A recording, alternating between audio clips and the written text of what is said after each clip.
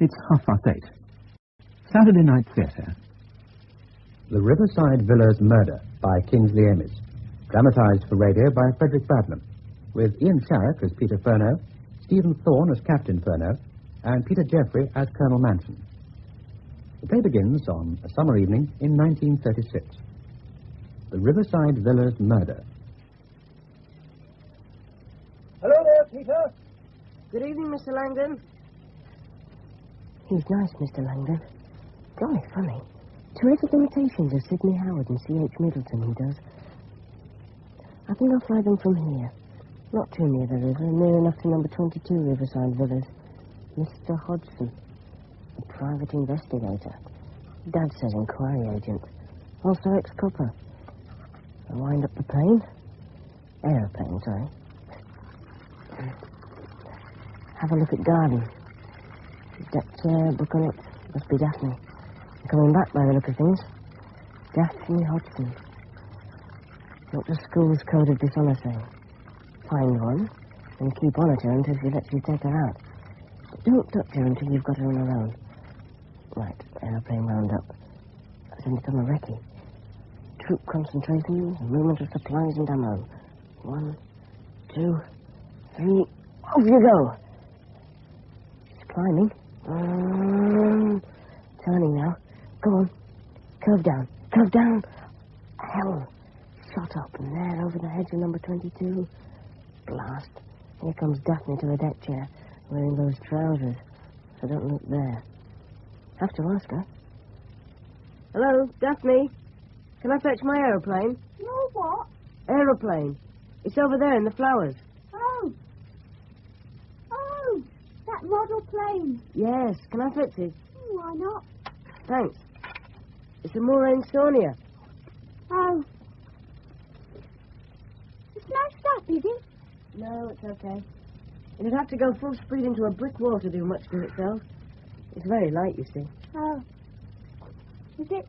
Here, feel it. Oh, I believe you. What are you reading? Book. Oh. And if you don't mind, I'm going to go on reading it. I wonder if she's done it. Can't imagine her. Is it a thriller? Not so fast, is it? What's it called? The Constant, Nymph. Try to see down the front of her shirt. The Constant Nymph. What's it about? Young girl in love with old man, I think. Would you like to come for a walk after supper? Where to? Just along the river. We could talk and things. Some things.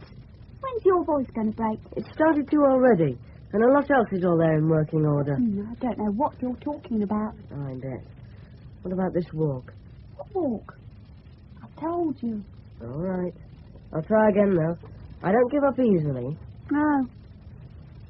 You do shut the gate when you go? Of course. I did it. Bring up sex whenever you can, but not in a crude way. Was in working order crude. Couldn't see a thing down her shirt. Anyway, dishonour is satisfied. Now, I'll try the manoeuvre.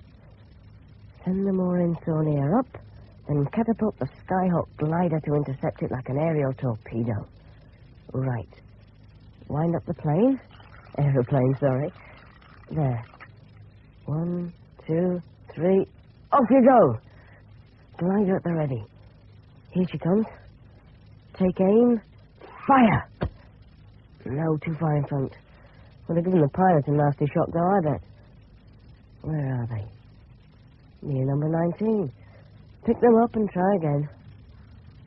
Mrs. Trevelyan. Peter? Peter Furneaux. Hello, Mrs. Trevelyan. Hello, Peter. How are you? Any news from your mother? I'm very well, thank you. No, not since yesterday. We're going to ring up this evening and find out. I was wondering, when you rung, whether you and your father might like to come and have a bite of supper with my husband and me. It's very kind of you, Mrs. Trevelyan. I'll ask him in a moment. What are the planes? This is a Moraine Sonia, and this is a Skyhawk glider. Maneuvers? Just training flights. Oh, of course. I realize you can't give anything away to casual inquirers, but I wondered... Well, actually, these are secret trials. A new technique of anti-aircraft defense. An aerial torpedo, the Skyhawk, aimed at the middle of an enemy formation. Yes, I see. How's it fired? It had been launched by catapults. There are catapults, real ones I mean, that can launch an aeroplane from the decks of naval vessels. The battle cruiser HMS Hood is one. Catapult. You're 14, aren't you, Peter? Yes, that's right. You build your own machines? The plane, the aeroplane's just shop kit. Elastic motor, quite powerful when it's fully wound. There are petrol ones you can buy, but they cost a terrific lot. She's looking at me like the chap who guessed my weight, but differently. I would like to build one of my own, but that would cost a lot too. I'm not sure I could do it anyhow. I'm not good enough with my hands. Oh, I'm sure that sort of thing develops with practice. Well, I suppose it might. Now, I must go and find your father before he starts supper. Are you coming in? I think I'll just have another couple of flights. I hope to see you later, then. Yes, thank you. Her hips and her top half. You can see them move. Easily move on her dress. White dress with red and blue flower pattern. She's not a girl. Not like Daphne. 25, 27. Terrifically attractive. Looks me up and down that way. Did I blush? Hope we go to supper. 2 flights and I'll go in. Hello, Dad. Hello, Peter. Honestly, old boy, I can't imagine what possesses some people. I've tried, but I can't. What sort of people, Dad? Well, this woman, Charlotte Bryant, from the Sunday Express here, sentenced to death yesterday for murdering her husband. Weed killer, if you please. Giving your own husband arsenic over a period of 6 months. Watching him writhing about. Oh, I just can't understand it. Beyond me. Are we going to have supper with Mr. and Mrs. Trevelyan? Yes. Decent little woman, Mrs. Trevelyan.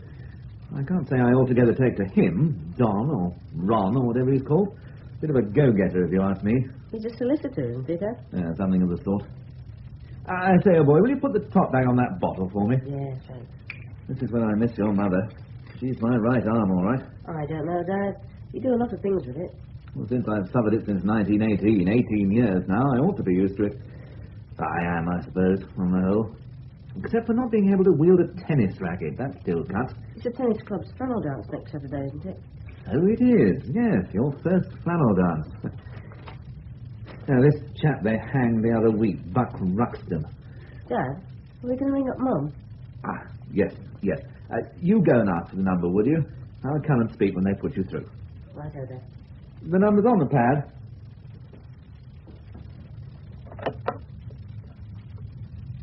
Hello? I want Mitcham 2679, please. Selston 0647. I know better. Thank you. Oh, my God. Dad? Oh, hello. This is Peter. Yes. Can I speak to Mum, please? Dad? Mum's coming.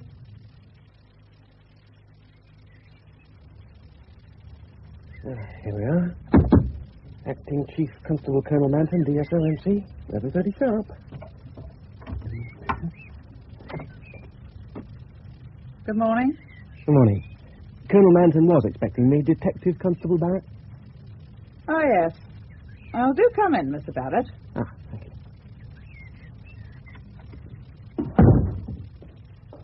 He said for you to wait in the library. Oh, thank you. Here. It won't be a moment. Yes. Ah. What do you read, Colonel, sir? The incredulity of Father Brown. Huh. Who's he? Parson? Priest? Ah, the mysterious affair at Styles, Agatha Christie. I should have guessed you're a tech yarn fan, sir. Ah, morning, Jules Barrett. Good morning, sir. Wretched weather. Yes, it is unsettled, like. Yes, indeed. Do sit down. What would you say to a glass of champagne? Well, sir, Drinking on duty. Don't have any of that nonsense. Glass of bubbly is a splendid pick-me-up this time of the day, don't you agree? I haven't had much practice with it, sir. Now that we must remedy.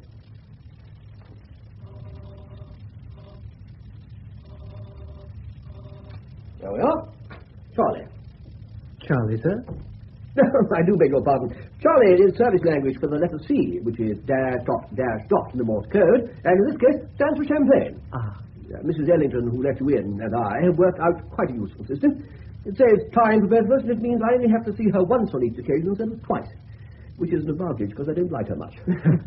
Right, tell me what you know about this business. All I know is that someone snaffled Boris Karloff and some coins. Yeah, well, Miss Hoolgate, the assistant librarian, sir, discovered the glass case in which Boris Karloff was kept was empty shortly after 9 this morning. Long borrow, man. A very well-preserved skeleton. Probably Stone Age. Possibly Victorian. Well, the experts can't agree, sir, on when he lived. But dead, he bears a remarkable resemblance to Boris Karloff as Frankenstein's helpful monster. Yes, sir. Whoever stole him, anyway, also stole some of the museum's coins. Only some, and not the most valuable. How does the thief get in? Window in the alley at the rear, sir. Used wrapping paper glued to the pane before smashing the glass. Yes. Somebody may have heard or seen something, but I doubt it. The window is in a recess, like. Sergeant Duke is doing a house-to-house round. Hold on. Put it down there, Mrs. Ellington. Thank you. No hammers or blood around, I suppose? Oh, no, sir. A professional job by the look of it. I always get her to open stuff, so I don't like the bag. Here we are. Thank you, sir. I'm here about it. Tell me, how's my old associate, Detective Inspector Cox? Oh, all right, I think, sir. Busy as usual. What's his thought on Boris Karloff going? He said the case will either be dead easy or hopeless. Not a bad snap judgment. Intelligent fellow, Cox. Pity he's such a fearful swine. Oh! My fellow. Well, now you've poured that one down, have another. Thank you, sir. Let's see now. Motive. Who might want to get hold of Boris Karloff? Have him snaffled. Won't help. Mr. McGrath, the librarian, reckons there's no market for him. No, I'm sure he's right. And the coins? Worth about 60 quid and could be sold. If our man wanted only one or the other, the coins or Boris, which was it? Boris. You wouldn't take him at all if all you wanted was the coin. Nice, simple thinking, and I can see a great deal in its favour. But there's absolutely nothing to suggest he didn't want both Karloff and the coins for some reason yet to emerge. Wait a mo, old boy. There'll be a gap in the traffic in a moment, if we're lucky. Amazing, isn't it, what people will pack into a small car? What sort of car's that?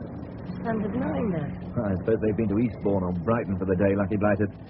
Now a gap's coming up. Over we go. That's it. Good. Nearly there. Your first tennis club flannel dance, old boy. Quite an occasion, isn't it? I'm looking forward to it. It was all day.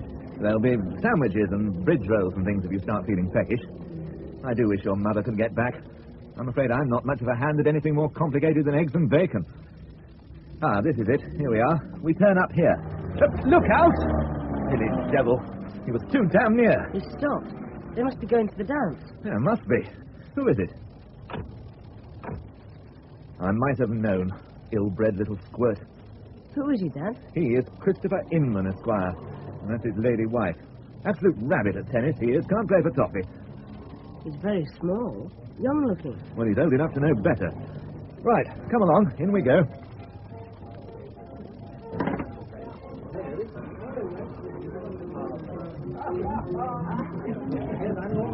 Who's playing? Sofa's Rhythm Boys. I suppose they're okay. They haven't a trumpeter. So I see. Now, who's here? There's Mr. and Mrs. Trevelyan. They're waving us over to them. I might as well join them then, eh? For a start, anyway. Find out.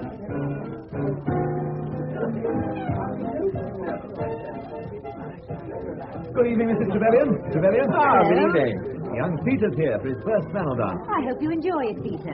Thank you, Mrs. Trevelyan. I'm sure I shall. Well, I'm in the chair. What do you both have? Well, thank you. I'll have a pale ale, if I may. Pale ale, and you, Peter? Can I have a cider? You certainly can. I won't be a jiffy. Here's Reg Langdon. My round, Reg. What do you have? Hey, by Drum, who's got here? Inferno. You meant to be Yorkshire or Lancs, Mr. Langdon? Oh, you cheeky young devil. Are you by yourself, Mr. Langdon? I am, Mrs. Trevelyan. Wife pleads a sick headache. How are you, Furno? Well enough, considering all things. Good crowd here this evening. Just about the whole of Riverside Villas, except for the Hodgsons. Oh, Harry said they were going to be a bit late. How's school, Peter? Not too bad. Here we are. Very good. Sidetrack for the guest of honor. Here's yours, darling. Thank you. Cheers, everybody. Peter. You, Peter. Cheers, Peter. My school days were bad. Awful from start to finish. Oh, mine weren't. I was the school bully from the day I arrived, put in here, so I had a lovely time. Insensitive clods like you, Don, will be okay. Fellows cast in a finer mode, like me. Yes, modesty for you. And then I had the crass idiocy to do it all over again, the other way round. I didn't know you'd been a master. Well, a teacher rather than a master. Girls as well as boys. 6 inglorious years of it. Oh, where was this? Of course, there were great compensations, my young friend. I've always much loved the beautiful little children. They are so well, how shall I say, so fragile, and the little necks are so very that was the German film, was it? Yes, you remember, Strong Meat for Babes. Has anyone seen The Secret Agent yet? I haven't. It's in the West End, isn't it? Yes. I went in my capacity as film critic for The Rag. John Gielgud and Robert Young, as well as Laurie. There's a terrific scene in the show. Peter, I want some air. Come with me. What is this trouble?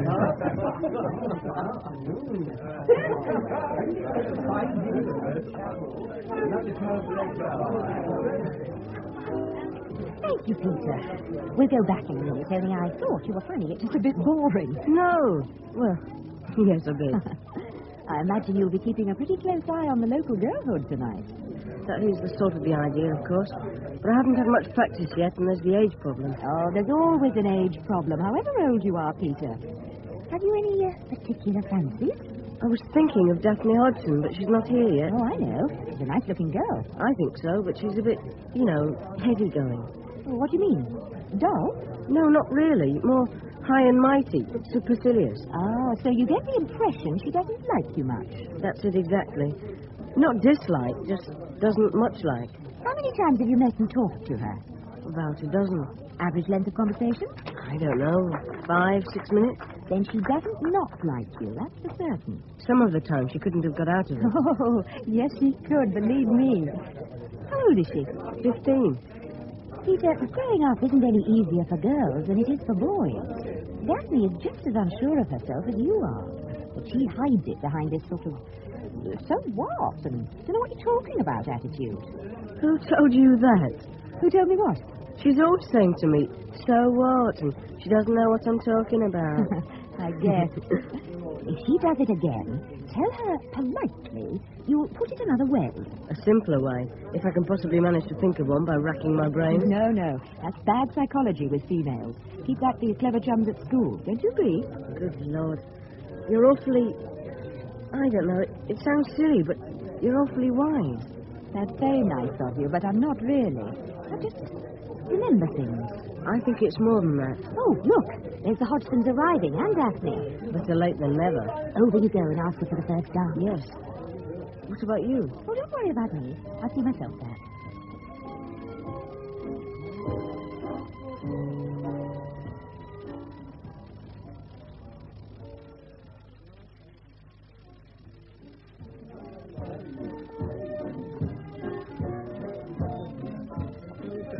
Jolly hot in here, isn't it? Is it? Well, I think it is.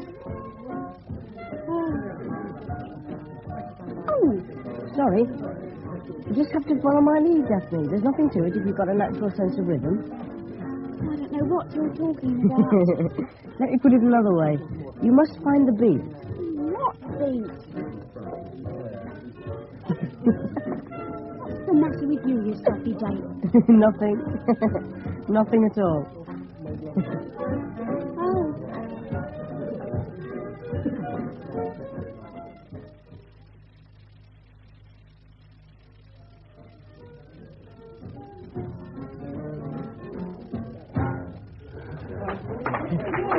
Thank you.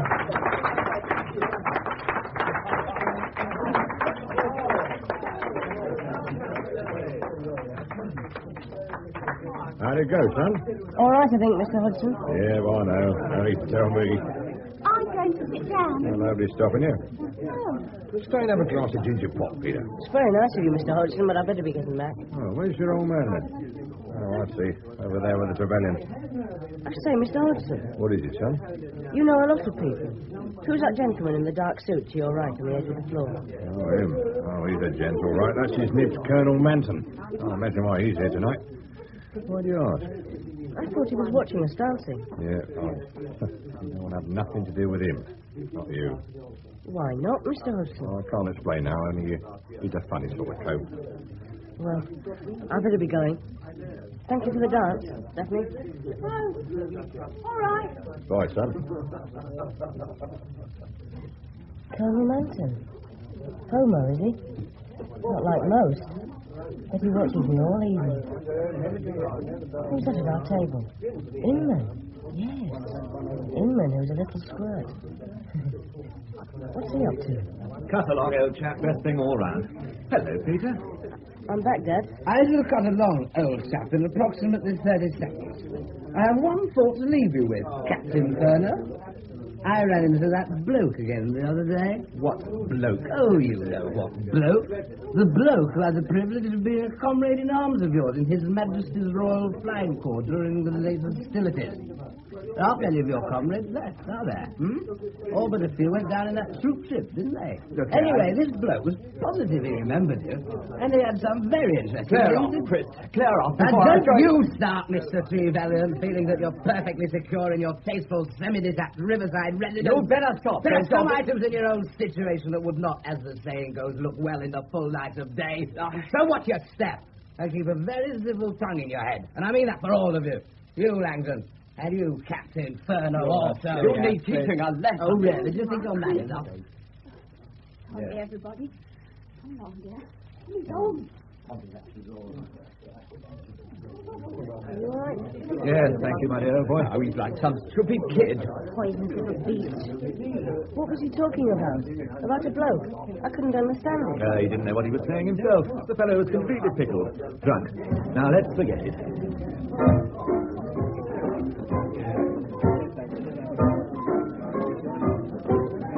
Peter, may I have the pleasure of this dance, sir? You may indeed.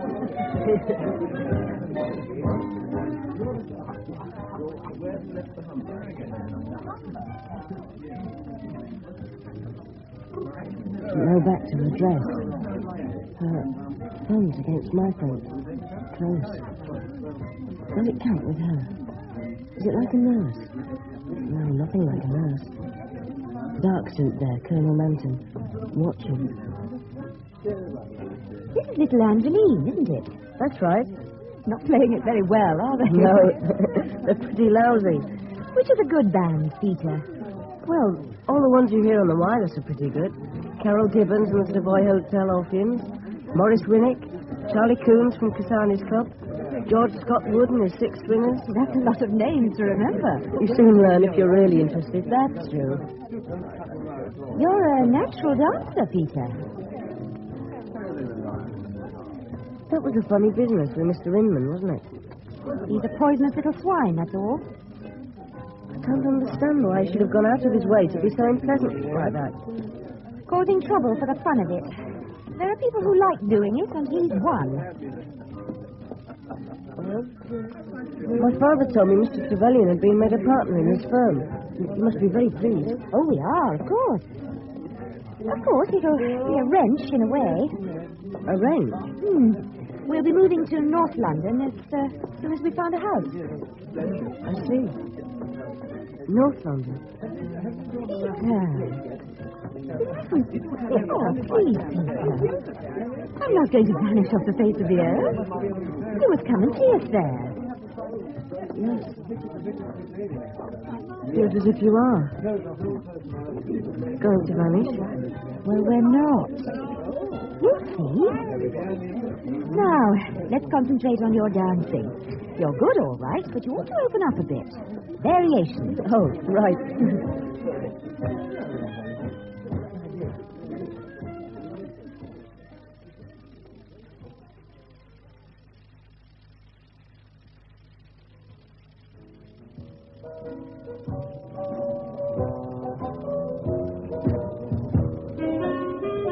pretty tune.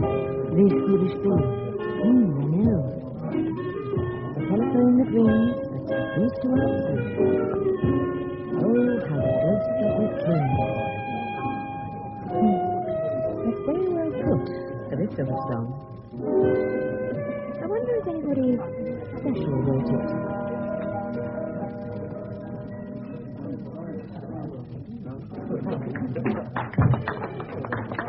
Should I leave now?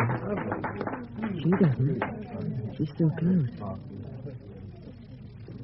There's Mr. Inman at the Hodgson's table now. Oh, they've dimmed the lights. I can't see properly. Peter, Yes? I'm not going away yet. Kiss.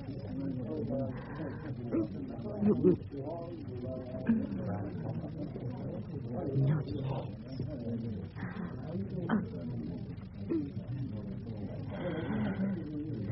There.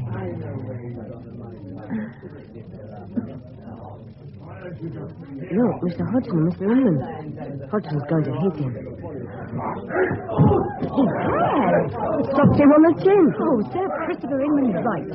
Everybody's crowding round. Can't see a thing. There's Colonel Manton. He looks as if he means business. Oh, that man. He never took his eyes off us. We'd better go back. There's the father looking anxious. Right. Stand back.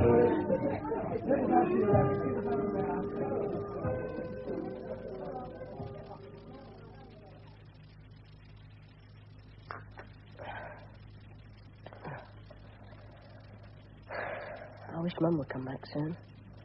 Still, it's really quite good being alone. Dad not back till 6:30 about. Homework. Later. Not much anyway. And I can do the Congress of Vienna in the morning on the train. Time. 5 to 5. Radio Times. Tuesday. 5:15. The London Zigeuner Orchestra. Have that on. What's in the Daily Mirror? New flight in August. Jim and Amy Mollison. What's this under it? Change of life in men and women. Dr. Marie Stopes. Sex? Change into what? 6 bob, post fourpence? Not likely. Cricket. How are the Indians doing? What?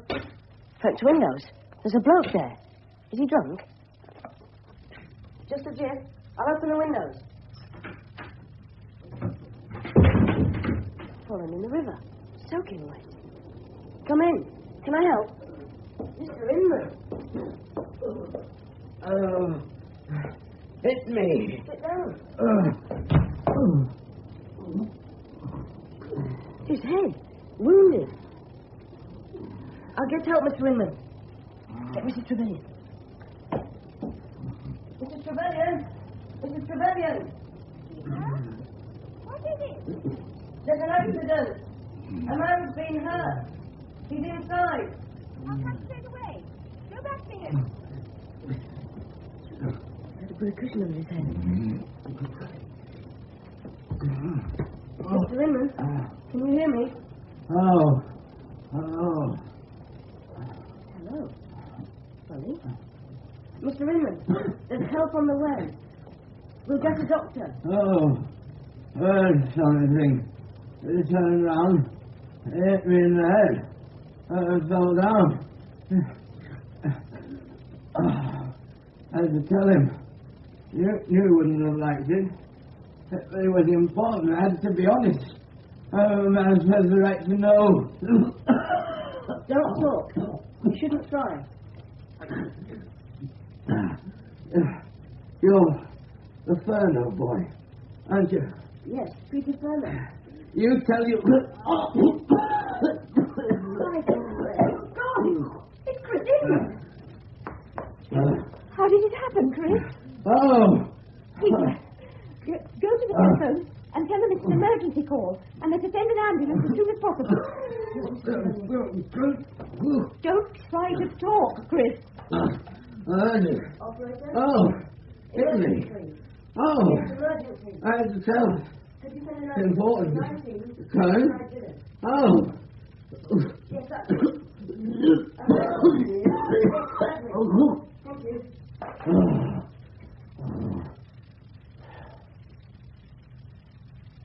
Oh, my God. He's not dead, is he? Fetch me that mirror. Thank you. I think so. The mirror's quite clear. I think he's dead, Peter. How do you feel, old boy? I'm not dead. Just about.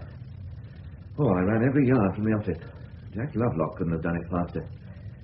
I don't know how you can be so calm. Marvellous, 100%. I wasn't frightened when he came in and fell over. I was more sorry for him. Then he seemed to be saying hello and other muddled things. It was worse for Mrs. Trevelyan.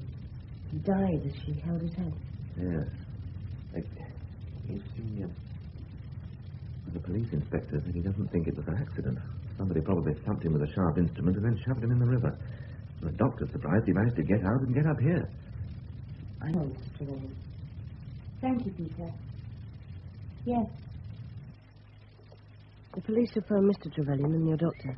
Yes. Oh, the fresh air's nice. Give me your arm. No door key. We'll have to go in the back way. The door's open. I'm not walking too fast. No. You're a brave boy, Peter. And intelligent. I couldn't have moved a finger under my own steam. Anybody could see that. I'll open the gate. There we are. Peter, I know it's silly, but bolt the gate, please. No, it's not silly. I bet we bolt ours tonight. Sorry, the bolt's rather stiff. Done it. Now, let me take you into the house. Don't grow up too fast, Peter. When I was your age, I couldn't wait to get out into the world, because I thought it was going to be so marvelous. Well, it isn't. Things like this, they're happening all the time. And it isn't fair. It isn't fair at all. Don't cry. Please, Mrs. Trevelyan. You've had an awful shock. I know. Awful. Oh, that's my husband's car. I'll be all right now. And thank you, Peter. Thank you. So, you're Peter Furner. Yes, sir. My name is Manton, and this is Detective Inspector Cox and Detective Constable Barrett, whom we met yesterday. Hello, young Master Furner. Yes, Furner, that's a French name, isn't it? It was originally, but my father says our ancestors came to England in the 15th century. No doubt they did. Now, Peter, I read the statement you made to Mr. Barrett yesterday, and I've asked you to come to my house because there's one or two things I want to ask you. But first, let me tell you, we can stop this little talk anytime you choose, understand? Yes, sir. Good. Now, those things you said Inman said, are they verbatim? I think so, sir. I was listening very carefully. Well, you say Inman kept saying hello. Are you certain of that? No, sir. It was as near as I could get. He wasn't talking clearly. He was very blurred. Yes, Barrett. Funny thing for a seriously injured man to say, wasn't it? Yes, but he was very confused. I don't think he could see very well, and he only just knew me. So he could have said hello out of puzzlement or surprise. Yeah. What do you think, Cox? Well, it's possible, isn't it? Anything's possible. Indeed, yes. Peter, did you make any particular sense out of the other things he said? No, sir. Right. Now, as to the dance on Saturday, I was there. I think you saw me. Yes, I did, sir. I think I saw some sort of altercation involving Inman and your father and Mr. Trevelyan. Yes, Mr. Trevelyan was very angry. He'd have hit Mr. Inman if Mrs. Inman hadn't arrived, I'm sure. Yes. Could you make anything of what Inman said to your father? Yes, sir, to a certain extent. You see, my father's squadron was recalled from Mesopotamia in the last year of the war, but it never got back. The troopship was sunk. There were, I think it was 7 left altogether, including my father. They were the ones in hospital who weren't fit to travel. My father had smashed himself up a couple of days before when his engine failed as he was coming into land. His right arm's not much use even now. What type of aeroplane was it? A slop with F1 Camel, sir. My father can tell you all about it. Yes, so it can. Let's get back to Trevelyan for a moment. You said he was very angry. Well, there's lots of sorts of angry. Which sort was he? Not wild, sir. Dangerous looking, but well under control. Thank you. Have you got that, Barrett? All of it? Yeah, I have, sir. I think Master Furneaux's to be congratulated. Yes, he is. Don't you think so, Cox? Yes, you've been most helpful, youngster. Thank you, sir. Now, Peter, perhaps you wait in the little room outside while we have a few words with your father. A hell of a long few words. He's been there 20 minutes. What was it Inman's friend remembered? Who killed Inman? Why? I do wish Mum was here. Dad looks so lost. Please wait in here. Thank you. Hello, Mr. Hodgson. Sit down, son. You been in there? Yes. My father's in there at present. My turn next. Well, what'd you make of his nibs, Colonel Manton, eh? I thought he was rather nice. A bit sort of funny, though. Oh, he's a scream. That half he isn't. Marvellous, isn't it? I take a swing at him and in public means I've probably done him in. I wouldn't think so. Oh, thanks, Peter, but you're not them.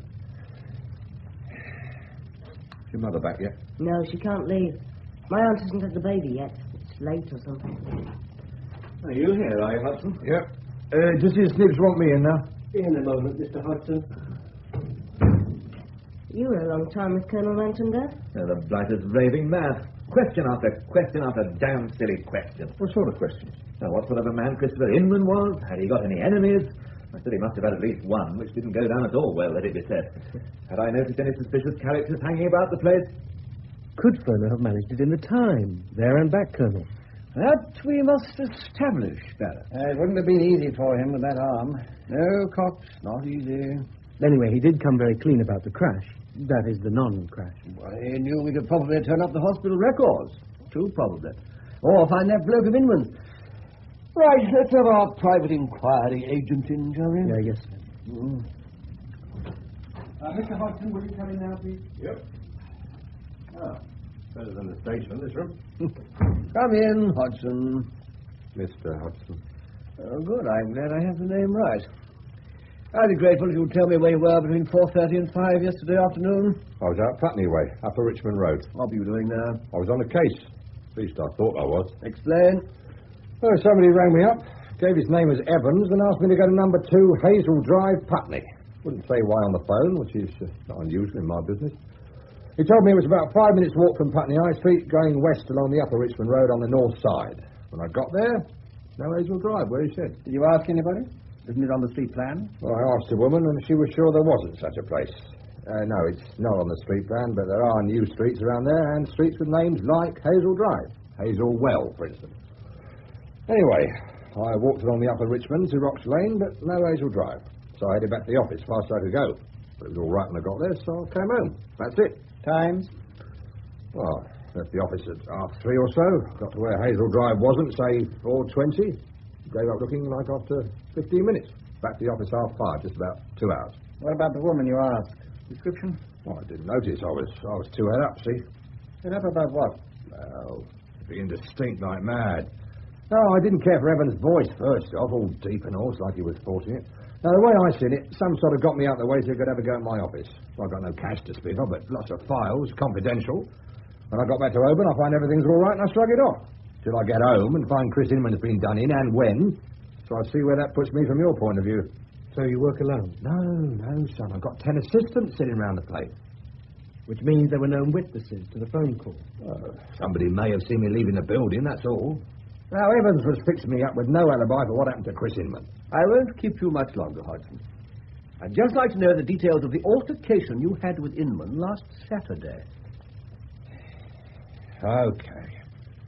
Inman said I got pitched out of the force for taking backhanders. That's bribes to you. Well, I say it's a lie, and you won't find nothing on my record about it. My record says I resigned, and I say so too. Now, you'll have to start looking somewhere else altogether. I'll make it a bit stronger while you're about it if you want a motive for me. You don't kill a bloke because he shoots off his mouth that you once took a few backhanders 9 years ago. Now, hopeless, my dear old soldier. I don't care anymore. Good day. Langdon, by the way, Colonel, is well known for his imitations of celebrated people. Can turn on any sort of voice, I gather. Yeah, but his alibi is cast iron, I'm afraid. He can join Trevelyan on the eliminated list. Have you the medical report on Inman there, Barrett? No, yes, sir. Ah, thank you. Rapid cerebral compression, struck with tremendous violence, like the work of a tall, right-handed man. Ugh. Nature of the weapon difficult to determine, brain penetrated. In case, considerable physical exertion. Some minutes. He could easily have... Yes. And we've just been talking to a man without an alibi who's the only person in sight with the required physical qualifications. Madly dull, isn't it? We've been assuming Inman was struck hand to hand. Couldn't he have had something thrown at him? By a darts player with muscles like Samson. Oh, not necessarily thrown by hand. Projected in some way. A bow and arrow, perhaps. I'll tell you exactly how it was done. Mrs. Trevelyan wanted to kill Inman because he knew she'd been a West End whore and was telling people so. But she didn't want to stab him or poison him because that would have been dull. So she read up a lot of detective stories to find a madly undull way. Out of the museum and hid behind a bush with it near the river. And when Inman came along, she called out, "Keep still for a bit, Chris, while I aim my crossbow at you, please." Museum. Good point, Cox. So far, we haven't found any possible way of linking the theft of Boris Karloff with the murder of Inman. I see. There must be a link, because it would be so dull if there wasn't. Well, I reckon Furneaux was once a regular customer of the Trevelyan dame, so he nicked the skeleton for her to use as target practice. Perhaps you're right, Cox. Perhaps you're right. And do you think we'll come across the weapon, sir? You, Cox? Well, they never found a weapon in the Wallace case, did they? No, never. No. Our weapon's gone. Over the river and all the grass and greenery and so forth. And that, it leaves me very depressed, Cox. You'll be glad to know. Alibis are the order of the day, old boy. What's that saying? Geraldo and his... No, I was in my office. Then that's all right, because the girl was with you, wasn't she? Well, I'd sent her home after lunch. She wasn't well, off colour. That looks good, doesn't it? Nobody called in. Nobody telephoned until you did with the news. Oh, I could have done it without even hurrying very much, according to our clever custodians of the law. But, Dad, you didn't... I could have gone out the back door. Then I could have gone under the road by way of the culvert. Well, catwalk across it, apparently. The same thing going back. And they found some sort of fight club yesterday by the bridge, they said. A club? Yeah. Why they don't call him Scotland Yard beats me. And it's that Manton fella. Obstinate as a damn mule. And that's not the worst thing about him, I long short. You have been listening to Romance... Say, got anything to talk? Yes, do, boy. Did you want a bath? I think so, Dad. And after my bath, we could listen to the London Regional. The BBC Orchestra Section G, conducted by Leslie Heward, with Heddle Nash, tenor. What was it England was on about at the dance? Was it something shameful? And would Dad kill him to stop his tongue? Everybody seems upset that Colonel Manton is a paranoid. Do they really think I don't know about homos? Surprise them to know how often I've been approached by such gents. Lock the door. Do you do, Peter, when I told him to clear off loudly with much bad language? Arthur? Yes. Turn the taps off. Get undressed. What's that? What's happening? Oh, Lord, what? Coming, Dad, coming. Fast. Pull trousers up and lock the door.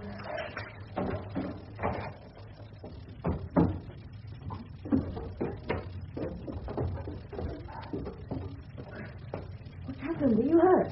No, I'm all right. I'm all right. Just get this thing off me, will you?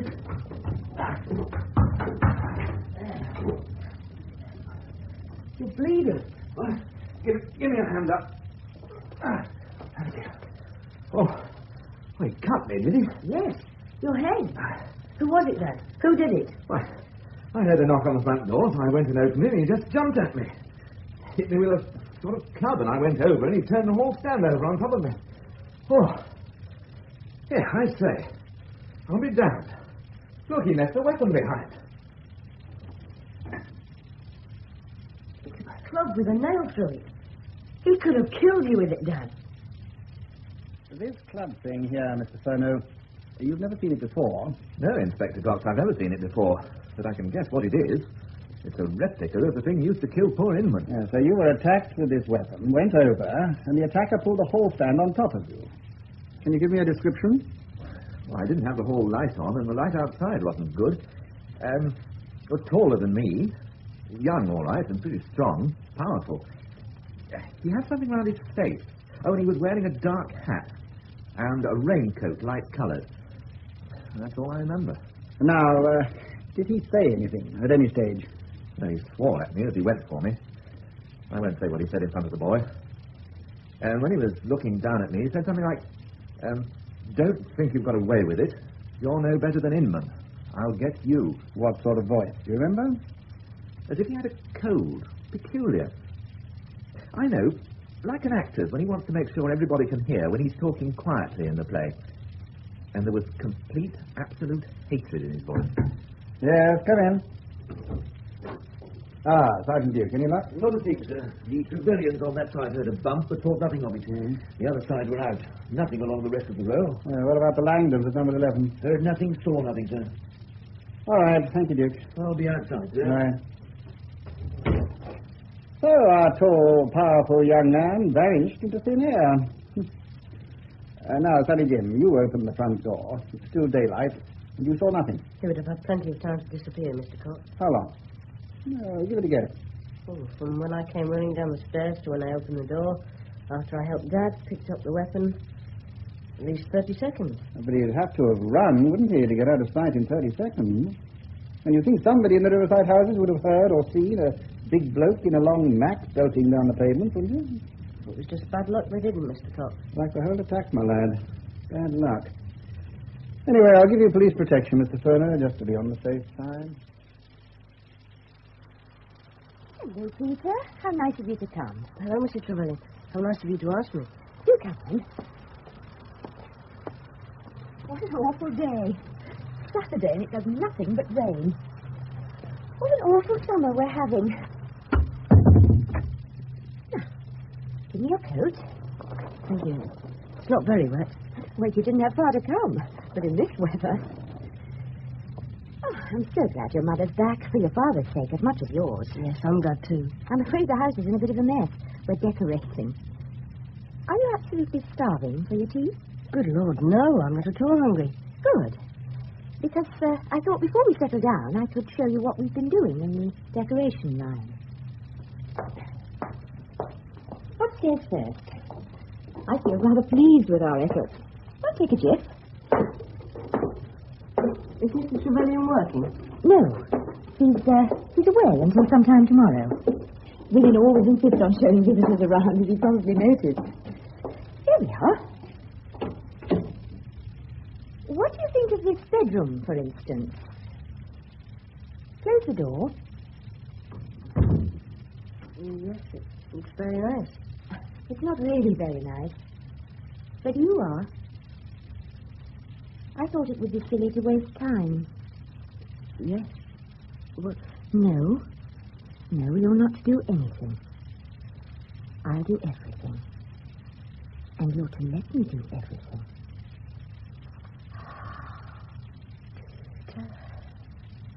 You're so nice.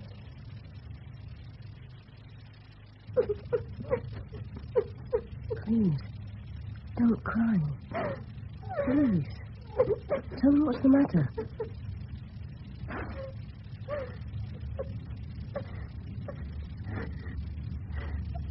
I feel when I'm sad. I've taken a decent, seduced him, just thinking of my own pleasure. You mustn't. I'd have seduced you if I'd known how. I'm no plaster saint, and you haven't corrupted me. It's the opposite you've done, and you're not evil and bad. You're sweet and beautiful.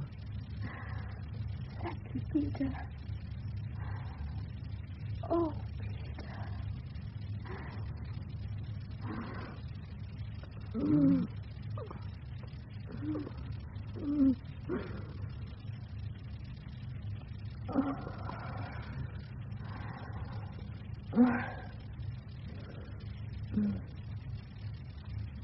No.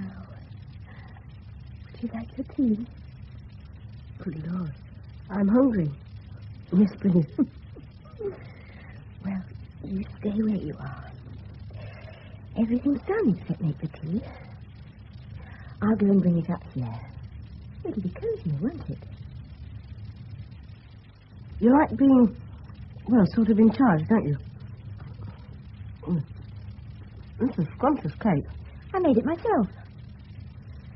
Yes, wanting to be the dominating one. It's probably rather awful of me, but I do. I don't know why. A boy doesn't mind, because it's all strange to him. And he's so terrifically keen on everything to do with it anyway. I expect so. I've been with a couple of other boys, you know. But you, Peter, are the most beautiful, the nicest of them all. Darling, Mrs. Trevelyan. Darling, Peter. You can have some more cake later. Put the tray on the draining board, Peter. Mind the clothes mangle. What happened to the window? You've sharp eyes. I knocked a pane out. My husband repaired it. I think I should go soon. I said I'd be back by about past. I don't want you to, but you'd better. In a moment. Tell me, is your father all right after that awful business? He's a bit shocked still, I think. At least everybody knows now he couldn't have... Well, it must have been somebody else who did the murder. Somebody who's still around. The trouble is, no one saw or heard the attacker except him. You must have heard him. I was running a bath. I couldn't swear I did. Peter, what are you saying? That Inspector Cox, he didn't believe Dad. He could see it. He could have done it all himself.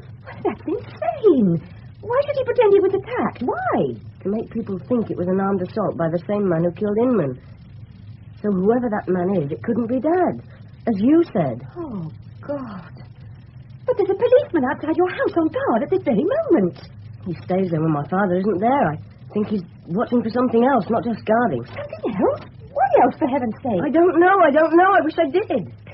Peter, don't you love your father? I think I love him. I think I do. Don't you know him after all these years? I want to know him. I want to be sure. But how can I? I haven't got a special way of seeing into his heart, have I? It makes it...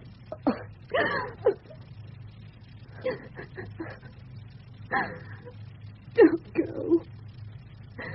It wouldn't make any difference another few minutes, would it? You'd only be a bit late. Yes. Only a bit late.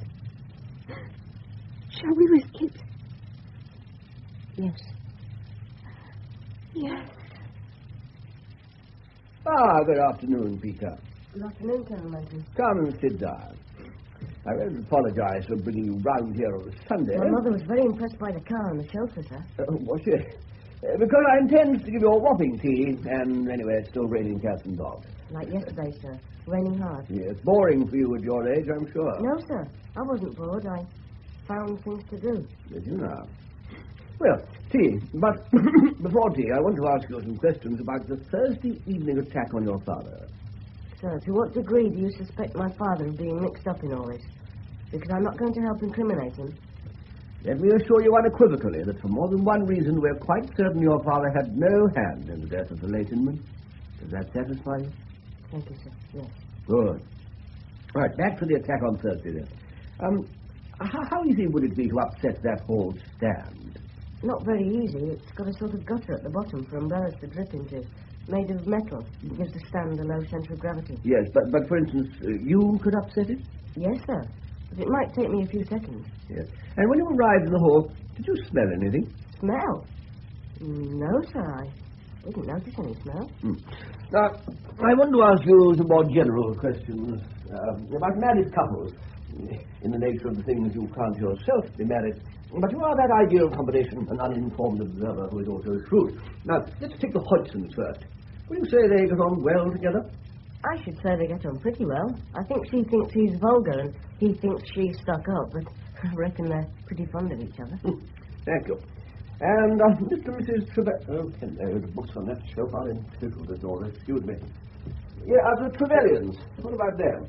They get on very well, as far as I can see. We never hear any rows or anything. They go out a lot together. Well, the deceased Inman didn't seem to take that rather rosy view, did he? No, he didn't, sir.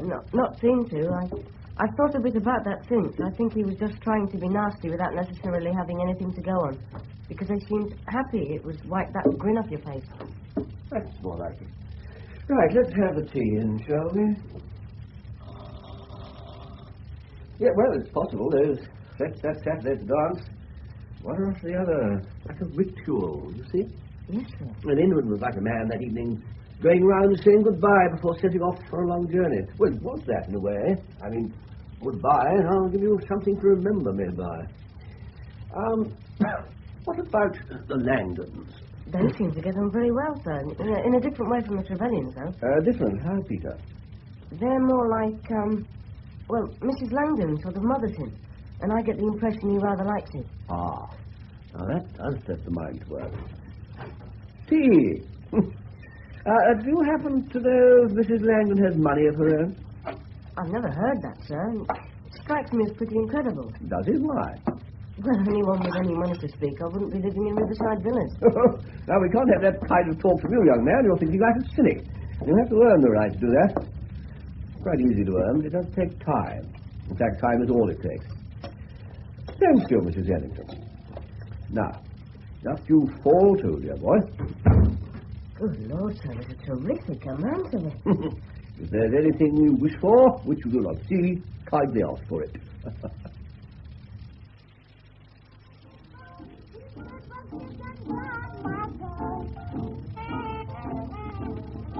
Oh, lovely.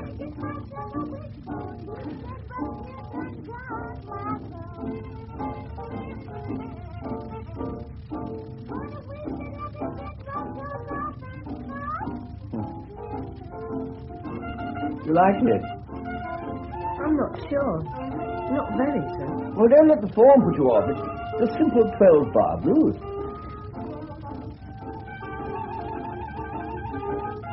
And I haven't had enough tea. Yes, thank you, sir. I'm really full up. You know, Peter, that noise is about a quarter of my life. It makes me do absurd things. For instance, the reason why I wasn't here on Thursday evening is that I was in London at the Holborn restaurant listening to Bram Martin's band. Now, there's a Louis Armstrong I'd like to play you. Oh, somewhere I have it. Tim Romanton, would you mind if I asked you some questions? In principle, certainly not. Well, the first one is sheer curiosity on my part. But have you found any link between the stealing of Boris Karloff and the murder? There must be one, but we haven't found it yet. Do you know who the murderer is, sir? Oh, yes. Yes. That was obvious the moment I knew the bare facts. Really, sir? But you haven't any proof? Ah, yes, it's a question of proof, as it inevitably is when there are no material witnesses. What had my father done so Mr. Inman could threaten him? No answer, Peter, I'm afraid. Your father must tell you in his own good time. Do you think he was really attacked on Thursday? Or did he do it himself to divert suspicion of the murder? Ah, you thought that one out of you. Well, let me put it to you like this. We no longer take an interest in the matter. Sir, when will it all be over?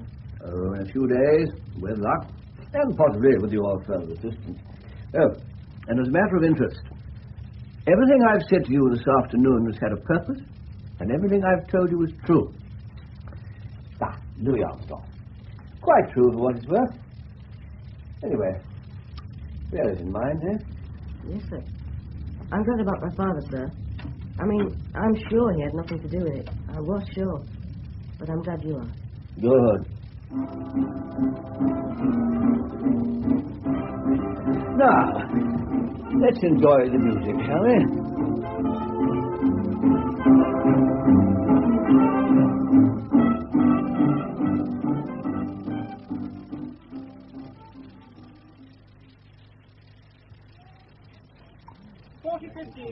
Oh, good. I sometimes think it's a very odd business, you know, Trevelyan, selling houses. Yes, well, as I'm going to have to sell one and buy another shorter, Captain Furneaux, I'm going to find out, aren't I? We shall miss you, Mrs. Trevelyan. You've been most kind to my husband and to Peter, both of you, while I've been away.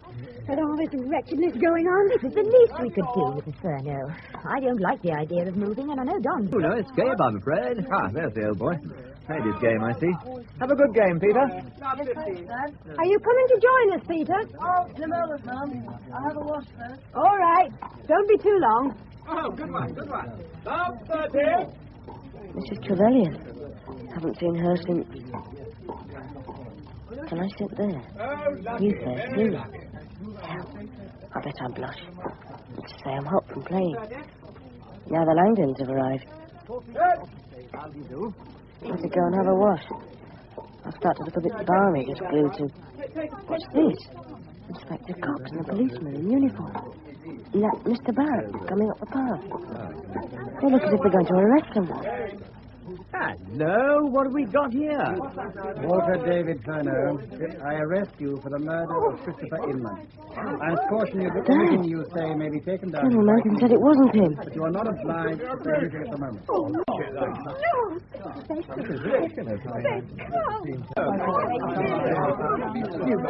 Mr. Barrett, why have you arrested my father? Listen, youngster. Colonel Manton asked me to tell you something if I saw you. It's this. You have to remember the last thing he said to you on Sunday. I don't know what it was, but you have to remember it. Thank you. Come along, Mr. Furneaux. Let's keep moving. What was it? Something about everything. Yes.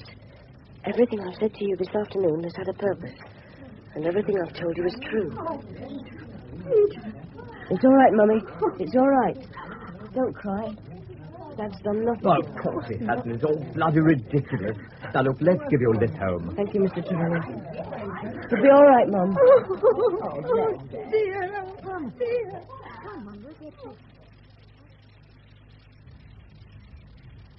Here we are, Barrett, the Furneaux residence, 19 Riverside Villas. March up to the door, man. Ring the bell. Me, sir? Yes, sir. Don't you lead men into battle, sir? Oh. I saw you coming. What do you want? Is your mother at home, son? Don't call me son. It's Saturday morning. She's shopping. May we come in, Peter? I suppose so. Yes, come in.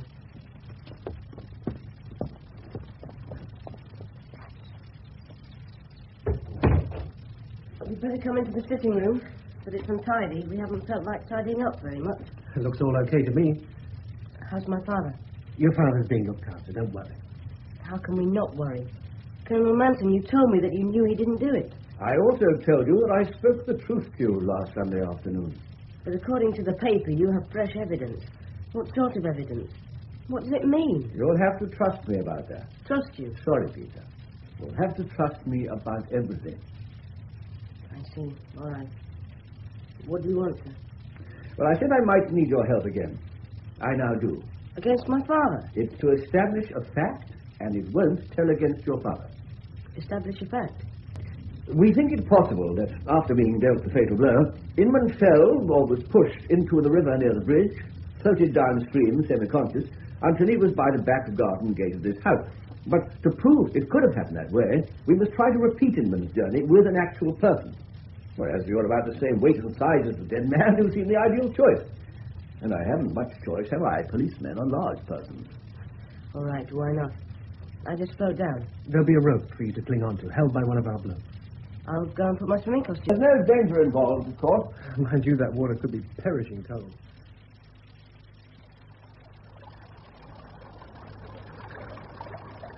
It's not as bad as I thought. I've been in for 3 or 4 minutes. What rocking great clouds. There'll be a storm sometime today by the look of it. The world looks on back, floating. Remote. Could be anywhere. Only a few more yards, Peter. Yes, sir. Did this happen to Inman? I think the current is taking me exactly to the bank near number 19. He's setting up right on the spot, sir. Yes, so he is. An important possibility is confirmed this possibility. Very good, Peter. You come out now. Thank you, sir. I say, what the devil is that? It's a sort of an arrow stuck in the back.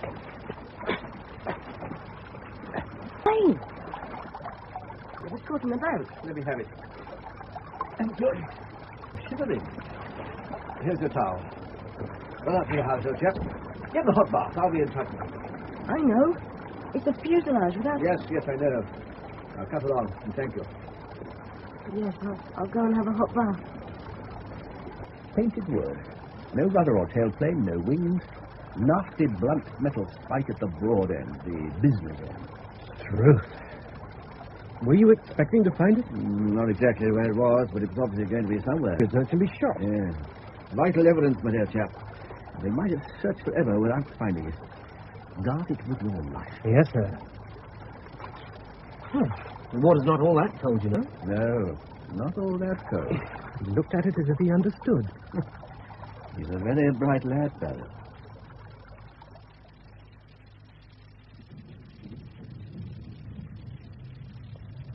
Oh, that's thunder. Once it breaks, perhaps I'll lose this bloody headache. God, I feel awful. Perhaps I got my death of cold in the river this morning. Perhaps I'm going to die. There's death everywhere. God. Oh, Yes, Mum. Come on. We'll answer it together. yes, of course. Thank goodness you're here, Peter.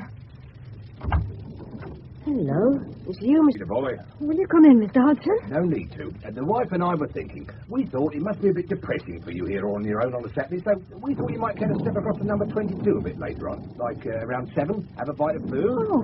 Dad will be out, the youngest in bed, so there'll just be the 4 of us. Oh, that was lovely. That's the first meal I've enjoyed since... for days. Good. Well, sit yourselves down. Have a hand of cards in a minute. You comfortable there, Peter? Yes, thanks. I would like to thank you both, Mrs. Hodgson, Mr. Hodgson, for having us round. Under circumstances, it's most kind of you, and a lot more than most people are prepared to do. Please, think nothing of it, Mrs. Furneaux. It's the least we can do, isn't it, Harry? Well, now, you're looking rather pale, Peter. It's the thunder. It always gives me a headache. Oh, well, it is a bit stuffy in here. Shall I open the window? Not wide, but enough for some air, Mrs. Furneaux. Please do. Yes, I'd like some air too. Right. Poor Peter. I hope you didn't catch cold this morning. That was a lark this morning, wasn't it? I won't draw the curtains for the moment. Oh, the muck up there's about to get to us any moment. Well, blooming summer, look at it. It's almost dark already. Well, that better, Peter? Yes, thank you. You've seen your husband, Mrs. Furneaux? I saw him yesterday. Ah. All right, is he the captain? As they say, he's as well as can be expected. Is he saying anything? No. He's extremely reticent. Yes, I'm sure he is. And the solicitor isn't saying anything, that's it. Fixed what, Mr. Hodgson? Tell you what I think, son. It's all a put-up job. He's collaborating with him, the captain is. I know, I can feel it. They got some scheme going. The captain's not guilty, not in a million years. Oh, it's all some tricks with it. His nibs is thought up. I only know he's not guilty. He couldn't be. We know that, too. And I swear on the book that the voice I heard over the phone that time wasn't your father's, not the captain's, not ever. Oh, here it comes. Oh, it's pouring. Oh, dear. Daphne's out without a coat or hat or umbrella. I think you should close the window, dear. Yeah, well, I told her it was going to come down, cats and dogs. Anyway, this will clear you. Right through the window. Kids, I'll get my torch. I'm going to take a stick to him, might have put someone eye up. Mum. What is happening, Peter? Stop it up. I'm going out. Stay here, Mum. Stay with him, Mrs. Hodgson. I know who it is. I'm going to see.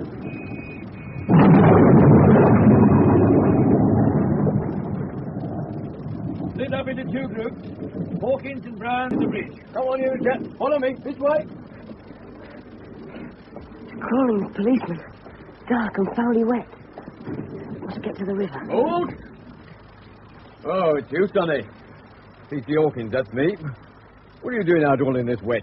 I saw the torches. Wanted to see what was going on. Well, you won't see anything in this dark, will you? Better get in the dry. You're soaking. Oh, not as wet as me, mind. I've been in the river.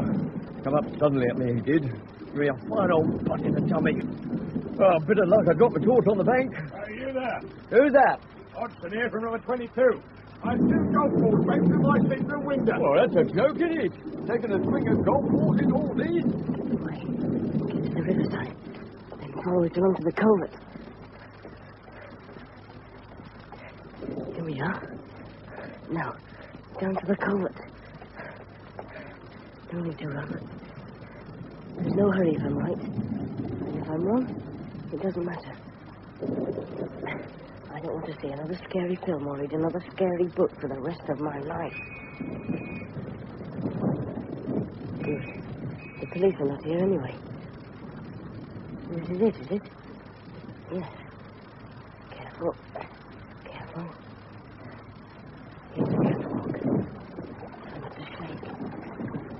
Now, down into the culvert.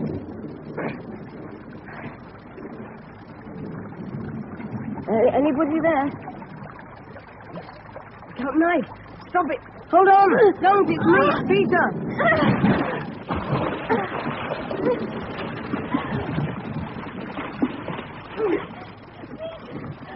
Peter. Oh, God. Have I hurt you? You just about missed me. It's only a scratch, Mrs. Chevalier. I didn't think of it being you. I'm sorry, Peter. So sorry. It's all right. It's so awfully dark. I can't even see your face. Perhaps that's just as well. Yes. Oh, Peter. How did you know I was in the culvert? Because I know you. You needed somewhere to hide and work things out. And you were sure they wouldn't look here. Come on, let's get out of the water. We'd better be getting back. Whatever for? Because you've got to give yourself up. They'll soon catch you if you don't. Nobody saw me do it. They can prove nothing. They can. I think I know too. You must come back. No. I've got it all worked out. I know the South Downs where I grew up. How do you think you'd get there? It's impossible, Mrs. Trevelyan. They'll be looking for you, and you're all wet. I'll break into shops and get fresh clothes and money and a pair of spectacles and do my hair differently. Oh, sir, you could come too. We could change our names and live together. We could be together for always. Oh, darling, please. Get off! You're insane, and you're bad. It would never have worked, would it? I don't think I'm insane, but I am bad. I'm sorry. I said machine. It was your model glider gave me the idea. The catapulting you spoke of. I made a catapult with heavy elastic and cranked it up with a clothes mangle. It was very powerful. Is the contraption there now, in position, I mean? Yes. My husband's away until tomorrow. I didn't expect the police when I shot the golf balls. Colonel Manton knew it was you. The police have been watching you. But, Mrs. Trevelyan, please. Forgive me, Peter. Not now. Now you won't be able to. But sometime. No, don't say anything. I don't want you to forget me. But you'll have to try to.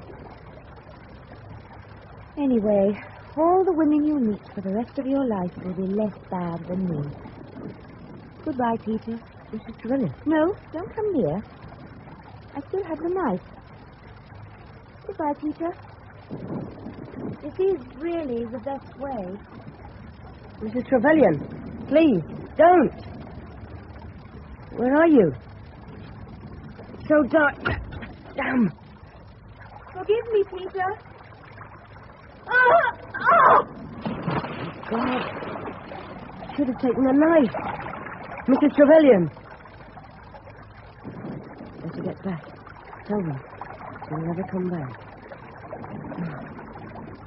So cold and wet. Run.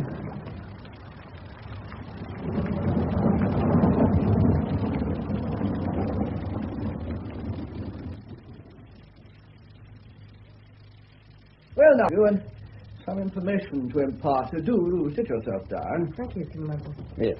Well, I hope you're well and Clacton on Sea was a success. Oh, yes, sir. Thank you. We had a jolly good week and lots of sun. Splendid. Good. Well, the apologies first, then. Chiefly what I did to your father, and through him to your mother and yourself. You didn't tell my father the arrest was a fake, did you, sir? No, I couldn't rely on his powers as an actor. I see that, sir. I think he understands. I've been invited to write an account of the whole affair, and I intend to lay some stress on your father's contribution. It's true he had no choice, but I shan't say that. That will help, sir. He doesn't feel much of a hero at present. Ah. Has he told you about his wartime accident and his arm? The car crash, sir, yes. Yes, and also how Inman met a chum who knew your father was in admin and not a flyer. He's explained it all, sir. I think he felt awful about it. He said just before Inman was killed, he worried me because he'd become terribly worked up about 2 recent murders. Buck Ruxton and a woman. Charlotte something. Charlotte Bryant? Yes. He felt he was no better than they were, which was silly. But when Inman was killed, it did worry me. His fury seemed... Really, Peter. Most people have a morbid interest in murder, but not a furious interest. And then he made it worse by lying about the size of the person who attacked him that evening. She was so much smaller than him. He couldn't admit to being knocked over by her. It was all this hero stuff, I suppose. Exactly, the boy. Well, did you tell him about P.C. Hawkins? 14 stone of him, and he was butted into the river. Yes, sir. It helped. Yes, good. Yes, well, that leads us back to the murder. And our break came when you found the weapon for us. You recognized it at once, didn't you? Not only is the fuselage of a 6-penny glider, it also told me who the murderer was. Because I'd explained about gliders and catapults and aeroplane elastic to her 10 days before the murder. I hadn't thought she was listening. Yes, but she was. Why did she want to kill him? Oh, well, she'd been having an affair with him, which was a good idea to begin with, until Inman started to become indiscreet. Well, at the dance that night, for instance. He was going to tell Trevelyan, perhaps start divorces going, and this was something she could not accept at any time. And certainly not when her husband was about to be made a partner in his firm. I see. Yes, but let's clear up those dying words, shall we? Now, Inman said, hello, a number of times. What was he trying to say? You have 10 seconds. Arrow. Correct, yes. To him it was an arrow. Well, now, I had 2 suspects. Her and your unfortunate father, whose lack of alibi was a huge snag. So Hodgson, by the way, was never a serious candidate, and she had nothing against him. All that evidence stuff was just to make us misdirect our efforts. But it was quite clever, sir, since Mr. Hodgson struck Inman, and Mr. Langdon was good at funny voices. Yes, she was quite clever, Peter. Well, now, once she had assembled her contraption and made her missile, she had to find out if it would penetrate the human skull. So, she stole Boris Karloff and used him to test the weapon. Successfully, obviously. On Tuesday, Inman was coming to see her, as usual, and when he reached her back garden, she shot him with her arrow and pushed him in the river. But he got out of the river and found you. And curiously, most of this, the way she killed, was guessed by accident in a fit of sarcasm by that man Cox, in the course of which he produced one virtually insuperable objection. What could have induced the victim to keep still long enough for such a clumsy weapon to be aimed at him? I mean, I can't explain it. Perhaps I can, sir. I noticed the bolt on the back gate of our house was very stiff. You'd naturally stay in the same position while you worked it into place. Oh, my boy, you saved my reason. Yes. At that distance, with that power, the trajectory would be almost flat. Simple. Oh, so there it is. I should have stopped her killing herself. I forgot she had the knife still. Should have remembered. She was very determined, Peter, in everything she did, as you well know. There'd be no stopping her. Now, finally this. A £5 note. An unofficial reward. Spend it unwisely. Oh, thank you very much, sir. I don't suppose... No, Peter, no. I now know you know what I am, or what I used to be. A small part of life at any time, but that understand her. With a result, But friendship between us has become impossible, I'm afraid, at present. It's, well, existing, really. We'll see, but not yet. Good luck. You're a sane human being, and you'll survive all this. Lovely evening. Golly, I feel good. And I've £5 to spend. Ah, there's Daphne in her deck chair. Right, my boy, as the Colonel would say. Open the gate forthwith and approach.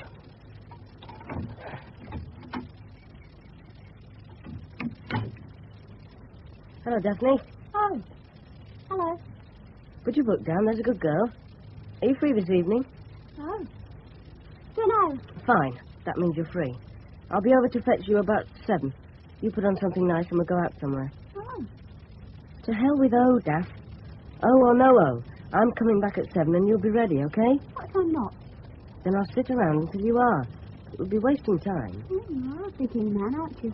I'm not very big, I agree. Still, it's early days yet. He, certainly. As for man, I might surprise you.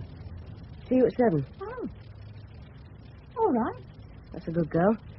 Till 7, then.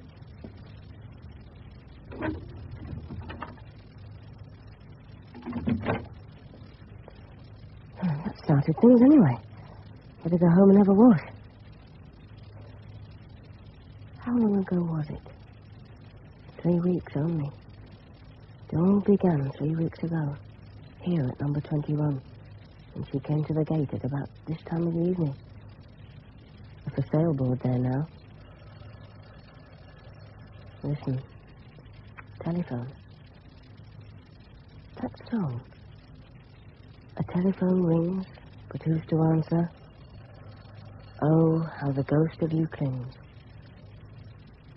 Does her ghost cling? She'll never be back. She's gone for good. She'll never not be there in my memory, though. But not like any other deep memory. She'll stay in my mind, but I'll never be able to see her squarely. What she did with me and what she did to England, they'll sort of run together all my life. Peter, love, are you coming in? Yes, Mum. I'm coming in. Peter was played by Ian Sharrock, Colonel Manton by Peter Jeffrey, Mrs. Trevelyan by Norma Ronald, and Captain Furneaux by Stephen Thorne. Detective Constable Barrett, Paul Meyer, Mr. Hodgson, Clifford Norgate, Daphne Hodgson, Deborah Page, Mr. Langdon, Malcolm Reed, Inspector Cox, Gerard Green, Mrs. Ellington and Mrs. Hodgson, Anne Jameson, Mr. Trevelyan, Leslie Heritage, Mr. Inman, Steve Hodson, Sergeant Duke, Douglas Blackwell, and Mrs. Furneaux, Joanna Wake.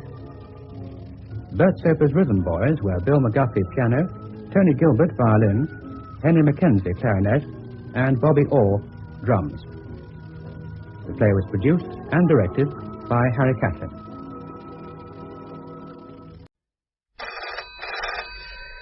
Oh. Hello, Cockfoster. Blimey, 2:15. Sorry to wake you, Mr. Cockfoster. It's Detective Sergeant Frogman here. I'm at the scene of a murder. Go on. The corpse has had its head cut off. Charming. Go on. He's the vice chairman of the police committee. Name of Vic Troller. Wonderful. I don't know if you've met him. No, and now I don't expect I will. No, sir. Living? No, he's dead. I know he's dead. I said, what did he do for a living? Oh, a financial and property consultant. What's the address? The Coppers, Mells Drive. Copper Beach is not our kind of coppers. I don't want the roots and derivations. Just tell me where it is. It's halfway along Mells Drive. Very grand part of town. A big half-timbered place set well back from the road. There's no number on the gate, but there's a red telephone box on the pavement right outside. Did you say a red telephone box? Yes, sir. Are there any other colour in this town? No, sir. Sorry, sir. Actually, that's where I'm speaking from. From a red telephone box? Yes, sir. The phone in the house has been disconnected. Ripped out. I see. This geezer's head. Is it about the place? No, sir. We're looking for it now. Okay. On my way. Darling, are you awake? Duty call, sweetheart. I'll try and get back for a bite of breakfast. Now, don't forget the man's coming to fit the carpet in the morning. Oh. You said to remind you that Finchfield's carpet... Never mind, darling. Go bye-byes. Now, where's that other sock?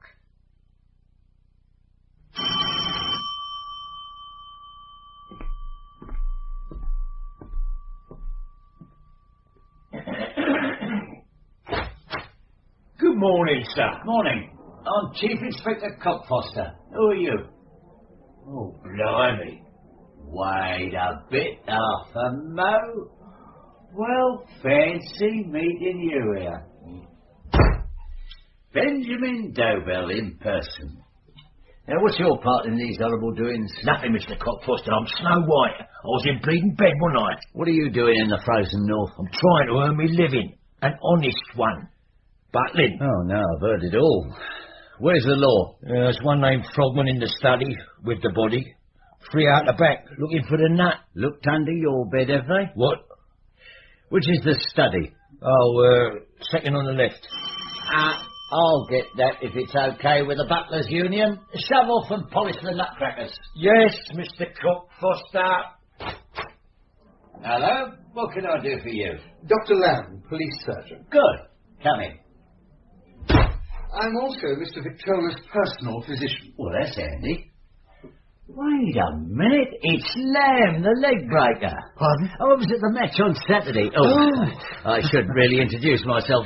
Raymond Cockfoster, new ICCID. We've just moved up here. Your bowling action was very reminiscent. Very reminiscent. You never played for the county? Thanks, but I'm not that good. Too good for club cricket in the northern wastes. It's years since I saw googlies like that.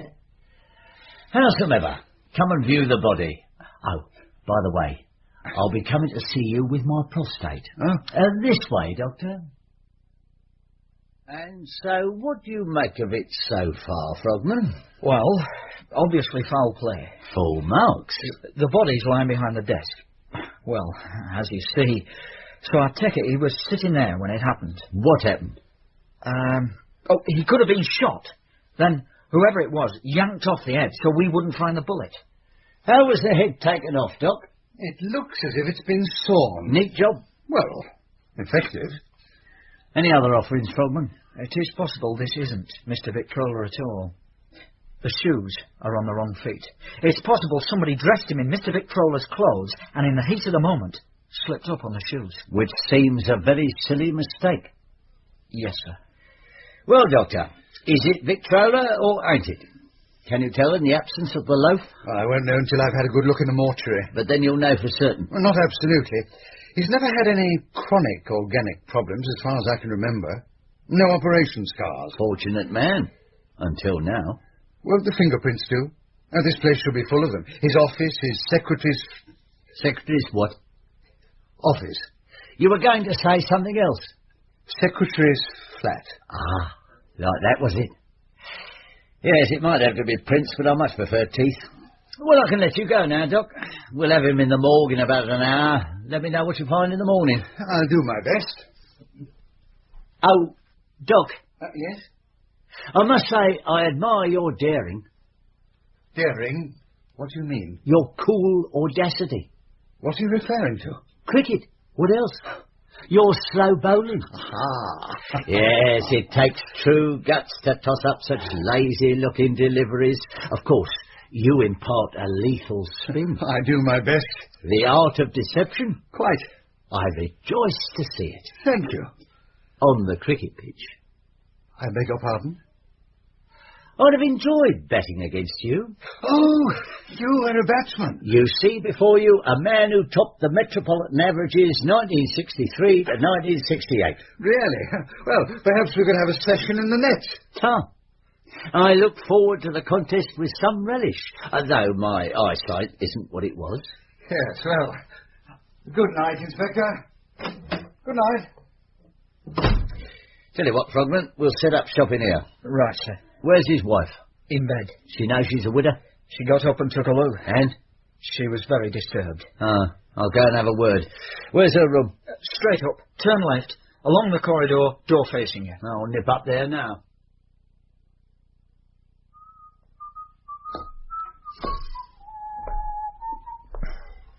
Hello, Dobell. Can't sleep? You're joking. Why are you loitering on the landing? I'm just going to bed. I'll see you later. Am I right for the mistress of the house? Yeah, that door there. Thought so. Good night, Dobell. I said scram. Stop hanging about like a gentleman's gentleman. Sorry, Mr. Cockfoster. Come on, I know you ain't asleep. Okay. Stick 'em up.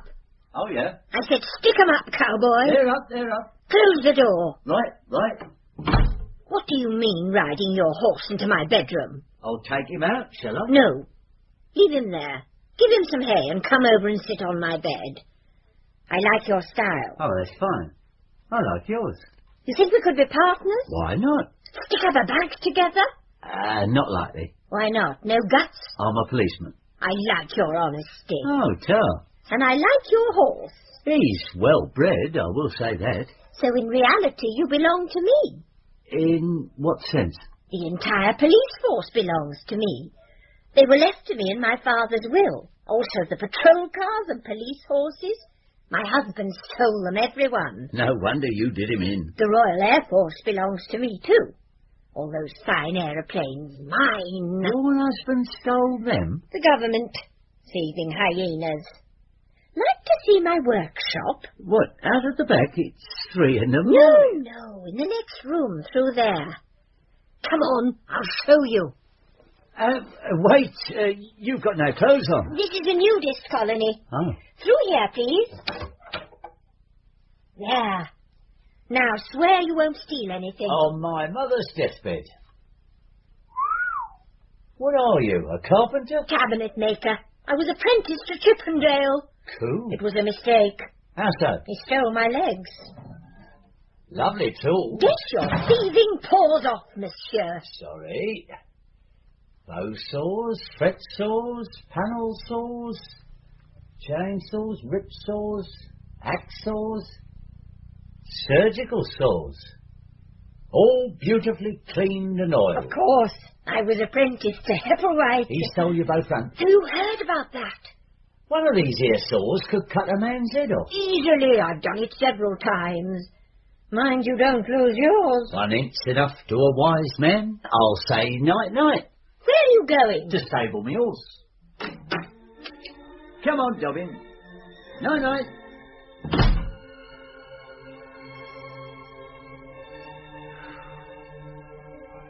Hello. The Berlin Philharmonic.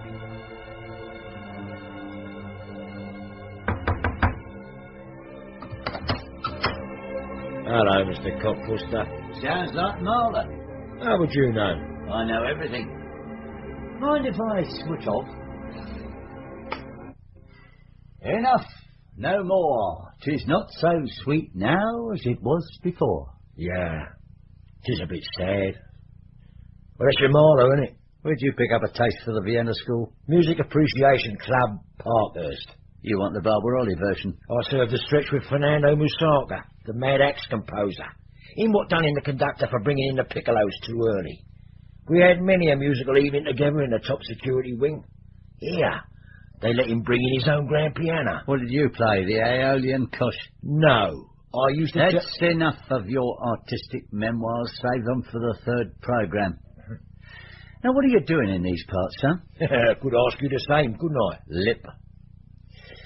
How much did all this stereo gear cost you? It's all brand new. Yeah, and new records. It's all paid for. You want to see the receipts? Paid for with what? Savings. My behind. How much was this geezer paying you? 100 a week and all found. How long you been at liberty? 6 weeks. When did you last see your master? Mr. Victrola? Well, this morning. I brushed his dandruff off when he left for work. He didn't come home for dinner. Was that unusual? No, he hardly ever did. Couldn't stand his wife's conversation. We was all in bed by about 11. We still hadn't come home. Sometime after 1, I heard his car draw up on the gravel. You was still awake? I was playing Shostakovich on the stereo. I suffer from insomnia. You didn't go down and make him a cocoa? He wouldn't have thanked me. So, he could have brought somebody in with him? Yeah. Or somebody could have crept downstairs to him? Yeah. What finally took you downstairs?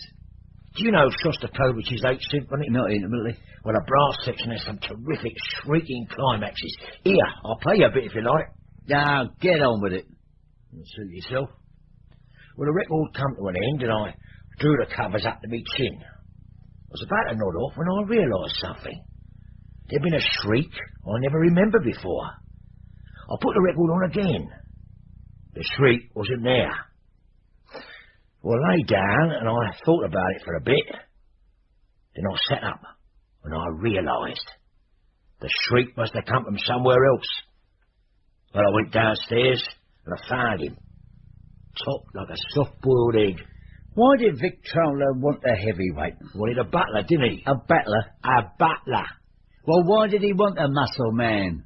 Who was he scared of? Arabs. Tar. We'll have further words later.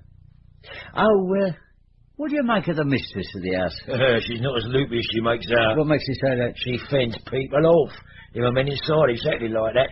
Form of protection, isn't it? How's she run the house? Like a quartermaster. She can handle money? They always can.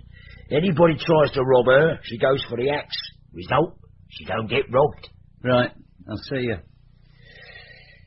This hi-fi gear cost a few £1,000.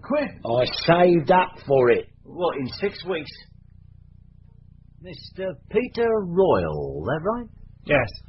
So you're the deceased's nephew. You live in the top story and write plays. Yes. That must be interesting. Well, yes. Yes, indeed. Sold any to Hollywood? No, I write chiefly critiques of society. Oh, yeah? Plays of, well, social relevance. Police thuggery, racism, that kind of thing? Well... Occupied on what at this precise moment? A piece in praise of the Palestine struggle. Pro-Palestine? Pro-humanity. Good for you. Any money in that? I don't do it for money, surprisingly enough. Oh, you write to change society. I get it. Very worthy, too. I applaud you for it. Did you by any chance do this geezer in? No. I only slay them in print. I'm a fearful coward, actually.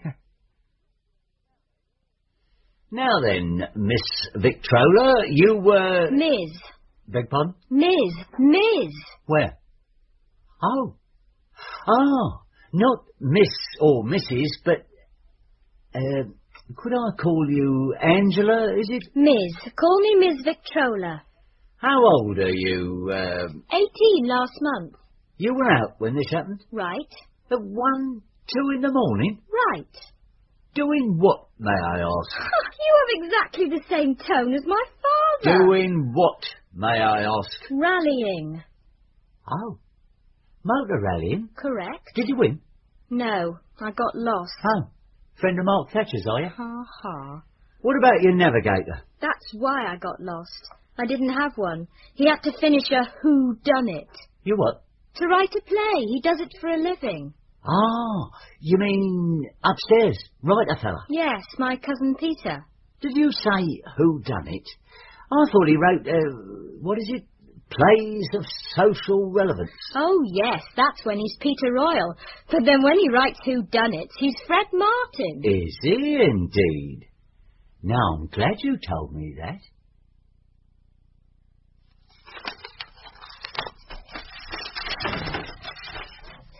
Morning, sir. Morning, Frogman. Been here all night, sir? Yeah, going through his letters. Half of them in Arabic. Got a translator lined up. Don't take your coat off. I want you to go and break the news to his secretary, right. Belinda Ruby. Ask her to... Cockfoster. Oh, hello, darling. Sorry, What, already?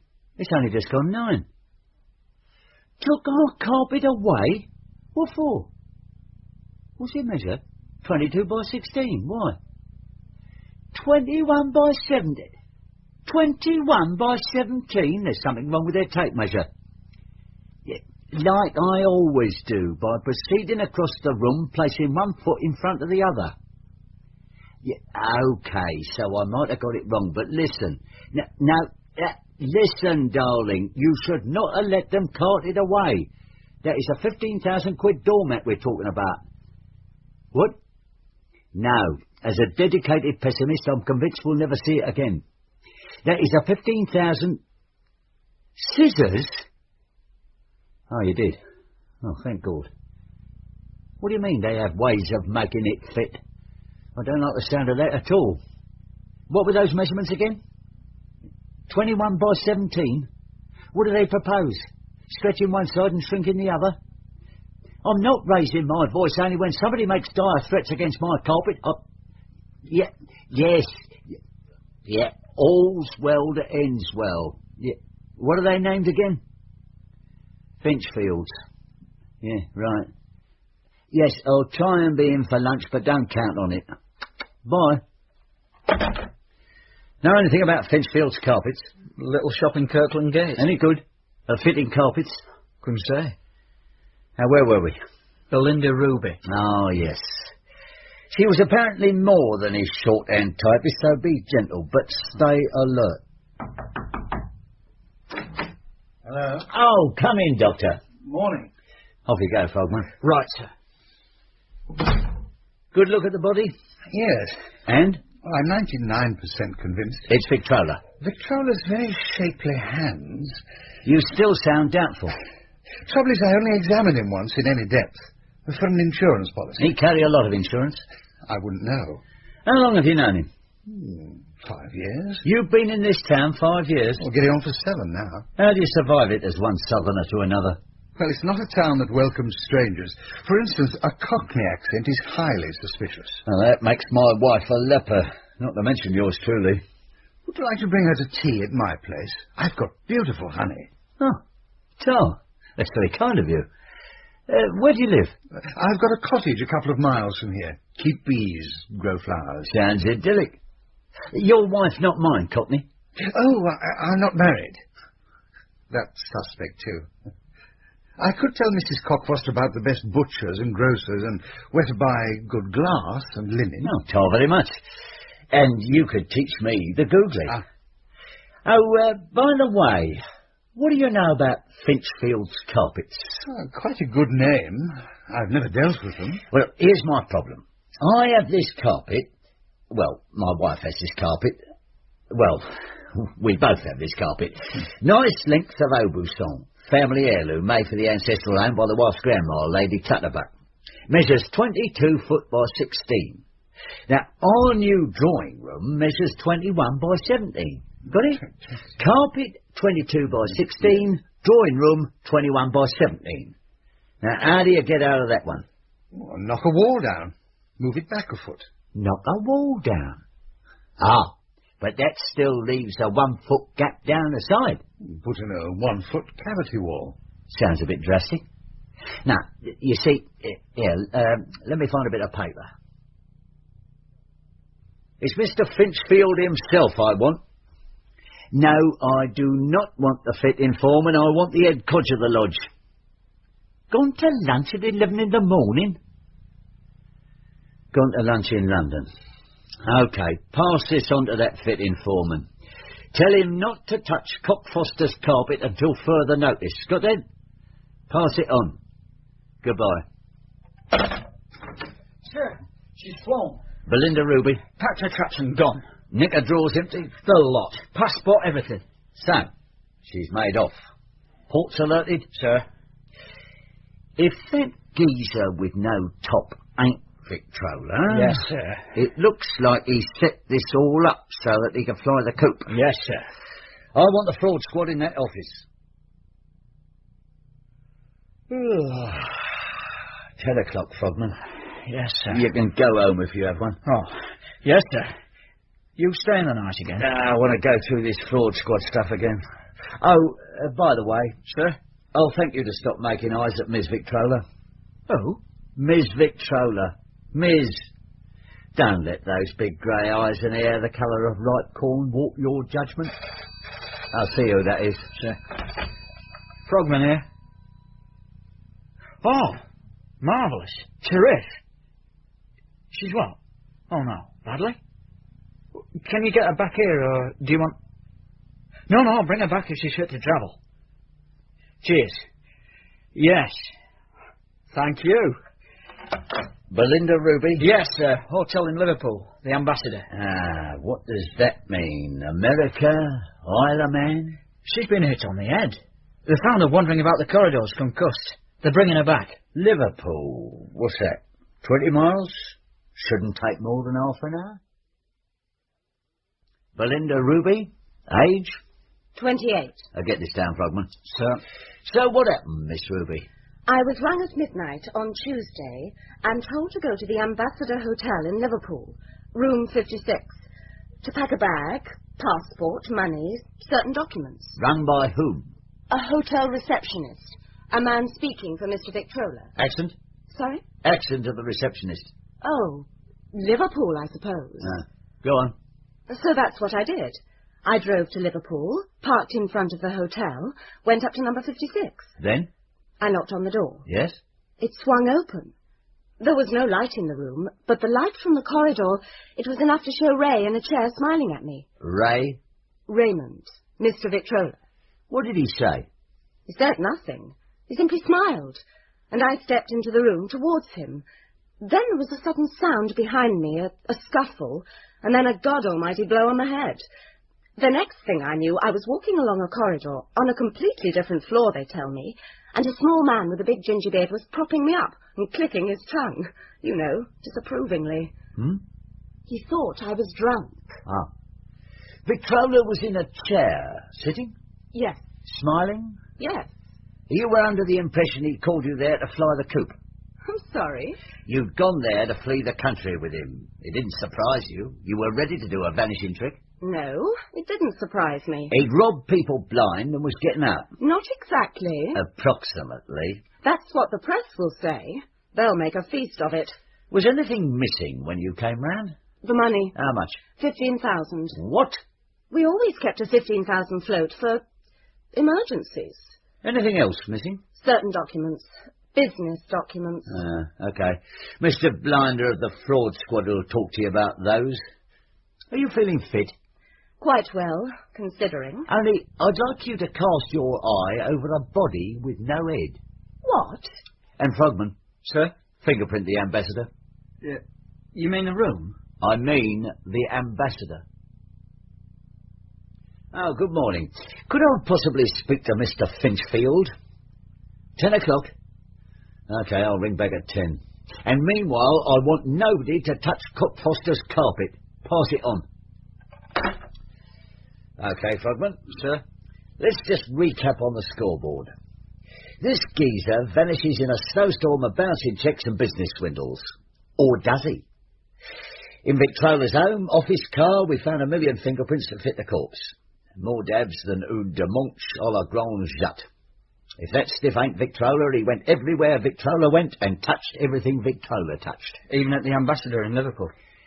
Yes, one set of prints on Victrola's cigar case under his pillow.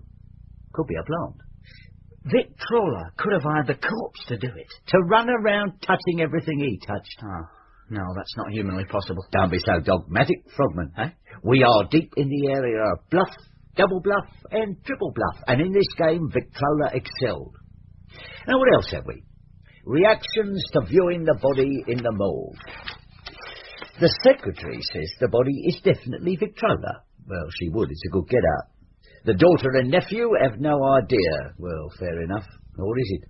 Would you know your dad without his loaf? Think about it. His wife says it's Anthony Eden. Who done it, Frogman? Who done what, if it comes to that? Was your husband in the habit of smoking a cigar in bed? What would I know of his nocturnal hobbies? I was only the wife. Apart from yourself, Mrs. Victrola, who do you think might wish to murder your husband? Can you talk of nothing else? Have you no other topics of conversation? I'm investigating a murder. There you go again. You're obsessed with this subject. It's very unhealthy. You're in danger of boring the bloomers off me. Have you no small talk? Very well. What do you know about Finchfield's carpets? They don't fly. Is that so? They are not magic. Yet they carry a certificate of airworthiness. It bears examination. I'll look into it. Do. Look. I'll tell you the truth. Open your notebook. Write this down. My husband flew away. I saw him go. In a comet. British Airways comet? Halley's comet. It was directly over this roof on Tuesday night. He won't be back for 70 years. He's outwitted you. Why aren't you writing this down? It's embossed on my skull. All the telephone boxes belong to me. Why did you suddenly say that? What? About the telephone boxes belonging to you. Because it happens to be true. The red ones? Lapis lazuli. Not the one outside your gate. Has that one come back? I keep shooing it away. It's always hanging around here. So I'd noticed. Ringing pathetically to be fed. Are you as daft as you make out? Do you mean am I masquerading as a lunatic? Yes. That I have yet to establish. So have I. But I'm on the right track. I can't say I am.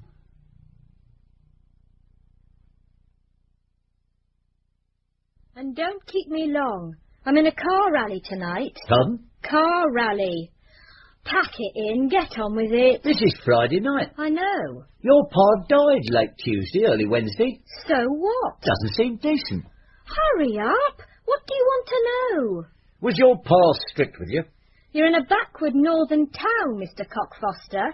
This is still a savagely repressive society, and in that respect my dad was a proper Ayatollah.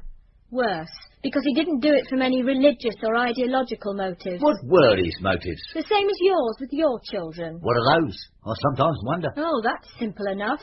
You want us all in the same moral straitjacket you were in when you were young. Couldn't you say the same for the actual Ayatollah? So, you admit you're an Ayatollah? I'm not here to bandy words with an impudent chit. Is Peter Royal your lover?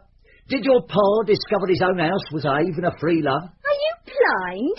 Did they send you here for a rest cure? Alistair Lamb and Peter are the lovers. Dr. Lamb? Yes, Alistair Lamb. Of course, I have slept with Peter. You have to be friendly living under the same roof. It's only polite. Dad had a string of lovers. He ran away with the first one when I was born.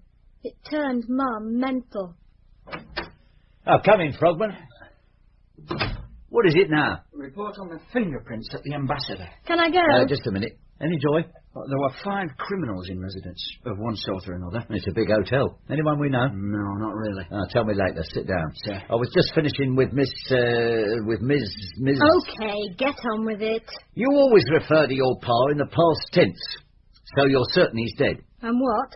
On the contrary, I know he's alive. Eh? How? I've seen him. When? The night after he's supposed to have lost his head. Where? At the kitchen window. In this house? What was he doing? Smiling at me. Smiling at you? This is a load of codswallop. Okay. Didn't you go out and speak to him? Yes, I ran out, but he'd gone. What time was this? Just after 8 in the evening. Why didn't you come and tell me? I was here at the time. And give him away? Why so keen to protect him all of a sudden? Well, I do love him. Biologically, unavoidably, umbilically, it can't be helped. You're giving him away now. But he's in South America by now. Or wherever. If you did your pa in, darling, this is just the kind of tale you'd tell. Well, so it is. Look, I really must shove. You've got sweet motives. He was a hypocritical tyrant, he turned your moral mental, and you stand to inherit. Inherit what? He owed millions. Inherit this house. I imagine it's a company house. We'll all be on the street. That doesn't seem to worry you. Oh, if Allah wills, so be it. Can I go now, please? Okay. Send your cousin in. Don't keep him long. He's navigating. You fancy that little baggage, Frogman? Yes, sir. Why not? What would your wife think? Oh, she wouldn't really care. She's broad-minded. How old are you? 29. First wife? Second, sir. Men of my age are on sinking sands. 1, 2, 3, 4... Sir, what's he up to? 5. Measure in this study. Eh? If it's going on the market, I quite fancy it as a setting for a certain family heirloom. Now, where was I? 4? 5. 4. 5. Oh, damn you, Frogman, I'll start again. You wanted me? Oh, come in, Mr. Royal. Or is it Fred Martin? Ah. Very naughty of you, hiding your light under a bushel. Any excuse? I like to keep Fred dark. People wouldn't take Peter Royal seriously if they knew he hammered away at whodunits. You do surprise me. I should have thought it would be the other way round. Oh, no. I'd have sworn it was. Whodunits, eh? So you excel in the art of bluff, double bluff, and triple bluff. Hardly excel. That is hardly an art. Howsomever, I'm very interested. Tell me about this whodunit you had to finish. Must I? Please. I have a car rally. And I've a murder inquiry. Now, this whodunit of yours. It's called Death on Delivery. About cricket? No, this couple received... Do we really have to plod all the way through this? The bare outlines. This couple receive a huge packing case one morning. Stop. There. I'm hooked already. If it had been socially important, I'd have been nodding off by now. Go on, boy. They haven't a clue what it can be. It's nailed tight and secured with a wire, you know. Oh, I know. Stapled and so forth, with the lettering burnt into the wood. That's right. So the husband sends the wife for a claw hammer and pincers and so on. You know, Frogman, in a socially relevant play, the husband would have fixed the tools himself, or at least a social point would have been made. Am I right, Mr. Royal? Well, maybe. Anyway, when she returns a couple of minutes later, the husband's nowhere to be found. Vamoosed. Are you enjoying this, Frogman? Oh, quite interesting, sir. Sorry, go on with the tale. She looks everywhere. Not a sign of him. In the end, she calls for the police. I mean, he was in his dressing gown and so on. The plot thickens. So the police arrive. A couple of lads in a panda cart. It's nightfall by now. That's right, it will be. The upshot is, after poking all over the place, they finally open the packing case, which is still nailed up. And the husband's body is inside. Dead? Suffocated. Superb. How'd you get there? Professional secret. You what? I'm not going to tell you. Listen, on the law. Be that as it may. I could do you for obstructing the police. Over a fictional crime. I'll bet you don't know. Have it your way. Don't worry, I'll work it out. Listen, Cock, have you got any more where that came from? Can I please get off to my car rally? This car rally sounds mighty important. Not more than any other car rally. So stop fidgeting. Tell me just one more. What was the last one you wrote? The red telephone box. Red? Not O'Donnell, not Humbug Stripes? No, red. Why? Very well. The plot. A man is being shadowed by the police. Tailed. A mole. A man or a mole? Oh, yes, I'll get you. Carry on. He goes into a telephone box. Post office red. Just a common old garden phone box on a busy corner in broad daylight. And he doesn't come out again. Right. He disappears. Yes. Sucked up the wire by a man with a straw. In actual fact, no. There is a logical answer. There always is. I fail to see how this helps in the case of my uncle. It helps me to see how your mind works. Good night, Fred. Bon voyage. Good night. There's always a logical answer, Frogman. Yes, sir. Howsomever, confusion here has made her a masterpiece. I think they're putting me through an IQ test to see if I'm worthy of this post. Vice chairman of the police committee drew the short straw to be guinea pig. More likely the toss for it. Tells you when edge you lose. Edge you lose. Oh, sorry, sir. Cocoa, gentlemen. Oh, Chardo Bell. Bring it over here. Drink it up while it's warm. Your kindness is all the more prized, Dobell, because it comes from a dedicated mobster, blackmailer, and probably murderer. Is he being sarcastic again? And draw those curtains. I'm not your bleeding butler, Mr. Cockfoster. Lip. Sorry, Mr. Cockfoster. And get that on your way out. Good evening. 31036. Mrs. Victrola's residence. Dobell speaking. Oh, Frogman, give me that report on the fingerprints at the hotel. Right, yes. What? Cooper, burglar. Okay. Snodman, burglar. Yeah. Whistler, burglar. Yeah. Pluck, soliciting. Flanders, burglar. Henry Pluck, persistent soliciting in public loos. Yeah. Henry Very well, sir. Pluck. It's Dr. Lamb for you, Mr. Cockfoster. Oh, give it here, will you? Here you are, Gov. Well, I'll just be off for my nightcap. Scotch? Das Lied von der Erde. Hello, Doc. What can I do for you? Hello, Chief. I'm ringing from home. How are you? Well, this perishing prostate makes my eyes water, I don't mind telling you. But I'll see you about that some other time. Sooner the better. Listen, I hope I'm not dragging you away from anything vital. No. But I've just had a little idea. I I was wondering... What's that bell I can hear? It's my doorbell. I must have visitors. And you better answer it. I suppose I had. Would you mind holding on a moment, or shall I ring you back? You go and see who it is. I'll hold on. Nothing spoiling this end. Sorry about this. Back in a minute. I'll tell you what, Frogman. Yes, sir? How you fit a 22 by 16 carpet into a 21 by 17 space remains the most baffling mystery. Oh.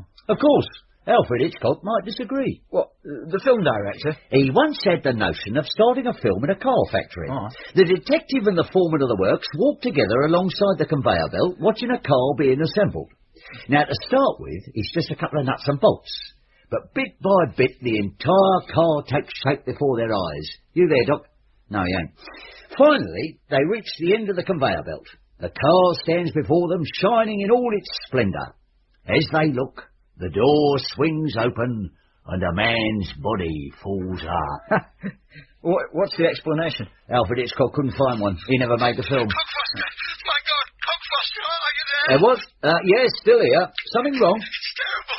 Horrible. You've got to get over here. Now, calm down, son. Bit of bedside manner. I'm sorry. Take a nice deep breath, Doc. You done that? Now, tell me nicely and calmly what's bothering you. Sorry. There's a head on my doorstep. A man's head. What? When you just opened the door? I opened the door. There was nobody there. A car was driving away. I stepped out to get a look at it. Couldn't see a damn thing. It was going so fast. I just stepped out to see who it was, and I tripped over this thing right in the middle of my doorstep. Somebody's head? It rolled onto the gravel like a turnip. And it's him, is it? Who?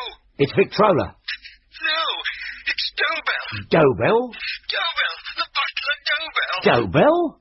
I think you're mistaken. Look again. Cockfoster, he's gazing up at me at this moment, and I tell you, it's Dobell. Dobell's here. Well, his head's here. One moment. Frogman, go out and find Dobell, quick. Right, sir. Frogman's just going to get him. I tell you, it can't be Dobell. Dobell's here. Flaming Hades, he just spoke to you on this telephone. He handed this blood over to me so I could talk to you. He walked out of this room not 2 or 3 minutes ago. I know that. Now, just calm down, son. There's a logical answer for everything. Will you just get over here damn fast? I'd really appreciate that. Right you are, son. Don't you worry your head. Go and give yourself a nice tranquilizer, okay? And I'll be seeing you soon. Okay? Right. Humbra. Humdrumbara. No sign of him. No sign of Dobell? He's disappeared. No, don't you start. Well, he might have slipped out for a walk. Look what I found. What? In his room. 15 grand on his bed. Never mind 15 grand. I want dope. 15 grand? That's what Belinda Ruby lost at the Ambassador. I don't know about you, but my head's whirling round like a Battersea chair ride. Come on. Where to? Dr. Lamb.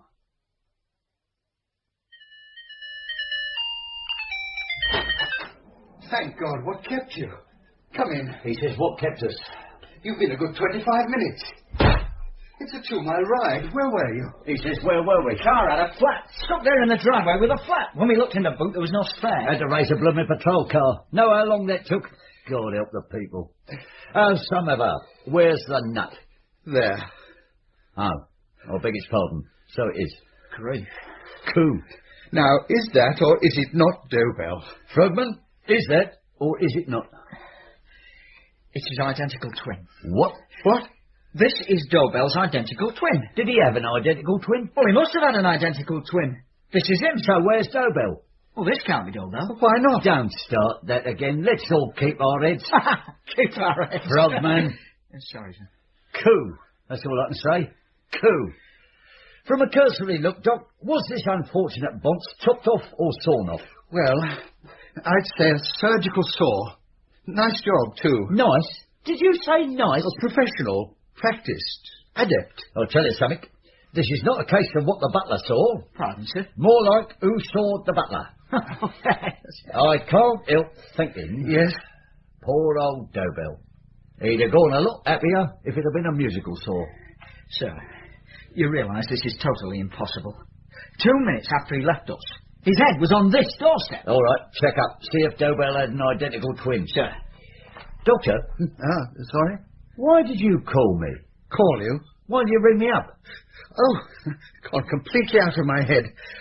I wanted to invite you and Mrs. Cockfoster to Sunday tea. Sunday tea? Oh, told very kindly. When's that? Day after tomorrow? Yeah, we'll come. Tar ever so. Here we are, Saturday afternoon, the sun lancing in through the leads and making this old carpet purr like a cat. What's he reading? Wisdom, the Cricketer's Almanac. A very old copy of Wisdom. If I can't watch the cricket, I'll read about it. Wonder how many the doctor's bowled out today with his googlies. Now let's run through the bowling figures just once more. Sure.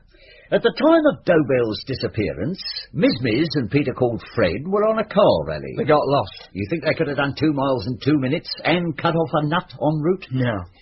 The doctor was at home talking to me on the phone and answering the door. Belinda Ruby was in hospital with a relapse of her concussion. Mrs. Victrola was in her room when I went up to look for Dobell. I popped in to see if he was with her.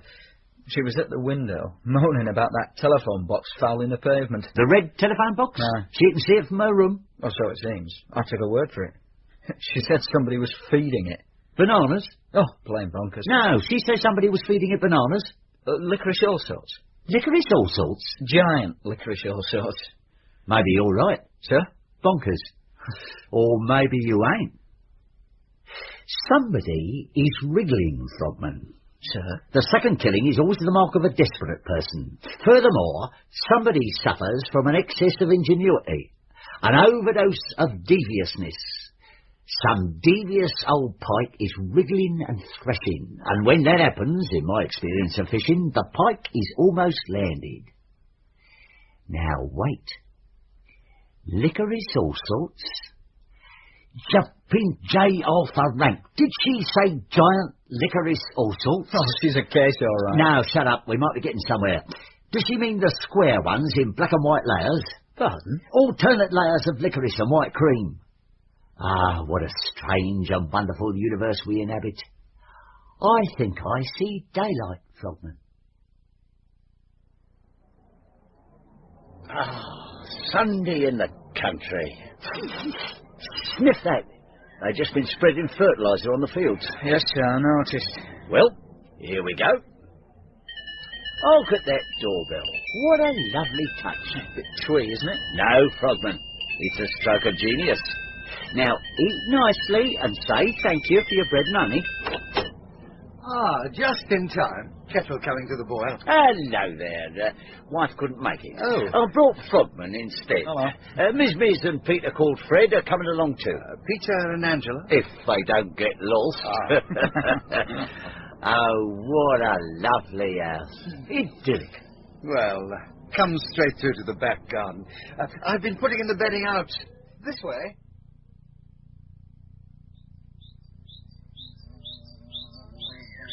More tea for you, Cockfoster. Oh, Tar. My wife will kick herself for missing this. Scrumptious honey, Frogman. Fabulous. How many wickets did you take yesterday, Doctor? Only a couple. They brought me on to mop up the tail enders. Yeah, it's too early in the season for real sustained spin. Wait till August. Yeah. I was leafing through Wisdom yesterday, trying to find a match when I last saw a bowling action like yours. Found it in the end. A minor counties match, Staffordshire versus Devon, 18 years ago, would you believe? Happened to be on holiday at the time, Tinmouth. Glorious fortnight. This left-hander ran through the first Devon innings like a stream of tap water, 9 for 49. Skipper of the team, name of Henry Pluck. Never knew what became of him, but he was a pure delight. He did teach the torches to burn bright. More tea, Frogman? Oh, I'm fine, thank you. Know what happened in the second innings? He got a bit too clever, a bit too ambitious. Started lofting them up at the openers and got smashed all over the shop. Nobody could take him off. He was the skipper, see? 3 overs, no wickets for 77 runs. Excess of ingenuity. Devious beggar. It always gets punished in my experience of cricket. While sipping this very good mint tea, I've been watching those bees round those eyes. Oh, yes? There are those 3 eyes, but the bees are only going in and out of 2 of them. giving the middle hive a wide berth. Now, look at that one. Did you see? He went for the middle hive in a lazy old way, then suddenly stopped in mid-air as if dumbfounded, then zigzagged off as if you'd slapped him across the chops. Now, what's the reason for that? The Queen is dead. Oh, the palace is empty. Do you mind if I inspect this empty palace? Go ahead, but there's nothing to see. Come on, Frogman. Improve your knowledge of ichthyology. That's fish, sir. What's fish? Ichthyology. I was just testing you.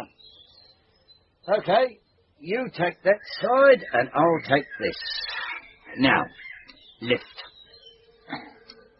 There. Cool. Will you take a look at that? Mr. Victrola, I presume. Well, am I right, Frogman? I never met the gent. This is him, sir. And where's Dobell, Doctor? Under the bedded outs? Do you mind if we move inside so I can ask you some questions? Cool. Lovely drawing room, Doctor. What does it measure, just for interest's sake? I can't recall offhand. And what would this be? There's a strong resemblance to a giant licorice allsort. Notice that, Frogman? Yeah. One of the square sort in black and white layers. Cassette player. Am I correct, Doctor? Mind if I wind back and play it?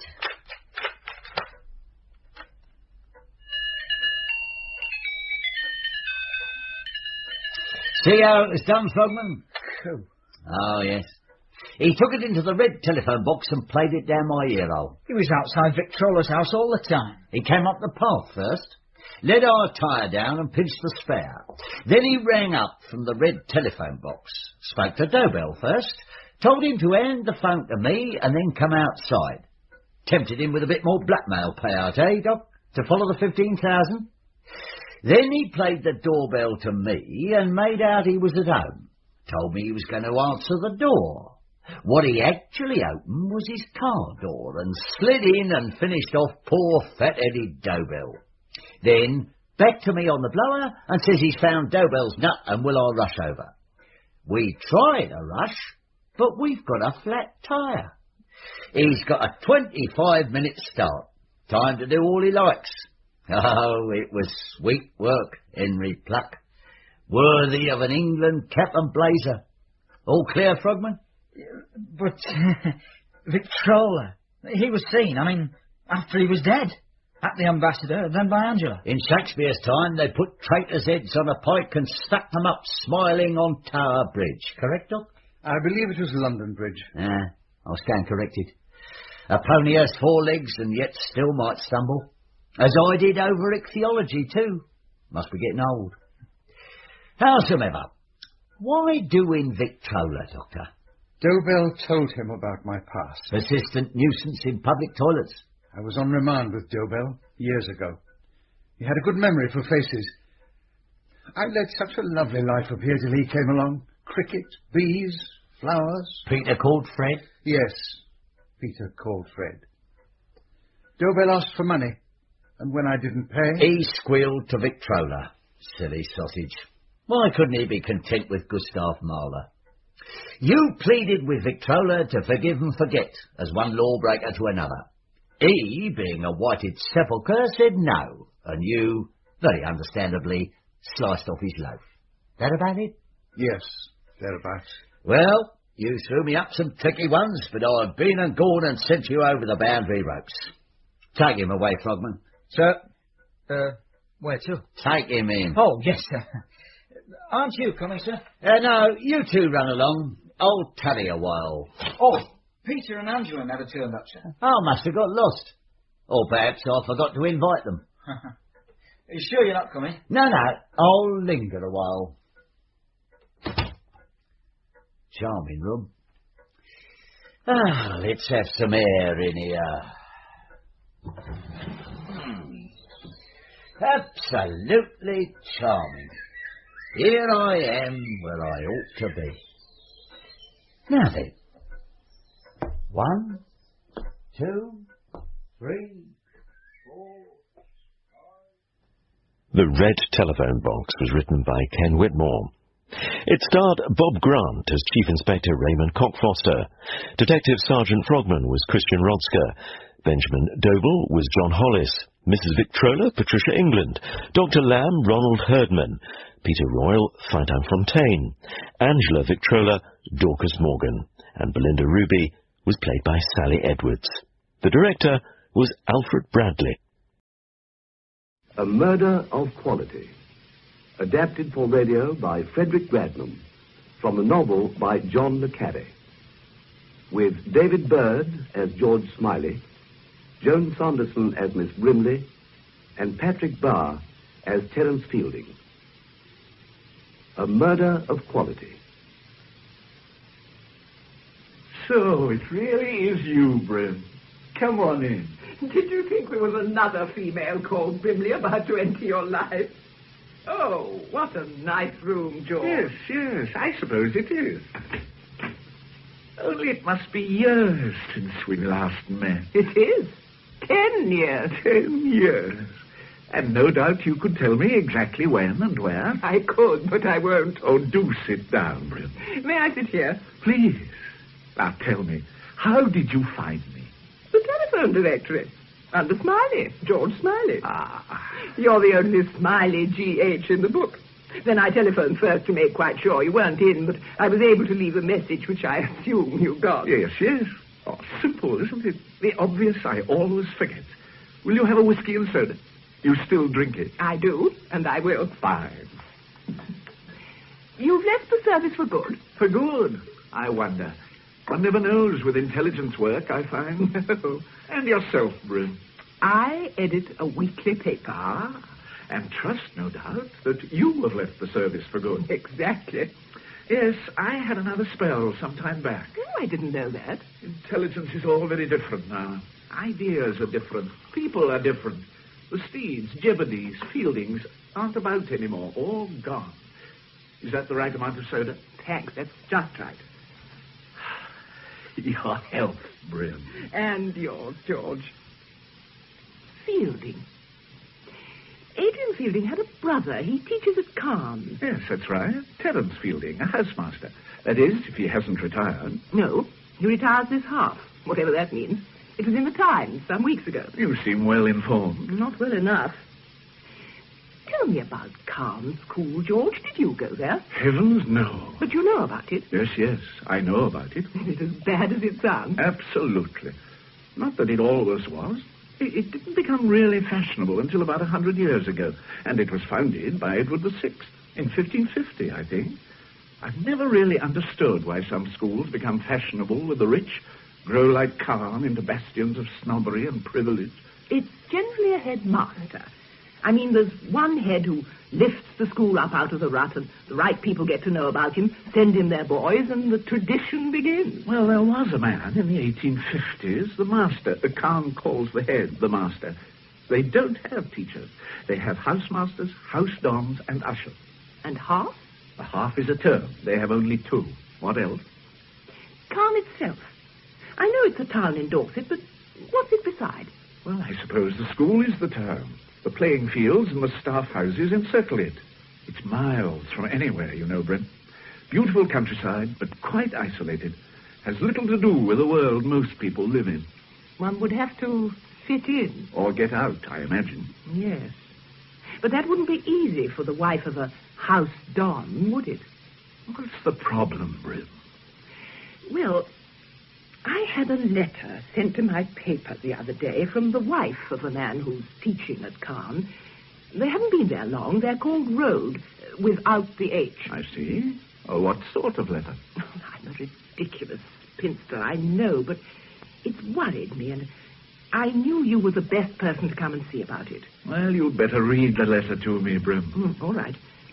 It's addressed from North Fields, Cairns School, Dorset, and dated the 7th of February. Dear Miss Fellowship, I don't know if you are a real person, but it doesn't matter. You always give such good, kind answers. There's something very wrong here. I don't know if he's really plotting to... I can't write the word, but I feel as if I'm dead already. Do you understand? It's this place. It's done something to him so that he hates me. No, it's not just my imagination, and I really am perfectly sane and normal. But I'm frightened of everything, of what he's thinking and what he might do. And now the long nights are coming. Please write and tell me what I should do. I hope you don't get many letters like this. Yours faithfully, Stella Road, Mrs. Nay Glaston. He is the husband, we must assume. Yes? It can't really be anybody else. And you're Miss Fellowship. Yes. Tell me, my dear Brim, what exactly is your paper, and how did you get onto it? It's called The Christian Voice, and it's a nonconformist weekly newspaper founded in 1903 by old Lord Lansbury. I'm its editor. It's very much a family affair. The same families take it now as did in 1903. The Lansbury we know is the son of the founder. He offered me the job after our outfit was thinned down in the 50s. Oh, yes, I remember now. And why do you take Mrs. Rhodes seriously? You've had other letters of the same order? No. Only one for a kitchen hints competition, and a note from her last year saying that her husband had been taken on to the teaching staff of Cairn School. We printed the news. The point is, George, she's a Glaston. What is a Glaston? Well, they've been readers of The Voice since it started. The Glastons are part of our magazine, one of the few hundred families who form our establishment. So you take her letter seriously? I must. I know the Glastons are as down-to-earth as you could wish, Stella included. I don't think she's likely to be suffering from delusions of persecution. Oh, what are you going to do? Write to her. Ask her to come and see me. You see, I have the idea that Stella's husband isn't the usual Cairn type. The product of a grammar school, rhetoric and all that. Yes. And Stella Road wouldn't be the type, would she? I doubt whether Cairn has ever had a nonconformist wife. Road himself is also. Yes, he would be, of course. So I shall write to her. And if that doesn't help, well, I wondered, perhaps you could contact the man Fielding for me. Well, I have met him. Of course I would, but... What's Fielding like? Terence. He's not quite the man his brother was, you know. In his late 50s now, a big man with a fine head, rather flamboyant, a superb natural actor. Is he married? He's not the marrying type. Ah. He's very intelligent, of course, and very vain. Have you met any of his colleagues? Well, Anne knew a housemaster and his wife, Charles and Shane Hecht. I don't remember meeting them ever. I think they were typical of Cairn and quite awful. Of course, things aren't at all the same at Cairn these days. I remember before the war when Charles inspected the corps on a white horse. Ah, yes. We don't do that kind of thing now, do we? Of course, I've nothing against Mr. Iredale as commandant. Nothing at all. Oh, he's a good chap, Iredale, when all's said and done. And his wife's such a nice person. Don't you think, Terence? Oh, I don't know, Shane. A bit overdressed for my taste. I know what you mean. I wonder why they can never keep their servants. I hear Mr. Road will be helping out with the corps next half. Poor little Road. Running about like a puppy trying to earn his biscuit. He tries so hard. Have you ever seen him at school matches? Well, he ought not to try quite so hard. Do you know, Terence, he'd never seen a game of rugger before he came here? It's all soccer at grammar schools, I believe. Is it? Do you remember when he first came, Charles? Oh, yes, quiet as a mouse. It was fascinating how he lay very low, drinking us in. The games, the vocabulary, the manners, everything. Then one day, it was as if he'd been given the power of speech, and he spoke our language. It was amazing, like plastic surgery. It was Felix Darcy's work, of course. I've never seen anything quite like it before. Dear Mrs. Road. So sweet and such simple taste, don't you think? I mean, whoever would have dreamt of putting those china ducks on the wall? Big ones at the front and little ones at the back. I wonder where she bought them. I must ask her. Shall I ask her? You, Terence, would you? I think not. I find Mrs. Road hell, to be honest, for once. So, they're here next Wednesday. I can't leave them out. Black candles, Terence. Of course. Here are the coats, Mr. Fielding. Oh, thank you, True. Let me help you with yours, Mrs. Hecht. Thank you, Miss Truebody. Poor, dear, sad old fur. Oh, no. It's a lovely coat, madam. Well, thank you, Terence. Extremely pleasant. You know we're going to miss you when you go. Good night, Terence, darling. So kind. And in your last half, you must dine with us before you go. I'd be delighted. Good night, Mr. Hesh. Oh, good night to you, Miss Truebody. Oh, it's turning very cold, you know. We'll be having snow soon. Good night, Miss Truebody. Good night, Mrs. Hesh. And thank you for such a delightful meal. You must have gone to a lot of trouble. Oh, not really, madam. It's nice to know you enjoyed it. Good night again, Terence, darling. Good night, Shane. Oh, it's damn cold. It's nearly the long night, isn't it? It's always supposed to snow at Caen during the long night. And it often does. Oh, do come on, Shane. Oh, Charles, you can quick march your boys as much as you like. I propose to go slow. Good night, Terence. Good night. There now. It was a success, wasn't it, Mr. Fielding? Yes, I suppose it was true. There, that's done. Oh, you look tired, sir. I am a little true. Indeed, I am. Is there anything else, sir? No, nothing else. Sleep well, True. And you too, sir. Good night. Good night.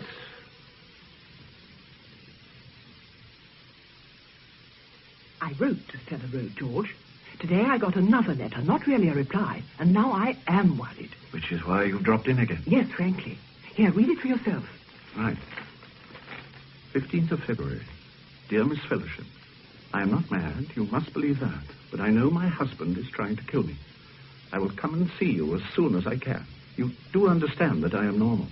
I'm so afraid of the long nights. There's something not quite right about him. At night sometimes, when he thinks I'm asleep, he just lies watching the darkness. I know he's trying to kill me, but what can I do? It's not nice, is it? You know, I suppose I should go to the police, but I thought first, would you perhaps see Terence Fielding? Yes. I'll ring him now. I could go down to Caen tomorrow. Oh, thank you, George.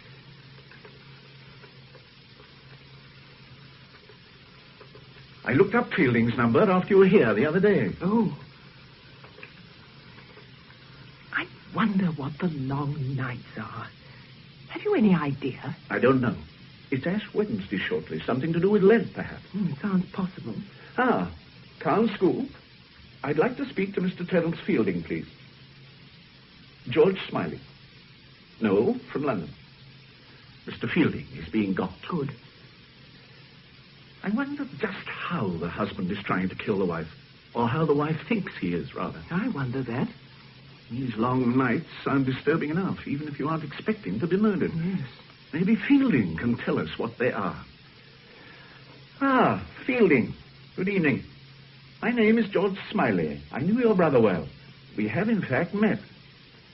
Yes, that was it. Look, I wonder if I might come to see you on a personal matter. A bad time? Or what has happened? No, for a friend of mine. She's received a disturbing letter from the wife of a Caen master. Yes, Stella Road. Oh. Yes. Thank you, Fielding. Goodbye. Stella Road is dead, I'm afraid, Bryn. Dead? She was murdered. Late on Wednesday night. That's last night. She and her husband had been dining with Fielding earlier in the evening. And the husband? I don't know. Fielding said something. I couldn't quite catch it. George, they'll have to know about the letter. The police, you mean? Yes. Yes, I think they will. You couldn't go down there, could you? To Caen? Well, I suppose I could. But would it really help? I've a feeling it would. All right, then. If you say so, Bryn. Oh, good. I'd better find out who's in charge of the case there. Special branch might help. I'll give them a ring, and no doubt be on my way in the morning. Oh, sorry, sir. I say, I nearly knocked you down. I say, you nearly did. What's the rush about? Sext, sir. Sext. Midday prayers, sir. We say them in the Abbey during Lent. I see.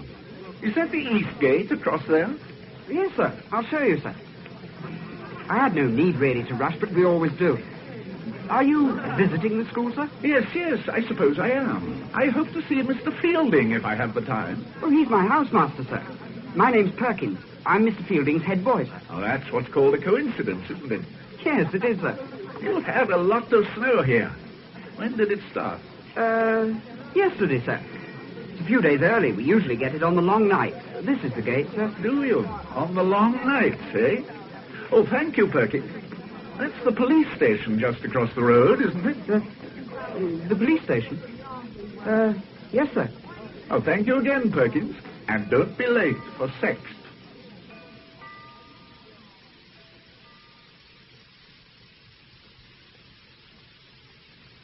Oh, come in, Mr. Smiley. I was expecting you. Yes, I'd hoped. I'm Inspector Rigby. Ben Sparrow rang this morning, sir. Ah, that was good of him. Oh, come in, sir.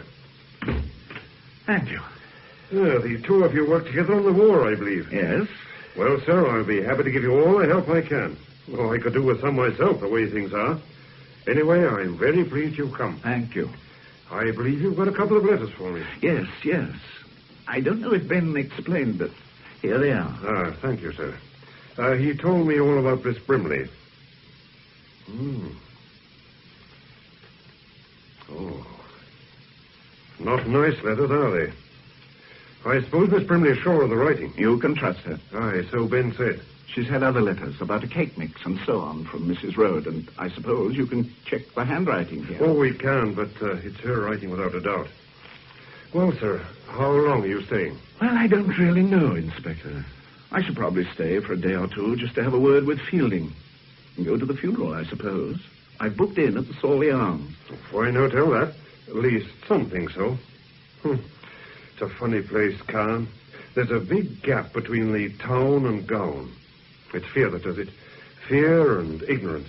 Oh, I can call on Mr. Fielding and Mr. Darcy, and they say, "Good day, Sergeant," and give me a cup of tea in the kitchen. I don't get cross, but I can't get among them.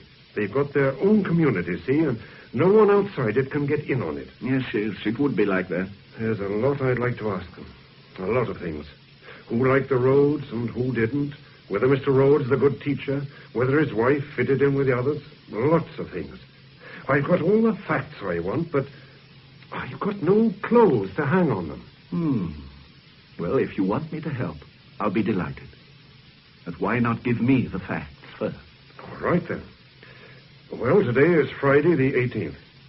Stella Rhodes was murdered between 11:10 and 11:45 on the night of Wednesday the 16th. She'd been struck on the head, must have been 15 to 20 times. It was a terrible murder, terrible. At a guess, I'd say she came from the drawing room to the front door to answer the bell or something, and when she opened the door, was struck down and dragged round to the conservatory. The conservatory door was unlocked. I see. It's odd that he should have known that, isn't it? It is that, sir. He finished her off there, out of sight, like. He was wearing Wellington boots, size 10, be around 6 feet tall from the spacing of the footprints. And covered in blood. Aye. Where was her husband? I'll come to that later. Now, I said there were footprints, and so there were. The murderer came through the back garden. Where he came from and went to, heaven alone knows. There are no Wellington tracks leading away, none at all. A lot of other footprints, we can be grateful for the snow, but it doesn't help as it might. He left one thing behind him in the conservatory, an old cloth belt, navy blue, from a cheap overcoat by the look of it. Was she robbed or anything? No sign of interference. She was wearing a string of green beads round her neck, and they've gone, and it looks as though he tried to get the rings off her finger, but they were too tight. I need hardly tell you that we've had reports from every corner of the country about tall men in blue overcoats and gumboots, but none of them had wings, as far as I know, or 7-league Wellingtons for jumping from the conservatory to the road. On the telephone, Fielding told me that the Rhodes had been dining with him that evening. Just so. They left Fielding's house in the centre of the town at about 10 to 11, walking. Their house is about half a mile away on the edge of the playing fields. North Fields, it's called. That's the place. Well, they got there at about 11:05. When he got home, Rhodes remembered that he'd left a case containing examination papers behind him at Fielding's. So he went back, and Mrs. Rhodes was going to wait up for him. Well, he arrived back at Fielding's about 11:30, collected the papers in their case, and set off home again. At that time of night here, there isn't anybody much about. Rhodes doesn't remember whether he saw anyone. He has an idea a bicycle overtook him, but he's not sure. It was a fine night, cold, a fresh fall of snow on the ground. The light was on in the drawing room. Everything looked quiet enough, very normal. There was a moon, wasn't there? Nearly full. You could see a mighty long way. Well, anyway, he found he didn't have his key with him, so he rang the bell. But he got no reply. So he called to his wife through the letterbox, and still got no reply. Then he noticed he'd churned up snow and footprints going round the side of the house. Did he realize there was blood about? No. He thought it was an overflow from the gutter. It just showed up dark. Well, he followed the marks round the house until he came to the conservatory. No moonlight there, and the light didn't work. Didn't work? Oh, simple enough. The bulb had gone, and the conservatory wasn't used much in the winter. Oh, did he light a match? No, he didn't have any. Non-smoker, see. His wife didn't approve of smoking. So he went in the dark, calling her name. Then he fell over something. At first he thought it was a refugee parcel. Then he realized it was his wife. There he was then, in the dark, trying to find out what was wrong, and then discovering that his hands were covered in blood. He doesn't remember much after that. Poor devil. And then? He was found by a master who lives 100 yards or so away, Mr. Darcy. Almost out of his mind, his hands and face covered in blood. I arrived there about 1. We got him into Dorchester Central Hospital. He's still there, but I gather the shock's wearing off. What is the refugee parcel Rhodes mentioned? Mrs. Rhodes was the organizer for Caen of parcel collections for a refugee organization, the Public Schools Committee for Refugee Relief, clothes and such like. Very energetic at it, she was. I see. What fingerprints did you pick up at the house? Oh, Mr. Rhodes were everywhere. The others were made by gloved hands, made before Rhodes. These examination papers he went back to Fielding's for, were they as important as all that? Yes, up to a point, anyway. The marks had to be handed in by midday Friday. Today, that is. Why take them to Fielding's in the first place? Earlier on, Rhodes had been on chapel duty, so he didn't have time to return home before dinner. He changed at the school, and that's where he left his latchkey, in his other suit. I see. Then how do you explain Stella Rhodes' letters? Oh, it is known in the letters we've got to explain. Oh, what else? Well, as you know, Mrs. Rhodes was chapel, the only member of the school that was. The minister is a man called Cardew. He knew her pretty well, even before she came to Caen. Well, isn't Rhodes chapel? Was. He turned Church of England when he came here. Tried to get his wife to turn also, but she wouldn't. Well, now, Cardew came to see me a couple of weeks back. He was worried and very perplexed at what Mrs. Rhodes had said to him the day before. He came to see you, officially? He said he wanted to talk to me as a friend and not as a policeman, which meant he wanted to talk to me as a policeman. Naturally. And what had Mrs. Rhodes said? She told Cardew that her husband was going to kill her. In the long nights. She repeated this a number of times. Cardew let her go on, then asked her what put such a dreadful thought in her head. I think he was probably a bit too firm with her. In a way, all she did was to start crying. Not hysterically, just quietly to herself. So Cardew offered to help her in any way he could. Asked her again what had given her the idea. Did she say? No, she wouldn't speak. Just shook her head. Then got up and went to the door. Shaking her head as if in despair, Cardew said. She turned to him at the door, and he thought she was going to say something. But she didn't. She just left. How very curious. She seemed very certain that Rhodes was going to do it. It wasn't Rhodes. It couldn't have been.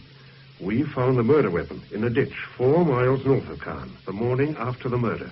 He couldn't have got it there, could he? What was it? 18 inches of coaxial cable, 2 inches in diameter.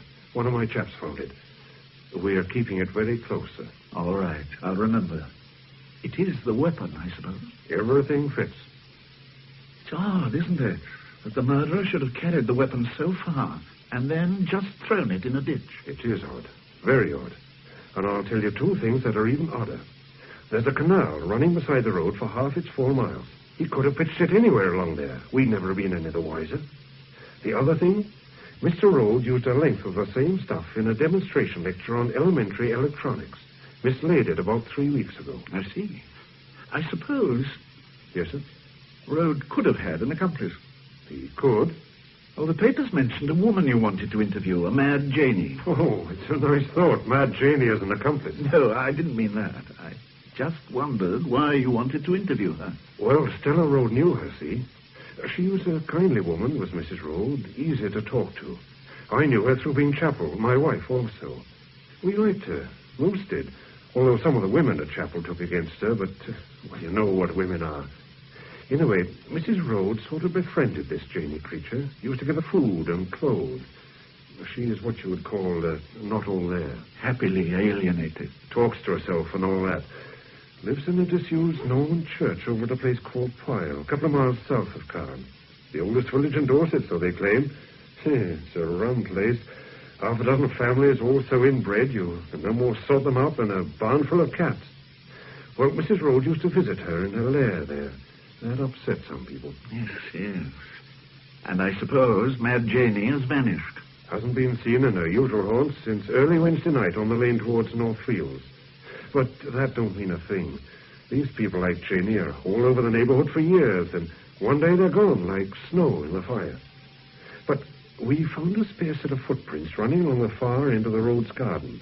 Woman's prints, by the look of them. Could be Janey's. I hope to heaven they are. We could do with an eyewitness, even a mad one. Well, there it all is, sir. Yes, yes. It's complicated. Aye. I'll nose around a bit, Inspector. When I get back to the hotel, I'll give Fielding a ring. He'll probably extend an invitation to dinner. I should like to talk to Fielding. Sherry wine or Madeira, Smiley? Thank you. A glass of sherry. Tarts drink Madeira, but boys like it. Perhaps that's why they're frightful flirts. We're all rather subdued at the moment by this dreadful business. Oh, how have the boys taken it? Oh, they adore it. My own house has been particularly fortunate because the Rhodes were dining here that night. Some oaf from the police even wanted to question one of my boys. Indeed? What on earth about? Oh, God knows. You knew my brother well, didn't you? He often talked about you. Yes, I knew Adrian very well. We were close friends. We didn't see much of one another in later years, Adrian and I. Being a fraud, I can't afford to be seen beside the genuine article. A message from Mr. Darcy, sir. Oh, hello, sir. Have you met Mr. Smiley, Tim? Yes, sir. I ran into him in the Abbey Close this afternoon. Ran into me literally, but apologized in the most gentlemanly manner and showed me the East Gate. Ah, I see. And I suppose Mr. Darcy is going to be a few minutes late. Yes, sir. Thank you, Tim. Good night, sir. Good night, sir. Good night, Perkins. Good night, Tim. Musical genius is Perkins, but a problem in the schoolroom. Darcy won't be more than 5 minutes, I know him. He's a frightful toad. Looks like a Sickert model 50 years after. All trousers and collar. Oh, what's his subject? Subjects? I'm afraid we don't have subjects here. Darcy is senior tutor by election and bachelor by profession, if you follow me. His subject is other people's shortcomings. Stella Rhodes, for instance. Ah. She was somewhat different from most of the wives here, I imagine. She was everything we're forced to ignore. She was red brick, council estates, new towns, the very antithesis of Carr. Yes, yes. Did you like her, Fielding? Not at all, Smiley. I didn't dislike her. I found her rather touching. But of course she made enemies. She was too honest. And Khan has no defense against her sort of honesty. Ah, that'll be Darcy. We'll let him have just one glass of sherry. Only one. After all, he has kept us waiting. Terence, if I may talk shop for one moment. Perkins' work has been abysmal these last few days. I declare I have never seen work like it. Is he unwell? Has this terrible business upset him? What is it? He never was bright, but really... I don't think he's unwell, Felix. I'll have a word with him, if you like. Tim is a sensitive boy. Perhaps he's upset. Well, do have a little chat to him, Terence, please. I'm so sorry, Smiley, to go off suddenly at such a tangent. It was only that I wondered if this unseemly business could be responsible for the boy's behavior. Oh, yes. You're not suggesting that my head boy had a hand in the murder of Stella Rhodes, are you, Felix? Really, Terence, it was the last thing I had in mind. Frankly and in confidence, I have reason to believe it was her past that brought about her death. Why do you say that? It appears she was expecting to be attacked. Well, go on, Felix. It was her dog. You remember that mongrel they arrived with? Yes. A couple of weeks back, Harriman, the vet, a superior type of person, came to see one of my sister's dogs. He told us that Mrs. Rhodes had had the dog destroyed the previous day. She said it had bitten the postman. Oh, some long and confused story. The post office was due, the police had been round, and I don't know what. Where is all this getting us, my dear Felix? I'm coming to the point. She said to Harriman that the dog couldn't really protect. It could only warn. It wouldn't do any good. Wasn't she upset about losing the dog? Oh, indeed, yes. Tears and all. Harriman was rather perplexed, I gather. Mrs. Rhodes' behavior didn't seem to him at all normal. Another curious fact was the condition of the dog. Hmm? It had been maltreated, seriously so. Its back was marked as if from beating. Did Harriman follow up this remark she made about not doing any good? He asked her what she meant, but she wouldn't explain. However, I think the explanation is obvious enough. Oh, what? My sister and I talked it over after the death. We decided that Stella Road had formed some unsavory association before coming to Caen, which had recently been revived, possibly against her will. Some violent ruffian who would resent the improvement in her station. No doubt you've seen him lurking in the shrubbery, Felix. Well, how badly was the postman bitten by the dog? But that is the extraordinary thing, the very crux of the story, my dear fellow. The postman hadn't been bitten at all. My sister inquired. The whole story was an absolute string of lies from beginning to end. Glad you came, Felix. Oh, Smiley, just before you go. Yes? That business you rang me about, what was it exactly? Oh, a letter from Mrs. Rhodes just before she was murdered. The police are handling it, but they don't regard it as significant. She seems to have had a sort of persecution complex. So it seems, Felix? Well, good night. There's been a fresh fall of snow. The long nights, Terence, the long nights. We can walk up to the crossroad together, Smiley, unless you have a car. No, I haven't. I mean, not here. Good night, Fielding. Thank you for the evening.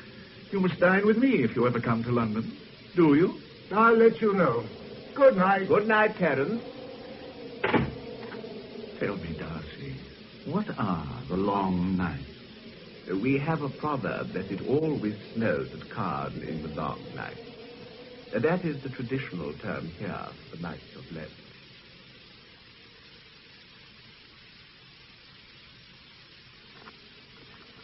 It's a beautiful night. Is this Northfield? Northfield Lane. There are several rugger pitches in these fields. That's Northfield. The Rhodes house is over to your right. Looks horribly empty even from here. My own house is rather larger and lies farther up the lane. Was it along here that you found Stanley Road that night? About a quarter of a mile nearer to my house. He was in a terrible condition, poor fellow. Terrible. From what you were saying at dinner, it seems the Rhodes were a very ill-assorted couple. Precisely. If her death had happened in any other way, I would describe it as providential, a blessed release for Rhodes. She was a thoroughly mischievous woman, Smiley, who made it her business to hold her husband up to ridicule. I believe it was intentional, others do not. I do, and I have my reasons. She took a pleasure in deriding her husband. And Khan, too, no doubt. Just so. But was she such a problem? Surely her husband could have spoken to her. I never encouraged him to do so, I assure you. This is our parting of the ways. You must come to Sherry before you go. Do you stay long? I doubt it. But I'm sure you have enough worries at the moment. So what do you mean? Well, the press, the police, and all the attendant fuss. Yes, just so, quite so. Nevertheless, our community life must continue. I will send a note to the trolley tomorrow. Good night. Good night.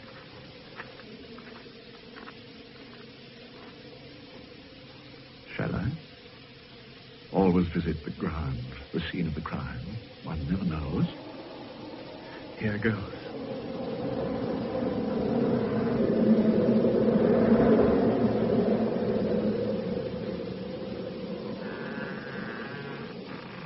What's that?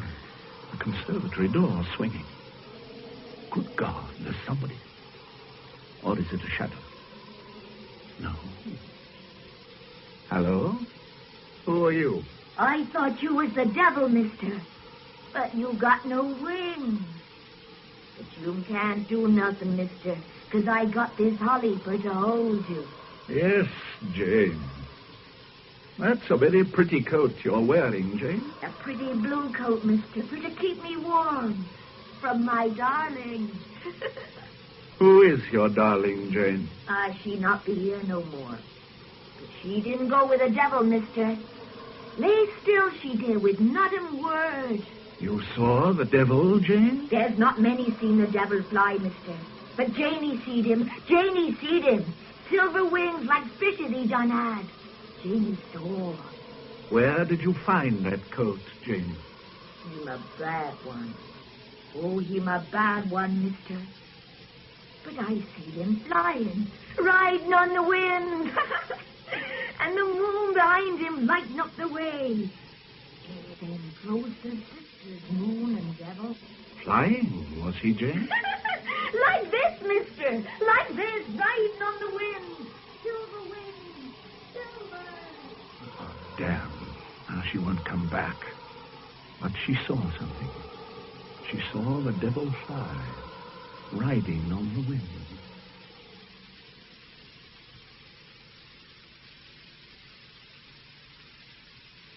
We found her in the old church at Pyle.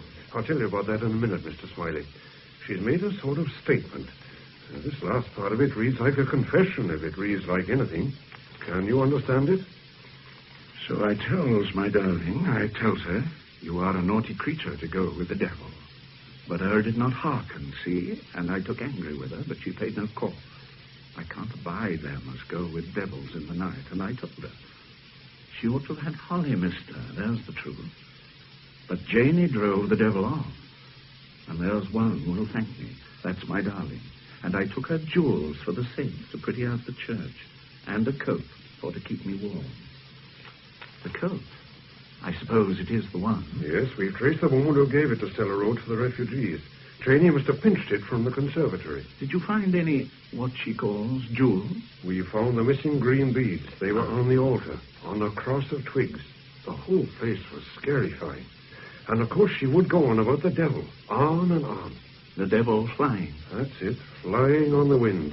His silver wings stretched out behind him. Like a folk song it is. Do you think she did it?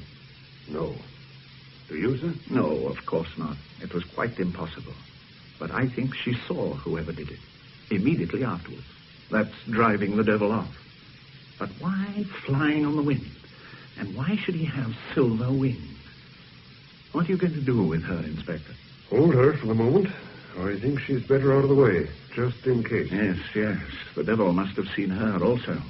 Are you going to the funeral? Yes, I think so.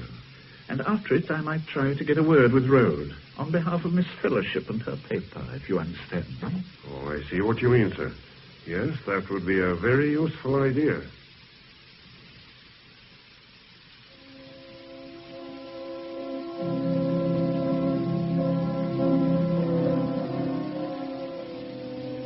So, my dear Brim, although they didn't use the Abbey, poor Stella Road was given a high Anglican service with a congregation of town and gown. I must say, I prefer the town to the gown from what I've seen of things. But I thought to write you this note just to say that Stella's father was there, a fine, upstanding old man.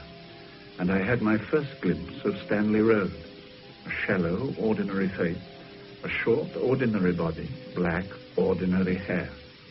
The odd thing about him was his impassive, almost too easy manner. Another piece of odd behavior. Fielding at the grave, moving away with an expression of strong distaste as Rhodes came near him, and Rhodes not noticing. I think, for once, T. Fielding was behaving in a genuine manner, but I can't think why he should give himself away, sir. Afterwards, I spoke to Rhodes on your behalf, quite without emotion, the man was. Anyway, I'm seeing him tomorrow. He's back at Northfield, to get some details for a small obituary on his wife for your paper. I hope you approve, my dear Brim.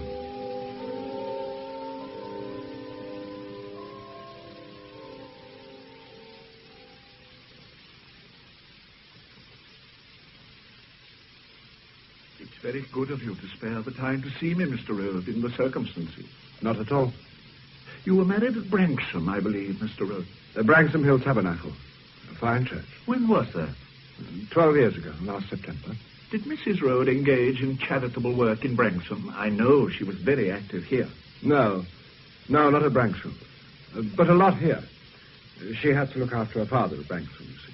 Did she take a large part in the social activities at Carn? She did a bit, yes. But being chapel, she kept mainly with the chapel people from the town. You should ask Mr. Cardew about that.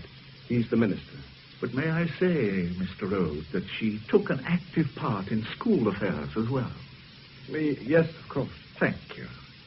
Now, is there any little fact that you would especially like us to include? Anything she herself would like to be remembered by? No, not really. I can't think of anything. No, you could say her father was a magistrate up north. She was proud of that. You've been very patient with me, Mr. Rhodes. We're most grateful on the voice. I say, you haven't got a car, have you? No. I mean, I'm afraid I left it in London. Oh. Never mind. I was only going to suggest we went for a drive, had a chat at the same time. I get a bit fed up kicking around here on my own. I understand. Do you? I don't think many do. Understand the loneliness, I mean. They found out all my correcting. What am I supposed to do here all on my own? No teaching, nothing. You'd think they want to get rid of me. Oh, I'm sure that isn't so, Mr. Rhodes. I know they've done it for the best. But it worries me nothing to do.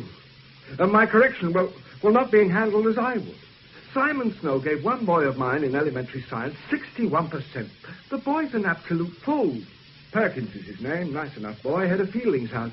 He'd have been lucky to get 30%. Snow gave him 61. It's impossible, quite impossible. Yes, it does seem unlikely. I suppose really I should have moved out of here. The place is getting on my nerves a bit. This house, you mean? Yes. Miss Darcy asked me over to their place to stay, you know, but I didn't feel like it somehow. Not yet. No, of course. Very good people, the Darcys. Very good indeed. They have a sherry party on tonight. I'd quite like to have gone in a way. Who happened to left, Smiley? Well, the young people in the... Oh, no, they've moved. Oh, there they are, Darcy. Are they the Snows? Ah, yes, just so. Simon and Anne Snow. Let me introduce you. Thank you. I say, Dorothy, is that Smiley your brother's introducing to the Snows? Yes, that's him. Strange little blinder. He married Lord Sawley's cousin. Did you know that? Oh? Yes. Lady Anne Thurcombe. She left him soon afterwards, of course. What do you mean, of course? You don't know Anne Thurcombe. And now I've seen George Smiley, I wonder if it ever happened. Poor Simon's been having an awful time, Mr. Smiley. Felix Darcy unloaded all Rhodes' exam corrections onto him. You mean you have too lots of corrections? Afraid so. It's been a bad week. Rather humiliating in a way. Several of the boys who were up to me for science last half are now in Rhodes' form. One or two I'd regarded as practically unteachable. Rhodes seems to have brought them on marvellously. Yes. He was talking to me about one boy. Perkins. He should be pleased with Perkins. The boy only got 15% last half. This time it's 61. Quite remarkable. Whatever else they say about Rhodes, he's a good teacher. Teacher, darling, don't let them hear you use that expression. Oh, yes. You know, Mr. Smiley, Simon's leaving at the end of this half. Oh. Yes, thank heavens. Back to Oxford, a DPhil, and then a university job. You don't like Carl? Oh, can you blame me? I like it less than the poor Stella Road did, and that's saying something. Shane Heck's advancing. You must be dreadfully important, Mr. Smiley, for Darcy to have served decent sherry. What are you? President of the Royal Academy? Oh, I'm afraid not. Darcy and I were both dining at Terence Fielding's on Saturday night, and Darcy asked me for a sherry. I don't think Terence can be coming. He seemed frightfully upset at the funeral yesterday. Well, it was rather upsetting, don't you think? Oh, dreadful. Stella Road was such a nice person, I thought, and so unusual. She did such clever things with the same dress. But she had such curious friends. Mrs. Snow, I've been meaning to talk to you. I want you to take over Stella Road's job on the refugees. The master's very keen on refugees. No good, Miss Darcy. We're leaving at the end of this half. I thought everyone knew that. Felix never tells me a thing, old Jack. And don't you ask me, Dorothy, darling. You know I'm up to my eyes in all sorts of charity. Refugees? Oh, it all started with the Hungarians, collecting for them. Stella Rhodes was one of the few wives who did anything. She worked very well, right until her death. I went over to North Fields on Friday with that parson man from the Tin Tabernacle and Cardew. Well, to see if there was any refugee stuff to tidy up, and there wasn't a thing out of place. Everything was all packed up and addressed. We just had to send it off. Oh, that was very efficient. Well, it was. Now, who the hell can I find to replace her? Darling Dorothy. Never happy unless she's organising somebody. Mostly poor Felix. I suppose I could help. After all, Stella Rhodes was very kind to us, you know, Mr. Smiley. Yes.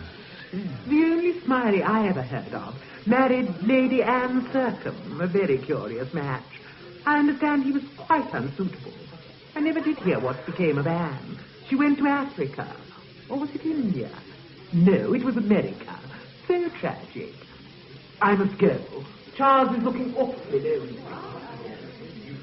If anybody deserved to be murdered, that's... Instead, it was Stella. How unjust things are. You said she was kind to you. Oh, very. Yes. Just one thing. When we moved into a little house in Bread Street, the rain was simply teeming down. We used a firm called Mulligan's. They were absolutely foul. Wanted paying straight away. And I didn't have the checkbook, and Simon was examining for the scholarship. So they even threatened to take the stuff away again. Yes, fantastic. Then Stella turned up. I can't think how she even knew we were moving.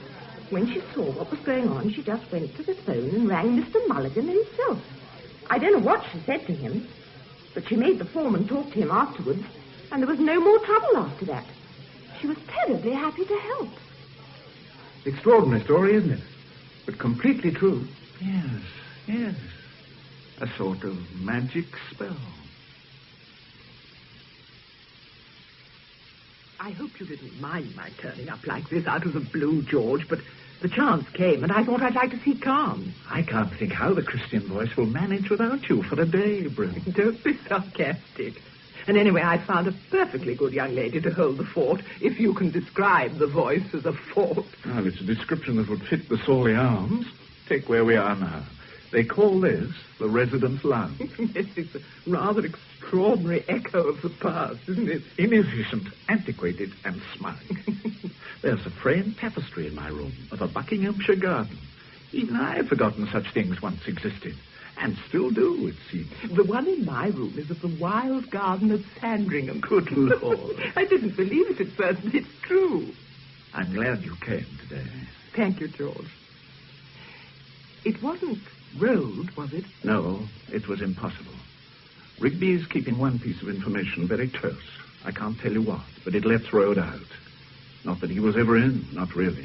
Have you any idea why Stella Road accused him as she did? Well, I wrote to you about the minister of the chapel, Cardew, didn't I? Yes, you wrote out everything very clearly. And as you said, cause and effect just don't go together. No reasonable sequence of events.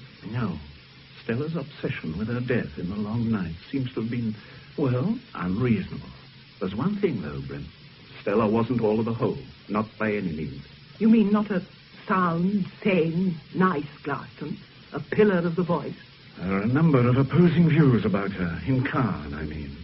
Darcy dislikes her and seems to have very good reasons for doing so, which he keeps to himself. And there was the dog that didn't bite the... Who was it? Postman. Yes. Well, perhaps she was afraid of someone. But not her husband. Not Rhodes, no. Then at the party this evening, a very nice young couple, the Snows, told me how helpful she was when they moved in the town. Came and saved them when the removal men were being difficult. Rang up the owner of the firm, a Mr. Mulligan. Mulligan spoke to the foreman, and all was sweetness and light. What did she say to Mulligan? Well, that the Snows don't know. But Stella Road was of no importance in Caen. If she'd been the master's wife, then it would be understandable that Mulligan would kowtow to her. So she must have had something on the man. Yes. Doesn't signify. It only places Stella Road in another light. Now, what was it Felix Darcy said to me? She was a thoroughly mischievous woman. And then he went on to say how she took pleasure in deriding Road, holding him up to ridicule. Road isn't weeping any tears, is he? No, he's indifferent. And it's an indifference which can only come from a clear conscience. About Road's briefcase, George, Did he really have to go back to Fielding's for it at that time of night? Was he going to sit up marking the papers until the early hours? I don't know. Presumably he was, but I don't know. I know one thing, Brim.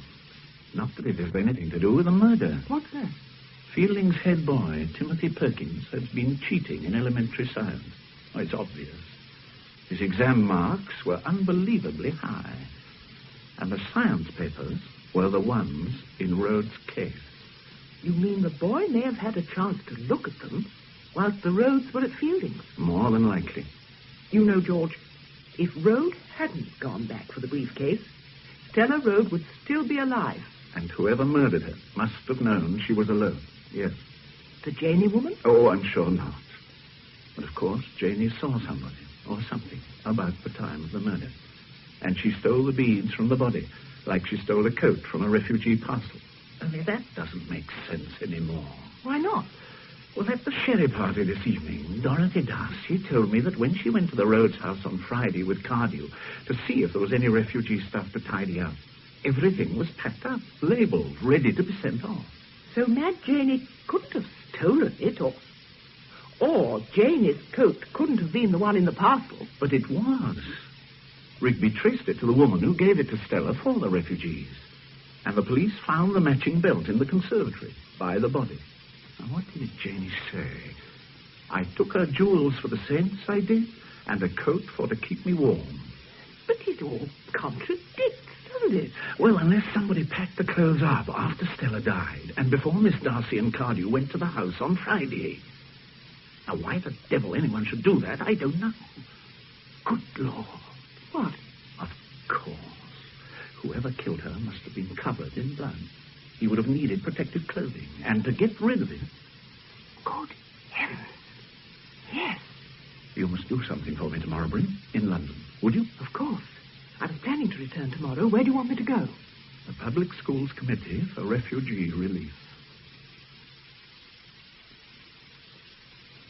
I'm sorry to be a nuisance, but a friend of mine asked me to make some inquiries about a parcel. My name's Brimley, Miss Brimley. The parcel was from Calm School. It was sent last Friday. Last Friday? Then it would have arrived yesterday, and with luck, I ought to have entered it. It wouldn't have been sent away already, Miss... Just call me Jill. No, we're miles behind. Calm School. That's posh. Let's see. Oh, in a frightful muddle. But then if we weren't, we wouldn't be the Public Schools Committee for Refugee Relief, would we? Oh, here it is. Calm, parcel post, £27. Oh, good. Is your friend at Calm? Yes. And I bet she's given something to the collection she didn't mean to give. Oh, how clever of you. Yes, at least she thinks she has. An old dress with a quite expensive brooch on it. It's the brooch, of course. The Calm parcel should be over here. Sorry, it's a terrible mess, isn't it? Like a mad post office. Parcels from every corner of the country. Every corner that has a public school, that is. Can we have a quick look inside? I mean, you don't have to get permission or anything. Oh, don't worry about that. Now, it ought to be here in this pile. Calm's label has C4 on it. My cousin went to Calm. Oh, he's an utter wet. You know what he told me? During Ascot week, they all... Oh, just a minute. Hello. Here we are. Oh, that is clever of you. Let me take it. Oh, thanks. There we are. I say, Calm was where they had that dreadful murder, wasn't it? They're holding that mad woman, aren't they? Now, let's open it. Funny. What is, my dear? Well, normally the Calm parcels are beautifully packed, but this is quite different. I'll take the things out one by one. Awful muddle. What colour dress? Grey. Grey with a few pink flowers. Socks. No duffel. 2 black pullovers. Well, honestly, they must be having a brainstorm. Look at these. A pair of filthy old gloves. Leather, I suppose. Awfully stained, aren't they? And look at these. Rubber overshoes. They're pretty grubby, too. Now, oh, what's this? A plastic cape. Cycling cape. Ugh. Oh, it's damp and slimy. Oh. Are you all right, Miss Brimley? Yes. about me. You look so pale. But it's no grey dress. No, my dear. There wouldn't be. These are enough. I don't understand. This is all mad. Something very dreadful has happened. I must phone. The police will want to know. Leave the parcel exactly as it is, please. Is it blood on those things? Yes. I'm afraid it is.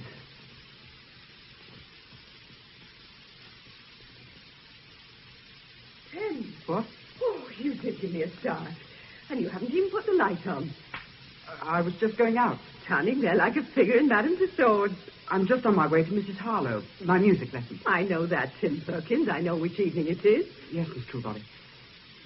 Well, Tim, what is the matter? I don't think there's anything the matter, Miss Truebody. Of course there is. Ever since poor Mrs. Rhodes died, you've been going about looking as if you'd seen a ghost. It's not like you. Did it upset you so much? Mrs. Rhodes? No, it hasn't, really. I was awfully sorry, but, well, I'd only been to tea with her once.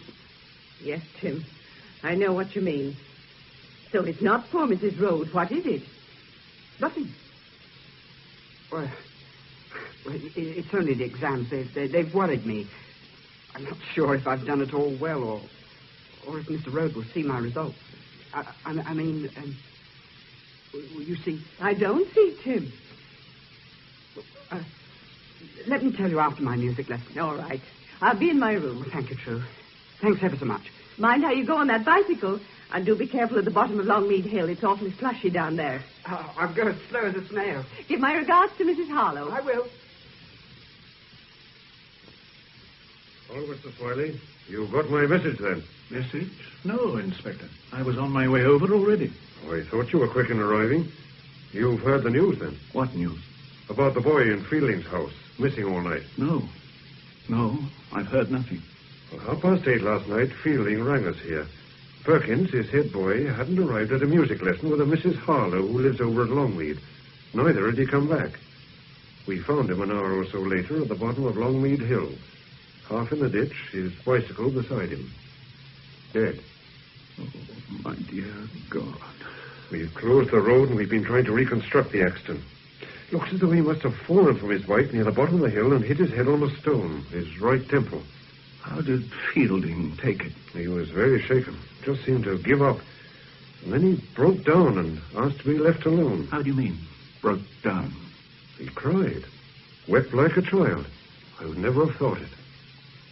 I suppose it was an accident. I suppose so. Perhaps, Inspector, before we go any further, I'd better give you my news. That's why I came to see you. I just heard from Miss Brimley. She's been looking at the contents of a parcel. Yes, there's the refugee relief place at York Square. No, I'm not sure. I'm only hopeful. Yeah. Yes, fingerprints on all surfaces. Yes. I'll come up with the 4:25 this afternoon. At 8:05. Oh, one last thing. I'll be bringing some samples of a schoolboy's handwriting and an examination paper. Yes. I'd like the opinion of a handwriting expert. Thanks. See you later. It's a funny sort of jump in the dark, that one of yours, about Perkins. Well, I've no idea yet what it might prove. But that bicycling cape in the parcel looks like the answer to Janie's silver wings in the moonlight. Someone riding a bike with a plastic cape flying out behind him. Yes, the devil riding on the wind. I shall have to let Janie go, I suppose. I wouldn't, Rigby. Keep her with you, so long as you can possibly manage. No more accidents, for heaven's sake. We've had enough. Then you don't believe Perkins' death was an accident? Good Lord, no. And nor do you, do you? I put a detective onto it. This is a clever chap we're up against.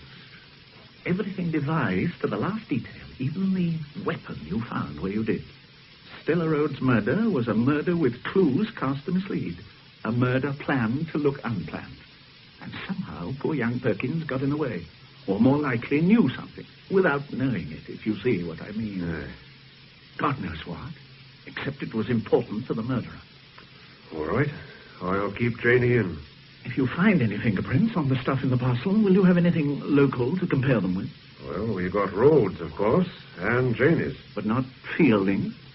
As a matter of fact, we have, from long ago. But nothing to do with this kind of thing. Oh, it was during the war. His brother told me, up in the north of England. It was hushed up, wasn't it? Yes. So far as I've heard, only the Darcys know. And the master, of course. Some Air Force boy. Yes, that was it. Well, I'll be off. Good hunting in London, Inspector. Are you making any calls or anything, sir? Well, I was thinking of dropping in at Fielding.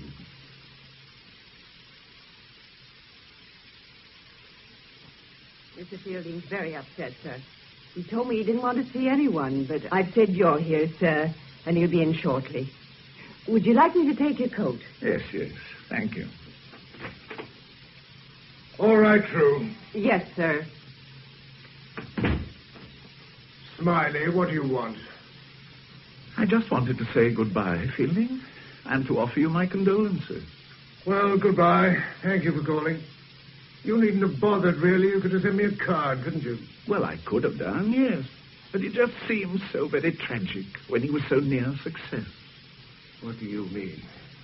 What the devil do you mean? Well, I mean in his work, the improvement. Simon Snow was telling me about it. Amazing, really, the way Rhodes brought him on. Goodbye, Smiley. Thanks for coming.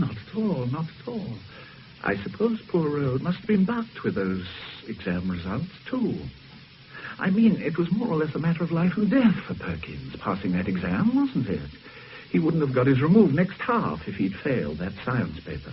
You must have helped him wonderfully, both of you, you and Rhodes.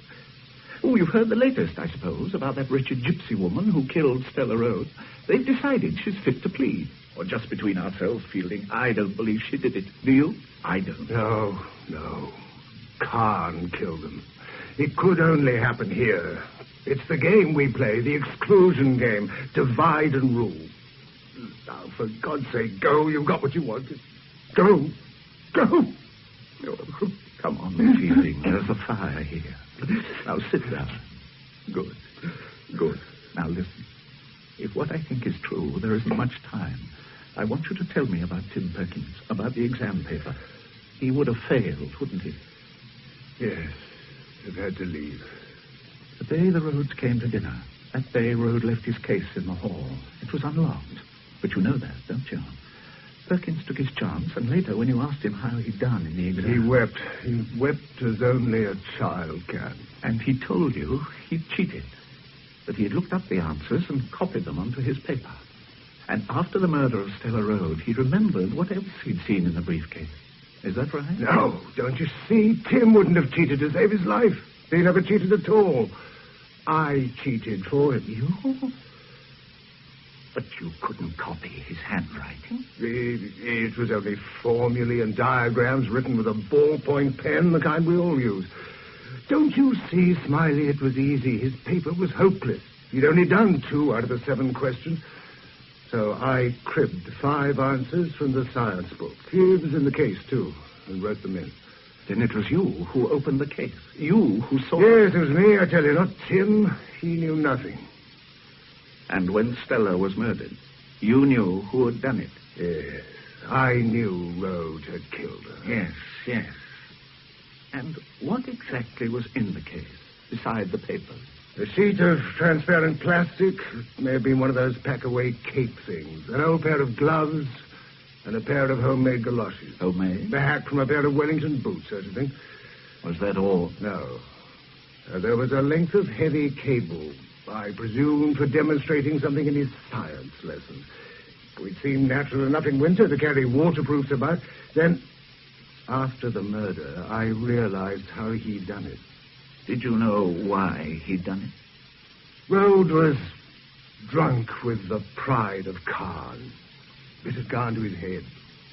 It must have hurt him terribly that Stella wouldn't take any part in the power and glory, wouldn't share any of it. The night they came to dinner, the night she died, she upset Rhodes. I never told anyone this, but she did. Rhodes was full of a sermon the master had just given. Hold fast to that which is good. Oh, Rhodes went on and on about it. He couldn't take too much drink, you know. He wasn't used to it. She kept quiet till he'd finished. then laughed and said, "Poor old Stan. You'll always be Stan to me." I've never seen anyone so angry as he was then. He went quite pale. I've watched her, too, at meals, at dinner parties, elsewhere as well as here. I watched the way she'd peel an apple. Oh, you know what I mean. Well, she must have seen how people do things here, but it never occurred to her she ought to copy them. I admire that. So do you, I expect, but Khan doesn't. And Rhodes didn't. And I think he grew to hate her for not conforming. He came to see her as the one factor which would deprive him of a great career. He couldn't divorce her. That would do him more harm than being married to her in the eyes of Khan. Rhodes knew that. So he killed her. He plotted a squalid murder. With his little scientist's mind, he fabricated clues. But something went wrong. Tim Perkins got 61%. An impossible mark. He must have cheated. And to cheat, he must have opened the briefcase, and then he must have seen the cape, the boots, the gloves, the cable. So Rhodes killed him, too. Yes. Thank you, Fielding. I'll have to let Rigby know. Yes, let the sergeant know. I'll have to face the music about the cheating. I feel much better now, anyway. Much. I sent a chap round to collect Road. He should be here any moment. And no arrest, just a chat. Why the hell didn't Fielding tell us about this before? Oh, that's what I'm wondering. It could be that he didn't understand the significance of what he saw until... Until what, sir? Perkins's death, I suppose, Rigby. And that doesn't add up. The handwriting bloke said they are convinced that the whole exam paper's in the same hand. Is Fielding a liar, then? Yes. The most accomplished liar I've come across for a long time. Rhodes could have done everything. He could have dressed himself up in a plastic outfit, killed his wife, then put the cape and things in the refugee parcel. Having done that, he plays the part of the distressed husband. The only trouble with that pretty picture is how he made the weapon fly through the air into a ditch 4 miles away. It just doesn't work. And would he have had the courage to go back in there, playing the distressed husband, knowing that Mad Janie was about? If he did know. Were there any fingerprints? Not a one. The blood on the gloves and on the length of the cable are of the same blood group, which was Stella Rhodes. Nobody knows that you found the weapon, or when you found it. Nobody outside my squad, and yourself. I think I'd better send someone round to Fielding and get a full statement, lies or not. May I suggest something, Rigby? By all means, sir. Speak to Rhodes first. Ask him about the briefcase. As an opening, I mean. And you'll stay, Mr. Smiley? By all means. What motive would Fielding have had? To lie or to kill? Both. I wish I really knew. Well, come in. Mr. Rhodes, sir. Oh, come and sit down, Mr. Rhodes. Thank you. I'm sorry to drag you along like this, but there are just one or two things I'm not clear on. Oh, by the way, you know Mr. Smiley, don't you? Yes, from the voice. We met the other day. Mr. Smiley is helping us. I didn't feel he was really from the voice. You didn't quite smack of the tabernacle, Mr. Smiley. Well, Inspector, how can I help you? This business of the briefcase with the exam papers in it. The case I went back for. Aye. I was so awful about that boy. A nice boy, but he was very stupid. I suppose he found the case in Fielding's Hall and opened it and copied the answers. He could have only got that mark by cheating. I should have locked it, of course. What else was in the case, Mr. Rhodes? What else? Well, only the papers in the book with the questions and answers. Henderson's Elementary Science, it's called. Well, you've seen the case, surely. It's only a little one, about 18 by 12 inches, 6 or 7 inches across. Well, why did you leave it behind? Was it absent-mindedness? No, not really. I could have sworn Stella was carrying it as we stood in the hall saying goodbye. It wasn't until we got home that she asked me what I'd done with it. She asked you what you had done with it? Yes. And then she threw a temper and said I expected her to remember everything. I didn't particularly want to go back. I could have rung Fielding and arranged to collect it first thing next morning. But Stella wouldn't hear of it. She made me go. You should have told me this in the first place, Mr. Rhodes. Well, you see, I didn't want to tell anyone about our quarrels. I wanted to keep the truth about Stella to myself. But then... But what, Mr. Rhodes? Well, you must suspect I killed her. And anyway, by now, a lot of people here in Calm know what Stella was really like, the truth about her. You mean that she was not a very nice woman? It was her father, old Mr. Glaston, who first told me. When I said I wanted to marry Stella. I never thought to hear a human being talk like that of his own child. What did he say? He said she was bad. Bad in her heart, that she was full of malice. He told me how she'd lead people on, all kind and warm, till they told her everything. Then she would hurt them. Say wicked things, half true, half lies. He told me a lot more besides. Well, go on, please, Mr. Rhodes. Of course, I didn't believe him.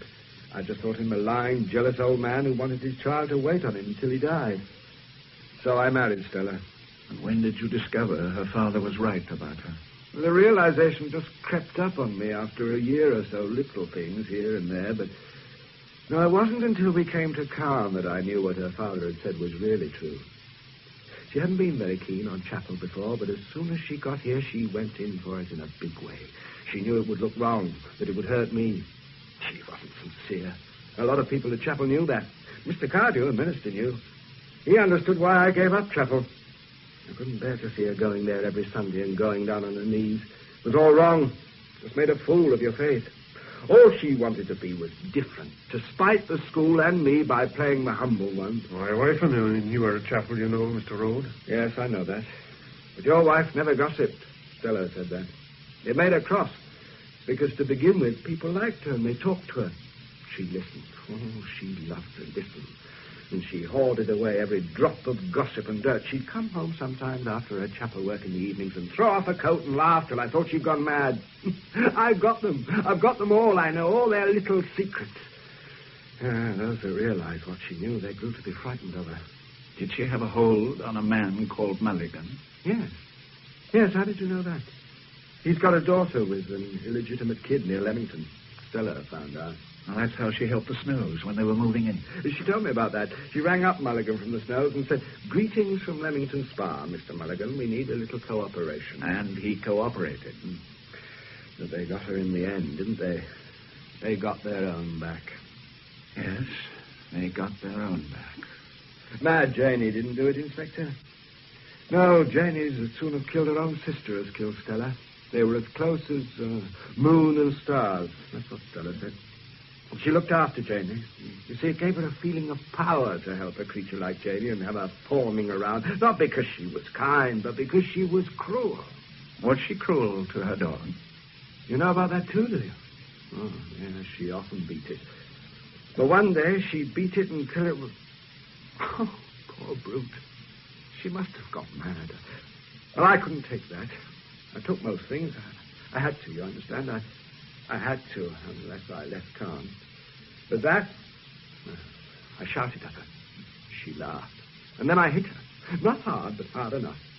I gave her 24 hours to have the dog destroyed, or I'd tell the police. She took it to the vet the next day. I suppose she told him some tale. She could always do that. She said it had bitten the postman, Mr. Rhodes. Not very original. And she was found out by Miss Darcy. Ah. The Darcys understood about her. Yes, Felix Darcy. Oh, that was strange. Anyway, after the business of the dog, she took to pretending I was violent, cringing away whenever I came near, holding her arm up as though I was going to hit her again. She even made out I was plotting to murder her. She went and told Mr. Cardew I was. Did you know that? Yes, sir, we knew that. She didn't really believe it herself. She'd laugh about it sometimes. Then at other times she'd whine and stroke me, begging me not to kill her in the long night. It was the words that got her. The long nights. She liked the sound of them, the way an actor does. You were going to say something about Darcy. Darcy? Oh, yes. Yes, he knew about Stella, but not because she had anything on him. No, that was something different. She had something special there, something she'd never told me about, you see. There were nights when she'd slip out, all excited, as if going to a party. Quite late sometimes, 11 or 12 o'clock. You didn't ask her where she was going, Mr. Rhodes? No, I never did. You see, if I had, she'd have enjoyed not telling me or telling me a lie. I only knew she was going to meet somebody she had on the hook. Darcy must have known who it was. She said he did, but he couldn't tell. She liked that. Well, that was all I ever knew. Have you any idea who killed her? You know I didn't, don't you? Yes, I think I know that, sir. But you don't know who killed her. You don't know yet. I think we know who killed her, Rowan. I think we do now. What the hell do you want with me again, Smiley? I thought you'd gone back to London. No, I didn't go back after all. Something cropped up. Here, I mean. You had to do some more of your wretched little spying, did you? No, not spying, Fielding. Talking. Talking to Rose. Yes, I heard the police had pulled him in. Not pulled him in, Fielding. They've just been getting his story. Well, thank you for telling me, Smiley. It's most interesting, but you needn't have bothered. I'm not concerned any longer with Road or any of this dreadful, sordid business. At the end of this half, I leave Caen for good. Wash my hands of the place. Goodbye, Smiley. The story you told me yesterday when I came and saw you about cheating for Tim Perkins, how you took the paper from the case and altered it. Yes? It isn't true. They've examined it, and it isn't true. The writing was all one person, the boy's. If anyone cheated, it must have been Tim Perkins himself. My dear Smiley, you can't expect me to believe that. These policemen are practically moronic. And what does it matter? Tim is dead, isn't he? Road killed him. Look, Smiley, I've things to do. I have to go to London tomorrow. Do you know why? I'm seeing a headmaster about a job. I've no pension when I leave here, you know. I have to go on working. I shall have to teach at a crammer's, a sort of breaker's yard for old dons. Don't you feel sorry for me? Isn't it a nice sensation to feel pity for an old fake like me? Of course, it doesn't necessarily signify anything. I mean, you could be protecting the boy, couldn't you? By lying for him, even though he's dead, for his honor, so to speak.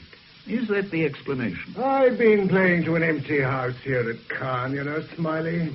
They won't remember me for more than a half or two.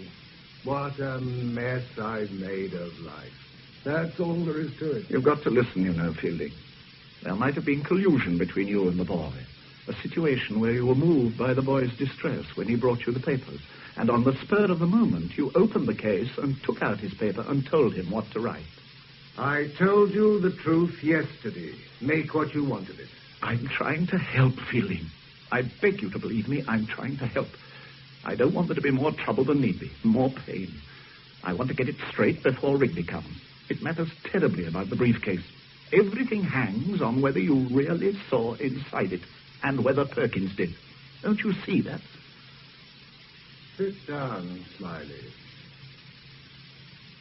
What are you trying to say? If it was Perkins who cheated after all, if it was only the boy who opened the case and not you, then they'll want to know the answer to a very important question. They'll want to know how you knew what was inside it. What was inside it? The plastic cape, the gloves, the galoshes, the piece of cable. I saw them. They have to believe that. They were the things, even if that police sergeant hasn't been able to find them. Oh, don't be so silly, Fielding. Everything's been found. It was all in a refugee parcel. All but one thing. Well, Rode had every opportunity to do that, put things into one of Stella's parcels afterwards. Well, let's start from the other end. Suppose it was you who killed Stella Rode. Suppose you had a reason, a terribly good reason. Suppose you went ahead of Rode after giving him the case that night, overtaking him by bicycle. Suppose Janie saw you, like she said, riding on the wind. Then, Fielding, if that were really so, none of those things were ever in the case. You must have made it up, all of it. Of course, later, when the exam results came out, you realized that Perkins had cheated. Then you knew he had seen inside the case, had seen that it contained nothing but the exam papers. And he could have told the police that. That would explain why you had to kill the boy. I hear you. Because you did kill him, didn't you? You waited for him at the bottom of that hill. Twice a week he came down it at the same time, on his way to his music lesson. You must have stopped him, and then hit him with a stone. It looked like an accident. Looked as if he'd fallen off his bicycle. Poor Tim Perkins. That was a terrible thing to do, Fielding. And it nearly broke you, didn't it? Shut up, for God's sake! Shut up! And why should I have killed Stella Rode? What was the reason you spoke of? Oh, I think it was like this, but one thing for certain first. When you were convicted, the RAF boy, in the north of England, the magistrate who convicted you was a Mr. Glaston, Stella's father. So she knew about that. It was the sort of information she would hoard and use. Rode has told us the truth about her. She was dreadful, wasn't she? Evil, Rode called her. Really evil. Go on, Smiley. She came and told you what she knew. That was all. But she had you on the hook, as Rhodes calls it. You spoke to Darcy about her. Darcy knew of your conviction, and he suggested you played along with her to discover what she really wanted. So she summoned you to meetings at absurd times and places, in woods and disused churches, at night mostly. And she wanted nothing from you but your will. She made you listen to her boasts and her mad intrigues, made you fawn and cringe. At least, I believe it was like that. Although she also had the power to stop you getting another job, and she tormented you with that. You planned to kill her, Fielding. And then on the night when the case was left behind, you saw your chance, and you took it. Did I? Did I? And how did I know Rhodes was coming back for the case that night? It was part of Stella's little game. She left it behind purposely, and she arranged that you were to visit her after Rhodes had collected the case. She made him go back for the case. Then she sat there, waiting for you, Fielding. It was a perfect opportunity. There was only the slight risk that Rhodes might have recalled you riding past him. But bicycles are common in Caen, and with a plastic cape on, you might have been anybody. Sheer fantasy, Smiley. I saw what was in that briefcase. I told you Rhodes must have done it. Of course, you're quite right about her blackmailing me. But she did many worse things to other people, and not least to Rhodes himself. They know Rhodes didn't do it, Fielding. The point was that she could have stopped you getting any job in any school. And I think she would have done. Or if she'd let you obtain a job, then she would have still had you on the hook. How do they know Rhodes didn't do it? How can they know? He's got no alibi. Why should he have made all the bother with the case? Why didn't he keep the case with him all the time? To do what he did do with it doesn't make sense. But never mind.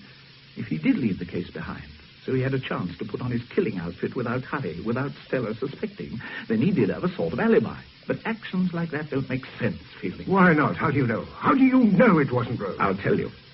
5 minutes after discovering the body, Rhodes was with Darcy. From then on, for the next 48 hours, he was under constant supervision. Perhaps you didn't know this, Fielding. But next morning, the police found the murder weapon where you dropped it that night, 4 miles down the road in a ditch. Rhodes couldn't have got it there, could he? In 5 minutes. No, of course not. Bad mistake, wasn't it, Smiley? Why didn't you throw the cable in the canal, where it would never have been found? Did you so much want to incriminate Rhodes? It would have been poetic justice. It was Rhodes who brought the frightful woman here to Caen because he nursed a miserable little ambition. He wanted to be one of us, the stupid oaf. So he let her loose on Caen and on me in particular. Didn't he guess what she was up to, what she was really like? Rhodes knew. He knew all there was to know about her. He suffered because of her, but he never murdered her. No, I did that. She got her just desserts. And you know, Smiley, if I hadn't done it, somebody else would, sooner or later. She'd have tormented some other poor devil. That's what she liked about it, of course. I rang the bell that night, and she came to the door, full of herself, ready to put me through her catechism. And then she saw that I was going to kill her. For a moment, she showed fear, for a fraction of a second only. She made a mouth as if to scream, but she didn't utter a sound. Then, just as I was about to strike her down, she looked up at me, and there was no surprise in her eyes. I never thought I would make a murderer, you know, Smiley. Perhaps Stella Rhodes would have made one out of any man. I imagine Rigby is on his way. Yes, he should be here soon. How very civilized this all is. I suppose she'd have let me get the job at that awful Crammer's just to keep tracks on me. She'd never have let go of me. She loathed me and everything I stood for too much to let me slip out of her life. Oh, those meetings, I can't describe them. It wouldn't be decent. But I shall never forget them. And I shall have plenty of opportunity to remember them, shan't I? Could you have stood her treatment, Smiley? Surely it was as bad as any treatment by a secret police. The sudden grab, the smooth release, and then the sudden grab again. No end to it. Don't you see I had to kill her? No, Fielding, no.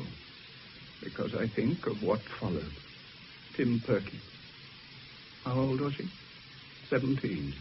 And he cheated probably for the first time in his life. And paid for it with his life. I try to forget that. To kill the thing you love. God help me. And now True will answer the door and say, "Good evening, Mr. Rigby. What can I do for you?" Oh, good evening, Mr. Rigby. What can I do for you at this time of evening? Mr. Fielding, please, Miss Truebody. I think he has somebody with him, a Mr. Smiley. Yes, I know. Is this the door? Yes. Good evening, Inspector. I have a warrant for your arrest, Mr. Fielding, on the charge of murdering Mr. Stella Road on the night of February the 16th. I know, Inspector. Oh, Mr. Fielding, you can't let them say such things. Poor True, the Inspector's quite right. On the night of the 16th, I killed Stella Road. No, you're just saying that, Mr. Fielding. You couldn't murder anybody, not you, Mr. Fielding. I never thought I could either, True, but she made me a murderer, you know. And then I had to go on. Go on, I don't understand. Oh, no. No, not him, not him. You loved him. I saw him off that night. I told him to be careful. Come on, for heaven's sake, let's get this over with. I must warn you that anything you say may be used in evidence. It always has been, Inspector. Goodbye, Smiley. I'm sorry I'm not a patch on my brother. Goodbye, Fielding. You know, they'll never be able to live this down at Caen. Things will never be quite the same again here. That is something to be remembered by, isn't it? Quite something.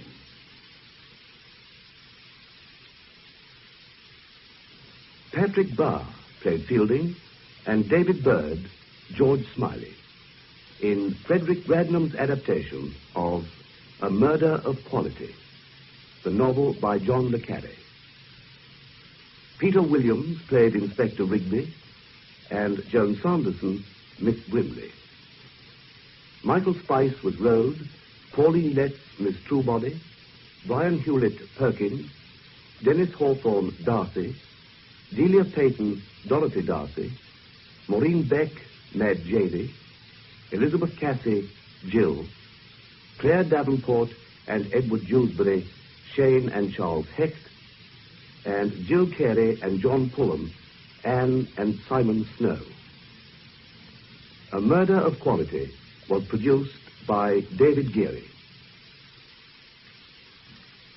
The Sunday play at 2:30 on Radio 4 tomorrow is John Drinkwater's classic Abraham Lincoln, starring Michael Hordern and Mary O'Farrell.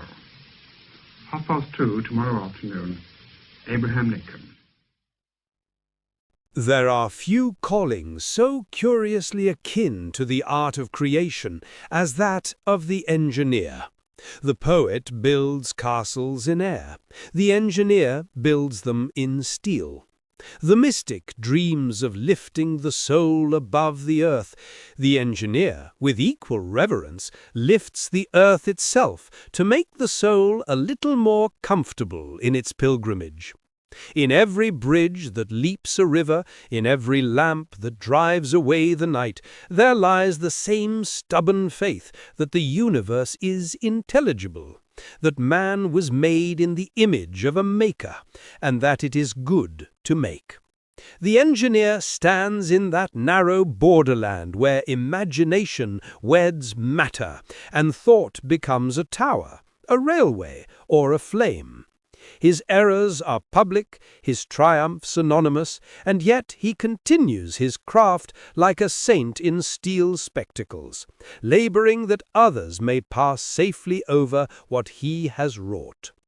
President Hoover, himself a craftsman of civilization, has here praised that noble discipline, and rightly so, for in every honest girder there is a gospel, and in every humming dynamo a kind of hymn. Now, let's listen to Engineering by President Herbert is a great Hoover. Profession. There is the satisfaction of watching a figment of the imagination emerge through the aid of science to a plan on paper. Then it moves to realization in stone or metal or energy. Then it brings jobs and homes to men. Then it elevates the standards of living and adds to the comforts of life. That is the engineer's high privilege. The great liability of the engineer compared to men of other professions is that his works are out in the open where all can see them. His acts, step by step, are in hard substance. He cannot bury his mistakes in the grave like the doctors. He cannot argue them into thin air or blame the judge like the lawyers. He cannot, like the architects, cover his failures with trees and vines. He cannot, like the politicians, screen his shortcomings by blaming his opponents and hope that the people will forget. The engineer simply cannot deny that he did it. If his works do not work, he is damned. That is the phantasmagoria that haunts his nights and dogs his days. He comes from the job at the end of the day resolved to calculate it again.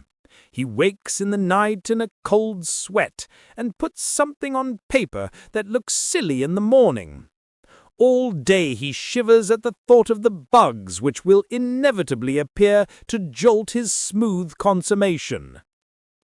On the other hand, unlike the doctor, his is not a life among the weak. Unlike the soldier, destruction is not his purpose. Unlike the lawyer, quarrels are not his daily bread. To the engineer falls the job of clothing the bare bones of science with life, comfort, and hope. No doubt, as years go by, people forget which engineer did it, even if they ever knew. Or some politician puts his name on it, or they credit it to some promoter who used other people's money with which to finance it. But the engineer himself looks back at the unending stream of goodness that flows from his successes with satisfactions that few professions may know. And the verdict of his fellow professionals is all the accolade he wants. We've been listening to Engineering by President Herbert Hoover. It is a strange and splendid thing that the age of steel should still depend upon the frailty of conscience. The bridge may bear 1,000 tons, yet it is borne upon the invisible shoulders of one man's integrity. The world may never know his name, but if the beam breaks or the pressure fails, the truth will shout his guilt from the stones.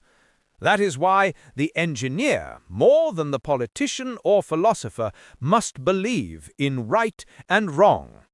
And yet, beyond the fear of failure, there glimmers the joy of creation, the ancient delight of the craftsman who finds in his work a reflection of divine order. For when an engineer bends the forces of nature to the service of mankind, he does not conquer creation, he cooperates with it. His bridges are prayers in iron, his machines psalms in motion. He leaves no epitaph but the humming of a city and the laughter of children under electric light, and that, perhaps, is the most enduring monument of all. Radio 4.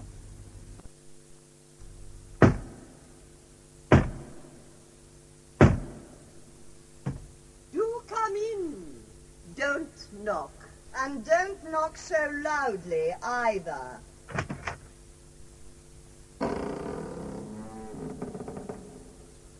Did I knock too loudly for your sensitive, pearly ears? You've heard nothing yet. Behave, slave. We rule this wave. Of you we are unafraid. We pay your wages. Put down the tray and come here.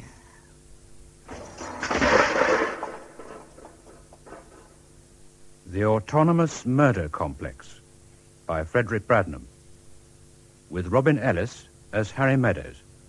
Ravages are my wages. Oh, look, I've broken my wages. As I'll break you both. You've let the genius out of the bottle. Silly cows. You don't know what you're up against. Now, let me escort you from the room.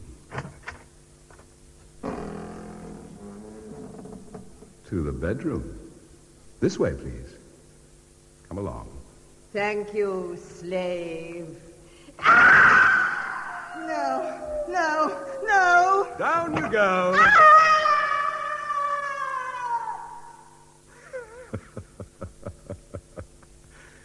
Just a matter of a few floorboards missing, and down into the pit they go. And no one will know that I did it. No one. That's the sort of thing. Terribly real at the time, Doctor. You English are so bad with names, Mr. Meadows. Hilda Geertzahn. I think you should call me Hilda. And I call you Harry, yes? Fair enough. Hilda and Harry. We should make the Palladium. Ah, that is a joke, I see. Not a very funny one. Sorry. So you write them down. The dreams, not the jokes. Read me another. All right. Do you think... I think nothing yet. Read me another ugly man dream. The chap, ugly man, was lurking behind a hedge or wall. As things do in dreams, it changed. The grounds were a bit like those at Rushforth Park, a place I know. The chap was watching a piece of land which he had trapped in some way, mined it or dug pits, and it was a fine day. They should be arriving soon, galloping their horses. What a surprise they'll have. What a surprise. The inquest will ask, who did it? Who indeed? The enemy from over the border? The trusted gardener? The neighbors? I shall sit in the courtroom wearing black as the friend who mourns and laugh inside. Listen. Ah, here they come.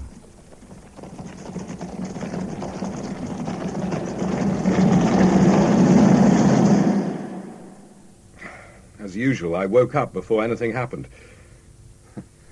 This ugly chap is all bull, all talk. Yes, but his own sort of bull, as you call it.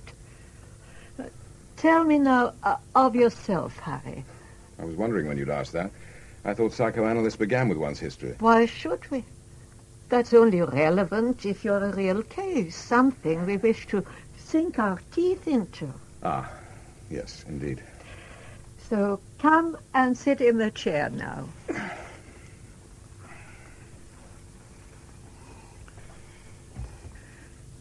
How old are you? 42. And for a living? Up to 6 months ago, I was a soldier. Been so since I was 19. A soldier? You surprised me. An officer? Yes, since military academy. I'm a lieutenant colonel. I commanded an infantry battalion. And now you have left the army. For what reason? Good question. A number of reasons. I had had enough. Saw no point in serving anymore. It was very unlikely that I'd get promotion, so I'd have to take my bowler hat. As we say, in a year or so why not now? And my last tour of duty wasn't a success either. Do you now do something else? No, not yet. I haven't got round to it. I'm in a pickle. Truth is... God, this is awful. I want to cry. Then cry. It's ridiculous, huh? I mean, I don't cry. It's like some blubbering schoolboy.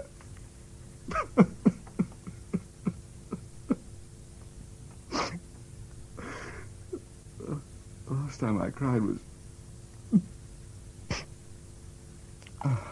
Can't talk about it. So sorry, Makes you feel better, in fact. Like they say.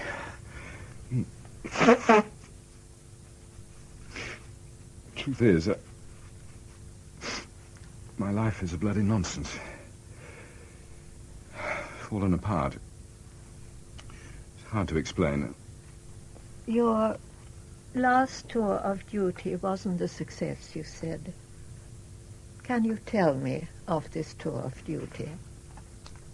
Yes. What isn't covered by the Official Secrets Act. It was the battalion's second visit to Northern Ireland in 3 years. The first wasn't too bad. This second go was a sheer catastrophe. I lost 10 chaps in one ambush. 2 weeks later, another 4 on the street in a week. Then my second-in-command and 3 of my best NCOs in one armored truck were blown sky high. All this in 3 months. So we were pulled out. I was moved to a staff job at NATO, relieved of my command, in fact. So I sent in my papers, and they were accepted. I sort of slunk out. Were you yourself wounded or injured? No, not a scratch. Do you believe the catastrophe, as you call it, was your fault? I don't know. I've chewed it over, God, have I not? Do you think there is such a thing as pure and simple bad luck? Why not? I have come across it. Pride must have a fall, right? I was proud. Vainly proud? Not proud enough, perhaps. Had I set things in motion in such a way that they'd turn against me? I can't see that I did. I can see that I'd lost my grip a bit, though. I had become a bit remote, I suppose. And a battalion commander can't be even slightly remote. At least not under the conditions of the Ulster War, he can't. Perhaps if I'd been more on the ball, I could have prevented some of the beastliness.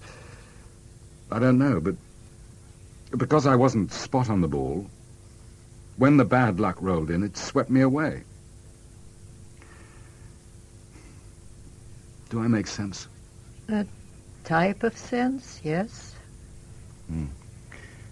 I suppose it was because I was unburdening my dreams on you that I wanted to cry. You did cry also. Why, I am not sure. But let us keep to your history and not sidetrack. My last tour of duty wasn't a success either. But to what does that either refer? To the whole shooting match. Making a general nonsense of things. Personal failure. Are you married, Harry? And there's that. I married 15 years ago. We divorced by mutual consent 5 years ago. We have a daughter of 13. Do you see your daughter? Now and again, by kind permission of her mother. And her? Your ex-wife, do you still see her? Oh, yes. In a way, we're quite good pals. She considers me a bit of a joke, has for a long time. I married above my station, as we used to say. I suppose that makes her feel superior. Do you mean that she is of a higher class than you? You know what class is in England. I came from the lower middle. My dad was a local council clerk. I married Lady Monica Grant, the daughter of an earl. So it was Captain Meadows and Lady Monica, who happens to be Mrs. Meadows. Well, tell me something of your marriage. God knows why I ever thought it could have worked. I don't think Monica believes it ever would. She's a very, how can I put it, physical, passionate, strongly sexed lady. And she had a sexual crush on me. So did I on her, only not so much. But you can't keep that sort of thing up forever. If you'll excuse the innuendo. I suppose we had a good run for our money. Has she remarried? Funnily enough, she hasn't.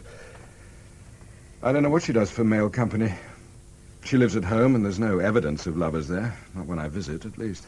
Does it worry you, the idea of lovers? Good Lord, no. Although I am concerned for Patience, my daughter's feelings. Lovers all over Rushforth Park when she's there would not be a good thing, would it? Oh, children suffer far worse at come through. Rushforth Park is a large house? Very. A sort of castle. Monica's father is dead, her mother not. She really does despise me, always has. She's the Dowager Countess. And she lives at Rushforth along with the present Earl and his family. There's plenty of room. Monica and Mary, her mum, have a wing to themselves. Self-contained. And you visit this place still? When Patience is on holiday. I have to. It's the only way I can get to see her. And even then it isn't plain sailing. The last time was a couple of months ago. The Dowager Countess and Lady Monica will be down in a few minutes. They told me to say so. Thanks, Atwell.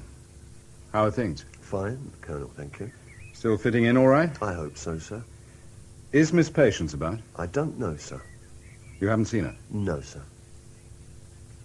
I believe she's with the Bartons at Mallet, sir. I see. Thanks, Atwell. Keep up the good work. I'll do my best, sir.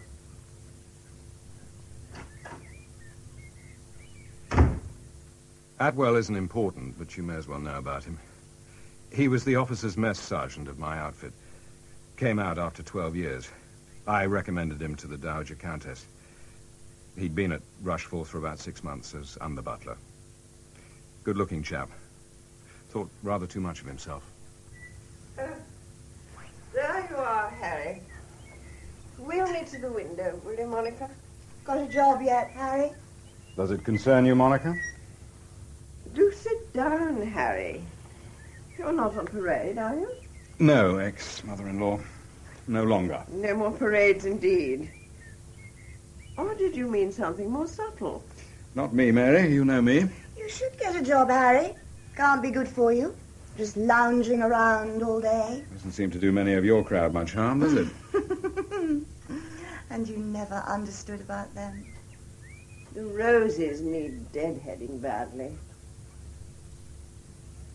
I suppose you're wondering where Patience has got to. As I came specifically to see her, yes. Well, she should be back in about an hour. Didn't she say, Monica? Well, that's what she hoped. You did tell her I was coming. Of course. She'd already made plans. That means you told her last thing, the usual trick. I can't imagine why you have this excessive disposition to filial affection, Harry. Do the middle classes always sport this behavior? I don't know. I'm lower middle, remember? And for Christ's sake, don't lay it on so thick. I want to give the child some love. Someone has to, and I don't believe either of you know how. It's something you weren't brought up to know about. You can't show. Don't be a bloody fool, Harry. Patience is perfectly happy, both here and at school. She behaves as if she is, which is good behavior and no more. The girl is a child. 13, Mary. They go on the pill at 13. What they get up to in the lower depths is of no concern to us. God, how I hate you, both of you. Oh, must you? Let us preserve the decencies, please. And you don't hate us. We don't hate each other in our world. Shall I have tea, sir, milady? Oh, yes, do, Atwell. Have some tea with us, Harry. Patience will be back by 5:30, I'm sure. Is it as bad as that? I've given you the basics, but it is. In Danish, we say factor. Antics, playing games. Yes, but their game is not my game, if I have a game. It was of them I was speaking. They are the game-playing sort. You, Harry, I do not think you play games. You are a man without a private mask, I think. Is that a compliment? Is it a good thing to be?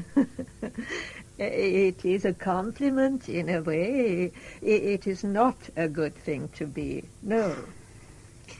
So, why do I dream these awful dreams? We shall try to find out. If we find out, will it heal? Ah, that is the mercy which we seek. This frightful chap I dream, as if I am him and he is me. Where does he come from? Who is he? Why does he take over like he does? Is he one side, the bad side? You have heard of Carl Gustav Jung, yes?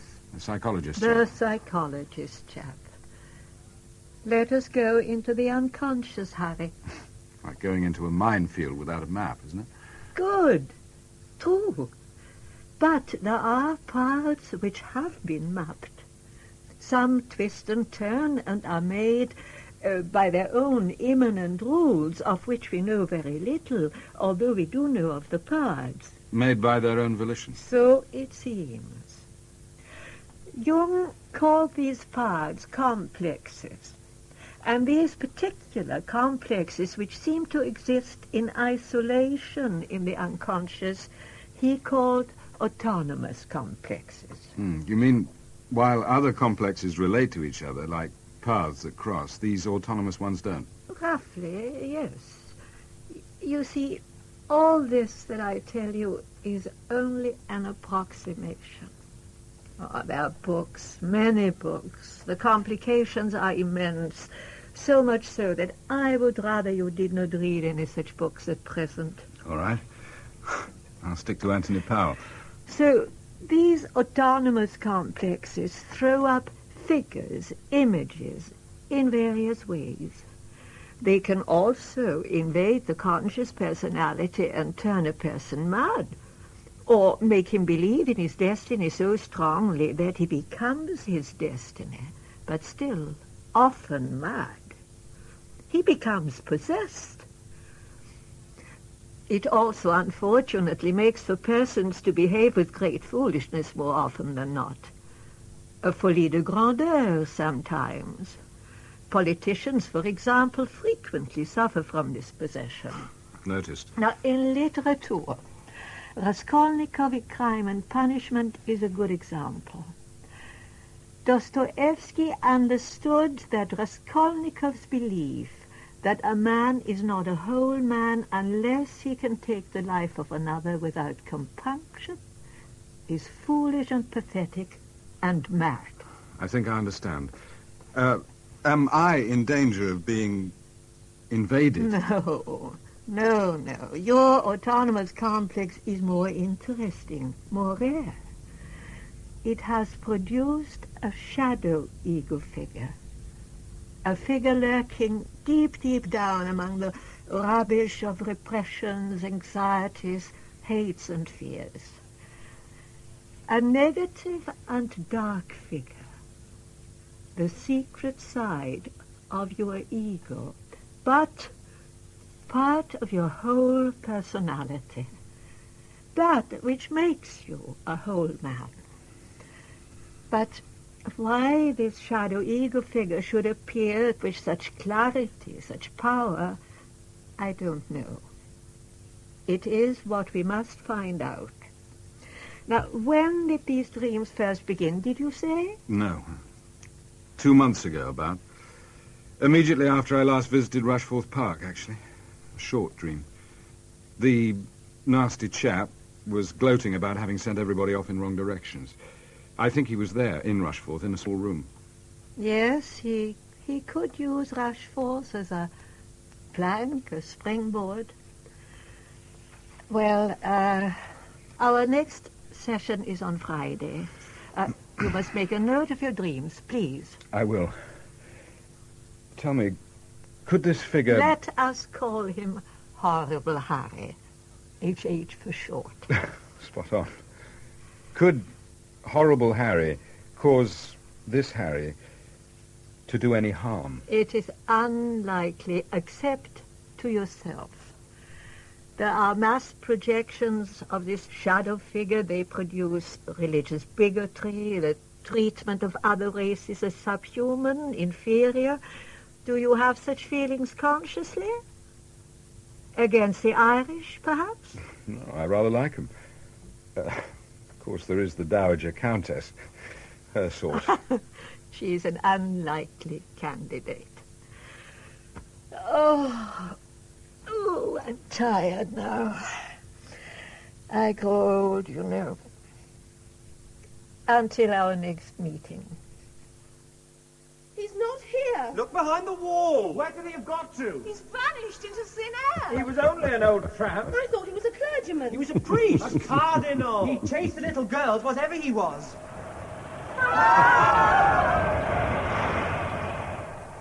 There. I have swept them away.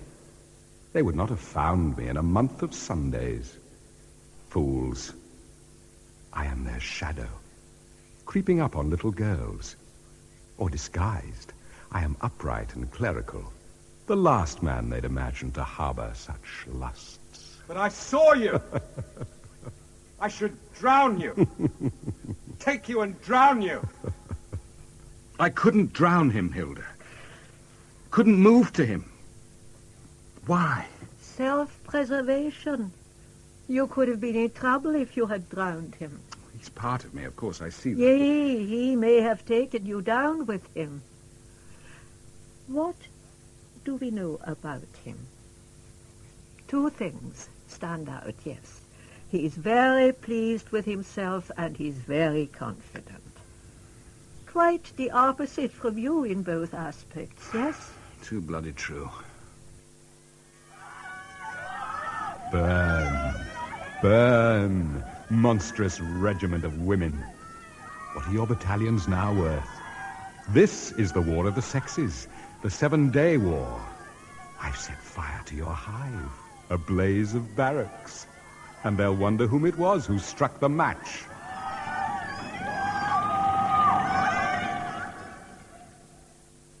That paid them out, burnt them out, and paid them out. Serves them right. I'll teach them to ignore me.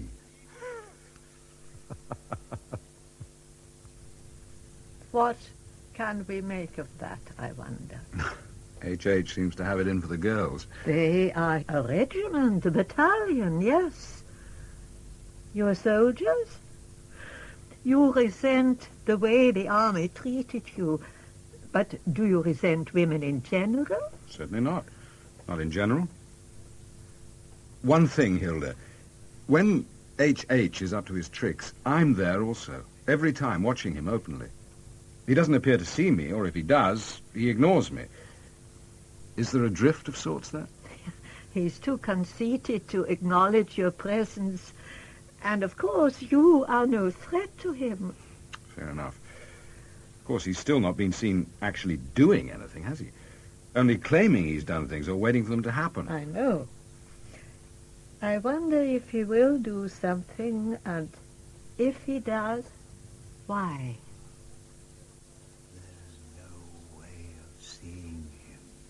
Today, I am the invisible Hulk. The Black Death who will clutch at their throats until they are dead. There's no protection from him. I shall leave no trace of my revenge. You will see. The trail of dead will be like those struck down by an unknown doom. Here we go. Cloud. You would not know, but Nietzsche had similar dreams. He went mad, didn't he? Are you feeling all right, Hilda? Tired. And I have some pain, but let us go on. Now, this is interesting. H.H. is a revenge symbol, yes? Against all the slights you've received, the small persecutions, the manner in which the army failed you, the treatment you receive at Rushforth Park, yes? I suppose so. But there is something more, which is exciting, yes. H.H. looks ahead to what is to happen often. Often as if he knows the future. He prophesizes. Yes, this is unusual. Oh. Hilda? What's the matter? Oh. The pain is different this time. Goodbye, Harry. Hilda? Someone! Quickly! I thought it better to talk here, Colonel Meadows, not the consulting room, which may have seemed I was taking over from Hilda. And you're not? Well, that's up to you. Boy, Hilda, I feel... Well, she hadn't been well for some time. She knew the warning signs, but she chose to ignore them. I feel as if I've killed her. A massive heart seizure killed her. She always said she would work until the end. She was 75. Without her, I feel quite lost, you know. Dr. Joanna White. Sorry, Joanna White. I'll remember. This terrible chap I dream about. Horrible Harry, we called him. It's as if he's out to ruin everything and is successful. I have read Hilda's notes. Hilda's death was the last thing I thought would happen. Yes, we analysts rarely go down dead in full flight. She said there was such a thing as pure bad luck. I have it, and it killed her. You're not a man who goes in for self-pity, usually, are you? No. Nor did I go in for tears, but I cried like a schoolboy with her. With me, you would be allowed a small ration of self-pity and a few tears. That is, if you wish to continue the analysis. Sometime, yes. But not for the moment. I have to have a pause. Sorry. No, I understand. But I'm sure you'll need to continue. So please, do go on writing your dreams down. Yes, of course. It's becoming second nature. Yes, it does. Have you friends to whom you can talk about Hilda's death? No, not really. I kept my visits to myself. There is my ex-wife, of course. Better her than no one, I suppose. I say, Daddy, you don't look at all well. I'm all right, Patty. Had a bit of a shock the other day. It took the wind out of my sails. That's the stuff, Aswell. Park me under the sycamore by Lady Monica. Ah, and now go and get some drinks. Yes, my lady. What sort of shock, Daddy? Somebody died, suddenly, at my feet, as it were. What's this, Harry? I didn't think you were listening, Monica. With half an ear? Who died? A very nice elderly lady died when I was with her. How terrible. Who was she, Daddy? Did I hear you talking of her death, Harry? You did, Mary, but of nobody known to you. Well, do go on. Who was she? A doctor from Denmark. Unusual for you. Most unusual. What the hell were you doing with elderly Danish lady doctors? Playing bridge? Holding tea parties? Did you like her, Daddy? Yes, very much, Patty. How did it happen? She had a heart attack, bad one. You see, she was a fine person. You haven't answered Monica's question, Harry. I know. I wonder what you'll make of it. Make of what? Harry, you're not cut out to be enigmatic. She was a psychoanalyst, and I was consulting her. Well. That's a turn up for the books. And when she died, you were on her couch. I suppose she did have a couch. Yes, and yes. All our American girls have their analysts. Your father is somewhat different, Patience. Well, he could have problems. Thank you, Patty. Well, perhaps it would be best if we don't hear about them. But no. On the other hand, knowing you, Harry, it is tantalizing. I have certain dreams. Hold your fire, Harry. I thought, Jane, your American friend, very nice, Patty. Oh, thank you, Atwell. Well, put them down there. I'll look after things. Thank you, Lady Monica. The soft drink for Miss Patience is ice cold, I'm afraid. Never mind. It'll soon warm up this evening. It will, miss. And I brought some Angostura bitters for the Colonel. Is that all, my lady? Indeed it is, Atwell. Thank you. Is he proving satisfactory? Atwell? Oh, yes.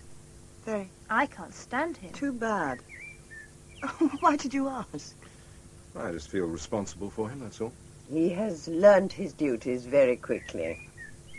So, you went to this lady from Denmark and told her your dreams. That's about it. It sounds as if they were too much for her. Mummy, you can be so cruel. Heartless more than cruel, Patty. Oh, that's me. Certain dreams, Harry. Don't we all have certain dreams? Or do you mean they are of a sexual nature?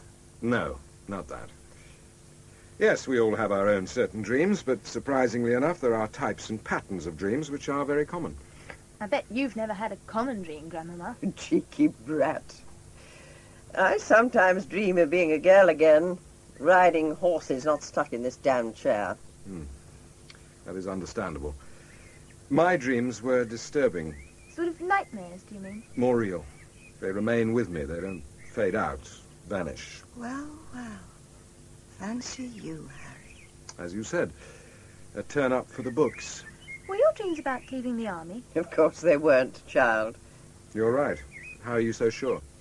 Well, I don't think you felt guilty about leaving the army, Harry. A little bitter, maybe. But I think you were glad to get out, so why should you have disturbing dreams about it? Fair enough. We were trying to discover what caused the dreams when Hilda died. It was complicated. You'd better come out with it, Harry. What sort of dreams? An autonomous complex.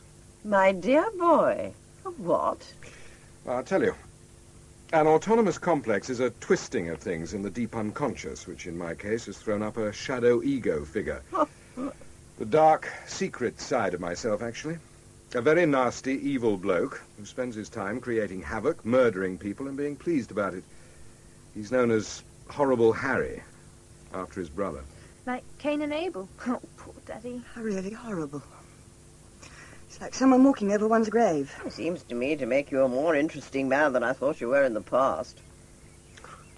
You would say that. I might have guessed. I suppose you could be capable of murder, Harry, if roused. It's not me who murders, Monica. I'm not the type. He is. Well, we all of us have a dark side to us, don't we? Only it's very firmly sat upon, isn't it? It is, Patty. Even in the unconscious. So, when it rears its ugly head in those depths, as powerfully as in my case, one has to find out why. Or else damage can be done. Oh, damage? In what way, or to whom? To the dreamer's personality. To my life, Mary. What do you do now? Now your analyst is dead. If the dreams continue, then I go to another analyst and continue. Well, that woman dying in the middle of things can't have helped. It left me pretty numb. I felt it was my fault. When was this, Daddy? A week ago. Seems an age. You'd better try to get over it, Harry. Go off and do something outrageous. That might quell your nasty friend. I wish I could. No, it's not in Harry's nature. Not outrage. Hence the dreams, I imagine.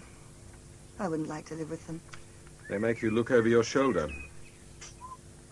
Well, what's that Will doing, taking the chairs in? How on earth should I know? Well, I thought you might. Did you now? Yes. Anyway, thanks for your sympathy. I didn't expect it. Why not? I'm not all that bloody. In fact, the whole thing gives me a cold spine for you. All I beg is, for God's sake, get it sorted out. Well, you don't want to go dotty, do you? Not you, Harry. Some men do spend all their lives working at it, but no, you're not the sort. I'll hang on to my sanity, Mary.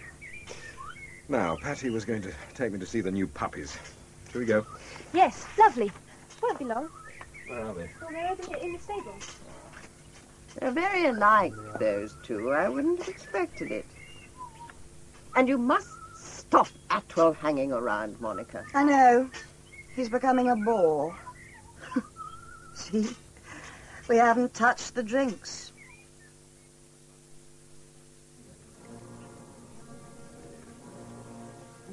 Let us remember the fallen. Remember this 94th of November, those who fell in 2 wars. Died for us, which was noble of them. Died so we might live in pieces. Let us remember them, the fallen. Nonsense! Hypocrisy! Rubbish! Get that man! Police! That Red!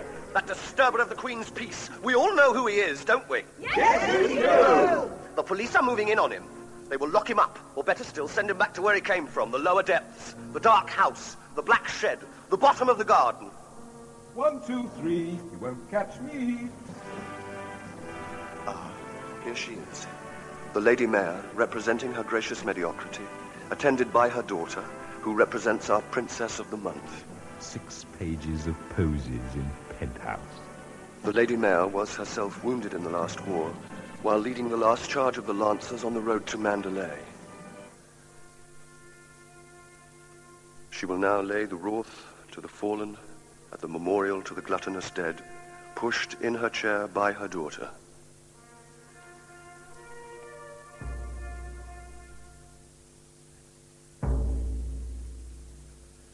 As they remain at the memorial in silence, a figure approaches. He walks with quiet deliberation, a tall, dignified man wearing a long black cloak. A foreign diplomat for sure. Now he goes over to the Lady Mayor, bends over her for a few words. Now he turns to her daughter, places his cloak around her in a grand gesture. What has happened? The Lady Mayor falls from her chair. The daughter slumps to the ground. There is blood everywhere. They are slain. They are fallen. They are the glorious dead. Who was the assassin? The man in the long black cloak? Where is he? The crowd surge up to the dead at the memorial. There is pandemonium, chaos, panic, and the assassin is nowhere to be seen. Who was he? Who was he who fulfilled our hopes and our desires, our dreams and our wishes?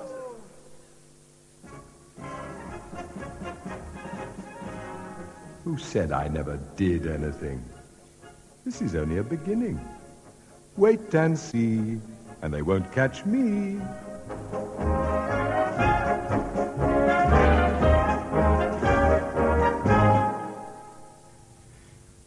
There it is, Dr. White. And it ended with that march. Colonel Bogey, yes. Daft, isn't it? And some of it is rather obvious, isn't it? Like the assassin, it's cloaked with the obvious. It was also pretty intricate. My regiment was once the 94th Foot. So we have the 94th of November for the celebration of what is no longer part of your life. And the dead? The images and statements of dreams are often very stark. The past is dead, and so on. Also, you have no unconscious desires to kill your ex-wife and her mother, but you probably do have the unconscious desire to have nothing more to do with them. It would be best if they were also no longer part of your life, although that's impossible. A really fresh start. It could be that that's what horrible Harry is up to. Some things fall into place if you see it like that. To start afresh, you need to change, among other things. To change, you need to understand another side of yourself, cultivate it even. Dr. White, may I call you Joanna? Oh, please, I'd like that, Harry. Joanna. Joanna, you're not suggesting I become at all like H.H. Perish the thought. No, perhaps more ruthless than you are? Ah. Well, look at it like this. You grew up as a man in the army, with all that that implies. Part of a closed society, a world of its own, a club. Loyal to one another, so far as the rest of society was concerned. Loyal to Queen and country. H.H. also killed the Queen figure, didn't he? Now you're out on your own after 20 years or more. Out of the hive, the barracks, the security of the order of soldiery. Whether you know it or not, it's given your ego one hell of a wallop. So, to begin again, you must change, and the change must come from inside you, deep down, from the unconscious where H.H. lurks. If you don't change, you'll become a silly old buffer type, an anachronism out of your depth. So H.H. has been killing the past. Let's say it's a theory worth exploring. One thing, though. H.H. didn't come into a dream until after I'd left the army for some 4 months. They actually started, as I told dear Hilda, shortly after a particular visit to Rushforth. The first for some time. There's always a trigger, often quite a small thing, which stirs the complex. Rushforth Park is the past. It's only the present still because of your daughter, which makes it worse. You're tied to the place because of her, so you resent it. Not her. But because of her, you can't openly deal with your resentment. That makes sense. I know. That's what worries me about it. Anyway, we'll give it a twist next time. Oh, before you go, Harry, tell me, do you lead a very lonely life, day by day? Good Lord, no. I live alone, as you know. No one girl. Not much in the way of girls anyway. My choice, that. Well, I don't feel lonely. I only feel rather free. For once, I have no responsibilities. I have a good few friends, whom I see quite a bit of. Round the corner from my billet is a slightly disreputable drinking club.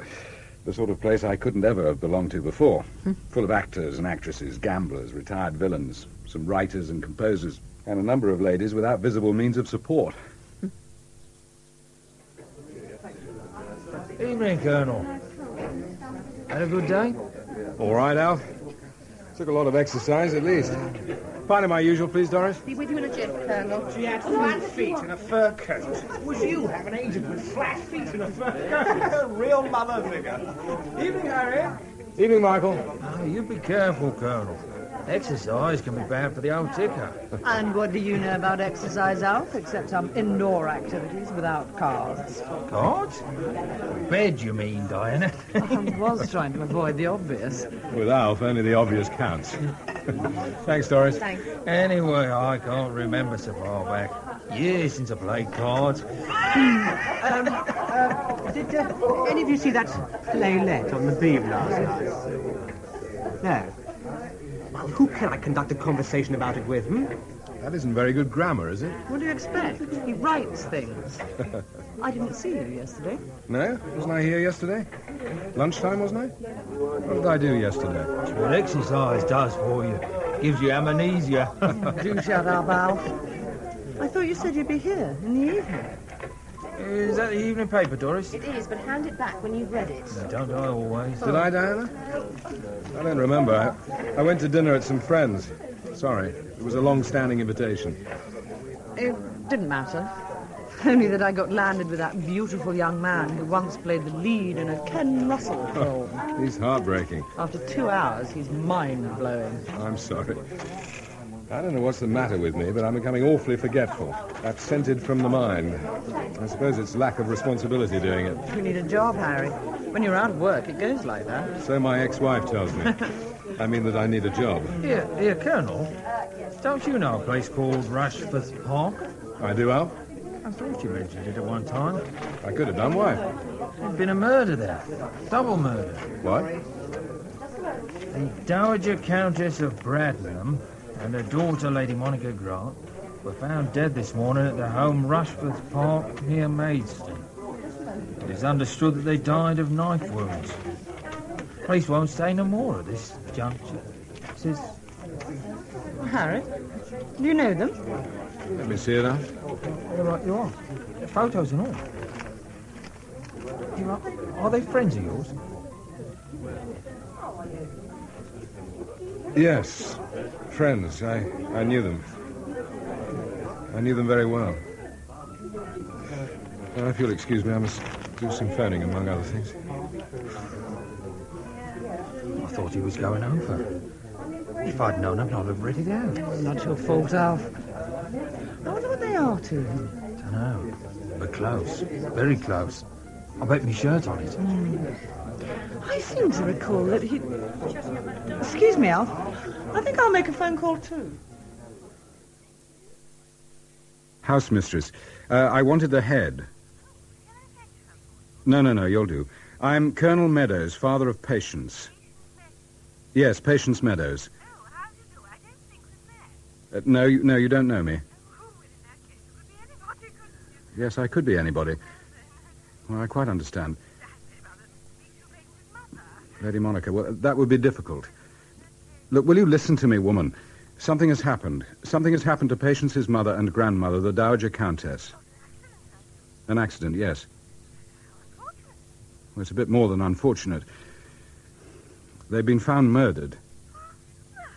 Yes, murdered. Well, how the hell do I know who did it? All I want you or your headmistress to do is to tell Patience the news before she hears it accidentally. I know it's not a nice task, but it's what you're there for. Then get her to ring me. 01-246-8091. Thank you. Silly cow. Damn, who the hell is that? Where's my flaming revolver?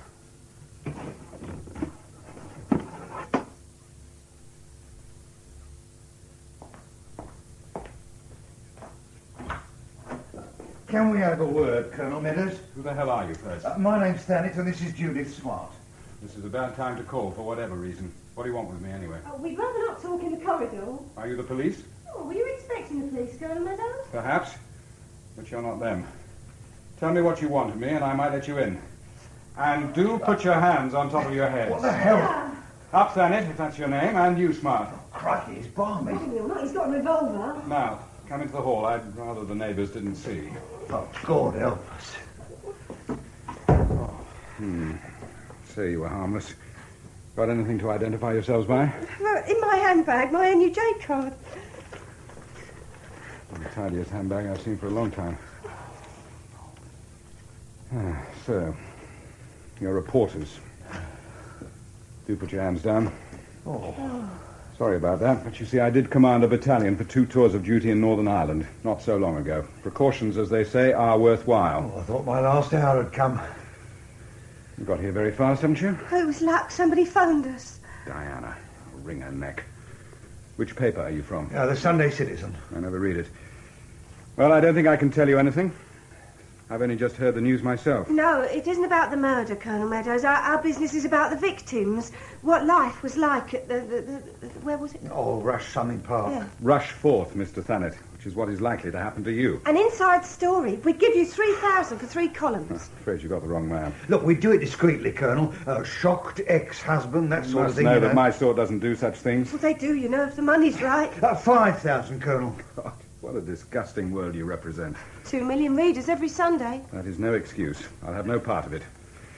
Good evening to you both. Oh, come on, old lad. You're being self-righteous. Out. Nothing else. Out, Thanet. Smart out. Come on, Thanet, leave it. I don't trust his temper anymore. Look, the paper would go up to 10,000. God help the self-righteous.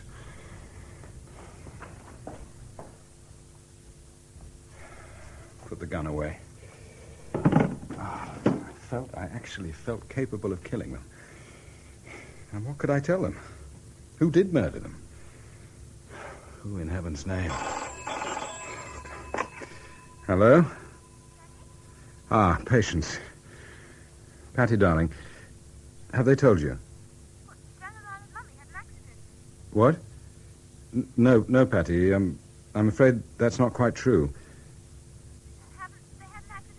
Well, it wasn't an accident. The newspaper headline said murdered. Murdered? Yes, darling. Who did it? Well, nobody's been arrested yet. I can't believe it. I know. It'll take time to sink in. I don't feel it's quite true myself. Listen, darling, you may have reporters on the school doorstep. They've already been here. Did you ask them? No, somebody told them. Somebody could tell them about you. For money, my love. That's our world. Tell the headmistress. Yeah, okay. By the way, is your house mistress feeble-minded? Yes. She is, but not the head. She's all right. Good. Give it a few days, and I'll come down and collect you, and we'll go into hiding. Oh, poor Mummy. Yes, I know. Poor Mummy. Poor old Granny. I think I'm going to cry. Yes, go and have a good cry. Me too. I'll ring you. You love me. Of course I love you. Bless you. Police next. Try to find out. Where? Scotland Yard. Where else? Colonel Meadows?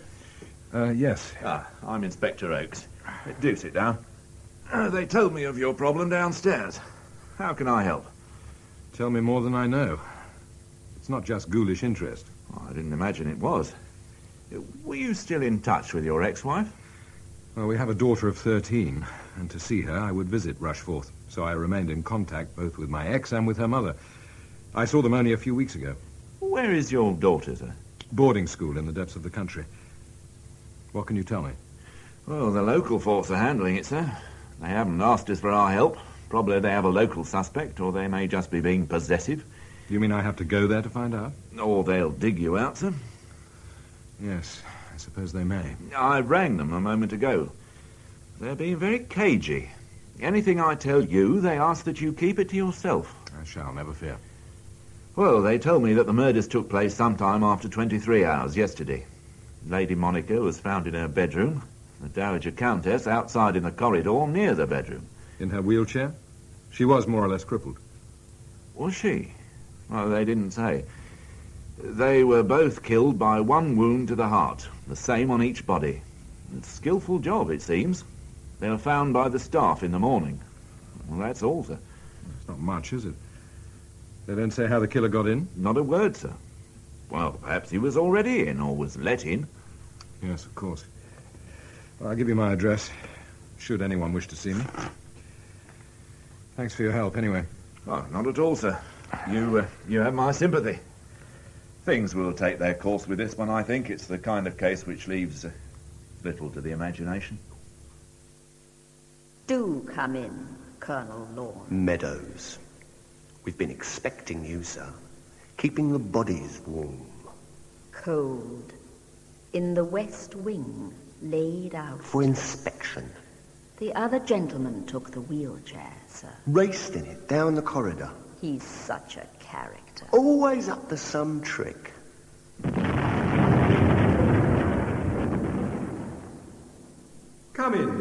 come in.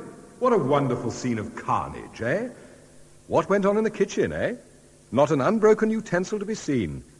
They didn't expect it, you know, but they deserved it. Richly. Barefaced, bearing hearts, and so on. They should have expected it, dear boy. The signs were all there. Of course, as we both know, signs have to be interpreted as best one can. Taken as omens. So there it is. And do take the knife with you. It is yours. You recall when they gave it to you, I'm sure. It's more of a short bayonet than a knife, isn't it? Well, I'm wheelchairing away. Cheerio.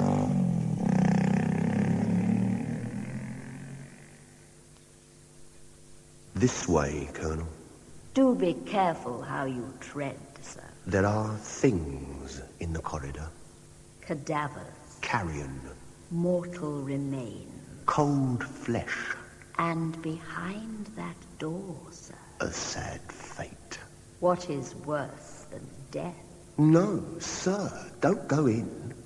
Don't go in. Not again, sir. You will only live to regret it. You have opened the door, sir. So now you'll have to see what you did. And that will make you scream, sir.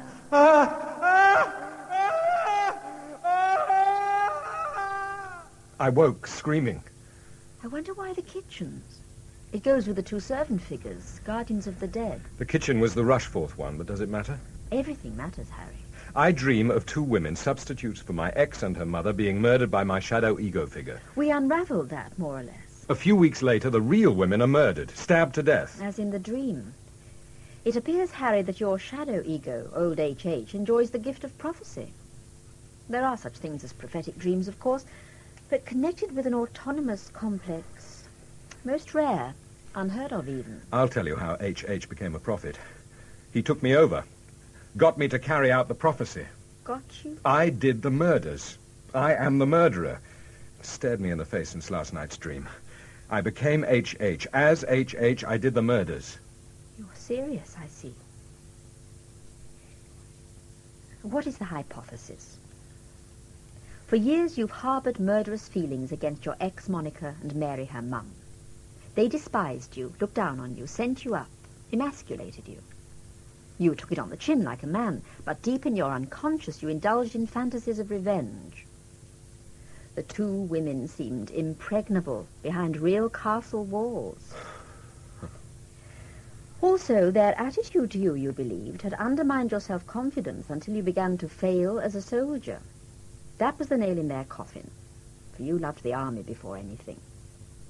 What revenge is better than murder?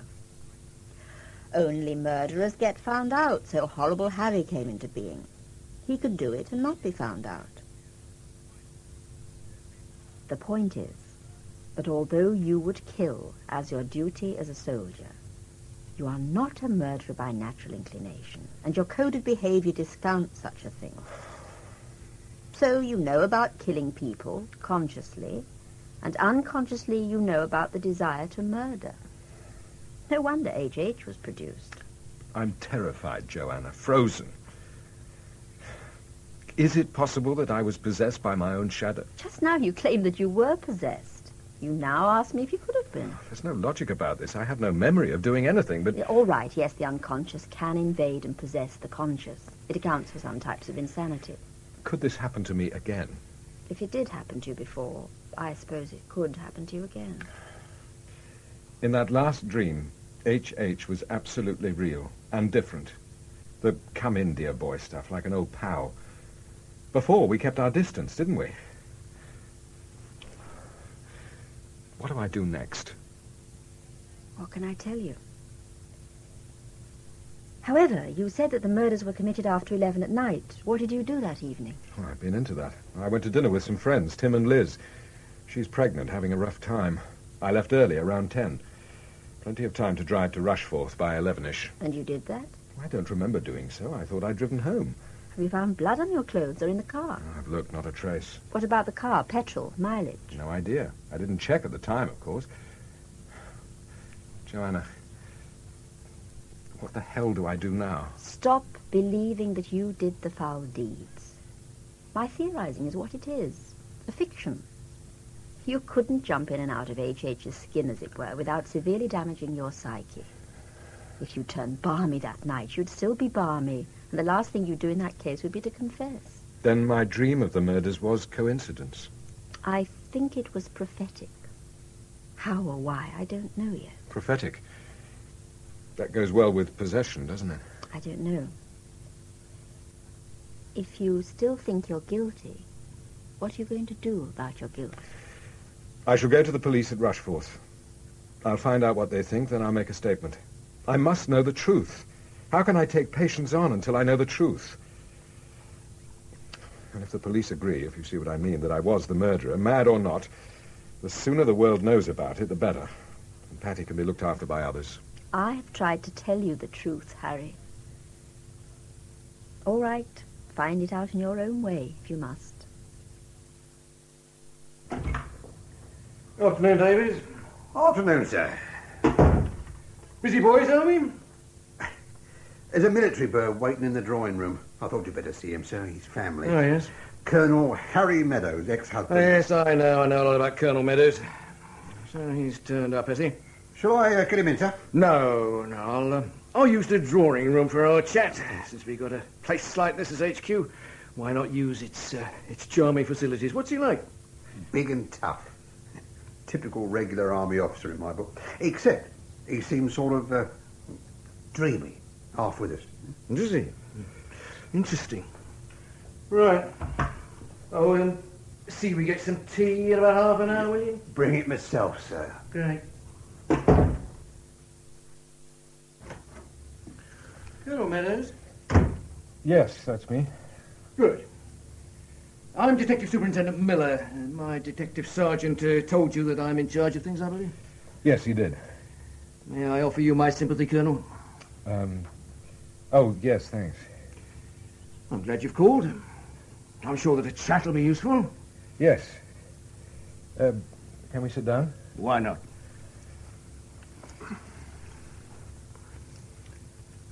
Lovely room, this, isn't it? Yes. Yes, I suppose it is. I'm told that nobody was allowed to smoke in it. No, it was a house rule. The fabrics hold the smell. Oh, so that's it, is it? I wondered why. Although today, of course, smoking is becoming an antisocial activity in the eyes of many. Yes. I puff at a pipe on occasions. Yes, I must say I enjoy a cigar now and again. Yes, I'll smoke a cigar, if offered. Is your daughter remaining at school, Colonel? Patience? Yes, but I'll take her off soon. Was hoping to. Your little friends will rally around her there, I'm sure. She rings me. She's all right. Well, that's one thing. I thought you'd asked to see me. I was getting round to it, sir. There's been a lot to do, though. Yes, of course. Is anybody helping you with your inquiries? Not yet. They will be soon. I'm fairly confident of that, sir. Yes. It's very difficult to get away with murder, isn't it? With this sort of murder, yes. The random sort, the Yorkshire Ripper variety, that's another matter. Well, that sort of chap is mad, though, isn't he? I mean, not clinically, perhaps, but not rational, not normal. I'll leave that to the head shrinkers, sir. It's a good nickname, head shrinker. They reduce the swollen-headed ego to its right size. Oh, I don't know much about it, Colonel. Tell me, sir, did you know the staff here? Well, by sight and name, that was all. Except for Atwell, who was once with my battalion. Yes, that's right. Yeah. Do you know why they were murdered, Mr. Miller, Colonel Meadows? I think I do, but I have to verify one or two things before I can be sure. Were they being robbed? You mean, did they surprise a person in the process of committing a robbery? Do you, sir? Yes, something of the sort. No, a robbery wasn't the motive. No, I didn't think. I don't know what your ideas about a motive are, but I have my own idea. Do you, sir? Of course, you knew both women well, and one was your ex-wife. I wish I'd known them well. Somebody was taking their revenge, is my theory. In a way, that's my theory also, sir. Probably we have the same chap in mind. Yes, quite likely. Both women knew him well, that goes without saying. True. As far as it goes. What do you mean by that? Well, my chap wasn't the sort of chap the victims would ever know really well. The class barrier would get in the way. Yes. Yes, I think that's true. My chap didn't ever take to that, felt he was being looked down on, that sort of thing. Of course. But the younger woman was rather, how can I put it, dominated by him, I suspect. Sexual matters. Once, yes. But that had grown cold on both sides. Had it, sir? That's something I hadn't reckoned with. Well, I should have thought it was obvious. No, there was something else, something different. My chap was sure both women had messed up his life. It drove him balmy, eventually. So, you reckon that your chap was round the twist when he did the murders? Like a man possessed. In fact, he was a man possessed. And I'll tell you something else about him. A couple of weeks before the murders, he dreamed of murdering 2 women, a queen and a princess. He dreamt that he, or at least a brother of himself, stabbed the 2 women to death. Tea has orders, Governor. The staff has the afternoon off. I'll do the pouring. First time I've seen a large DS mincing around with a silver tray. We always chose small other ranks as mess waiters. They did less harm to the furniture. Haven't touched a thing, sir. Will that be all, gentlemen? Oh, yes, thanks, Davis, yes. Right, Colonel Meadows. Let's pour you a cup.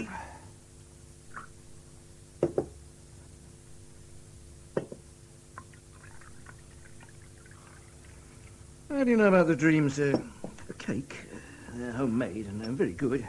But you know that, of course. I'm on a diet, but I'll have a cake. Your chap told you of the dream, I suppose? He spoke of it, yes. It was a worrying dream. He had to speak of it. Delicious, this cake. Tell me more about your chap. I'm not entirely au fait with the way, the tactics my chap employed to carry out the object of the exercise. He drove down from London, right enough, that evening, got here about 11:30. Probably the servants were in bed, certainly off duty. But Atwell opened the door to my chap, nevertheless, and let him in, as he would. As he would? Atwell knew my chap, and my chap held rank over Atwell. Oh, did he? Go on, Colonel. Well, once inside, my chap sent Atwell packing. He heard the old countess pushing herself around in her wheelchair upstairs and wondering who it was arriving so late. My chap went up the stairs, slipped into the alcove, the one with that Gainsborough of the grounds in it, and waited for the wheelchair to come past him on its way to Lady Monica's room. When it did, he got behind it and stabbed the countess just once, as he'd been trained to do. She died with no more than an intake of breath. Her daughter was probably in bed. She heard her mother wheelchairing around, so got up and opened her bedroom door and was confronted by my chap, a short bayonet in his hand, and her mother slumped in the chair.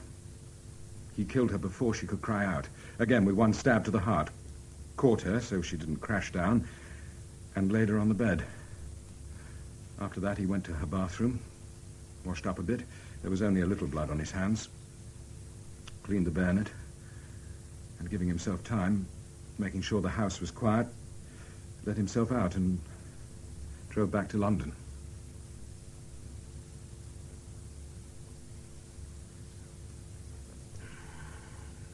You drink your tea, sir? I want another cup. Yes, right away. Do you expect me to arrest you on that statement, sir? I can't see why not. Perfectly good confession. You said your chap was eventually driven balmy. Are you telling me that you're off your rocker? Not now. At the time, yes. I was possessed by my shadow ego figure. The one I had dreams about. An autonomous complex we christened Horrible Harry, as he is my ugly half. God save the Queen. You said we've christened? The psychoanalyst I go to. Have you told him this story? It's a her. Yes. And what did she say? She said it was a good theory, but it couldn't have happened. If you were possessed when you did it, how do you remember what you did now? I don't. Not a thing. I'm only sure that that's the way it would have happened, did happen. You're telling me a fiction then, sir. I can't arrest on a fiction. We've not got an iota of evidence against you. Well, Atwell must have let me in. We'll ask him that, sir. Of course, you could have done it, I grant you, but there's my own chap to consider first. I thought your chap was me. And I thought your chap was my chap. I need to investigate my chap first, sir. Give me a day or so, and I'll get round to your claim. Go back to London, stay there, and I'll be in touch.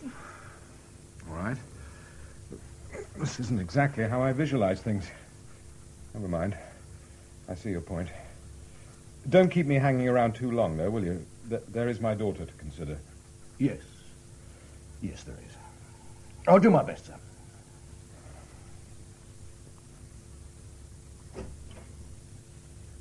I don't want these squidgy ones. Is he a nutter, Governor? How the hell do I know? I didn't ask him for the name of his witch doctor, it reminds me. Not to worry for the moment. He left it on the way out, wrote it down. He doesn't leave things undone, doesn't Colonel Meadows? The odd thing is, Davis, he could have done it. What evidence do we have to the contrary? Atwell, sir. We shall see.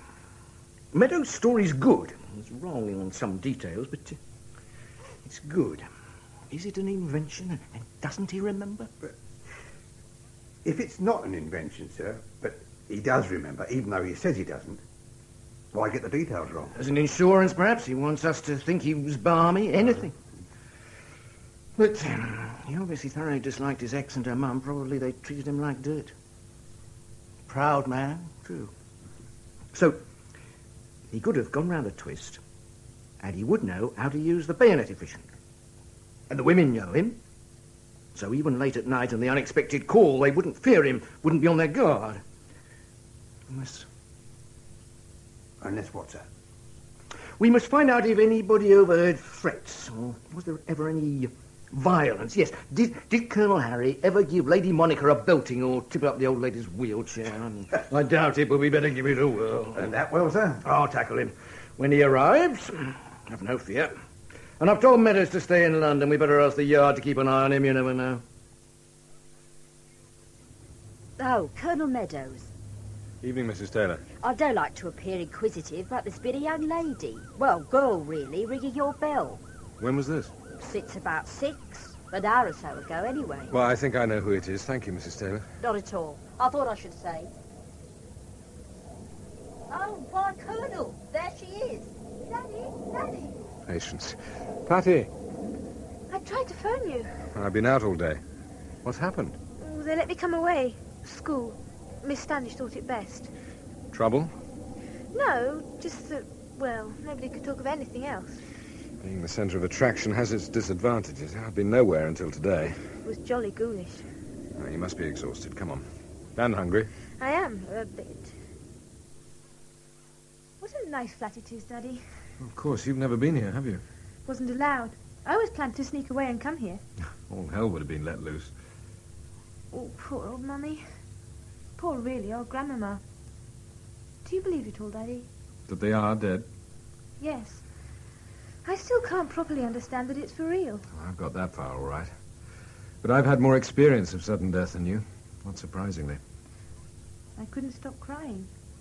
Thinking, the other night, how they might have felt, what they did. Stupid things. I know. But there is no knowing, Patty. I don't think we should talk about it tonight. Not yet. Let time heal. It does. Yes. Pax until you say. It's funny. What is? Well, I mean, most girls at Blade see their fathers much more than I ever saw you. Well, I should hope so.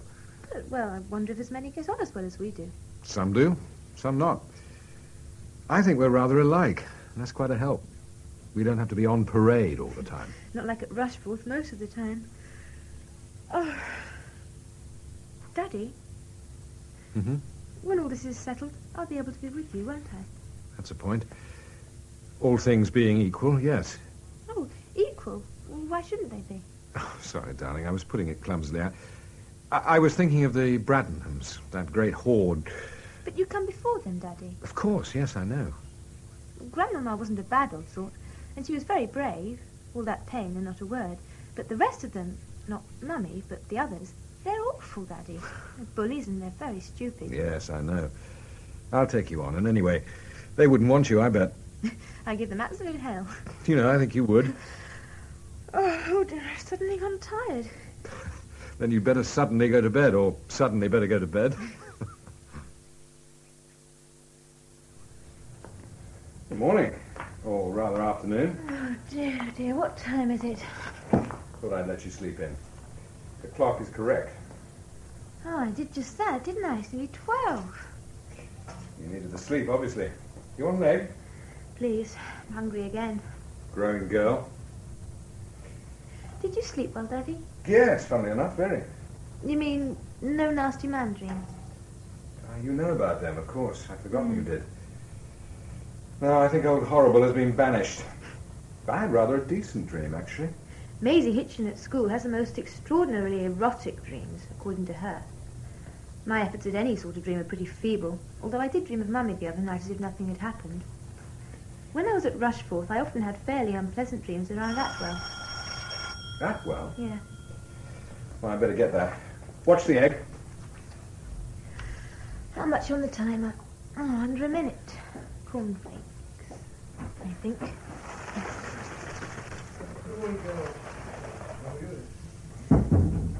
Daddy does keep everything neat and tidy. Like a good soldier should. He should have a girlfriend.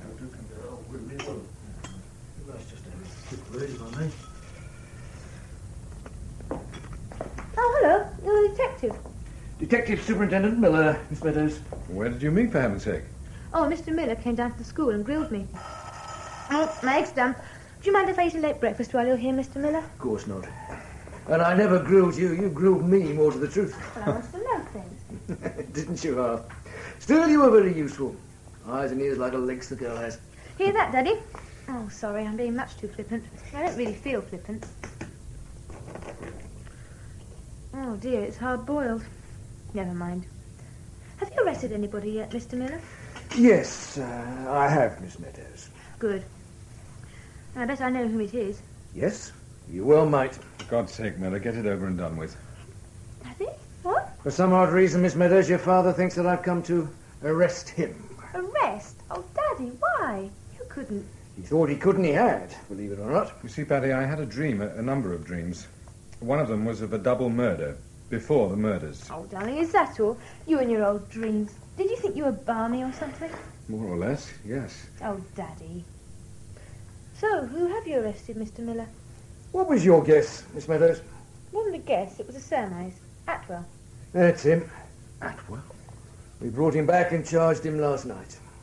Your egg's getting cold, miss. No, I don't mind cold-boiled eggs, actually. It surprises you, doesn't it, sir? Yes, but more than surprised. You're sure about it? Oh, yes. Yes, I was from the beginning. Although you did throw a small spanner in the works.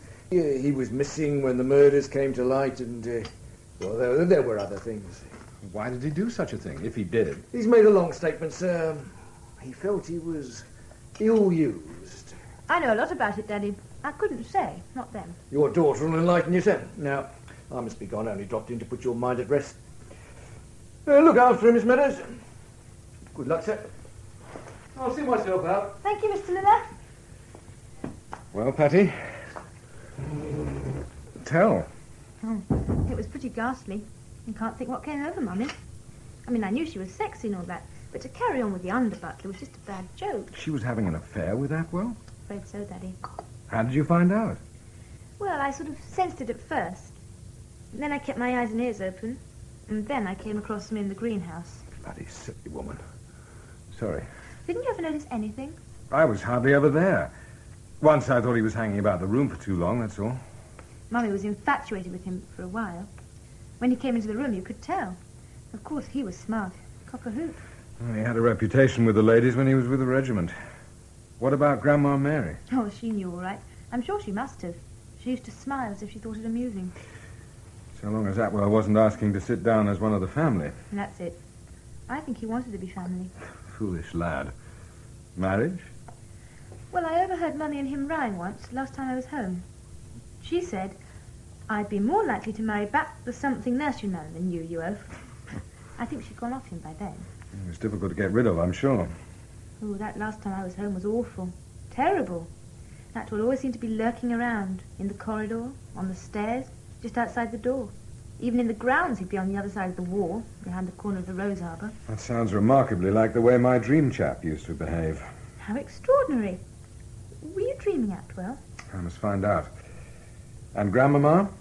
Oh, something I overheard. I think she was going to sack him. So he lost his head. It's as if Mummy and Grandma were tempting fate without knowing that they were, isn't it? Victims are made, not born. You don't believe that you did it, do you? Not anymore. No, not anymore. In the cold light of day, it all seems splendiferously crazy, Patty love. But at the time, those dreams were so real, so absolutely powerful, that I lived in their light. And they were telling me something so obvious, I couldn't see for looking. So, now for poor Joanna. She had better know the facts, and you had better come with me to tell her. Okay. By hindsight, it's all reasonable and logical. But how on the wrong track I was. Why did I take Atwell to my unconscious heartland, Joanna? Probably because you were responsible for him. Was I? Grandma used to say he was your creature, Daddy, when it suited her. Oh, I recommended him for the job, yes. It's true. I did feel responsible in the sense that I hoped he was satisfactory, only that. Consciously, yes. But your unconscious is a very deep and very active lake, Harry.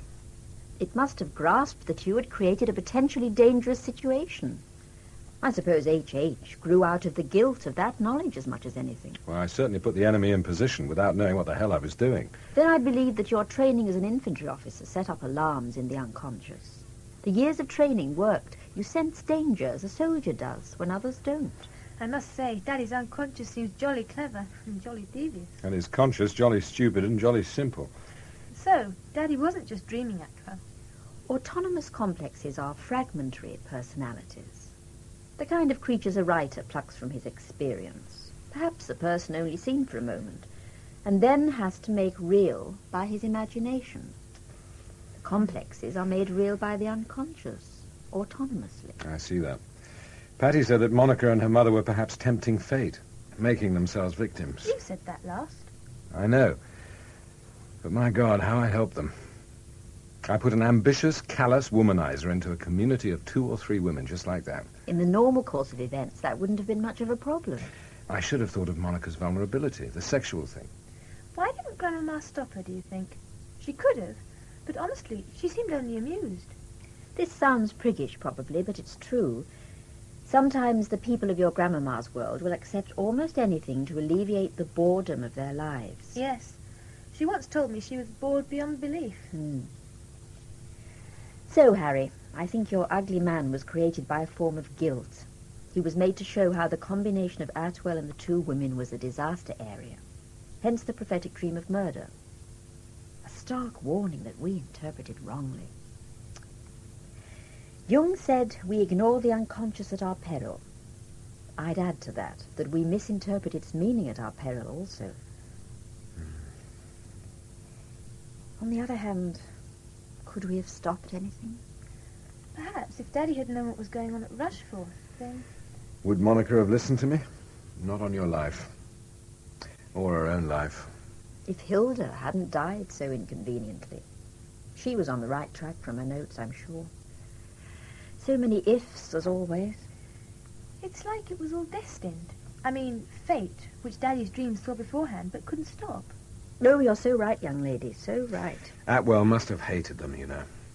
They could be ghastly cruel, totally heartless, without an ounce of compassion. His sort of chap would not be capable of taking much of their treatment without striking back.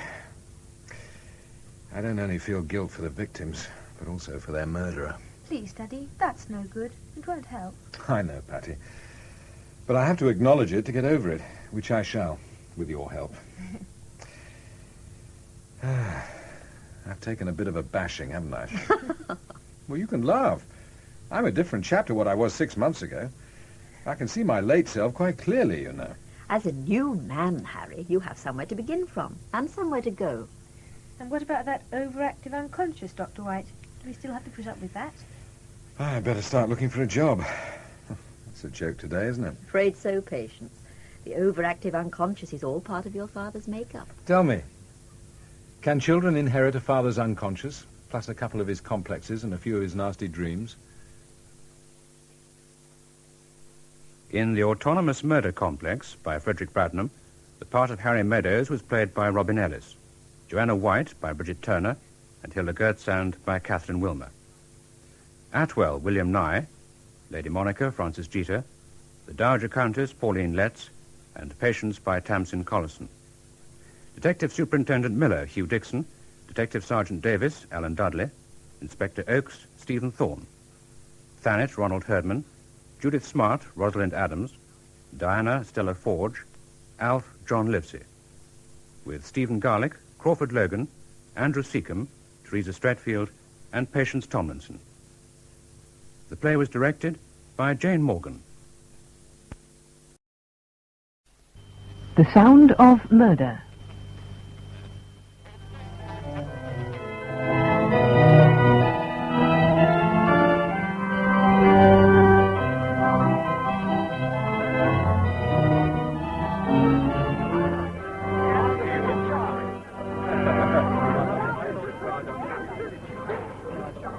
Martin! Hello, V. Am I late? The service is all over. Oh, God. The rest of the family have all gone on to the reception.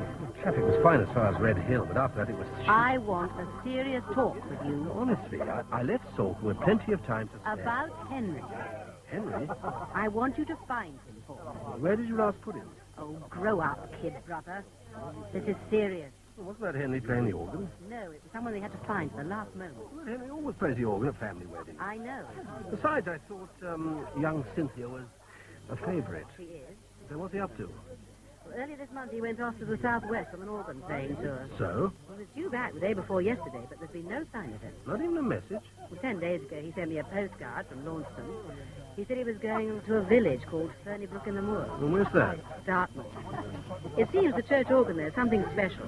He wanted to make a tape recording. I see. He also said he'd be back on Thursday, and he was looking forward to playing at Cynthia's wedding. And that's the last you heard from him? Yes. You can tell the police. No. I want this kept in the family. But surely it would be... It could be simply one of Henry's little lapses. Again? You might say he was a martyr to young women. Might I? One flattering remark from a girl Cynthia's age, and he completely loses his head. He's certainly vain. What man isn't? He does always come back to you, of course. Till now. You think that this time he won't? I think that someone in the family should go down to Devon and make inquiries. Oh. And as you're going back to Salcombe, well, Dartmoor's not much of a diversion, is it? You can call into Fernybrook on the way. I guess I could spare some time. Spare some time? You retired from the Navy 3 months ago, and all you've done since is mess about in boats. Boats, I understand. Okay, if you want an escort, searching for Henry, Brother Martin is willing. Escort? I can't go. What? I've got the family business to run. Oh. You should see my appointments book. Monday, Aberdeen. Tuesday, Oslo. Wednesday, Paris. Perhaps you could delegate. Who to? You? Well, I haven't got the head for it. Besides... Yes? Well, this business with Henry, I don't want to upset the poor old boy by stumbling into one of his silly little affairs. Oh. He's always so embarrassed about them. I found him cry like a kid. They're being found out? Because he hates to hurt anyone, especially me. You should know. So, if there's some designing little bitch down there who's got to be dealt with, you better let me know. Why?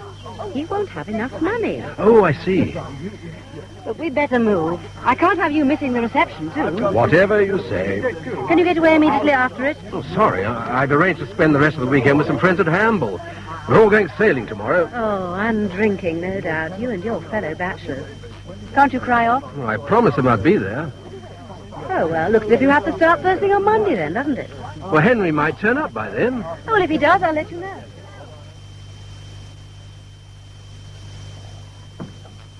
Perhaps you'll join me. Never touch it. Yeah. You're off. Well, thanks. Well, cheers then. Seem to have got the place to myself. Suits me. More customers, more work. You don't do bar snacks, I suppose? We do, but not after 2 o'clock. I've come a long way this morning. Hampshire, I've heard of it. Had to leave just after 8. Did pretty well. We got a bit lost coming over the moor. They all do. I better explain what I'm here for. Not the beer.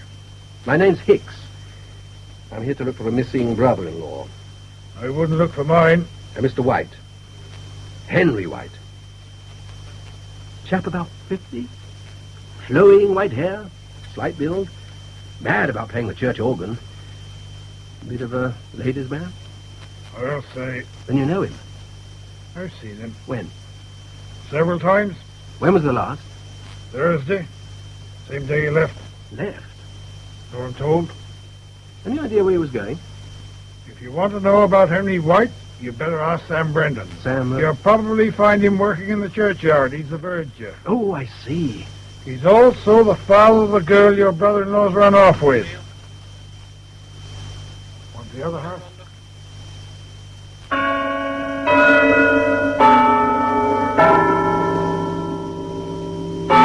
You ask me what I think, sir. It's this. She's a fool. And he's a bigger one. But have you any idea where they might have gone, Mr. Brendan? No, sir. How long has she been missing? Not been seen round here since last Thursday. Neither has he.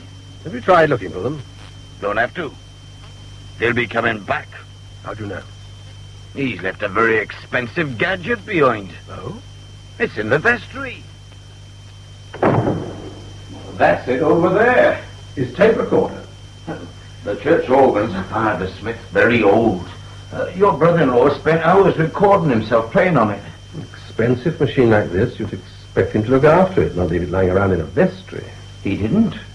I found it out there in the church and still plugged in. As if he just walked out and forgotten it. So I brought it in here. Very thoughtful of you. If he wants the key to the vestry, he'll need to see me. Was there a tape attached to the machine? No, sir. You're quite sure? Certainly. Well, as you say, it looks as if he's coming back.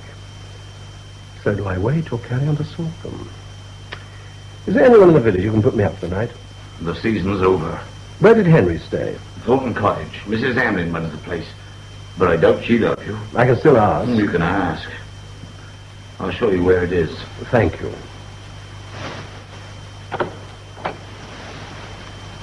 This way, sir. How old is your daughter, Mr. Brendan? 20. If you're right about this, when she comes back, you better talk some sense into her. She'll not listen. And I'll have a pijo with Henry. I won't. You don't need to. No, he's a puny mortal. I can strangle him single-handed. Your brother-in-law is none too popular in this village. Well, so I gather. Even if he was, I couldn't put you up. Because the season's over. All this week I'm working up at the big house for Sir Lionel. Oh? Sir Lionel Dunning. I've heard the name. Oh, I expect you have. He's not a musician, but he is to do with music. I see. This cottage belongs to him. Oh? His sister lived here, Miss Emily. I looked after her. As well as the paying guest. Your brother-in-law wouldn't have paying guest. He stayed here for nothing? Not the first visit, naturally, but the second one he did. Second? The first was in July. Stayed here for 3 weeks and worked his charms on Miss Emily so he could do whatever he wanted. She liked him. He had a way with elderly spinsters. Once told me he was an orphan brought up by maiden aunt. When did he arrive? Last Tuesday. Miss Emily, all of a twitter, of course, poor thing. She got so excited about his coming, she had a stroke during Monday night and died. Did she suffer from heart trouble? All her life. Well, I'm sorry, but you can hardly blame Henry. Well, that's as may be, but I do for clinging on to his free lodging. The state he was all in, I thought he'd have the decency to take himself off, not he. Said she told him he could stay till Thursday, so stay till Thursday he did. I'm afraid he was probably short of ready cash. All day Wednesday he was over at Newton Cross at the races. No, Henry backed horses. Only the ones with 3 legs, judging by his face that evening. He came back worse off than he went. This is why he tried to steal one of our watercolours. What? Morning he left, I saw him slipping it into his suitcase. He said Miss Emily had always wanted he to have it. You mean he kept it? While we were arguing, Sir Lionel walked in. He told him to put it back. Which he did? Double quick. Sir Lionel then ordered him off the premises. Out he went. I see. You should have seen the look on his face. If you ask me, Sir Lionel's got an enemy for life. And you've not seen Henry since? Oh, yes. Yes, I know. When? Last Thursday evening, I saw him leaving the village. About dusk it was. I was pulling my curtain. He come out of the church, walked down the path, got in his car and drove off. Alone? As far as I could see. So, he was in the church just before leaving the village. Playing the organ.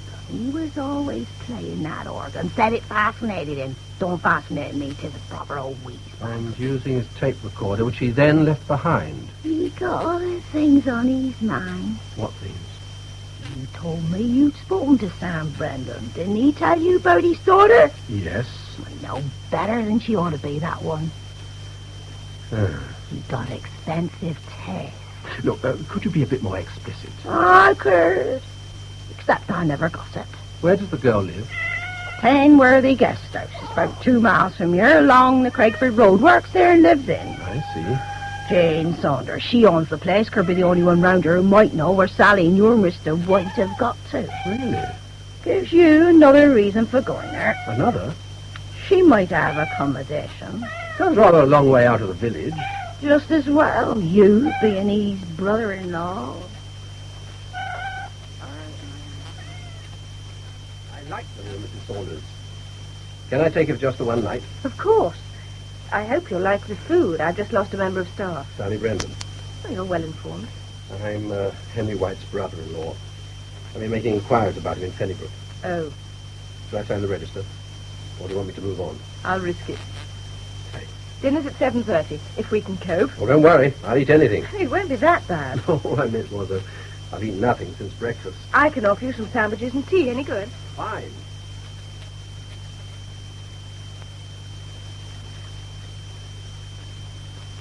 Sandwiches all right? Excellent. Your tea. Oh, thanks. So you've been talking to some of the villagers? Yes, including an old crone with a cat who advised me to stay well away from the place. Mrs. Hamlin. Yes. She's a damn good cook. She also told me that Henry has eloped with your member of staff. I'm afraid she's right. I haven't seen Sally Brendan since last Thursday evening. Any idea where she could have gone? I'm afraid not. Did you see any sign of my brother-in-law last Thursday? I mean, did he call here to pick her up in his car? No, I drove Sally over to Ferniebrook in mine. You did?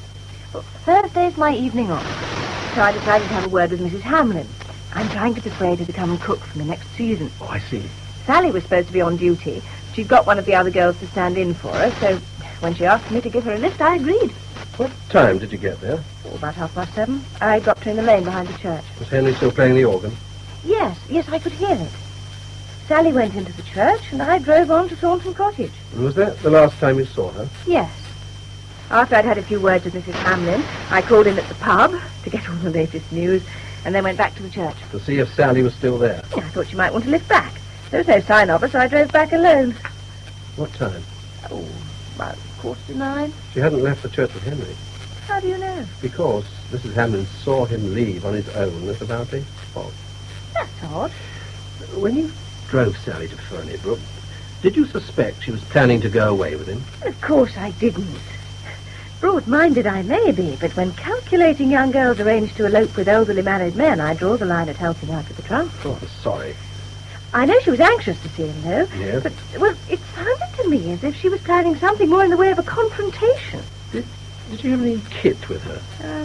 No. Only a sling bag. Well, she couldn't have been intending to go away. Unless he planned to buy her a new wardrobe. Isn't that part of the thrill? He wouldn't have had the cash. Perhaps she didn't know that. And all this was 4 days ago. Yes. Didn't you think of telling the police? Last Friday morning, when I went up to her room and found the bed hadn't been slept in, I immediately phoned her father. Sam Brendan was quite certain that she and your brother-in-law had gone away together. But he didn't tell the police either. Nor did your sister. She suspects this is one of Henry's indiscretions, and she wants it kept in the family. Maybe Sam Brendan wants it kept in his. Especially as he's quite convinced they'll be coming back. Because of the tape recorder. Right. Rather expensive for a man without any cash. Present from my sister. Oh. Are you quite certain he was short of money? Why? Well, during our car journey, Sally mentioned that he'd spent the afternoon talking business. Did you say who with? Sir Lionel Dunning. What kind of business? Antiques, I suppose. That's what he's in, isn't it? My sister directs a very successful furnishing business. One of its functions is to wipe off Henry's losses dabbling in antiques. What an expensive child he is. Besides, Sir Lionel had him thrown out of Thornton Cottage that very morning. What? Also, Mrs. Hammond says. Oh. I can't see Henry doing a deal with him in the afternoon. Can you? Depends what he had to say. Hello? Is that V? Ah, it's you, Martin. How are you getting on? Well, having had a hot bath and a damn good dinner, thought I'd just phone and report that I don't doubt that you've made yourself comfortable. It's Henry I want to know about. Well, quite. Well, I'm afraid your suspicions were correct. He's had another lapse. Damn. You still there? Oh, yes, just fixing my head back on. Who is she? The verger's daughter. Age? 20. Type? As if I didn't know. Well, I've not seen her, but from what I hear, she could be pretty liberal with her favours. Thank God it's only the village hall. Buy her off. She's not here. What? She and Henry have gone away together, or so everyone seems to think. You're talking nonsense, Martin. What? Henry couldn't possibly elope with a girl like that. He hasn't the money. I think he might have pulled off some kind of business deal. It'll be the first time if he has. With some local chap called Dunning. I still don't believe your elopement theory. It isn't mine. My guess is they're rolling somewhere in the local hay, and I hope it bloody chokes her.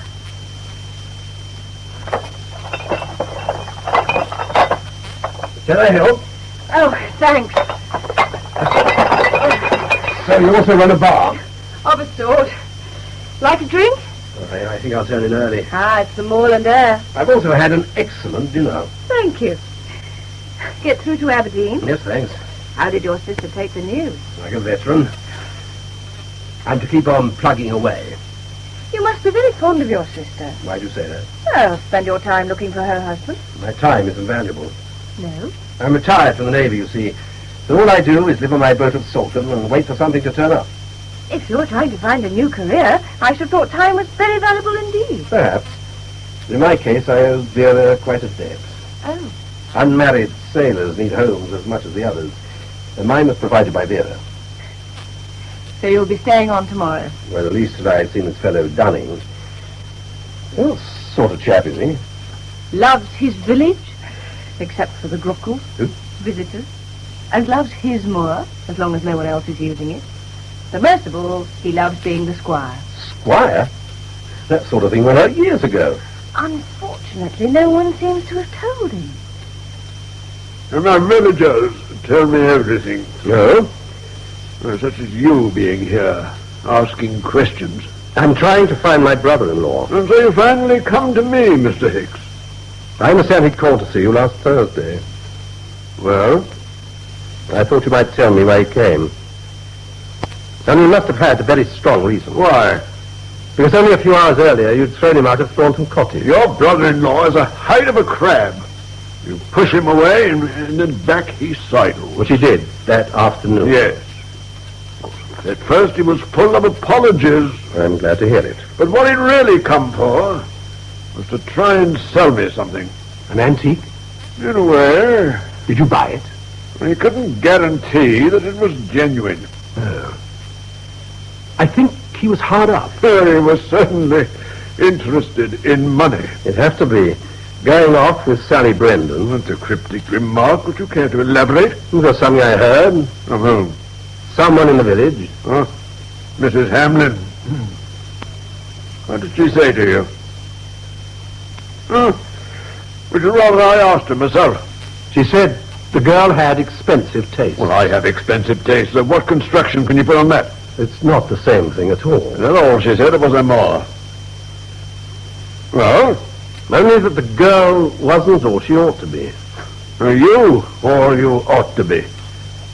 Surely if you were, you wouldn't go listening to gossip and jumping to stupid conclusions. Everyone I've met in this village of yours is quite certain the girl's gone away with a man over twice her age.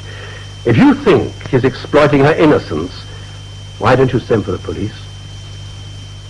Oh, I didn't say that the girl was innocent. No, that's something. Sally Brendan has the beauty of a camellia. Also, alas, the brain.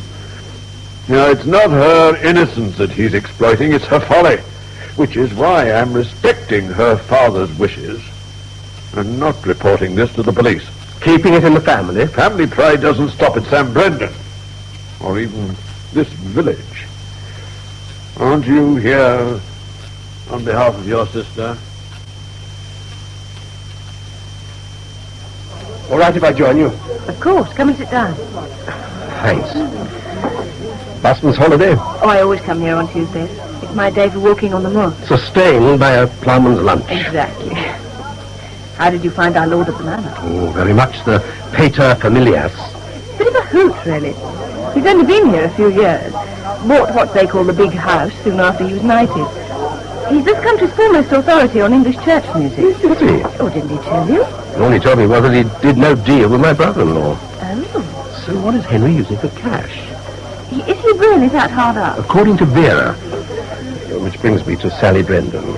Yes. Just what sort of girl is she? Young. I heard she had expensive tastes. But Sir Lionel resented my jumping to the obvious conclusion. She's one of his villagers. So what's the truth, Mrs. Saunders? I'm sure you know it. 3 years ago, Sam Brendan lost his wife. He'd always been devoted to Sally, and from then on he'd hardly let her out of his sight. Lock up your daughters. She stuck it till she was 19, and then Sir Lionel stepped in. Sir Lionel? Well, Sam's not only the verger, he's head gardener at the big house, and still believes in the feudal system. So, free in for Sally. Right. God bless the squire. Seconded. It so happened I had a job and accommodation to offer, and she took both. And Sam? Oh, grudging acceptance. If you say so, Sir Lionel, but I'll not be blamed if she cuts across field. What? Dartmoor. For pregnancy before wedlock. A pessimistic type, Sam. Very. Or did you know better than you all thought? Sally's a good worker. You tell her what to do, she does it. That's not what I asked. She enjoys being attractive to men. What girl doesn't? In other words, Henry wasn't the only one. That's a question for Sally to answer. I'm going for a walk. Mind if I come too? Don't you want to get back to your boat at Salcombe? I've never really seen Dartmoor. Oh. Waiting for Henry to turn up provides me with an excellent opportunity. So you'll be staying another night? If that's all right. Of course. That's the blowing house. Sorry? The Fernybrook blowing house. I've just been telling you about it. Ah, yes. Lead. Tin. Oh. Now, we can either go that way and see the grey weathers. What? Yeah, Stone Circle. Or if you like, we can try the view from the top of Hanging Stone Hill. Well, On the other hand, Martin, we can simply walk round and round, endlessly discussing Henry and Sally Brendan. I'm sorry. I'm enjoying the walk a lot. It's just that, well... You've got other things on your mind. Lead on, Jane. Where? Oh, the grey weathers. You're sure? Quite. And I promise to concentrate.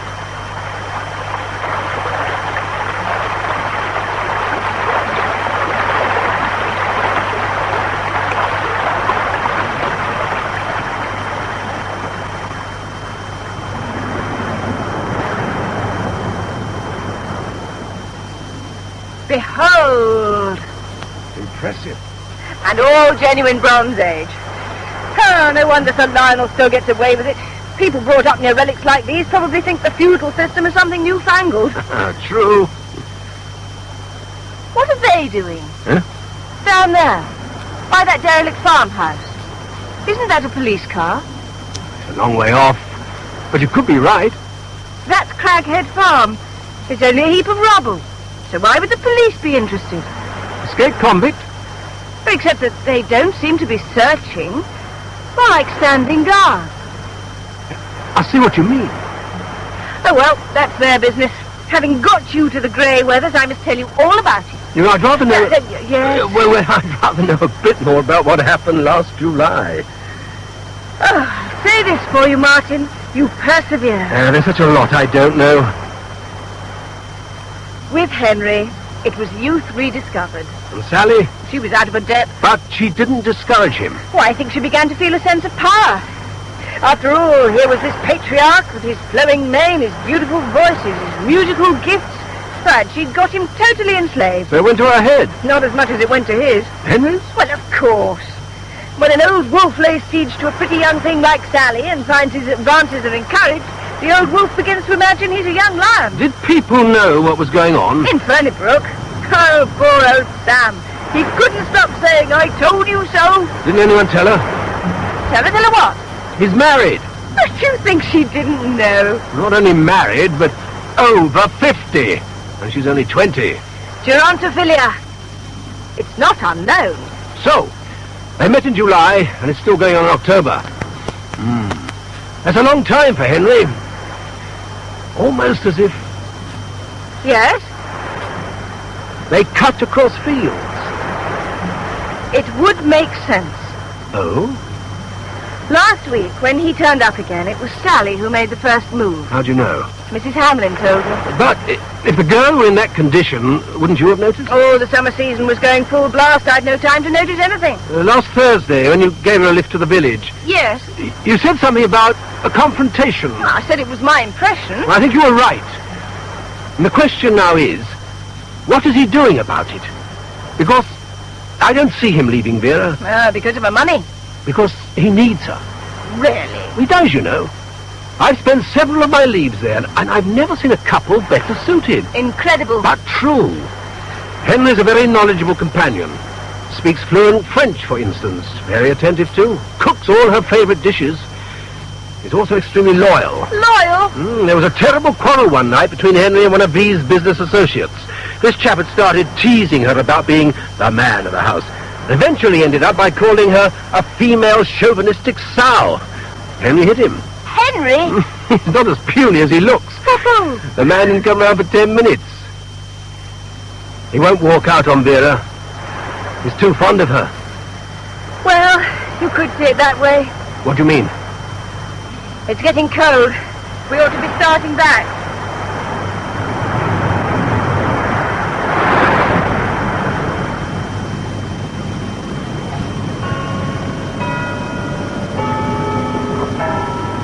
Sounds like the clock in Fernybrook. Once we're through the plantation, we come out on the lane behind the church. Carries a long way, that chime. I could hear it from Penworthy. Did it keep you awake? Not for long. And it won't tonight, either. Bear up, we're nearly there. The lane, where you dropped Sally. Yes. I was wondering whether Henry might... I've talked quite enough about Henry. All right. Tell me about yourself. What do you want to know? How long have you had the guest house? Nearly 5 years. Tom and I bought it soon after he retired from the shipping business. Is your husband... Tom died 3 years ago. We turned right here and up the hill. First thing I must do is stop at the church and see if Henry's tape recorder's still in the vestry. Right. After that, a pint, I think, eh? How about you? Oh. Watch out! Jump for the back! Ah, hell's teeth. Are you all right, Martin? Oh, thanks to you. Who's the young maniac? Ted Searle. He always comes round that corner at 70. Oh, lucky for me, when I slipped, I fell up the bank. If I'd fallen backwards, you'd have had one less for dinner. Oh, I think I'll have the drink first. His tape recorder can wait. Good idea. Besides, if he comes back, someone in the pub may have seen him. Look, my car's parked over by the green, so I'll leave you here. Won't you come for a drink? No, sorry, I must get back. See how they're coping with the meal. I'll not interfere with that.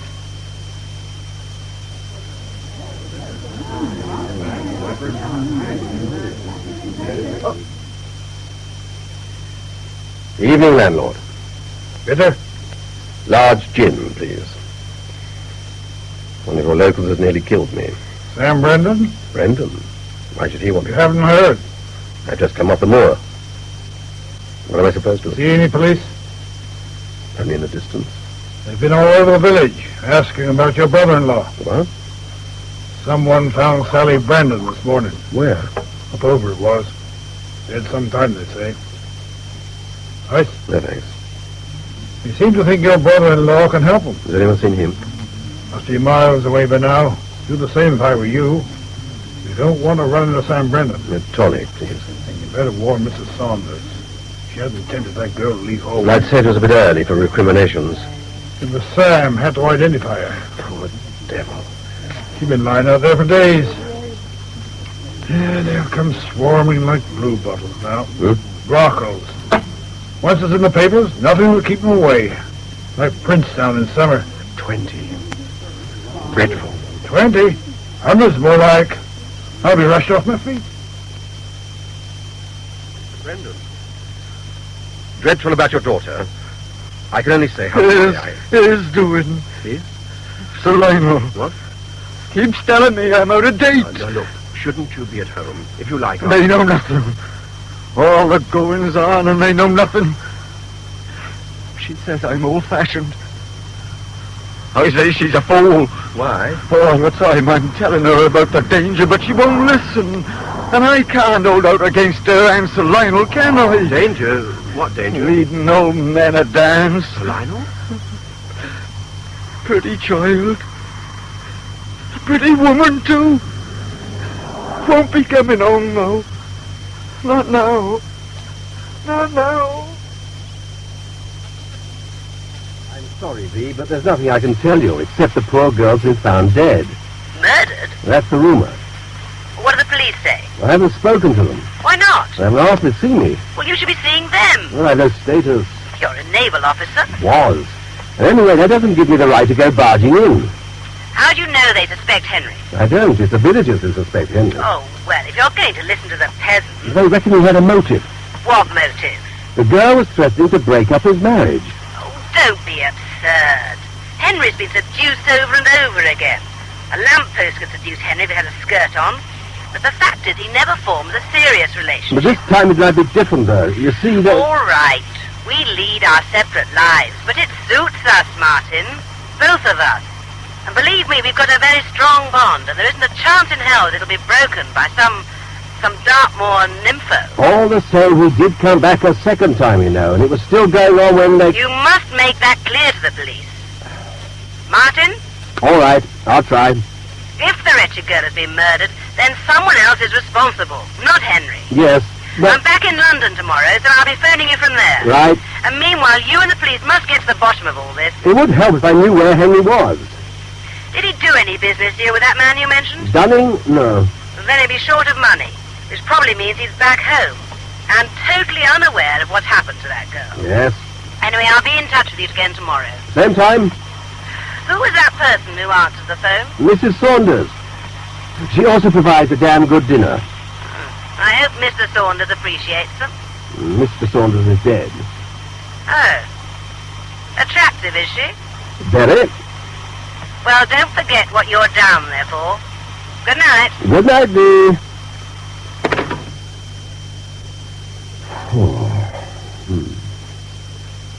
Hello? Hello, Jane. Does your bar run to brandy? Yes, but there's a visitor for you. No. Chief Inspector Worth, local CID. I told him you were on the phone, so he's waiting in the line. What sort of a chap? Oh, everything's simple, and if it isn't, it ought to be. It's not going to be simple for me. According to Vera, I'm to establish Henry's innocence. Then I should have the brandy. Thanks. What you won't realize is that they're building a case against Henry. They're hardly likely to discuss it with me. No, I suppose not. Still, there's one thing going for me. What's that? Henry had no motive.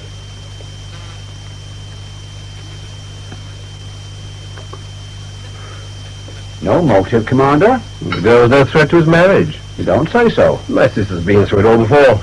Really? And I don't see it makes any difference, even if the girl was pregnant. How did you know that she was I pregnant? guessed. Did you now? About 3 months, I should think. And you still say your sister wouldn't mind? Well, she'd mind, very much, but, well, she's learned to live with it. Very sophisticated London people, we all know that. But tolerant too, you say?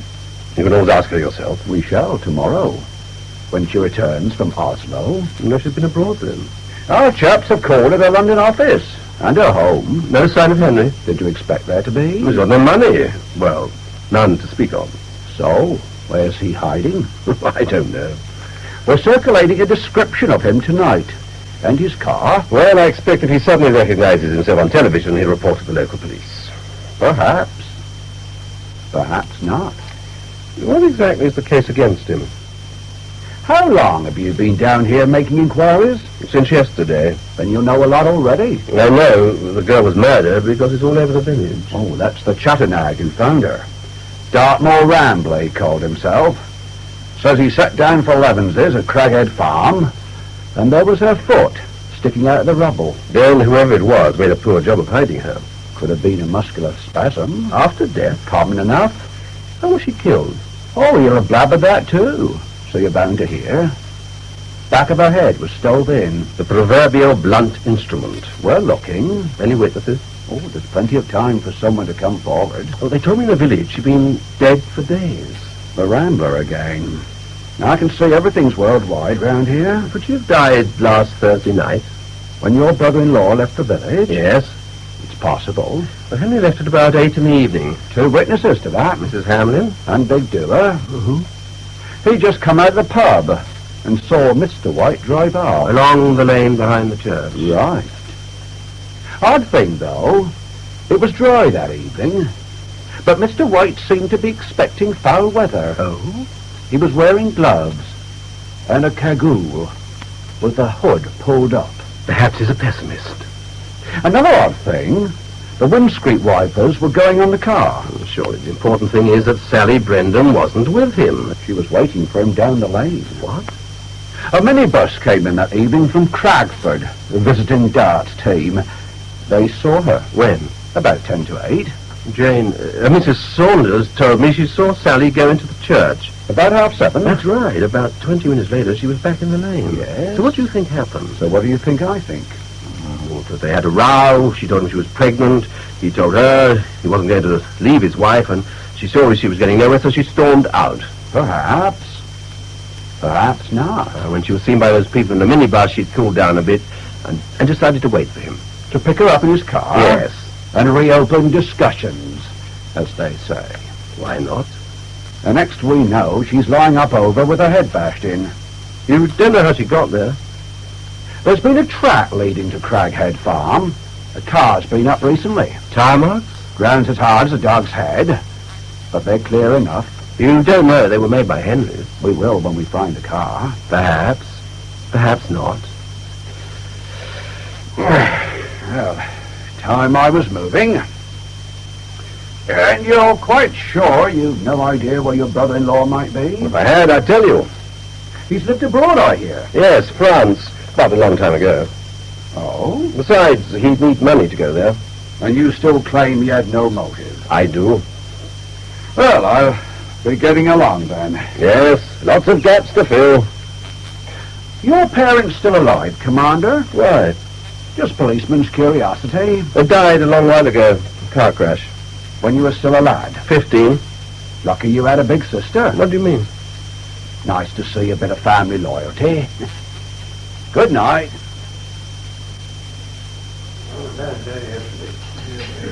Good morning. Good morning. What would you like for breakfast? Just coffee, please. Oh, bad night. One of my molars started playing up. And we must see about getting you to a dentist. Oh, Come hello. to Newton Cross. I'll see what I can arrange. Very good of you to hold my hand. I've got shopping to do in Newton anyway, but we're lucky he has a cancellation. Yes. And after he's fixed your molar, we'll try to find someone who'll look at this car of yours. Right. You'd better use the main car park. It's near his surgery. Oddly enough, the toothache seems to be wearing off. 10 o'clock, he said. Yes, but as it seems So to be... you're in good time.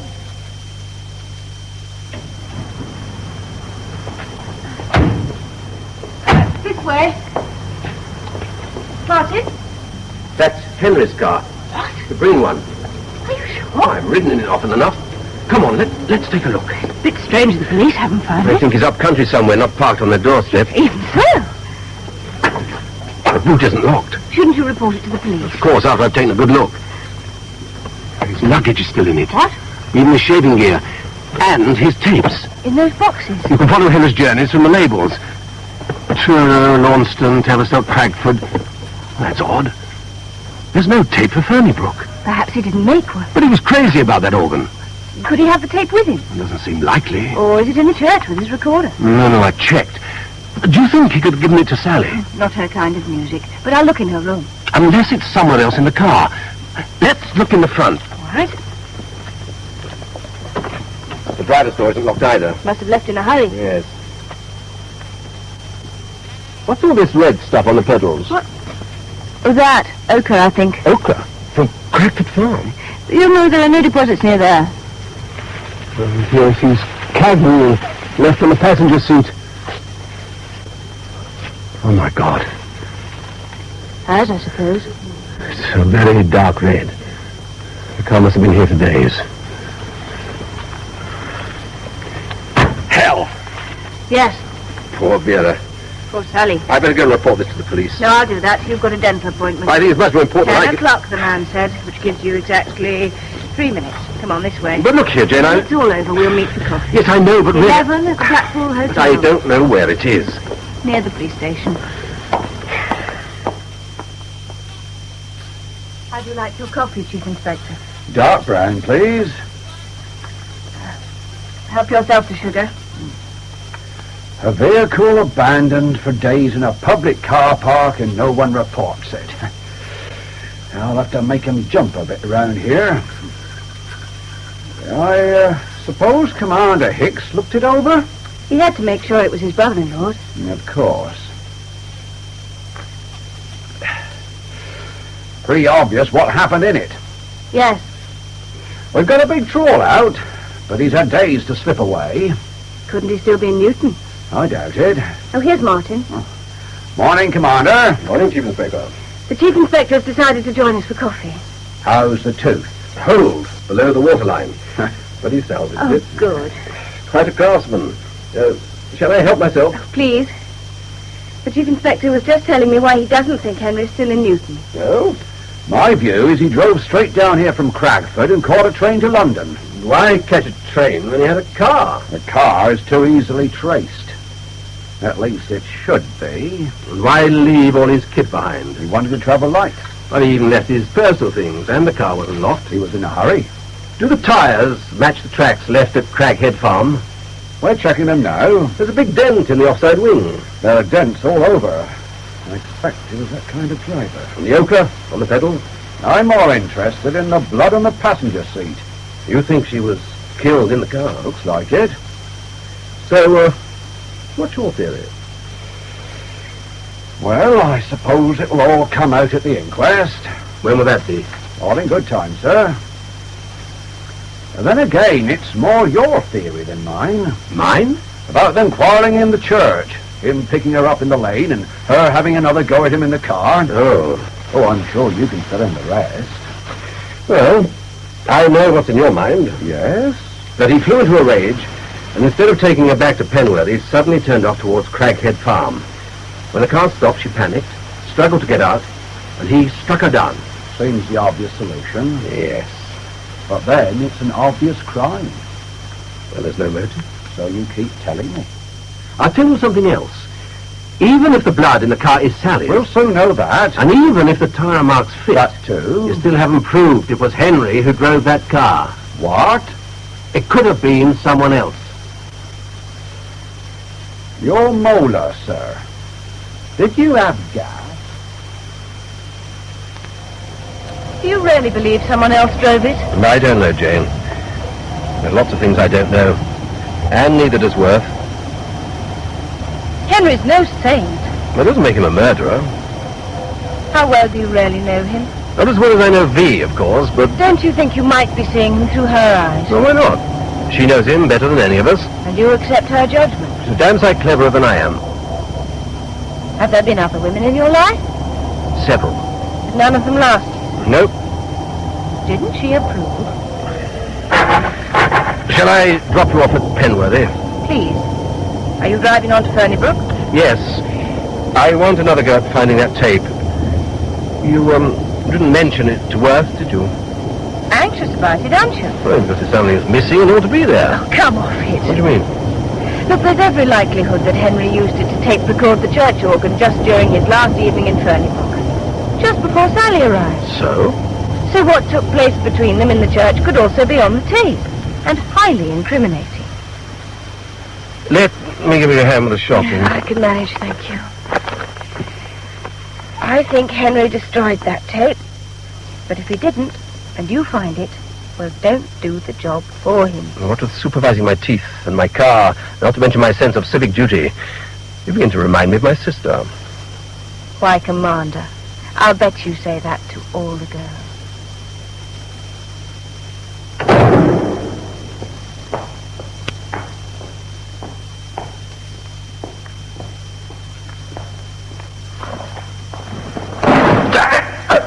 Blast. Oh, God. What the? Who's there? Keep away from me! What? You keep away! Mr. Brendan. Oh, it's you, sir. Who do you think it was? Well, it's dark in here. Hey, what did you want? I'm still after that missing tape. I thought he might have left it somewhere near the organ, so I came up to look and got my feet caught in the pedals. Sir Lionel must have left the bellows on. Well, Sir Lionel plays too, does he? It was him had the electrics put in. I see. There's no sign of the tape. If there were, I'd have noticed.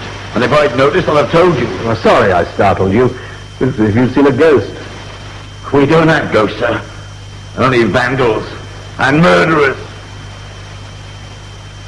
Yes, sir. I know what a tape is. One of those things Mr. White used to keep in red boxes. I wonder whether he'd left one behind. Mr. White's habit wasn't leaving things behind, sir. If I could take a quick look at the room he used, I cleared it up days ago. Nothing of Mr. White's is there. Anything else? How well did my brother-in-law know the moor? Hardly at all. He had other interests. Oh? But come to think of it, he did do a walk up over. Did he? They went Craighead Farmway, I think. They? He and Mrs. Saunders. Jane? Back in July. 'Twas when he first come here. Odd, she never mentioned it. You judge by the company you keep. Isn't that what they say? Oh, I think your familiar is asking to come in. Allow me. Is this the window you saw my brother-in-law from? I've told you that already. And the police. Did he come out of the church as soon as the organ stopped playing? Yeah, not at once. What? 10, 20 minutes later. So the organ stops, and a bit later a man comes out of the church, and you assume it's Henry. Who else would have been playing it? What about Sir Lionel? He never wears a cagoule. Is that how you recognize Henry? Bright orange it was. There was no mistake in it. Was the hood pulled up? No. Well, that's odd. The other witness swore it was. This doer, he's always in the pub. Got a belly on him like a Barnstable man. He doesn't get in the way of his eyes, does he? Hers might have been up, I suppose. Then at that distance, and in the dusk, you couldn't possibly have seen his face. If the man wasn't your brother-in-law, why did he get in his car? Anybody in? Oh, Sir Lionel, come through, sir. Afternoon, Hicks. Sir Lionel? Still making inquiries? Just a quick word, Mrs. Hamlet. Sir? Simply to say that I'm still relying on you to keep an eye on poor Brendan. I'm taking in his meals, like you said. Only I passed him in the churchyard just now, and he looked right through me. Doctor's giving him something. Drugs. Now, what he needs is to get away for a bit. I must see what I can arrange. Anyway, don't leave him alone too much. He's still in a state of shock. Whatever you say, sir. Oh, and thanks for making such a good job tidying up my workroom. Her ladyship's back next week. 'Twouldn't do for her to see it like it was. Right. Well, there is one thing, sir. Yes? I couldn't find that big paperweight of yours. You know, a marble one. No sign of it anywhere. How odd. Still, I dare say it'll turn up. Coming, Hicks? Yes. Right. Goodbye then, Mrs. Hamlet. Goodbye, sir.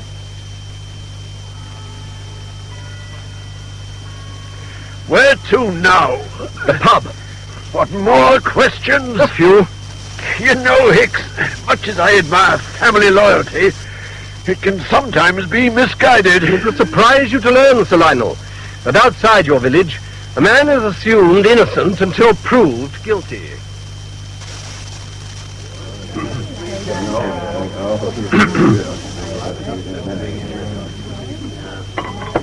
Half? Pint, I think. Cutting it fine. Mind if I ask you a few questions? How's your brother-in-law? Yes. I'd leave it to the police. I'm trying to find out what he did last Thursday evening.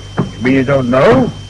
Everyone else does? People say he was in the church. He was seen leaving it. Did anyone see him go in, though? Must have gone in if he came out. If he came out. The beer. Well, thanks. I seem to remember you saying you'd seen him yourself last Thursday. Just after we opened, he came in for a drink in a bar snack. Did he say much? Something about making one last tape recording before he left the village. Wasn't really listening. What time did he leave? Wasn't very long. Half an hour at the most. And you assume he went into the church? Isn't that where the organ is? But you didn't actually see him go in. I heard the organ playing, which amounts to the same thing. What time would that have been? Oh, I can't remember. Yes, I can. About 7 it was, because Sam Brennan had just come in, and he always arrived about then. Sam? Digging a grave is thirsty work, and he needed his pint.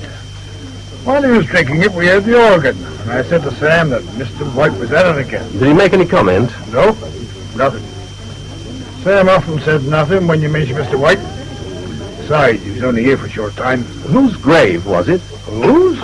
Miss Dunning's, of course. The funeral was the following day. And so you do a good job. He always does a good job. Proper professional, Sam. One of the last. Digs in real deep. Even through the ochre. What? The ochre. Big streak of it in the churchyard. And Sam had been digging through it. Got it all over his boots. I've been trying to get you all afternoon. I was in the village. I've had the police here, asking about Henry. They're convinced the poor old boy's done away with that wretched girl. God knows why. Didn't they mention she was pregnant? What? About 3 months, I reckon. Their idea seems to be that the girl threatened to tell you, so he had to get rid of her. That's ludicrous. Well, I know. I keep trying to explain to them. If she'd come to me and said she was pregnant by Henry, I'd have laughed in her face. Laughed? Martin, why do you think we're a childless couple? Well, I'd always assumed you wanted a business career. Career? What's that got to do with it? Well, I really don't know. I mean... The reason we've no family is because Henry's incapable. Henry? Oh, he sews well enough. But I'm not sure that Look it up, Martin. I'm not elaborating. But the important thing is to let the police know. that someone else is responsible for the child? Of course. He's not the one they should be looking for. All right. I'll phone Worth tonight. However, the child may have had nothing to do with it, or only indirectly. What do you mean? Look, I think I know what's happened to Henry. Well, then where is he? I'd rather not say anything till I'm sure. Somewhere local? Yes, but I don't want to talk about it at the moment. I've changed my plan. What? I'm not going to Paris. I'm coming down to Fernie. No, don't do that. I want to see things for myself. It would be much better if you stay in London. Why? Because... because Henry hasn't enough money to get abroad, so he's bound to try and get in touch with you. And when he does, you must tell him to give himself up to the police. Well, you just said he was down in Devon. Yes, but I might be wrong. And it's essential for someone to look out for him at the London end. Sounds plausible, I suppose. I'm sure it's the best arrangement. How's your Mrs. Saunders? Very helpful. Just going to have another of her damn good dinners? Smells like it. I've still a good mind to come down. And I think you should stay put. All right. I will. Good. For the moment. Dinner in 20 minutes. Oh, fine. I've got time for a gin. How did the inquiries go? I didn't find the tape. I checked in Sally's room. No sign, I'm afraid. I'm making myself damned unpopular in the village. Is it worth it? What do you think? Thanks. Me? Yes. I gather you went walking with Henry on the moor. You must know him better than I thought. I did the same walk with Henry that I did with you. Oh? Because he asked to come along, as you did. Enjoy it? Well, he made numerous suggestions, all very indecent but highly flattering. I see. Unfortunately, there was a cloudburst to dampen his ardour, so we spent the rest of the time squelching back home through bog. No. A couple of days later, he noticed Sally, and I was out of his life forever. Hope you didn't mind my asking. As for knowing him better than you thought, I don't know how well you thought I knew him, but I did form an opinion of his character. Yes? Henry is a senile delinquent, who's vain as a peacock and devious as the devil. And why you waste your time trying to prove he's innocent, only God and your sister know. In other words, I should move on to Saltham. Oh, as far as I'm concerned, you can have the room as long as you like. But I do wonder whether what you're doing will really help your sister. Frankly, Jane, I've got to the point now where I want to find out the truth as much for my own sake as hers. What's more, I'm beginning to get a glimmer of it. Oh, by the way, she phoned this afternoon while you were out. I answered it. Did she say much? She's like you, asks questions. Oh, Lord, I hope she wasn't probing. Not at all. Didn't even ask to see my birth certificate. She's all tense at the moment. The police have been getting at her. Oh? Matter of fact, she wanted to come down here, but I put her off. Why? I reckon we're in for a nasty development, and I want to keep her out of it. What kind of development? You think Henry's guilty? An innocent man would have given himself up. But I think you're wrong. Someone else killed Sally Brendan. Who? I'm driving out to Newton Cross after dinner to check a few points with the Chief Inspector. I'll tell you when I get back. Was this the person you think stole Henry's car? That's right. and who drove it to Crackhead Farm, then abandoned it at Newton Cross. So where was Henry while all this was happening? Where is he now? You can't go opening graves, Commander. You need special permission. Then I think you should get it. Because of this theory of yours? It fits the facts. It's rather a lot to digest. Can I regurgitate? If you like. Sam Brendan overhears this violent scene in the church between his daughter and White. The girl says she's pregnant. White doesn't want to know. The girl leaves. Shattered. Brendan is outraged, goes into the church, quarrels with White, and kills him. In a fury, of course. It wasn't cold-blooded. Sam Brendan wouldn't even raise his voice in a church, let alone kill someone. Oh, he raised it at me this afternoon when he thought I was Henry, come back to haunt him. Keep away from me. Isn't that what you said? That's right. Tell me, Commander, is the supernatural now readily accepted in Salcombe? What are you getting at? Well, just that you seem so keen to assume is accepted round here. What's your interpretation? He was dealing with the quick, not the dead. He thought he saw the man suspected of murdering his daughter and gave him a warning, keep away or I'll do for you. It didn't sound like that to me. No, I don't suppose it did. But to continue with your theory, next thing he has to do is to get rid of the body.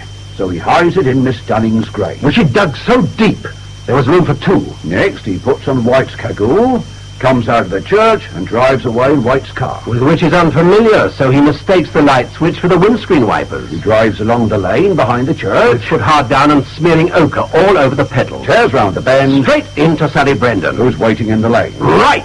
Wrong. The car would have inflicted multiple injuries. But Sally died from a single blow on the back of the head delivered with tremendous force. But her natural reaction would be to leap for the bank. Mine was. Yours? I've also experienced a car coming at me fast round that bend. Luckily for me, when I slipped, I fell forwards up the bank. But she could have fallen backwards, so her head came down on the wing of the car. Where the dent is? Exactly. Perhaps. Perhaps not. After which, according to you, Brendan picks her up and puts her in the car. Because he can't bring himself to believe he's killed his own daughter. Isn't there an opera about that? He drove off, meaning to rush her to a doctor, but after a few miles he had to face the terrible fact that his daughter was dead. So he takes her body to Crackhead Farm where he hides it. Why? To incriminate Henry. Nice bit of invention, Commander, but nothing to do with human beings. Leastways, not the ones round here. What do you mean? If Sam Brendan had finally come to think he'd killed his own daughter, he'd have been shocked out of his mind.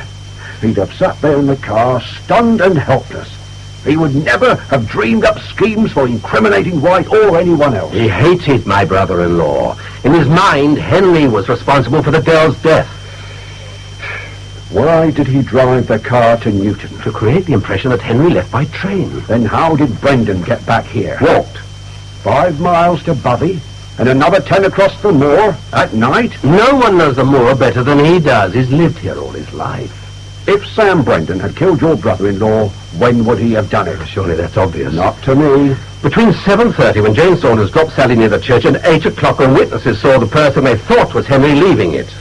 Then we won't have to open any graves, unless it's to bury your theory.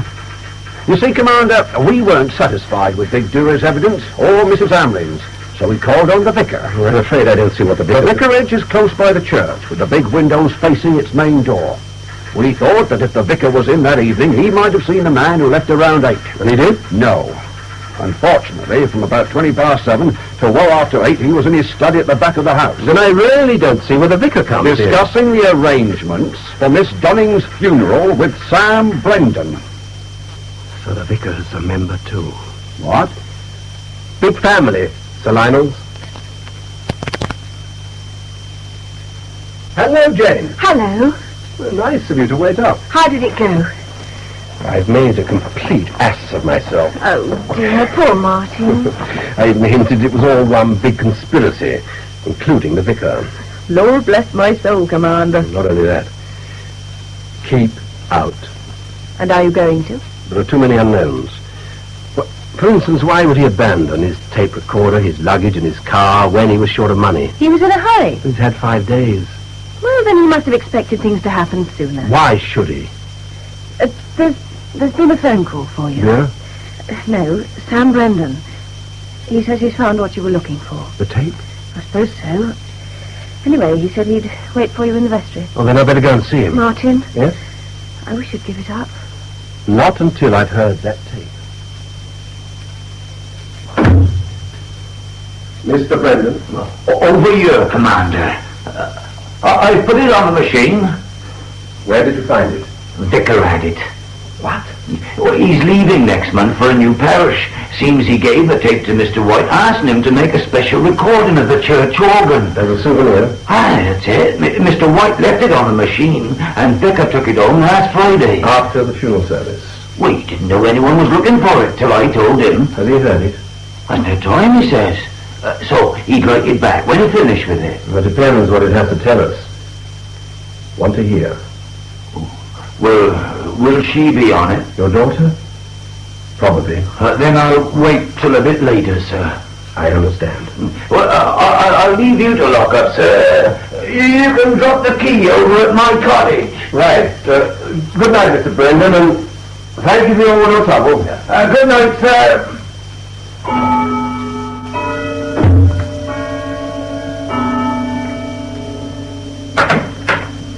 First, some variations of mine on the old song of the Cavalier.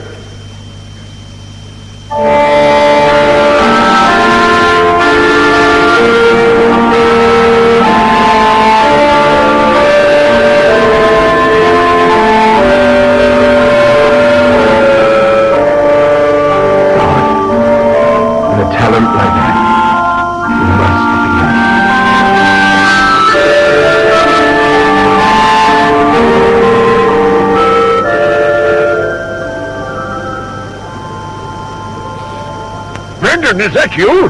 Yes, sir. Who's playing the organ? Mr. X. I didn't know he was musical. We found that tape, sir. The one Mr. White made. He's listening to it in the vestry. Oh, I see. Well, good night, Brendan. Good night, sir.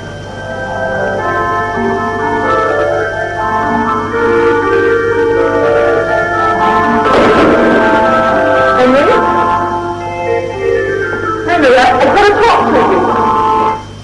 I know. You told me on the phone. I also told you what's happened. You did? So what are you going to do about that? Well, I've already done it, according to you. Well, you wasn't done it, it's yours. There's one obvious solution. No, I want to have the child. Well, that's that then. Well, no, it's not. You're the one responsible. Two are normally regarded as responsible. Well, the more reason why I should have to cope with my own. What do you expect me to do? Marry? Caught probably enough back in the summer. Ah, to the time of romance. Well, don't think you're going to walk out on me. You've got to help. Financially? Well, at least it would be something. That business deal I was telling you about. Well? That chap's due here in only a few minutes. Here? If it comes off, there's a chance I might be able to let you have. Oh, a couple of $100. How far do you think that would go? Depends on whether you have a child, doesn't it? I've already told you what I plan to do. I thought you were more practical. As practical as you wanted. Perhaps I should go to her for help. You could do a lot worse. What? Vera is excellent in a crisis. Is this some kind of a joke? Vera can give you sensible advice on all sorts of things, particularly social welfare. She's quite an expert. Having to deal with all your mistresses? This being a place of worship, I think you should moderate your language. But you said you were agnostic. True. You're the high church one. Oh, you phony. That's an odd thing to say. To think I want to believe you love me. I really believe that. One can love madly in summer, but in autumn one has to be practical. Then be practical. Tell me what you're going to do. I am not leaving an excellent and gifted wife in order to run away with you, simply because of your conditions. Particularly as nowadays it's so much easier not to be in it, and to do something about it when you are. Nevertheless, assuming my business transaction is successful, I'm prepared to help you with your expenses. When you finish with someone, you finish, don't you? We can always look back on a wonderful summer. So, it's £200 and goodbye, is that it? Well, wouldn't you be that if I don't bring off this deal? May I remind you that you'll be here at any moment? How long will it take? Only a few minutes. Then I'll wait in the churchyard. Oh, father's working out there. Then I'll wait in the lane. As you will. This thing looks to make. Yes? Is this the patch? What's so funny? I was thinking, Sally. Autumn's come for both of us, hasn't it?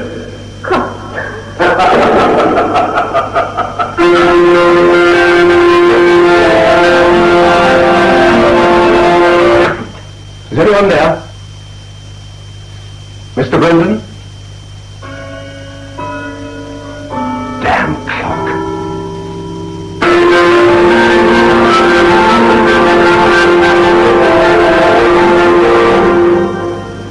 My dear darling, how good of you to come. I've got cash. 800. 800. What will it be? For the manuscript of paper delivery. There's still a question of credit for the discovery. What do you mean? I was the one who found it. But this afternoon, when you showed it to me at the house, you hadn't the faintest idea what it was. I didn't claim to be an expert. I was the one who identified it as Matthew and not, and therefore valuable.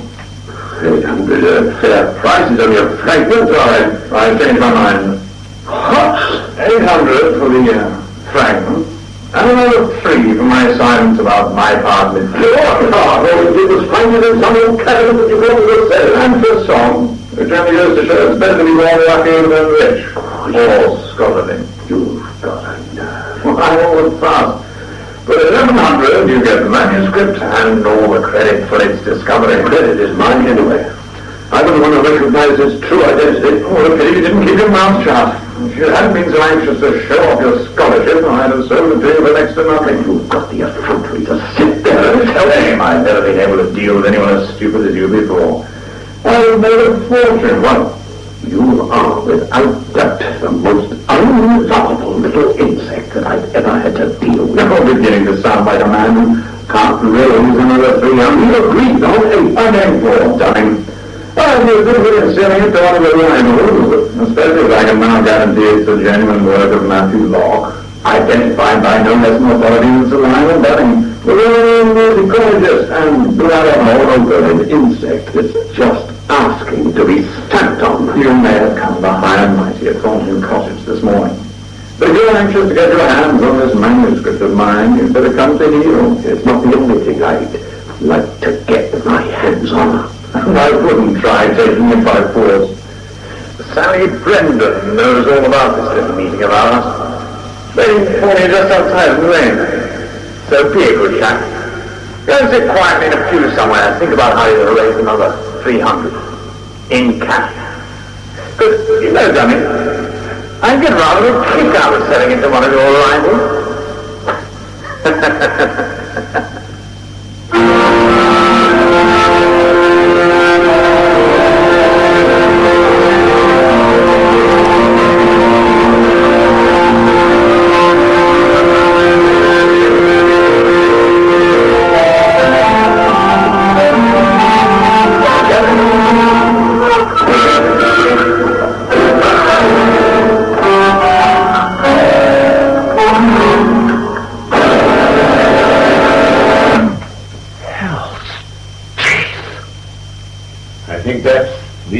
Of the Grand Guignol.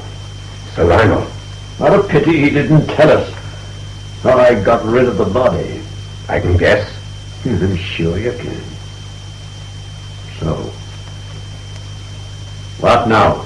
I shall hand this tape over to the police as evidence. Unless I can dissuade you. Don't even try. Ah, good morning, Commander.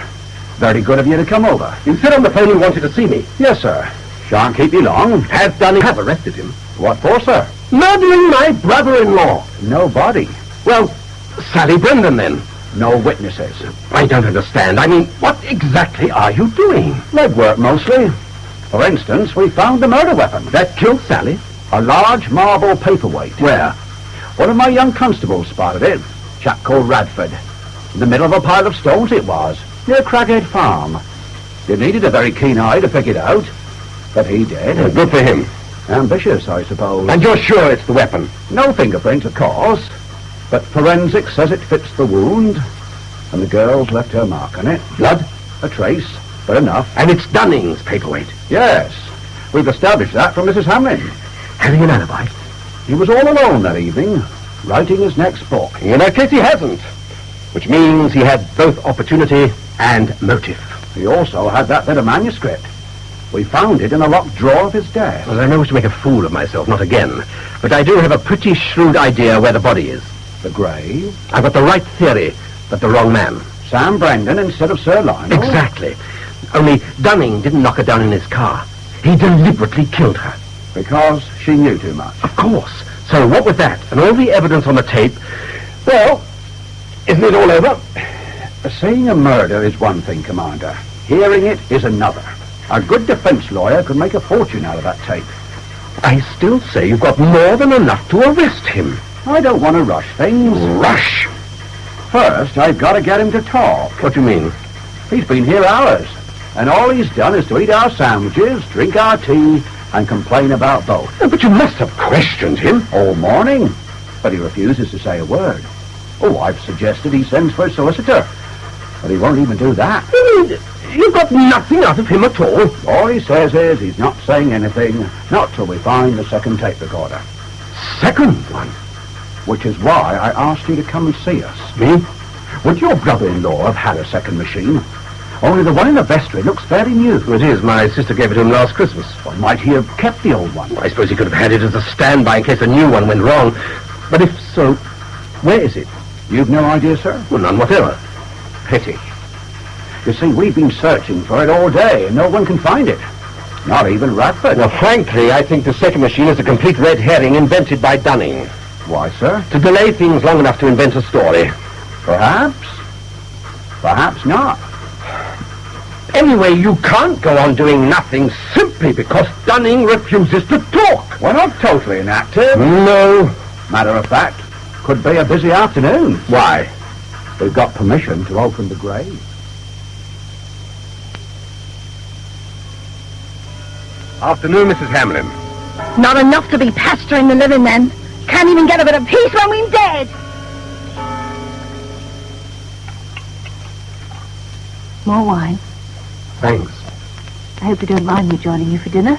I'm delighted. All the other guests having gone, I thought we'd have a celebration. The end of the season for us, the end of the case for you. Not quite. Oh, cheer up, Martin. Worth's bound to phone soon, and I'm sure he'll have the news you want. You realize I'm more unpopular than ever. All along, you've been the one person who was right. Well, he's never popular. Vera's attitude is quite extraordinary. I thought she'd be overjoyed, and she's anything but. Did you give a reason? Think of the publicity. Of course, nothing will bring Henry back, I know that. But, well, it's as if she wanted the whole thing dropped. Women who've just lost their husbands are not always rational. I suppose not. Now she's a widow, well, she might come to depend on you more.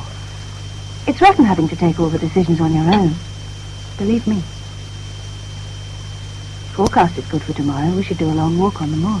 I think we should have a day off at Salcombe and go out on the boat. I don't think I've got a very good stomach. Why not? You've got a very good everything else. Had any thoughts about your new career? Not really. Except buying a hotel and drinking the profits. Ah, a short career. That was an excellent dinner, Jane. Thank you. You're a damn good cook. I try. So why employ Mrs. Hamlin next season? Oh, because the cooking and everything else is too much for me to run on my own. Well, as to that, Yes? Why doesn't Worth phone? Oh, still worrying about Henry. It's not a habit I can break easily. Then I must try to find something else to occupy you, mustn't I? I don't think you'll have to try very hard. Oh, that's someone in reception. Oh, damn. A bit late, so I better go and see who it is. No, I'll go. Stay where you are. Dunning, what are you doing here? Because of your theories, they've opened my sister's grave. Well? She wasn't alone in it. So they found his body. I want you to come with me to the church at Fernybrook. And bring your ears. The church? Yes, I want you to listen to something. What? I'll tell you on the way. You want me to come now? Yes. I need a moment to pump shit. Well, don't take all night. Who is it? Dunning. You mean Worth has let him go? Yes, he wants me to go to church with him. At this time of night, you mustn't. Why? That should be obvious if you think he's guilty. I'm damn sure he is, but he'd be mad to try the same thing twice. A lot of murderers are mad. I know, but curiosity always gets the better of me. I think both of us should go. Not necessary. Martin! Now, look, stop worrying. I shan't be long. If you're not back in half an hour, I shall phone the police. I may need longer. Half an hour, Martin. All right. And for God's sake, take care of yourself. Jane. Come on, Hicks. Haven't got all night. Goodbye, Jane. I thought we'd listen to it in the vestry. I still can't understand why Worth should have lent it to you. You know, we're fundamentally different, you and I. For a sailor, of course, the important thing is sight. I could picture you standing on the bridge of a warship, peering through the fog at some distant light. We use radar, but for me, the important thing is hearing. You look at the surface, but I hear what lies beneath. I thought we came to listen to the tape. Well, the first few minutes are taken up with what White describes as his variations on the old song of the Cavalier, of which most of us attribute to Antonio de Cabazon. If you say so. After which, Sally Brandon enters. I know. Now, I'm sure you lead a blameless life, Hicks, but if you didn't, and someone started to discuss the sordid details while you were making a tape recording, especially for a vicar, wouldn't you switch off the machine? He forgot. I see. All right, let's listen to part of his conversation with poor Sally. Quite an expert. Trying to deal with all your mistresses. This being a place of worship, I think you should moderate your language. Oh, you said you were agnostic. True, into the high church one. Oh, you phony. That's an odd thing to say. To think I want to believe you love me. I really believe that. One can love madly in summer, but in autumn one has to be practical. Well, what did you hear? I never claimed Henry was a saint. But the sound, man. What about the sound? Well, there's a bit of an echo. Why? It's in a church. All right, well now, let's listen to some of my conversation with him.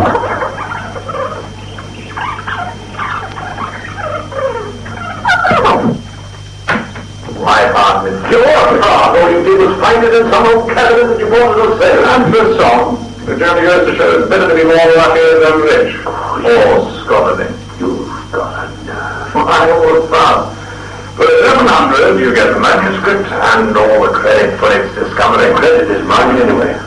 I was the one who recognized its true identity. Oh, you didn't keep your mouth shut. Quite a charmer, your brother-in-law. Well, less echo. Exactly. Because that conversation was here, in the vestry, hours earlier. Here? Yes. Well, you said he called at your house. No, he did for our first meeting. And that was where he saw something that crystallized the whole scheme in his mind. What? An object heavy enough to kill with. Are you trying to tell me he stole your paperweight? It was lying on my desk, just in front of him. And you didn't see him take it? Well, it must have been while I was phoning the bank. He wanted cash, you see.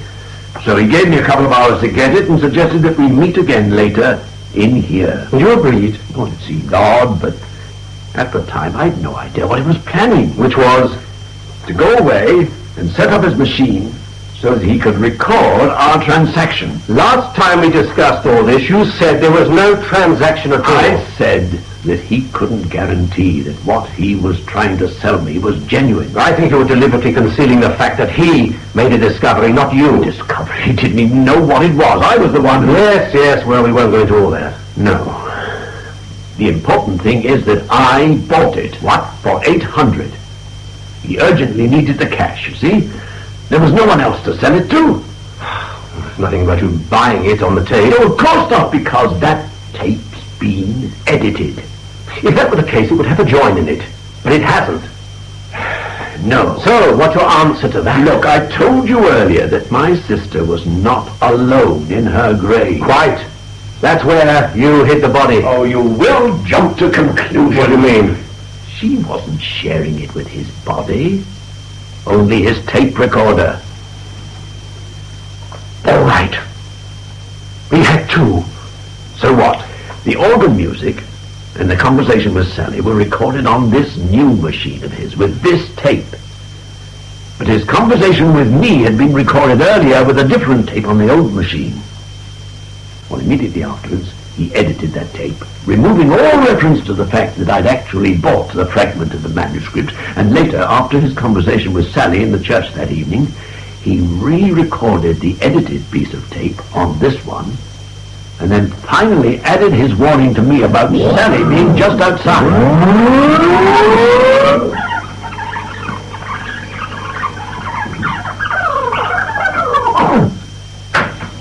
It's not the only thing I'd like to get my hands on her. I wouldn't try taking him by force. Sally Brendan knows all about this little meeting of ours. Waiting for me just outside the lane. So be a good chap. Go and sit quietly in a pew somewhere. Think about how you're going to raise another 300. Now, I hope you noted that the echo has now returned. White spoke those words into an empty church, and anyone hearing them would conclude, as you concluded, that having murdered him, I'd be forced to get rid of poor Sally, too. Not a bad tale, Dunning. Except that it's all based on nothing more than a slight difference in echo. Slight? Different voices, different positions in the church. I'm not convinced. What time is it? Nearly 20 to 11. Then I must ask you to be patient for a few moments longer. All right. Meanwhile, perhaps you care to explain why Henry did all this. Well, to give me a motive for murdering Sally Brendan. But why on earth should he want anyone to think you'd murdered Sally? Because he murdered her himself. He had no motive. Well, the girl was pregnant. But it never really explained a word. It wasn't Henry's child. No! That's why he killed her. What? In his conversation with Sally, he goes to lengths to show that her pregnancy is no threat to his marriage. But not once does he mention that he couldn't possibly be the father of the child. He couldn't afford to put that on the tape. It was his motive for murder. You mean because the child was someone else's? Exactly. Whose? Oh, does it matter? Good God! Feudal right, my dear Hicks, there are times when your imagination runs riot. No. Someone outside the village, of course. The important point is that last July he was quite convinced that the girl was hopelessly in love with him. And yet all the time she was giving the comida to someone else. What is more, completely unaware that he was quite incapable of fathering a child. The poor girl then makes things even worse by demanding that he pay for its support. So what you're saying is... What I'm saying is that Sally Brendan was the victim of your brother-in-law's colossal vanity. And you're never at loss for a plausible explanation. You mean you're still not convinced? Only that you murdered him. Oh, there's a touch of the bulldog in you. Oh, damn it, old man, I heard you do it, my dear Hicks. If all you lack is a demonstration of how flights of Vox Angelicas sang him to his rest, then I can't resist. Where are you going? You just stay where you are and listen.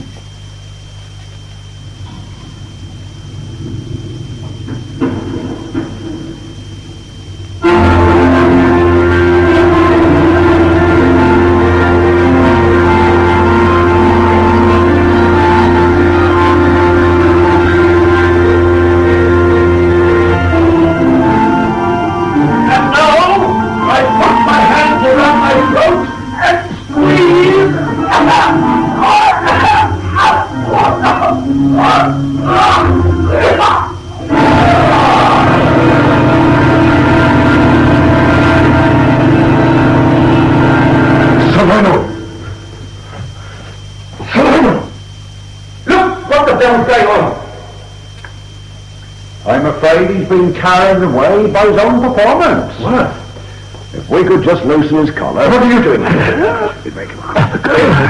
I don't get you back to Penworthy in the next few minutes, Mrs. Saunders will be sending for the army. Lord, I've forgotten. Oh, thank you. Thank you. Method acting, my dear Worth. Never try it? No, sir. Well, Hicks, you're still unconvinced? Commander? Ah! Saved by the bell. What? Convincing evidence. Why, here is the church clock, which strikes Every quarter. I know that. Then explain this. That tape which you keep insisting had not been faked lasts well over 15 minutes. 18 to be exact. So why does one never hear the striking of the church clock? Because... Yes? Because the conversations between Henry and Sally and Henry and you were recorded out of sequence. And may he rot. I'm sorry, Hicks. You tried damned hard on his behalf. Now you talk as if it's all over. But simply because he tried to incriminate you doesn't prove he's guilty. What? Well, there's no need to go down with the ship, Commander. I've no doubt that once we start questioning him, he'll tell us everything. The vain ones always do. You got to find him first. Oh, not me. Interpol. He thinks he's got away with it, and all he needs to do is hide his identity and live abroad. Only to do that, he'll soon need a lot more money. You think he'll get in touch with my sister? Bound to. He'll be on one of those foreign trips of hers. And when he does, clump.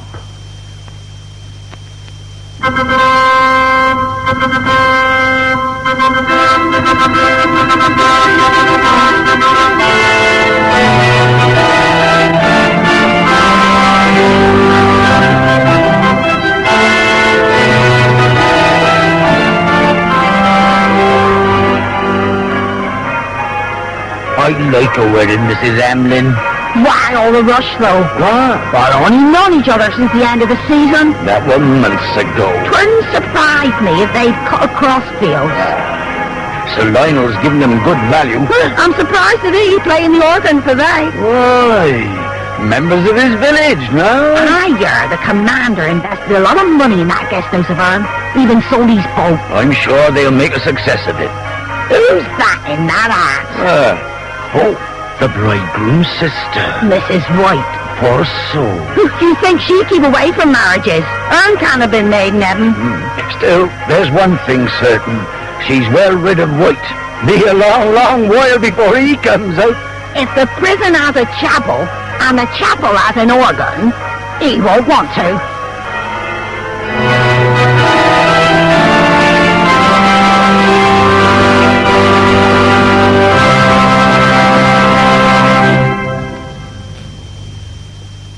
In The Sound of Murder by Eric Corner, the part of Martin was played by Conrad Phillips, and that of Jane by Rosalind Adams.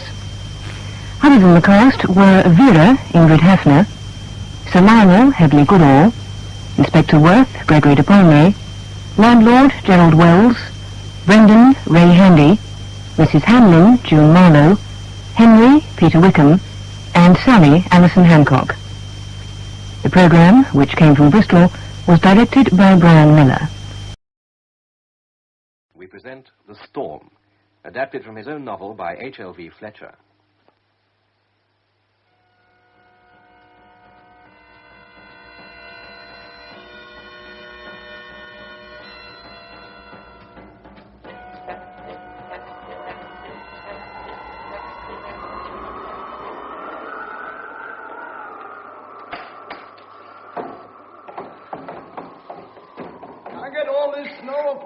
Miss Molly. Never mind about that, Jacob. Get that door shut. Ooh. Oh, come on, I'll pour you a cup of tea. Oh, I can do with it. My gosh, it's bitter cold. Drink this and I'll go and milk Daisy. That's a great fire you've got going. Oh, plenty of wood cut, I hope. Logs, any amount we Oh, got. we're going to need them. The snow coming at last. I've been waiting for it all day. Sky grey as slate. It's been dark since dinner time. Oh, threatening since the new year, the snow. We'll have good measure now. I wish Father was home from town. Oh, he'll be all right, don't you fret. The valley roads fill up so quickly. Oh, have some more tea, Jacob. Half a cup. Plenty of sugar. That's a good gal. Where's the paper? It's here. Father's bringing today's. It'd be nice to have the news up to date instead of yesterday's paper by post. Anything more about that actress woman that was murdered? No, except that they're looking for her husband, a Mr... Oh, what is it? It's on this page somewhere. Ah, yes, Mr. James Romford Smith. Well, why is she called Miss Carrington if she's married to him? Thelma Carrington was a stage name. Oh. She's a wonderful actress. Was she now? Seen her act a few times. A lot of her films. Well, and her husband goes and sticks a knife in her. Well, it doesn't say he killed her. Well, who else could have killed her? Read what it says. Where is it? Ah, yes. The police are anxious to discover the whereabouts of Miss Carrington's husband, Major James Romford Smith. There. If he hadn't done it, why are the police looking for him? Says they were married soon after the war. He lost a hand in a commando raid on a village in Norway, escaped by stabbing some German sentries, was given the MC and made much of. Really quite a hero. He got in the habit of stabbing, it seems. Seconded to the War Office, believed to be MI5. Oh, that means spy. I'm not all that ignorant. He took no part in his wife's theatrical activities. That's about it. Oh, it doesn't sound the kind of man who'd stab his wife. Can't say, see. Trash, this all acting lot. Well, I better go and milk. Here's your dad coming. What? Look, through the window. Oh, that's a relief. Oh, he's walking, too. He's had to leave the car. Oh, someone with him. It isn't anybody I know, is there? By gosh, the snow's coming thick now. See you later. Very well, Jacob.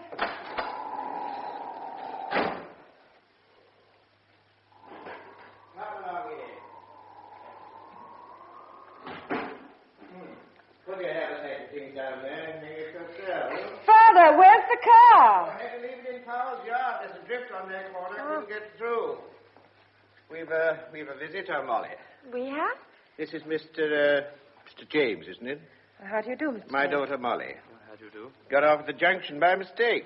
Walking to Llanithan. Can't do that trip tonight, so I said he'd better stop here. Of course. Come over by the fire. No, I'm not cold. Our walk warmed me. Come on, sit down. Make yourself at home. Thank you. I'm terribly sorry to intrude on you like this. Oh, you're not intruding, man. Anybody up here would take you in. It's 12 miles to Llanithan. We'd have been digging you out of a drift in a couple of days if you'd gone on. See, I had an idea I had to change at Newpool.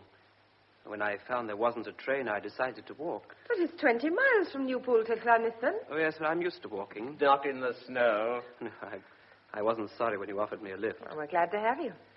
I can go in the morning. We'll have to see what the snow's like. You expected anywhere? No, not immediately. There's a telephone in the post office Oh, here. yes, that's all right. Good. Because it's in the post office kitchen. And they sit there and listen to all you say. Mr. James knows the district, Molly. Oh, really? Well, only in a general way. I was at Llanithan during the war, training. I see.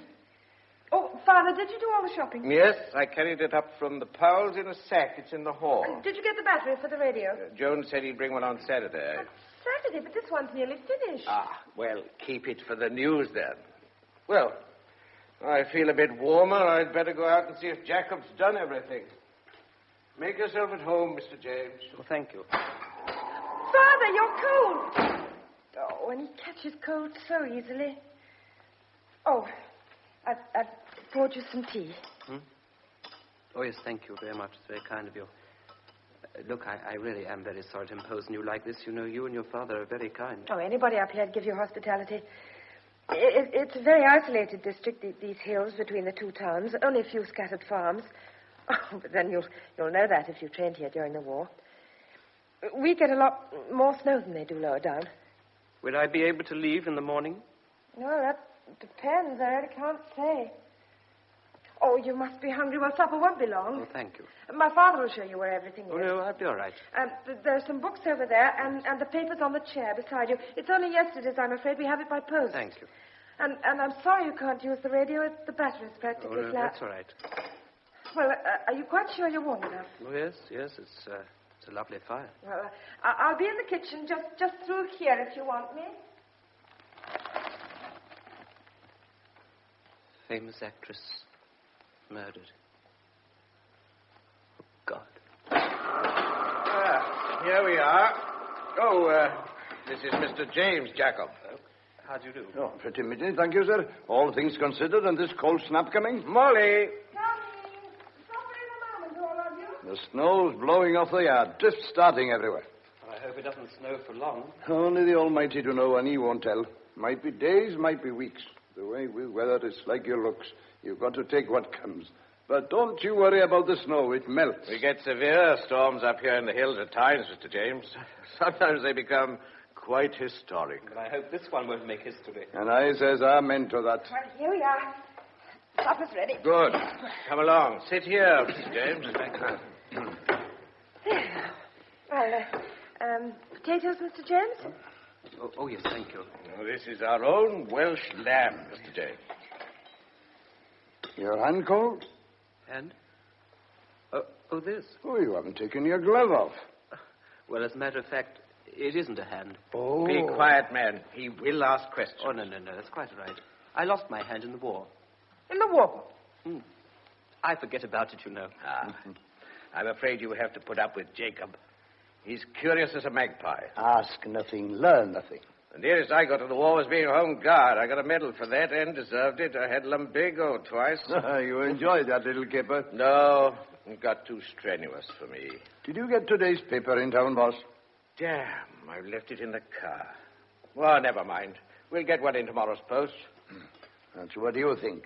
Look at it out there, piling up. One day's paper is much the same as another to us up here, Mr. James. Oh, yes. I wanted to know if they found the man who murdered that woman. What woman? That actress woman that was stabbed. You know, I can't remember the name. Something... what was it, Miss Molly? Thelma Carrington. Oh, yes. They're looking for the husband. No, they haven't caught him yet. Oh, right smart piece she was. But one's the same as another to me. All cats is grey in the twilight. I suppose she'll be a great loss to the stage. No, I don't remember ever seeing her. Yes, of course you've seen her father, the summer before last. When we were at Stratford. Where? Maria in Twelfth Night. So we did. I didn't really think a lot of her. Not her part, perhaps. You seen Miss Carrington, Mr. James? A few times. Did you know she'd been murdered? Oh, yes, I heard. Well, who on earth would want to kill a lovely creature like that? Yes. She's very beautiful. What's that? Oh, no, nothing. Seen any of her films? No, I'm not fond of films. I like a cowboy film myself with red Indians. Oh, what are you looking so thoughtful about, Molly?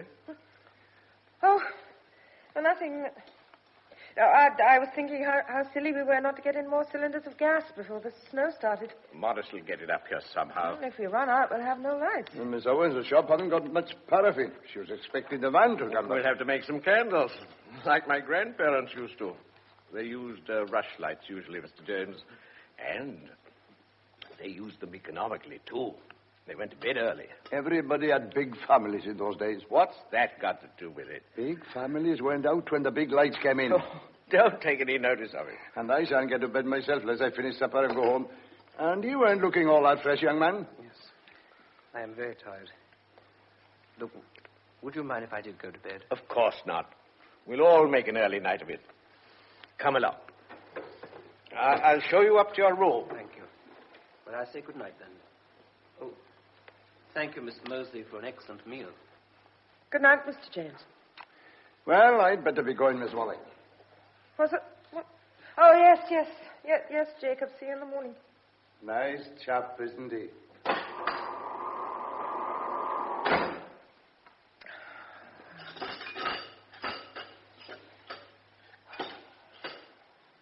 Well, our visitor was tired. He won't lie awake long. I'm quite sleepy myself. Oh, no, Father, don't make up the fire yet. I have some mending to do before I go to bed.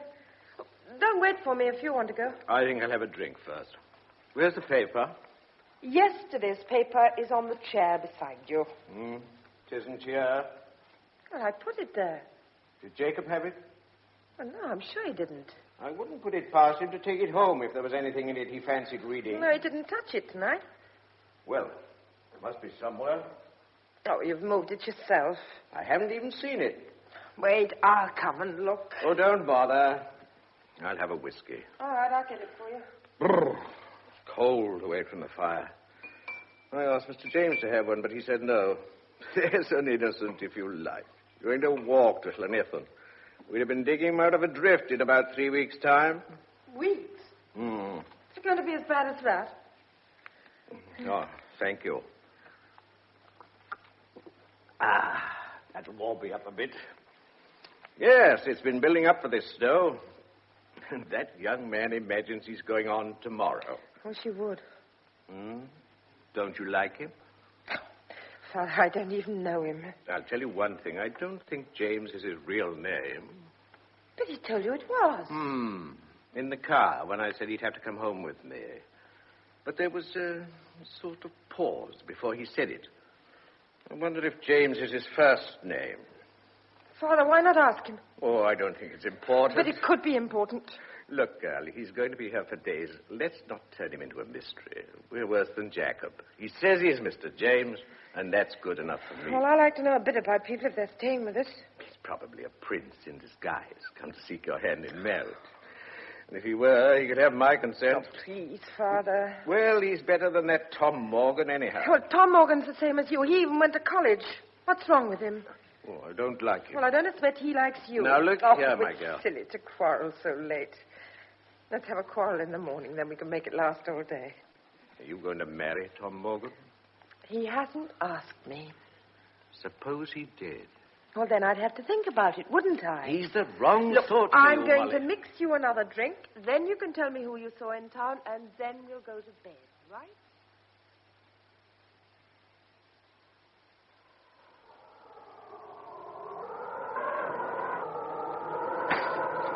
How's the boss, Miss Molly? Jacob. He's by the fire dozing. I think he's caught a bit of cold. I warned him yesterday not to stand about after sweating. I managed to keep him in since dinner. Where's the other chap? He'll help. Mr. James? He's gone up to his room. Nice gentleman, isn't he? Is he? Oh, I wish he hadn't come here. Well, never mind about him. Tom Morgan's in the barn. Tom? Why didn't he come to the house? He says he's mucky. Been out since breakfast. They've got sheep lost any amount. How awful. And knows your dad here in the kitchen, too. All right, well, I'll put a coat on and go out. I'll make tea when I come back. All right.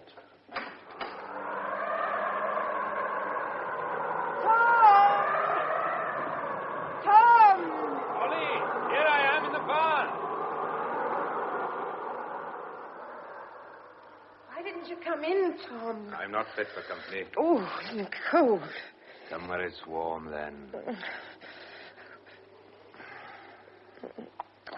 Tom, did you ever shave? No time for shaving weather like this.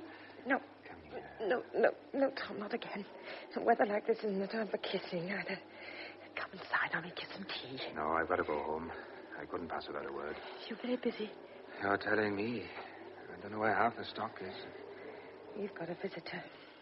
So Jacob said. My father picked him up from out on New Pool, didn't he? Who is he? His name's Mr. James. That's all we know.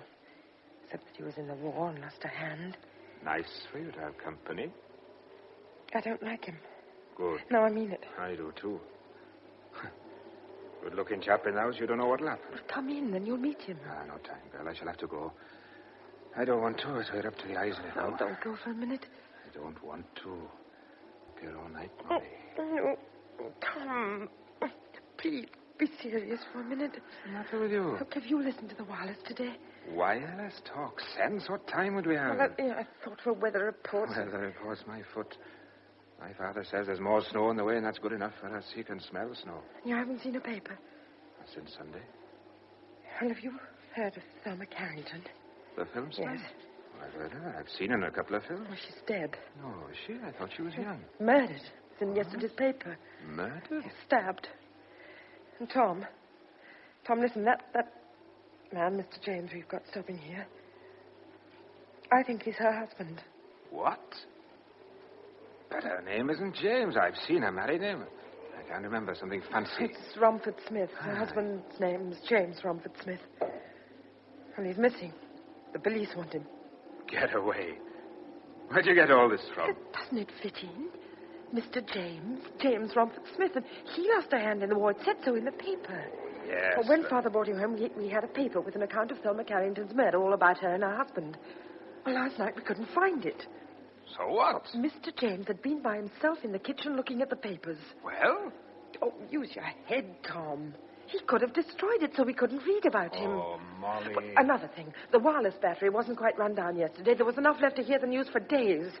Well, this morning the set had been switched on and the battery was flat. Someone's always leaving the wireless switched on. Somebody could have come down and switched this one on in the night. Oh, talk sense.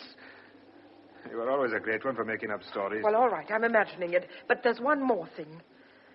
When I made his bed this morning, I saw initials on his pajamas. They were J.R.S. Well, now what you say? You could have borrowed it. Oh, Tom, please, don't make fun. Well, taken all round, I suppose. It sounds queer. Jacob said he was a real nice chap. Jacob would say the devil was a nice chap if he helped him with his work and gossiped a bit. No, there's something odd about this man. He's quiet and distant. I can't explain. Oh, it sounds a bit like he could be the man. What you going to do? Well, that's what I was going to ask you. I can't do anything. Can't get away, that's one thing, not in this weather. But he's here, he's in our house. He'll have to stay for days, maybe for weeks. Oh, don't let on what you suspect. But can't you see? I don't want him here. Tom, I'm frightened. You got nothing to be afraid But of. he stabbed one woman. He wouldn't stab you. How do you know what he'd do? Does your father know what you think? No, I can't tell him. He's sickening for one of his chills. Besides, he'd either laugh at me or tackle Mr. James right out, and goodness knows what had happened then. Your father can look after himself. Look, I'm on my own, can't you understand? I'm terrified of him. Look, you only got to wait till the weather breaks. I can't wait. Oh, Tom, won't you do something? What can I do? Well, couldn't you get down to Newpool? What, in this weather? Yes, and let Sergeant Lewis know. Talk sense, girl. It'll take a day. You know the way we're fixed. Oh, yes, your sheep. I forgot. They're lost any amount. Hundreds of them in drifts. We've been looking all afternoon. We didn't find 20. Oh, snow comes. We don't know where to hunt. Everybody's in the same fix. They're too busy to help. All right. You're too busy. Can I help it, Molly? You know how it is with sheep lost in the snow. We'll be at it every hour there's light. Oh, it's all right. You can't help. I can see that. Look, now. This chap isn't nasty or anything. Of course not. Not in any danger. I'll tell you what. Why don't you run down to the post office, telephone Sergeant Lewis, and tell him what you told me? The police couldn't get here. You thought I could get there? They'll come some way if they wanted to come. I wonder. Wouldn't do any harm. But I could just tell him. Oh, that's Jacob calling. I'll have to go. Got a kiss for me, quick. He's coming here. I'm here, Jacob, in the barn. It isn't easing up a bit, is it? You two cuddling in there? I'm coming. Don't feel the cold when they're young. Not with a girl in a barn. Your dad's woke up and Mr. James is with him. I boiled a kettle. Oh, Jacob, will you tell them I'll be in to make tea in a minute? I want to run down to the post office to telephone. Telephone? Yes. It's about those gas cylinders. Telephone? But you can't. Why not? The telephone line's down. Broke. Great piece of tree fell across it over by Little Hall. Oh, no. Stuck we are. No post, no paper, no wireless, no telephone. Better if we went to bed for a fortnight. Are you staying here, Tom Morgan, for some tea? Oh, I'm going home. Good night, Molly. Tom, please. Good night. Now we're all by ourselves.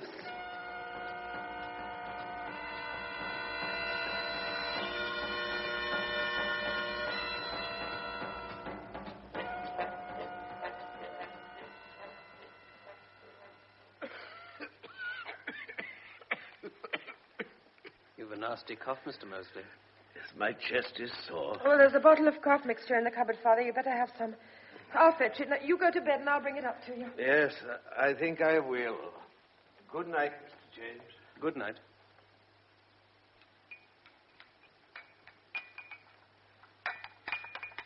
Look, do let me help you with the dishes. No, please, now, please, I can manage quite I easily. can't just sit about. Come on. Oh, yes, I'm marvelous at wiping up. Can hold anything with this hand of mine. You worried about your father? No, but he's careless, you know. Getting hot and then standing to get cold in a northeast wind. He had bronchitis last winter, then nearly pneumonia. Yes, he ought to have a doctor, really. But I don't think a doctor could get here, even if we could send for him. Yeah, it's awkward. No, I'll keep him in bed for a few days. Oh! Damn, I've broken the plate. Look, I'm most awfully sorry. Never mind. It's an old one. Do you know? What? First time I've heard you laugh since I came here. You almost smiled yourself. Well, come along and have some of Father's whiskey. Help yourself. Oh, thanks. You having one? No, thank you. What's it like outside? Like, I can't see out. There's ice on the window. Ice? Well, this room's hot. No, not near the glass. It's a clear night. I can see some stars. Must be freezing very hard. Freezing? Right, I think I'll go on tomorrow. Go. Well, I don't want to trespass on your hospitality longer than I can help. You're welcome to stay. No, I really think I should move on. You know, you have an awful job. I don't think you understand what it's like. Well, now it's freezing. It'll be easy. Well, have you ever travelled through snow? Once in Norway. What, far? No, not far. Well, it won't be the same. There won't be a frozen crust, not after only one night's frost. You'll go through all the time. I'll manage. Look, you're taking an awful risk. Well, I'll start early. Do you know the road? Well, I know the way I want to go. Well, remember, I learned this area pretty thoroughly during the war. Most of the landmarks will be hidden. The hills stay. What time do you want to leave? As soon as it's light enough. Shall I pack some food for you? Oh, that's good of you. I've got iron rations in my pack. Look, you could just leave it here on the table. No, I'll be up. I'll get you some breakfast before you go. Well, I'll say good night then. Look, I want to thank you. No, please, don't. Good night. Good night, Mr. Chase. Oh, dear. I don't know.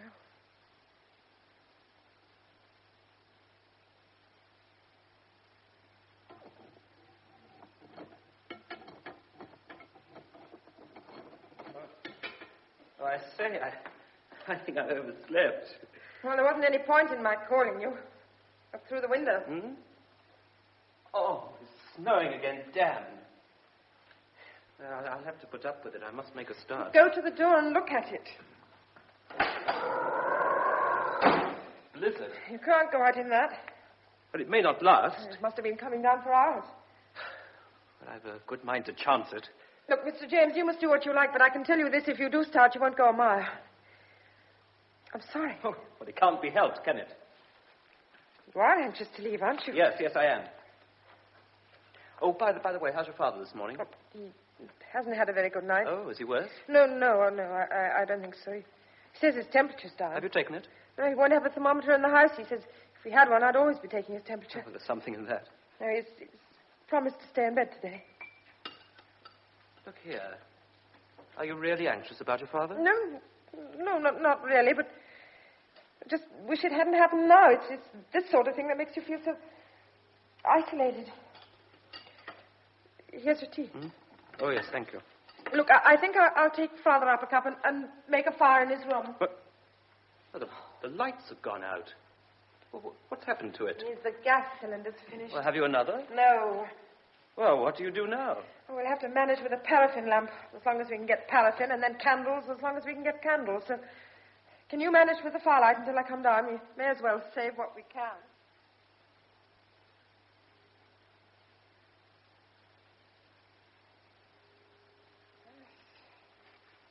Poor old Jacob, he was quite glad to go home, and he doesn't usually give in. No, he really felt the cold today, and he's bred to it. Oh, I should have gone this morning. I should have gone.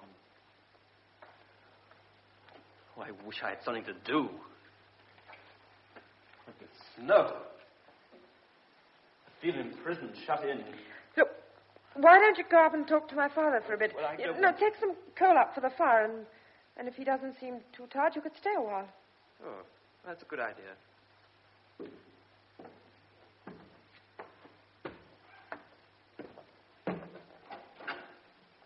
Brought some coal for your fire. Oh, thanks.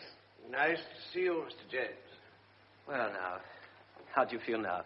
Hot and aching a bit, but I think I've got it in time. You're in the best place. So Molly tells me, but I'd sooner freeze outside than swelter in. We're never satisfied. I'll be out in a day or two. Well, don't rush it. Sit down a while. Oh, well. I mustn't stay too long. I'll tire you. Oh, I'm glad to have a gossip. It's funny the way things work out. I married a local girl, Molly's mother. When she died, I wanted to get away. Packed up the farming, let the land, and so on. Mm. I meant to leave. But my heart was here. Yes, I know what you mean. You see it as a good place to get away from, but it grows on you. The hills and all that. I'll die here. Oh, well, not for a long time. I hope not. Still, worries me a bit sometimes. What does? Die. Oh, now, don't be ridiculous. I mean on Molly's account. What's going to happen to her? Well, what should happen? I mean, she's happy here, isn't she? Of course, but it's not much of a life for her. And lying here today, it's been on my mind. Well, when you're a bit out of sorts, anything worries you. I had her properly educated, thought she'd get a job somewhere, but she insisted on coming home to look after me. Oh, we have holidays. I've taken her abroad and all that, but we come back and there's nothing for her here. Well, as long as she's contented. Nothing at all. She never meets anybody worth meeting. Oh, one day she'll meet somebody, get married, and then you will have something to grumble about. I wouldn't grumble. But who's she going to marry? Some farmer's son who'll turn her into a common drudge. You don't want her to marry a farmer? Not the ones I know. I should imagine you've got a particular one in mind. That could be. Oh, they're fine chaps in their own way, but she doesn't understand. Well, leave it to her good taste. When women fall in love, they haven't any taste. Is she in love? I wouldn't know. At her age, it's easy to imagine you are. Well, I know nothing about your daughter's affairs, but I think you're upsetting yourself for nothing. I suppose you're right.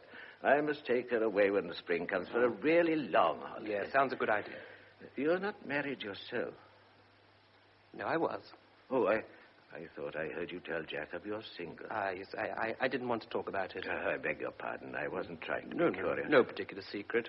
My wife is dead. Oh, I'm very sorry. No, please don't mistake me. It wasn't a very successful marriage. It's over now. Sorry if I brought up something you want to forget. Oh, yes. It's all over. Have a look at the weather, will you? No, it looks about the same to me.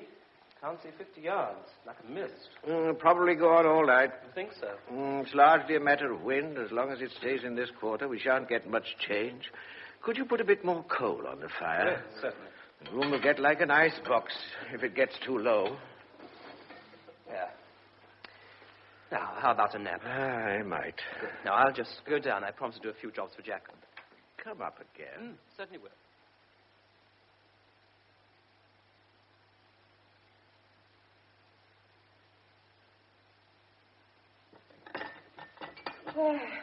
Dinner over again. Life's just a field of snow these days with meals dotted in it. 10 days of it we've had. Seems like a year. I thought the boss was going to come down for an hour. Yes, but he didn't want to after all. Jacob, I wish he'd start getting better. So do I, girl. So do I. He could only get some medicine, something like M&B. I can remember old Michael Evans used to cure with a Bible and a key. He really ought to have a doctor. Wonderful chap, old Michael. Dead these 20 years, should be. Well, he's not much help then, is he? Where's Mr. James? In the barn. You like him better now?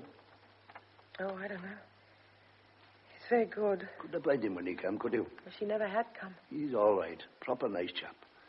But I don't know what's got into him these days. He's making something. What? Tennis bats, it looks like. Here he is coming now. Oh, hello. Look, is there any very strong twine? Yes, I think there's a ball of it in the straw. Good. I'll grease it, but it must be strong. Yes, it is. Fine. Jacob says you're making tennis rackets. Well, that's what they look like. Rackets, that's right. We'll play with snowballs. Well, what are they? Well, you wouldn't tell me. No, I wouldn't tell you, because you're so inquisitive as usual. They're snowshoes. Snowshoes? Don't look like any shoes I ever saw. What are they for? Walking on snow. You couldn't walk on them things. You'd be surprised. You can get over deep stuff in them without going through. It is natural. I'll get drowned on my own 2 feet as long as I'm able. Bath chairs you'll be making next. Have you ever used them before? A few times. As soon as you finish, the snow will go as likely as not. Then a thaw and water everywhere. Better if you was making bathing drawers or a Noah's Ark. Oh, one thing at a time. I'd better get back. Unless old Pharaoh here can think of some other task for me. Old Pharaoh'd like a nap. Well, you have one, Jacob. No, I'll go and split some firewood first. Have a nap before tea, perhaps. Do you like a cup of coffee before you go back? No. Oh, yes, it would be nice. The kettle's boiling. Ah, cups of tea, cups of coffee all day long was shocking. Breaks the monotony. Yeah, it does. Jacob and I were just saying the storm's been going 10 days. Yes, I know. I come up here to walk across the hills. Here I am. Like being in prison. Oh, no, I'm sorry. I shouldn't have said that. You've all been so kind. No, I know exactly how you feel. No, I don't think you do, Molly. Not exactly.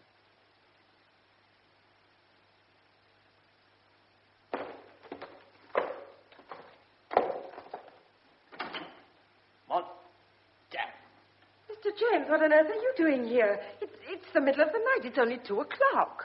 Why have you come down? I thought it was Father. What are you doing? I'm leaving. Now. Yes, now. But why? In the middle of the night. But it's early in the night. There's a moon. Which will set in a couple of hours. There's plenty of stars. The sky's clear. Look, you can't. You'll be lost. I was taught to make my way by a map and a compass. On snowshoes? Exactly. You've no idea how cold it is. It's below 0. Well, I must put up with that. Oh, please, start in the morning. It may be snowing in the morning. I don't think you realize what you're up against. I think I do. But you'll never make it. Oh, of course I shall. After all, I'm only against Glenithan. All right, go if you want to. But if you think by walking out into the night you can escape... What do you mean, escape? Would you mind answering my question? You know what I mean. Oh, why pretend anymore? Well, which of us is pretending? Your name isn't Mr. James, is it? What exactly is it, then? Isn't your name Romford Smith? Well, let's have the rest. Well, don't try to frighten Molly, me. I'm not trying to frighten you. Because I'm not frightened. I was, but I'm not anymore. I don't care. You can do what you like. I don't want to do anything. You're crying. Look. No, please, look, I'm terribly sorry. Look, there's nothing to cry about. It's reaction, I suppose. You are James Romford Smith, aren't you? Yes, I am. Thelma Carrington's husband? Yes. But you killed her, didn't you? As a matter of fact, I didn't. Oh, I'm so glad. God, it's such a relief not to have to pretend anymore. Oh. Tell me, what was she like? Oh, what, Thelma? Oh, I don't know. It's a job to say. Well, you know the publicity stuff. Beautiful, successful, clever. Oh, but she had one overriding ambition, to be a great actress. A really great actress. She was? No. She never touched it. And she knew. In her own eyes, in spite of success, she was a failure. Well, you see, the way I see it, they come in 2 sorts. Either you remember the part they play and forget the actress, or you remember the actress even if you forget the part she played. The latter of the ones, you only get a couple in a century. Women like Siddons, Ellen Terry Bernard do say. You see what I mean? I think so. Well, that's who she wanted for company, and, well, she missed it somehow. Oh, well, Molly, our marriage was a great mistake. See, it was just 2 bodies. And we got to dislike each other. Then to hate each other. At least she hated me. I didn't hate her. I was about the only person who knew what was going on in her mind. I was sorry for her. Perhaps that's why she hated me. I wanted a divorce, but she wouldn't agree, so we just quarreled and quarreled. Oh, dear. Not a nice way to talk about the woman I was married to. You know, I've never spoken of it before. Not to anybody. You see, I became so edgy. Once or twice I even said I'd like to murder her. But I didn't mean it, you know. Well, people hear of these things. They remember them. And she'd repeat my threats to our friends, all in fun. Yet not in fun, if you see what I mean. Yes, I think I understand. Well, people weren't quite sure just how cruel I really was. Oh, have you heard about that wretched decoration I won? Yes. It's where I escaped from a prison camp in Norway and had to kill 2 guards. But, I mean, that was war. That sort of thing, you see, one gets a certain reputation. I'm not a killer. But I couldn't do that anymore. I can't even shoot a pheasant these days. You don't need to explain all this. No, I'd like to. That night, before she was due to go to the theater, we said some terrible things to each other. And finally, I said I'd leave her, and she said if I did, she'd commit suicide. Oh, she didn't mean it. That was acting. Well, I said if she felt that way, get on with it. And my old commander knife was in a drawer. I took it out, flung it on the bed, and said something like, good idea, do it with that. And then I walked out. See, I was in a hell of a temper. I really did mean to leave her, but I couldn't go like that. You see, so I went to the local, knocked back a couple of pints, then sort of calmed down, decided to go back. I was going to tell her how sorry I was for what I'd said. Oh, I hadn't been out 10 minutes, or certainly not more than a quarter of an hour. And she was dead, lying on the bed with my knife in her heart. Well, then I just ran. Why? Oh, well, why do people run But away? as long as you hadn't done But it. everybody would believe I'd done it. I reckon the evidence against me is so strong, I believe myself I'd kill if I didn't know better. I even wondered if I'd had a blackout and had killed her. Now, look, was there anybody else in the house? No. It's my bad luck. The last person to see us was Hanson. Who? Oh, an awful old woman who looked after us. She'd been Thelma's dresser since she started. Was about the only person who really loved her. Well, I was poison to her, of course. Yes, I'd like to know all she said to the police. Well, look, could anybody have got into the house while you were out? Well, they must have done. Have you any idea who? No, none. I mean, I can think of 100 people who hated her. Any of those might have killed her. But whoever he is, he's lucky. The spotlight's on me. Why did you come here? I mean, where were you going? Well, I came up here because it's the most isolated place in the country I know. Mr. James, there isn't a place in the hills you could go without being seen somewhere by a shepherd or a farmer. Yes, but as I've told you, I know these hills. I met a chap out on the border up there during the war. He'd take me in. I could stay there as long as I liked and then, well, go to Ireland, perhaps on a Cardigan Bay fishing boat. Then later America, I thought. Oh, I was mad to start running. But now it would be mad to stop. I know what I'm doing. And if they get me now, I don't stand an earthly. I'm the scapegoat. But I'm not going to be caught. I'd sooner fall asleep in the snow. Oh, no. Well, it's in the open air anyhow. Are you determined to go? Well, there's no real option. Go and wish me luck. Won't you? Now, look, please, don't cry again. I'm an idiot. Look, I don't want to remember you crying. Try to manage a smile. I don't think I can. Oh, yes, you can. That's better. Hold it. Oh, you're ridiculous. Oh, Molly. Yes. Oh, I don't know if I ought to say this. Won't do any good. Oh, I can't see it does much harm. I'd like you to know. You see, all this time I've been here, I've been falling in love with you. I think it started the very first night I saw you. It's been going on all the time. Yeah, perhaps I wouldn't have told you. Nothing I can do about it. There it is. If ever you think of me, perhaps you'll remember. I'd like you to remember. I don't know what to say. Oh, don't say anything. You see, being shut up here with you, I've been afraid of you. Well, there was nothing to be afraid of. No, but up to an hour ago, I thought you were a murderer. Now you know I'm not. Oh, I can't tell you how happy I am. It's like a terrible weight gone. But you see, in spite of what I knew, or what I thought I knew about you, I liked you. It's as much as I ask. I'll always remember you. Well, now we'll make that raid on your larder. What? You hear something? It's Father. He can't be up. But he's coming downstairs, I think. Oh, but that's mad. What on earth? I'm late.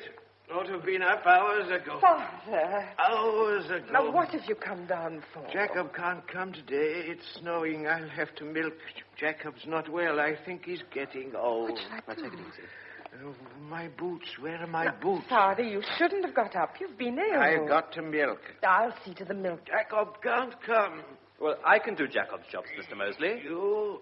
Yes, You? that's right. You remember, James. James? Yes, now, you'd be better in bed, Mr. Mosley. Animals must be fed. The horse. There's only one horse. My grandfather used to keep 5 horses. Well, I'll see to everything. There's nothing to worry about. Now, look, put a rug or something round him and slip us on. He's late, rather. We'll see to everything. You'll feel better in bed now. Come on, I'll give you a hand to take him upstairs. That's... Come on. It's very cold this morning. You lean on me, Father. Put your arm on my shoulder. That's Steady. right. Come on now. Gently. Yeah, careful. All right, not much further to go now. Let me get you back into bed again. There we are. Gently does it.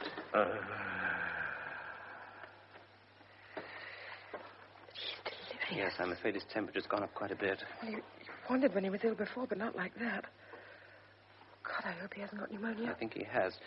Now, look, you must have somebody here. He may be a handful. No, I can manage. No, not what he's like he is. Normally it'd be easy to get help, but Everybody's so much to do because of the storm. Look, shall I go down and knock up Jacob? Yes.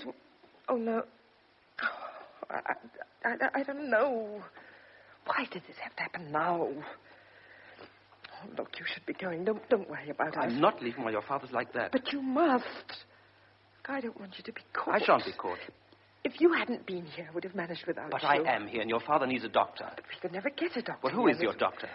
Dr. Breen. The young man? No, over 60, and he's not strong himself. And even if I could get a message through, I couldn't ask. How far? Carson, about 7 or 8 miles. All right, I'll go. You... I can do it on my snowshoes. Please. No, it's easy. Trial run for my endurance test. Anyway, we can't possibly ask him to come. But we won't.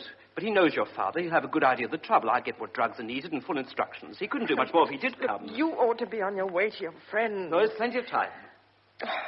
I want to refuse your help. No, it can't be done, Molly. I need it. Oh, you are good to me, Mr. James. Mr. James? I don't think I could call you Mr. Romford Smith now. I should hope not. Well, my name is James. Yes, of course it is. It always has been James. Never Jimmy or Jim, just very formal and proper. James. Oh, James. That's it. Keep on trying. Doesn't sound so much as if you're talking to the butler after half it doesn't go.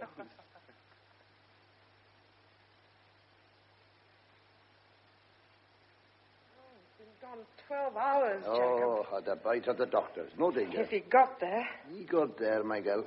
Do anything. That boy only put his mind to it. Can't do wrong in your eyes, can he, Jacob? What about yourself? I got the feeling we've been mates all our lives. It's been shut up in the snow together. Don't go there standing in the window like that, my girl. That won't bring him quicker. Sky's getting dark again. More snow coming. I won't be sorry myself to see him back. If he doesn't, I'll never forgive myself. Here you come. Pray don't snow any more yet. Jacob! Jacob, look over there. Below the trees. That's him. Yes, it is, isn't it? That's him. Oh, them watches of his were slow but sure. Walking like a duck hunting a place. Oh, Jacob. Yeah, it is me you've got to kiss. James! James! Are you all right? Oh, yes, I'm all right. A bit tired, that's all. Well, I've got everything. Written instructions.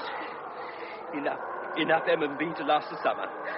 Now, please don't cry. Come on, everything will be all right now. You'll see, everything will be all right.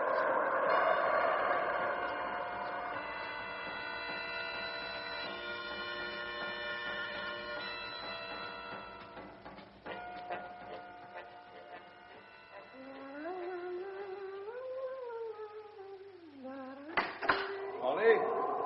Yes? Tom Morgan's here. Tom? Well, tell him to come in. Come on, Tom. I gotta get all the snow off this heap. Come on in here. Hello? Hello? How are you? Oh, fine. They sent me down to ask about your father. Only last night we heard he was so bad. Oh, my word, the snow has slowed us up while he's on the mend now. Oh, that's good. Billy the cleaner was saying he was like to die as not. Oh, that was days ago. Good Lord. He was very ill, but Mr. James went down to Dr. Bream and fetched medicine. Went to the doctor's? My God, he must have had a rough trip. Yes, I think he did. He went on snowshoes. Ah. Wish I'd have known. I'd have gone for you. Oh, thank you, Tom. Anyway, it's all right now. Have a cup of tea to warm you. Oh, thanks.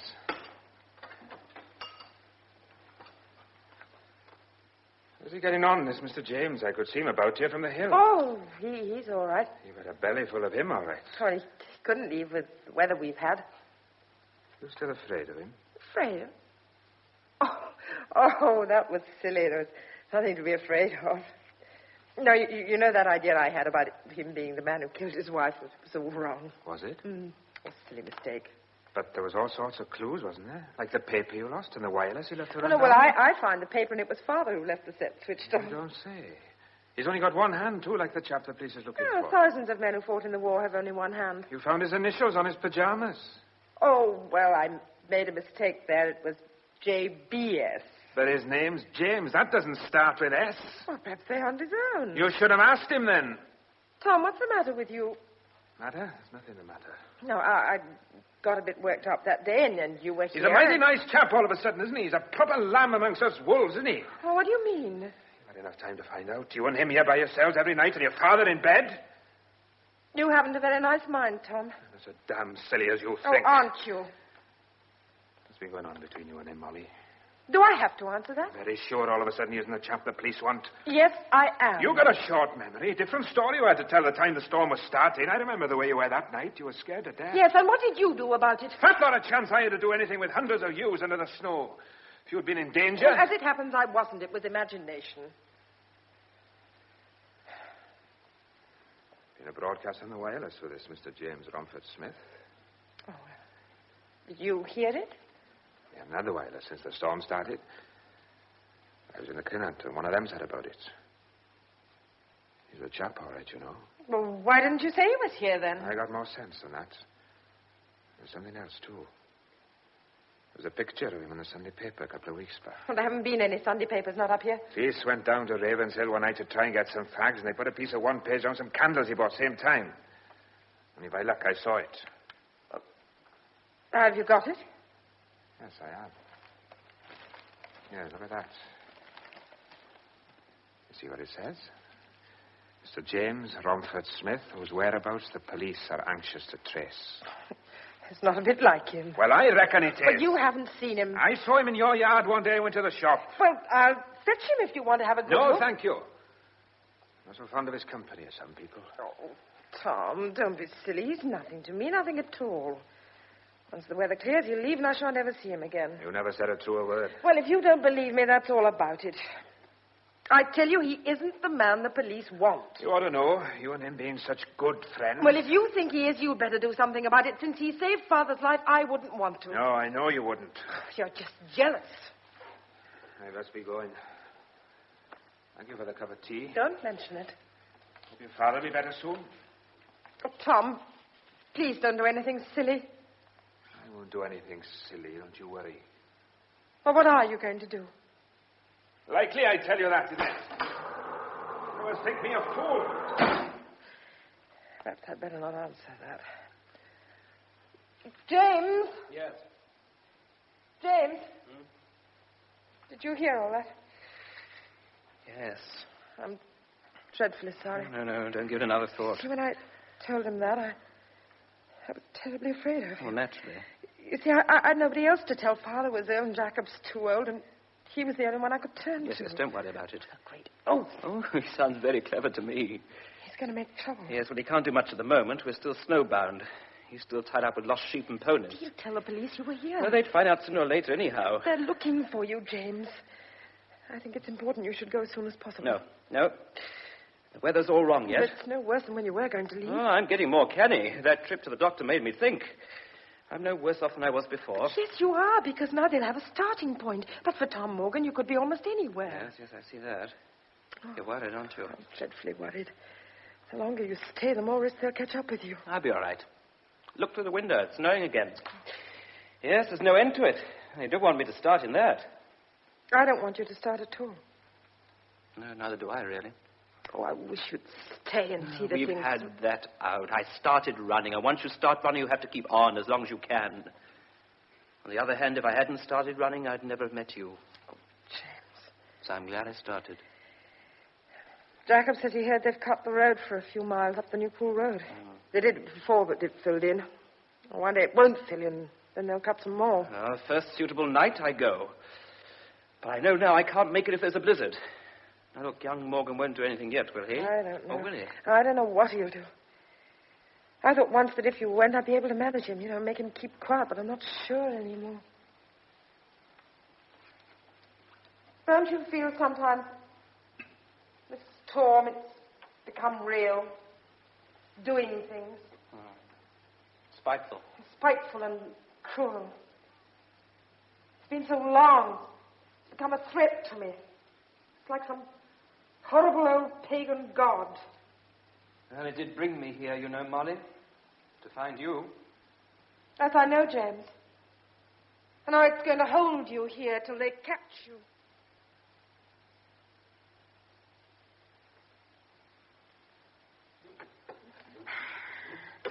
That ham was good. Smells like the pastures of paradise. He's right, It was a wonderful meal. Poor critter, a man to be without a nose. He'd certainly look more odd. I mean to smell with. Yes.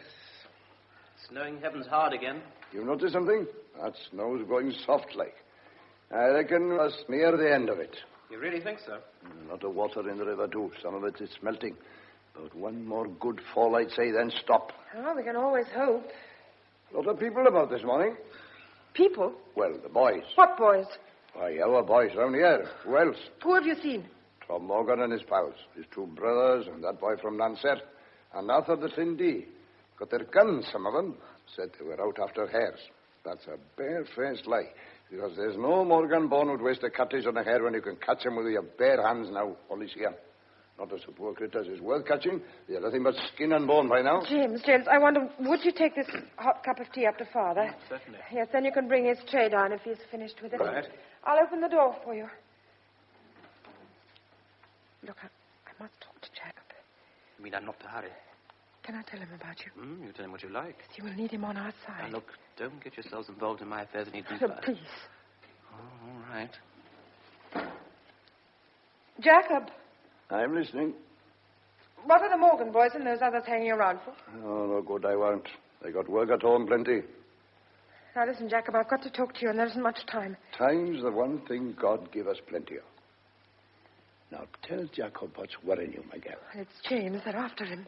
Well, he ain't no hare, nor he don't run to be chased, I'm thinking. No, he's wanted by the police. Oh, a lot of us would be if all of us knowed about us. Do you like him? You do, seemingly. I ain't blind. Oh, call to blush. He's as tidy a man as you'd wish to meet. Him and me's got on so much very often. You see, something awful happened. His wife was murdered. Was she now? Well, oh. It was that actress, you remember? Oh, I remember. And our James was her husband. I'll fancy that. Well, now. the police think he killed her. Do they? But he didn't do it, so he's trying to get away. You sure he didn't do it, Molly? Yes. He's told you? Yes, I'm sure of him, Jacob. Well, then, so am I. Where's them Morgan boys come into it? Well, when he first came, I thought he was the murderer, so I told Tom Morgan. If you told Well, me now... I thought Tom would help me, but he wouldn't then, or couldn't, and now I don't know what he's doing. Watching cat and mouse. Jealous. That's what Tom is. Good reason come to that. Oh, Jacob. To see yourself. Not the same girl these days. And the way you looks at Mr. James, proper cheeky. Now, the point is, what are we going to do? Can't Mr. James slip off somewhere tonight? It'll be snowing again, and if it isn't Tom or some of them will be watching. And if we knew what they was up to. The time I was getting out, I think. Well, what are you going to do? Well, if the boys is about, they'll be down in the buildings for shelter and a smoke sometime, shouldn't be? They might talk. Oh, Jacob, be careful. Now, don't you fret. Artful as a badger I am. I'll go on a bit crouchy about Mr. James. Too much of a gentle lot for me. I know them boys. They'll be turning themselves inside out in a crack. You two stop in and keep out of sight. I'll be back sometime.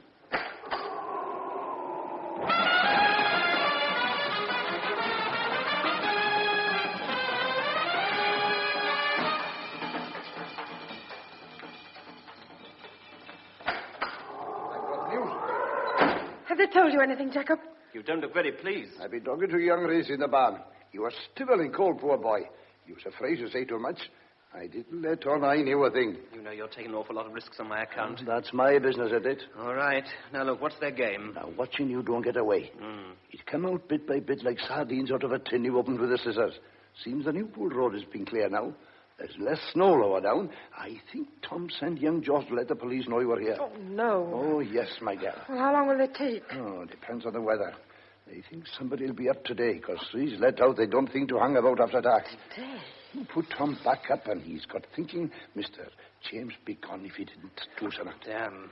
They think they got you cornered. Yes, they're doing very nicely. And what are we going to do? We must do something. Well, what exactly? Jacob, how many are there? Well, I can't tell for certain. 3 Morgan boys and him from Nanser. Arthur Sindhi's gone, but Jim Powell was on the hill now, just in his place. The boys will stand together. This is better sport to them than spearing a salmon. Yes, I'm sure. Exactly how far, I wonder, they prepared to go. How far? One had a gun, you said. Oh, there'll be more than one, no danger. Would they use them? Not much indeed. Guns, that's play. That's showing off, acting big-sorted. They're 6 to 1, mind. Pull you down, they could like dogs on a sheep. Right. There's one way of finding out. What are you going to do? I put my coat on and have a little walk, just to see what happens. Please don't. Only a No, short walk. stay here. Don't go out. Look, I want to find out what they're up to. But Jacob's done Look, that. I want to see if they'll try to stop me or merely Please, follow. I wish you wouldn't. They'll start a fight. Oh, there won't be any fight. Please, I'm afraid. No, you're not. I am, James, No, I am. don't be afraid. It's halfway to being beaten when you're afraid. There's nothing to be afraid of. Look, I'll take that haversack to make it look as if I might be going. You watch her. They're waspish. Now, you two stay here. Don't come out. You'll be able to see through the windows. I feel like coming out with a gun myself. Ah, guns won't be needed. Here goes.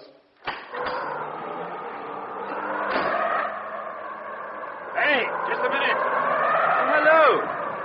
Would you be Tom Morgan? You going somewhere? Well, yes, I am, actually. Leaving?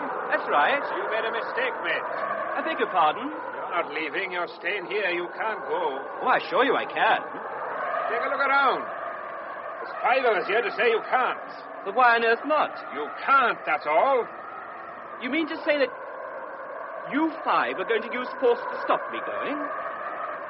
I suppose you've a reason for this peculiar behavior. We got a reason, all right. I'd very much like to hear it. I bet you would. There's someone waiting to ask you some questions, Mr. James Romford Smith. Oh, my name is James. Ah, your name's James Romford Smith, and the police want you, don't they? What on earth are you talking about? Not the fancy talk. You're not going from here. Get that? Not till the police come. As you go back in the house and stay there. If you don't, we'll tie you up in the barn. Oh, well. Doesn't seem to be much good arguing, does it?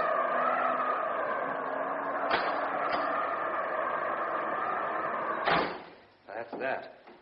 What did they say? Morgan knows who I am. I'm to stay here until the police arrive. I'll go and talk to them. That's no good. Tom ain't no pal to the police.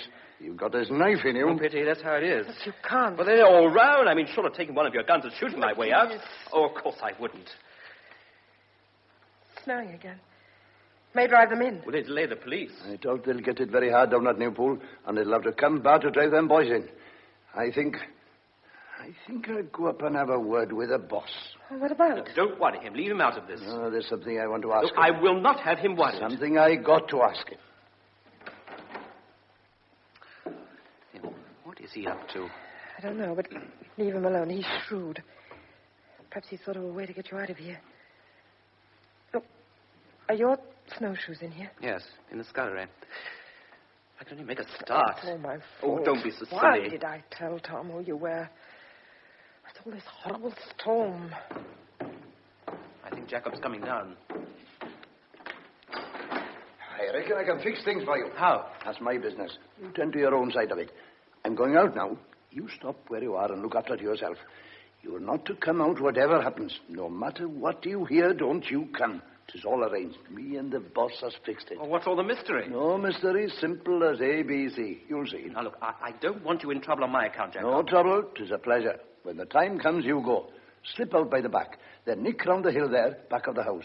You'll be out of sight in no time. Molly, you see he gets away. I don't like this. You don't like waiting here for Newport police either. Go on, Jacob. Whatever it is, do it. Do it in a crack. Time's getting on. There's more snow. It's getting dark again. Well, so long, boy. Oh, so long, Jacob. And good luck, my boy. What is he up to? I don't know, but he does understand that lot outside. He can handle them. Whatever he's doing, he's got Father's blessing. Look, I think if you want to escape, you ought to get your things on. They're all here. Right. This doesn't seem quite real to me. Now, you know what you're doing. Oh, yes. It's going to be a bad night. Oh, very likely. Oh, I wish you'd stay, tell them the truth, and fight it out. Take a chance. No, it's no good. It's too late. Look, you do understand. Yes. Oh, I wish I could give you something to remember by. I don't need anything to remember by, James. No. Nor I. What the devil? Oh, this is it. Wait, I'm going to look. Yes, the buildings are on fire. On fire? No, stop, James. Don't go to help them. Can't you see? He and Father agreed about this. They're worth little, but there are animals, and all those are farmers' sons. They've got to help him. Mad. No, don't be silly. They'll put it out. It's a farm, and a farm is the most important thing in their Well, lives. are you sure he did this on purpose? Yes, I'm sure. Now, go now, quickly. Up the hill. Keep the house between you and the yard till you're around the breast of it, and then you can head west. The poor light in the snow will hide you in 5 minutes. Well, this is goodbye. No, please, don't say it. Don't say it. Just go. Don't look back, James. Just go now while I've got my hands over my face. Please.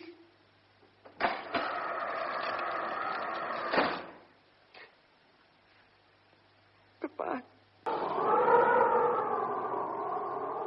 I'm sorry we didn't get up there in time to be some use, Miss Mosley. Oh, that's all right, Sergeant Lewis.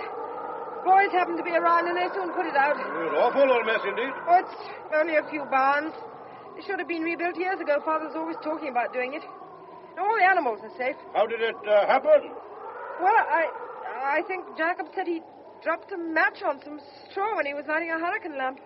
He's going to have a red face. Oh, he doesn't need to. Oh, but you didn't come about the fire. We did not. We've been all day getting here. We and Thomas and that young Davis, one of the new constables. They got their fire out just as we arrived. That gang look as black as sweeps. Which is Romford Smith. Who? Romford Smith. James Romford Smith. He's the chap whose actress wife was murdered, or haven't you heard? Yes, I heard. I know most of the local boys, but I can't see the man I want. Look, you'd better come in the house. Yes, very good.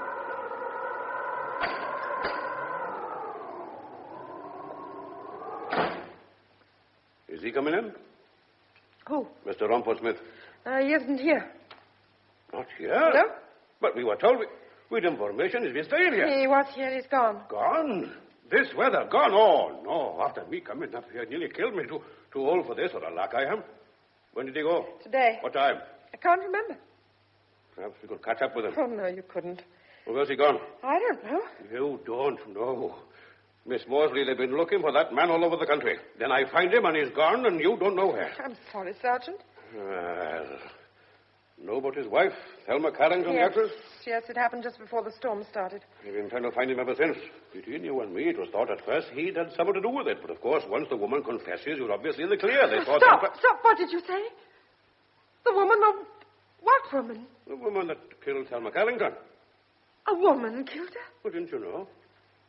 We've had no news here at all for weeks. Oh, this Miss Hanson, she was sort of dresser and maid to the Carrington, middle-aged woman. She was devoted to her mistress, but jealous as blazes and crazy. I mean, she was then, only nobody knew it. Miss Carrington was always nasty to her, it seems. She's right round the bend now in a lunatic asylum. Look here, Molly, what did Romford Smith say about his wife? Didn't say anything. Oh, he didn't. Well, look, Miss Carrington quarreled with this Hanson woman, got fed up with her and was going to kick her out. It's a long yarn. I can't tell the whole of it now, but the poor old coot just went crackers and stuck a knife into her mistress. When she knew she'd killed her, she just blew her top. She went and owned up straight away. Hey, you all right? Oh, yes. You've gone white. No, I'm all right. No, you didn't make that story up, did you? Make it up? Why should I? Anyway, you've seen the paper. Oh, no, of course you haven't. So what you really want to do is to let Mr. Romford Smith know about his wife's death? Well, naturally. Well, there hasn't been sight nor sign of him. There was an idea once the Hanson woman had done something to him. She didn't like him. If I could only get hold of him... Nobody will ever get hold of him. What you told until me? They find his body in the snow. Now, let's have a better sense. Listen here. You listen to me. James... Well, that's Mr. Romford Smith. He thought he was being blamed for his wife's murder. Well, I told you right at the first... listen. He's been trying to get away. He's been trying to get away from here, only the storm stopped him. And then Father was ill, and that stopped him, and then the storm stopped him again. Tom Morgan and his friends stopped him. Well, an hour ago he left, and he's heading for the Cardiganshire side. Tonight? He'll never do it. Why, there's more snow on the way, and it'll be worse there than anywhere. Do something. Stop him. Catch him. Molly, how can I? Follow him. Follow him? Look, gal, if I had half a dozen picked men, and if they were equipped for the trip, and if they were sure of the way he went, and if there wasn't the risk of a hell of a blizzard tonight, my gal, you know damn well I can't do anything. He's got to start. It's near dark. If I send those two chaps, they'd lose their lives. No, you're quite right. You can't catch him. He might get through to where he's going. Do you believe that? Oh, no. I can't warn anybody. Even most of the lines in the hills are down. Hey, what are you putting the coat on for? I'm going out. You can't. I'm going to the top of the hill. Act tidy now. Take the old coat off and make the boys a cup of tea. You can make one. We'll all feel better after a strong cup of tea. Look, I want to go to the top of the hill the way he went. I might be able to see him before darkness falls. Now, listen, I'll tell you what I'll do. My boys can go up the bed of the stream a couple of miles. Tom Morgan will go with them, help show the way. The snow will have blown down the dingle and it won't be so deep. They can go to the top. And if they see this man, they can holler to him. And do you think they can head him off like that? I'm doing the only thing I can. I'm whacked. Me and you'll stop here and have a strong cup of tea and wait to see what happens. Perhaps I think of something else. Take your coat off now. You send your men, Sergeant Lewis, and then you can make tea or you can follow me up Now the hill. listen, because don't- that's where I'm going. Oh, you was an obstinate little girl, and now you're an obstinate whip.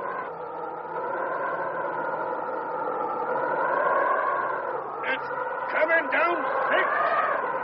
Nice trip back to town for us. We might have to sleep in your kitchen even. Molly, you might as well talk to the wind. You won't see a thing in this, my girl. Not even a black spot away over the other hill. Well, there's the time and energy. No good talking to us, sweetheart. You know to this tonight. What devil?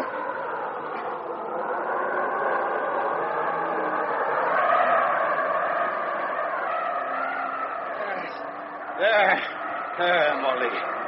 Now we're over the brow. There's nothing to see. Leave to them, boys. Come on, my maid. You've got to be brave now. Can't see 100 yards in this. Killing ourselves standing out in this wind. You come back now. There's your dad. All right. Come on, then. You take my hand now. Wait! What? Look there! There's somebody coming! Well, I'll go to Cardiff for the laser trap time. Yes, it's James! James! James! Quick, Sergeant, he's fallen! I Hurry! told you. Hurry! You leave him to me, All right, Molly. we're coming, James, we're coming! It's all right. Hold on! I'll get there. I'll get there.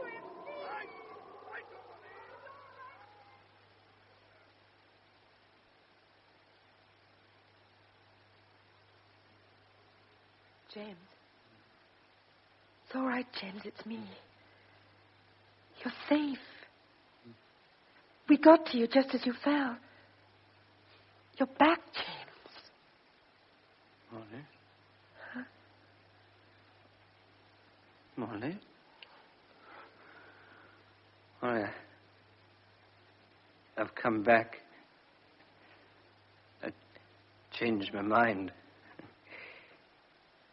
Decided I've got to fight. See, I didn't realize until I left you, but Molly, I've just got to fight. Up one chance in 1,000, I suppose. But if I win, I get you. James, it's all right. The police came. You won't have to fight. They know who killed her. They know? They know it wasn't you. It was that awful woman. Woman? Hanson. They've known all the time. I'm dreaming. No, it's not a dream, James. Are you sure? Yes, I'm sure. Perfectly sure. Well, that makes this quite the nicest storm I've ever been out in. James. Oh, darling James. Excuse me, sir. Are you Mr. James Rumford Smith? Look, are you Mr. James... Yes, sir. Are you Mr. James Rumford? Ah, well. I say I'm sorry. What's that? Oh, let me introduce myself, officer. My name is Rumford Smith. You know, sir, I thought it was.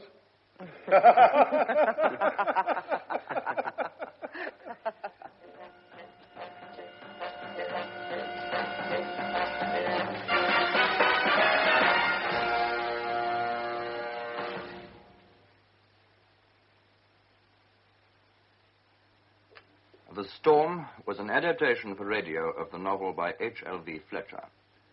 This was the cast. Mr. James, Oscar Quitek. Molly Mosley, Mary Wimbush. John Mosley, Ivor Maddox. Tom Morgan, Wynne Thomas. Sergeant Lewis, Yayan Rhys-Williams. Jacob Hughes, Prosser Williams. The play, which was recorded in our Cardiff studios, was produced by Herbert Davis.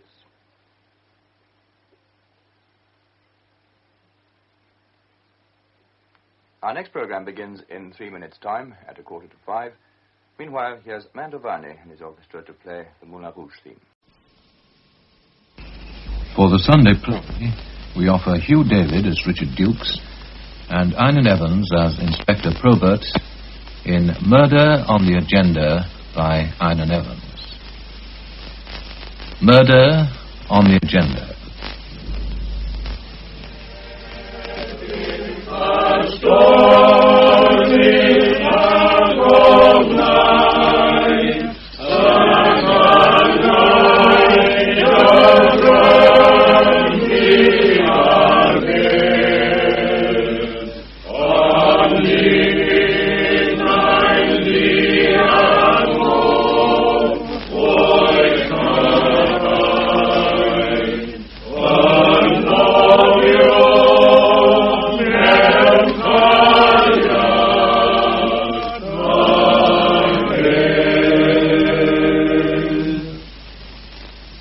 Now may the grace of our Lord Jesus Christ, the love of God, and the fellowship of the Holy Ghost dwell richly in our hearts and be with those who mourn this day, now and forevermore.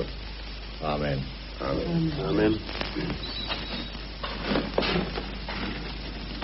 Oh, hello, Sergeant. Ah, Mr. Dukes, I saw you from the car. It was good of you to come. Not at all.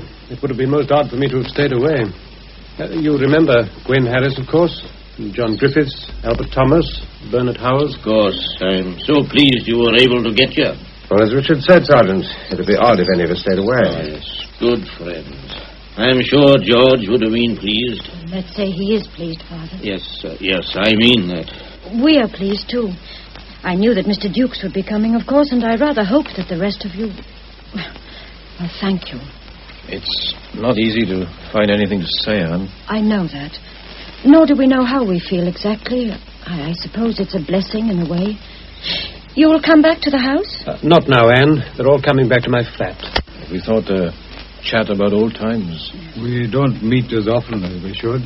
We'll call in tomorrow, maybe. You'll be welcome at any time. Yes, you'll be very welcome. Thank you again for coming. Sergeant Price, what a beautiful service. Very fitting, if I may say so. Bitter blow, Sergeant, a bitter blow. And yet, remembering how the boy suffered all those years. They'll be all right now, boys. We can go. Well, I must say the old gent's taking it very well. And Anne's been a real brick. It must be a relief for both of them. And yet, at a time like this...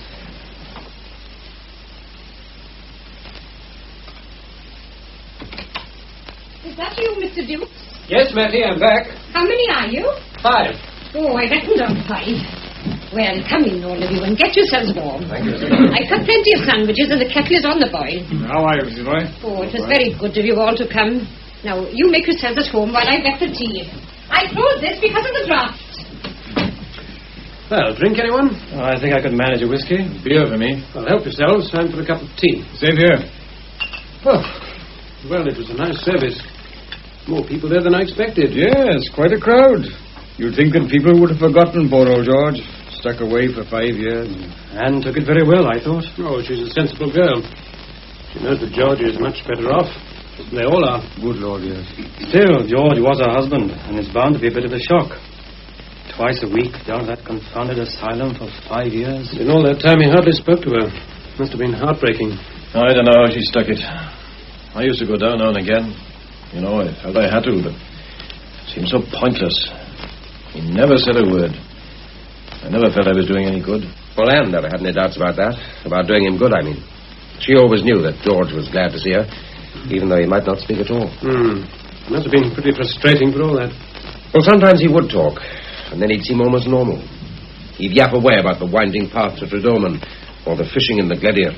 You were a pretty frequent visitor yourself, John. More so than the rest of us. Well, yes, I went whenever I could. I found it so devilishly difficult, and I always got so depressed. Just seeing the poor old chap sitting there like a mummy, wide-eyed and taut. I dare say visiting was a bit easier for John. I mean... Yes, maybe it was. I like being with Anne. Is that what you mean? Oh, come now, old boy. No, why shouldn't you?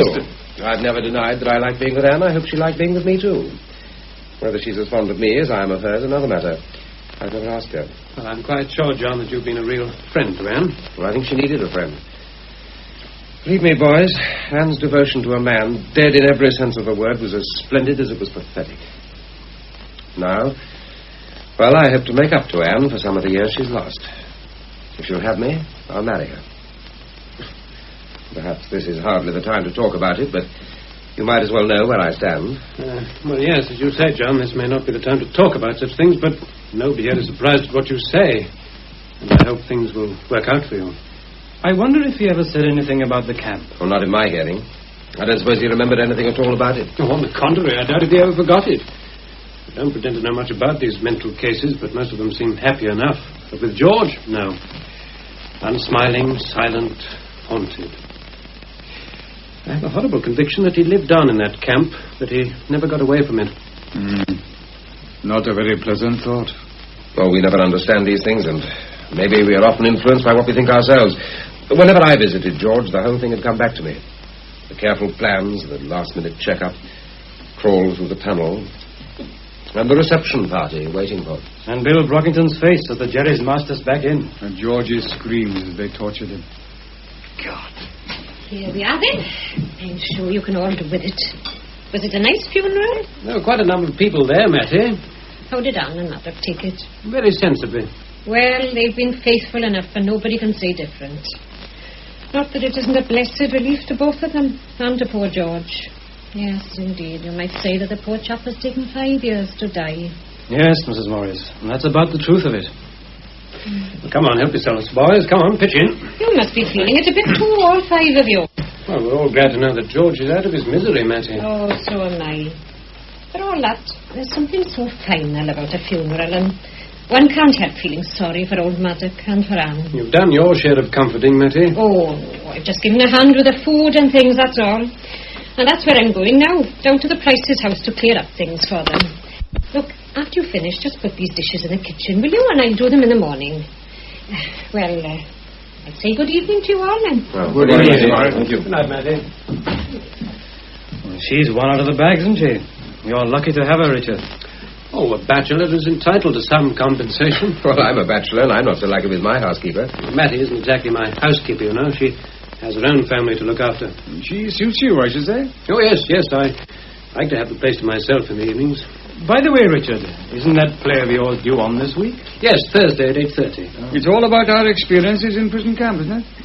Well, it's a play about prison camp, yes, but I try to deal with the lighter side, the fun and frolic. You must have a vivid imagination, Richard. What's that, Bernard? Hey, come out of that corner. You're too near my whiskey bottle. Oh, I want beer. Now then, what were you saying? I said you must have a vivid imagination. I don't remember any fun and frolic. Well, there was the football team, Bernie, old boy. And the cricket. Yeah, not forgetting the thespians. I'll never forget the night Richard split his pants. What about John in Pygmalion? Oh, you, Albert, playing the tarty piece in... what was the name of the play? I remember. Yeah. When do we cut the cackle, boys, and start talking? And there are things to be discussed, aren't there? I take it you all know what I mean. Or do you or don't you? We all know what you mean, Bernie. The point is, do we want a discussion? You don't, is that it? Oh, I didn't say that. Richard? Well, I suppose we can have a discussion, Bernie. Whether or not we shall all be thinking on the same lines is another matter. Brockington wasn't at the funeral, was he? I shouldn't think so. Had there been flowers, he would have sent a big wreath in one of his limousines. Well, come on, Richard. You're the captain. Let's get talking, shall we? All right, boys, all right. I'll try to put something into words. Now, in this play of mine on Thursday night, I tried to paint a picture of the lighter side of our life in prison camp. And to write this, I had to dig pretty deeply. The hell I remember vividly. And there's no doubt in our minds as to what was the most hellish part of all. 5 years is a long time to remember a man's screams in the night. But I hear them over and over again. Why only George? That's what's always puzzled me. If they'd got us together for torture, we'd have given each other moral support. Besides, George was the leader. I remember one night in particular. They must have given him a rest during the day, and then, just after lights out, they started. Oh, what the hell. Oh, don't let's rake it all up. Get to the point, Richard. Well, it was obvious to us all that Bill Brockington had split on us. If we needed any proof, And the look on his face when the Jerrys marched us back into the camp would have given it us. He told the guards all he knew. But he didn't know enough. George had all the escape plan locked in his mind, so they tortured him until he cracked up. And the 5 of us swore, didn't we, that if George died, Bill Brockington would die too. If we'd killed him there and then, it would have been easy. And it's not so easy now, eh? Well, is it? Lots of water has gone under the bridge. Time mellows. Well, not for me, it doesn't. I hate the swine today as much as I did then. We all hate him, Bernie. But what do you propose we should do? Go out and shoot him? Might be as good an idea as any. There's a price to pay for that sort of thing. Bigger than the price George paid? Well, maybe not. Now, look, boys, don't let's fall out with each other. Let's discuss the whole thing calmly, if we can. I suppose we can be called respectable citizens, and some of you have families. Cold-blooded killing seems rather remote from us all. Do we feel as strongly now as we did 5 years ago? And if we do, can we implement those feelings? Are we going to say now that we want to kill this man? And if we say yes, Richard, what then? Somebody has to do the job. Somebody has to go along to Brockington's house, take out a gun and shoot him. Or a knife and stab him. Those are the cold facts. And if we say no, Richard, what then? If we say that all this was a long time ago, the war's over and forgotten. George Price has taken 5 years to die, but he rests in peace at last. We go home tonight and put our heads on a pillow and thank God for our homes, our comforts, prosperity, and what have you. And do we forget about the torture, about our oath, about the swine we swore to kill, and just drop off to sleep? Oh, no, not tonight we won't. Not for many nights to come. If you heard his screaming in the night, you won't hear it any less just because George is under the sod. Anyone else? There's a lot in what Bernie says. Well, if none of you chaps feel as I do... We haven't all had our say, Bernie. So I notice. Nobody here has any love for Brockington, Bernie. But snake that he is, the law is bound to catch up with him. Would you be prepared to take the rap? Is he worth hanging for? That's not the point. Or perhaps we wouldn't be found out. Perhaps Bernie thinks we could cook up an ingenious scheme. It wouldn't be the first game we've cooked, would it? What have you to say, Richard? Oh, what can I say? I'm a writer. But I couldn't think up a more ludicrous situation than this. 5 staid, respectable men discussing whether or not they'll take another man's life. Murder on the agenda. All in favor say aye, have another drink and good night. On the other hand, we took an oath. Maybe the oath as such is not all that important, but we have to meet up with Brockington. He lives in this village. And then there's Anne. I see her every day, and you all see her fairly often. And George's father, the old sergeant. We meet him, too. I don't suppose we shall ever be able to wipe out the memory of that suffering. Nor shall we ever forget what we swore to do. That's what I mean. It's not going to be easy, but what's the alternative? I should be haunted. Don't let's get melodramatic. I'm saying what I think, Quinn. You may be afraid to kill this man. I should be afraid to let him live. Of course there may be consequences. But anyone scared of them shouldn't be involved. Sit down, Bernie. Be cool. Albert. No one could hate the louse more than I do. But can we just take the law into our own hands? Somebody would actually have to do this. One of us. What do we do? Draw lots? Yes. What did you say, Richard? I said we would draw lots. You can't be serious. I'm serious in this respect. If we're contemplating doing this thing at all, then the whole venture would have to be planned. You've got some ideas, Richard? Well, let me put it like this. A decision will have to be made. Even if we dismiss the whole thing, we still have to agree to dismiss it. But if we decide the oath has to stand, I suggest a plan. All right, let's hear it. Oh, wait a bit. We haven't decided anything yet. Well, let's hear the plan anyhow. Sure, let's hear it. It should be interesting to know how to commit the perfect crime, even if we have no intention of committing it. The obvious alternative to murder is suicide. If Bill Brockington decides to shoot himself, I can at least provide the gun. That's a Luger. Well, we're not very impressed so far, Richard. The Luger's commonplace enough. But this one belongs to Bill Brockington. His initials are on the butt. And since Brockington will have marked other souvenirs in the same way, there won't be much doubt about the ownership. If you remember, boys, that was a hobby of his, carving initials. He did it rather expertly. You mean that one of us shall shoot Brockington with his own gun? That's part of the plan. How did you get hold of the gun, Richard? Accidentally. We all had our share of war souvenirs, and mine got mixed up with Brockington's. Had we been on Better terms, I might have handed it over. Before you go any further, Richard, I think there's one thing we should keep in mind. If anything happens to Brockington, somebody's going to remember that we were all in that hellhole together. Of course. Well, it doesn't sound very healthy, does it? Not unless we can arrange a perfect alibi. Or whoever does the killing? No. For the lot of us.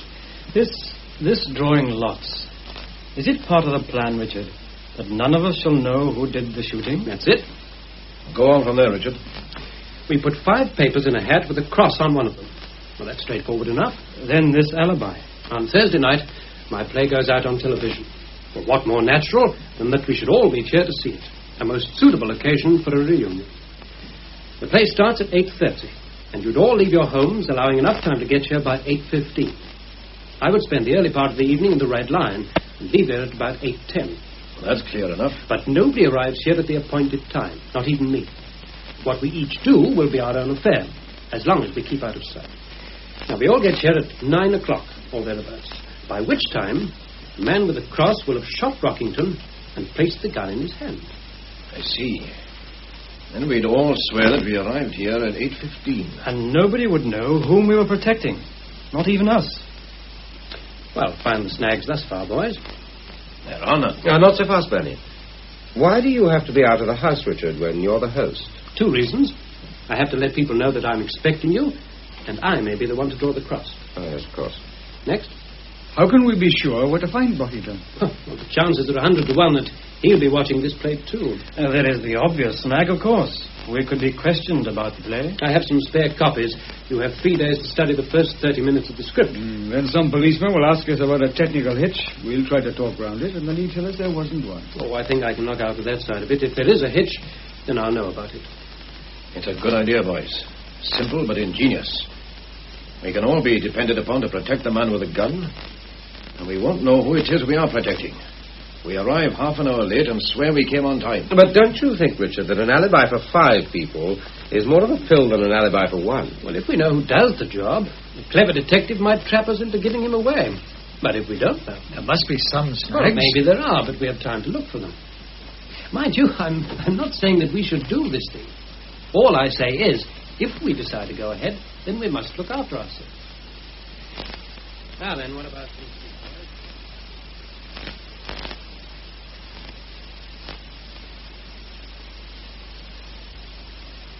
Good night, and thank you. It was kind of you to come. Oh, dear, Mrs. Bevan's a kindly woman, but she does talk. Never mind, that's the last of them. I'll get a nice quiet cup of tea before I go. Oh, no, I don't want any tea, thank you, Mattie. It's not what you want, Merky, but what you're going to get. You've been on your feet all day, Mattie. Then I'll be sitting down with you in just 2 minutes. I've got it all ready. Tired, Merky? It's been a bit of a day. For me, too. I suppose in a few days we'll realize that this is a blessing for us all, but we're bound to feel a bit empty at first. Yes. Yes, I think that's the word. Empty. I marvel at you, Anna. Many girls in your position would be as bitter as gall. Being bitter won't help, will it? 10 years of marriage, 2 of them your husband spends in a prison camp and 5 in an asylum. I try to think of the happy 3. I'm not one for talking, Anne, but I'm not blind to how good you've been. You've been pretty good yourself, Dad. Here we are, then. Fresh pot of tea and some tasty sandwiches. Huh? I don't think so. Come on. Maddock? Isn't it funny, Maddock? I always call you that when you haven't got your old uniform on. But when you're in your buttons, I call you Sergeant, sort of automatic. The inspector always said it was a mistake to leave me in my old village. Too familiar, he said, but I managed to keep the peace. Oh, indeed, yes. There, now, come on, eat, both of you. Lucky I could sell this ham away, or those Gormans would have polished the lot. No wonder, Mattie. You pressed them enough. You know, I sometimes think it's all wrong to turn a funeral into a feast. But on the other hand, I suppose some people come from a long way and they have to eat. After all, there's nothing disrespectful in a nice bit of boiled ham. Now, come on, eat, both of you. It's no use neglecting your stomachs.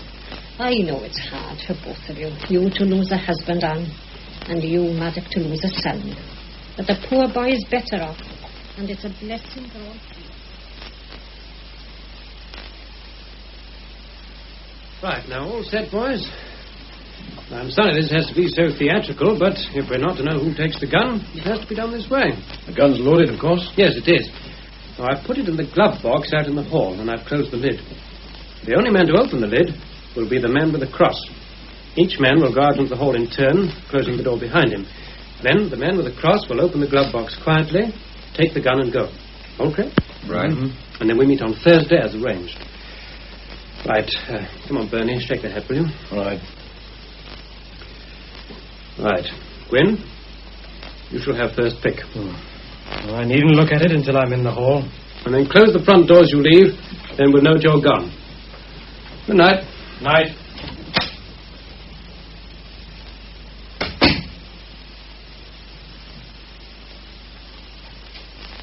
Good night, boys.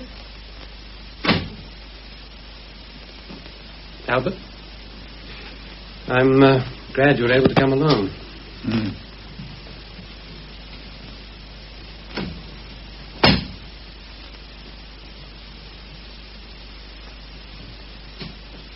Good night, boys. Your turn, Bernie. Yes. All right. I'll see you Thursday then. You're at 8:15, you said? For the record, yes.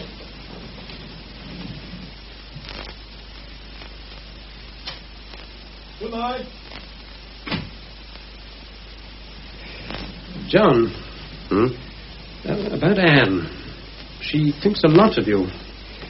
Anything I can do to help you at any time? Oh, you've already been a great help to her. Oh, nonsense. She's a good secretary. She's a big help to me. Well, your turn. I've got a horrible feeling that I'm going to pick that cross. Shall I pick before you? No. I'll take it as it comes. As you say, Richard, this is a bit theatrical. But it's jolly effective. And I'll see you on Thursday.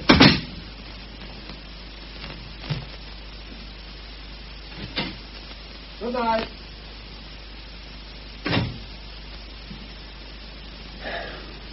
Oh, well.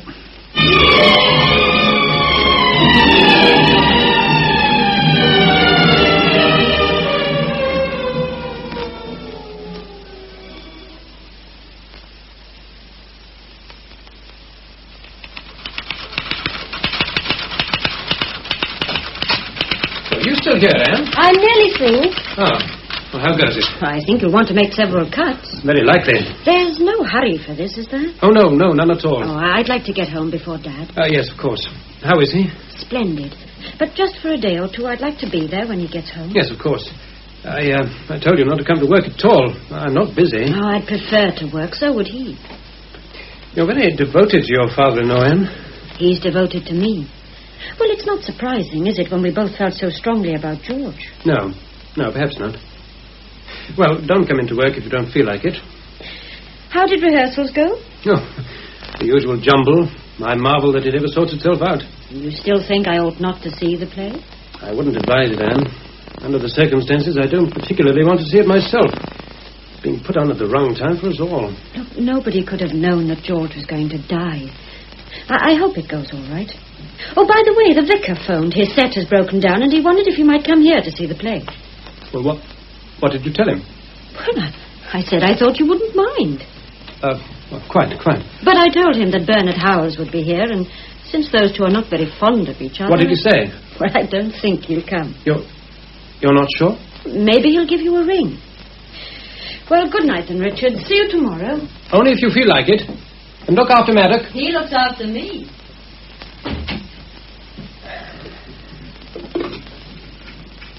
Exchange? Hello, Mary. Get me 3-2, will you, please?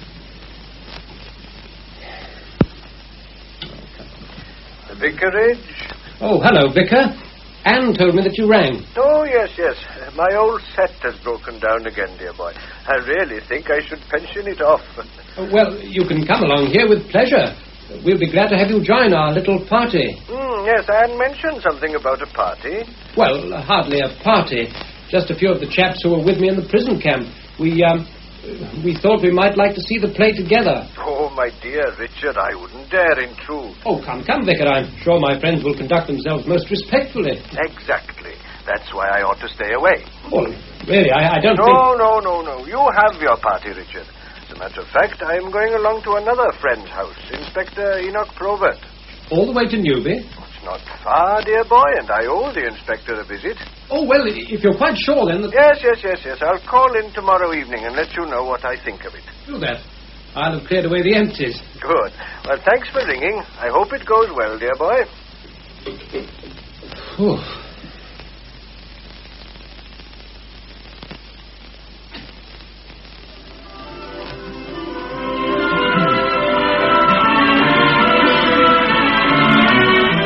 For heaven's sake, Jean, turn that thing down.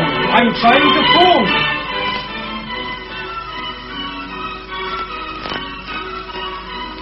No, I said 5-9. That's the Bryn Mill garage, isn't it? Come on. All of that tempered things. Anyone would think I did it deliberately. Haven't you ever had a puncture? Yes, my dear, I had one last Friday. And like a fool, I left it flat in the boot. But if you'd told me when I got home about your puncture, I'd have repaired it. You knew I was going out. I do now. Bryn Mill garage.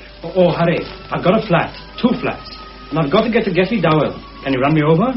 Okay, in 15 minutes. Oh, I could repair the puncture in that time. I want to go at once. Okay, I'll send the boy. Thanks. Such a fuss. The play doesn't start until 8:30. I keep telling you, we've all arranged to meet at 15:15. It'll take me 10 minutes to drive in. Why didn't you phone John Griffiths and ask him to pick you up? Well, why should I drag John out here? He isn't much out of his way. Oh, don't nag, Jean, just because I'm going out for one night. I'm not nagging. Heaven only knows I don't go out very often. And I'm jolly glad you don't. All this fuss. Must be there at 15:15, hiring a car to take you. You'll all have a drink after the play, I dare say. So why should you be in such a tearing hurry to get to Richard Duke's place hours before the thing starts? We arranged to meet at 8:15. It seems a stupid idea to me, anyhow. Meeting together to watch a play. Why couldn't you see it with me? Okay, big word. TV 8:30. Don't forget to watch. What else will I do, stuck here on my own? I'll be home soon after 10, and as sober as a judge, cross my heart. TV, don't forget.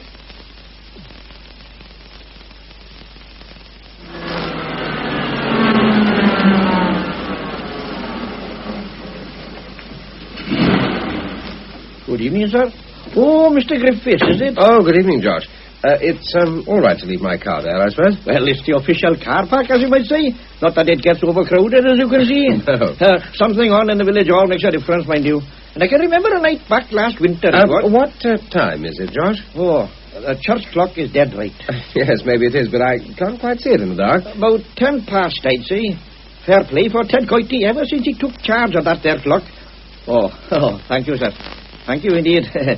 I'll keep an eye on the car, sir. Depend on me. Well, I'll be back about 10, I should think. There's one thing about this car park, mind you.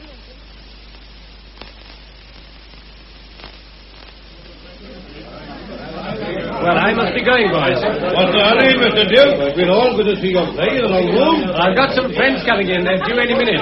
Bring them along here, then. Well, maybe we'll come in after the play. I hope you enjoy it, boys. Oh, we usually do.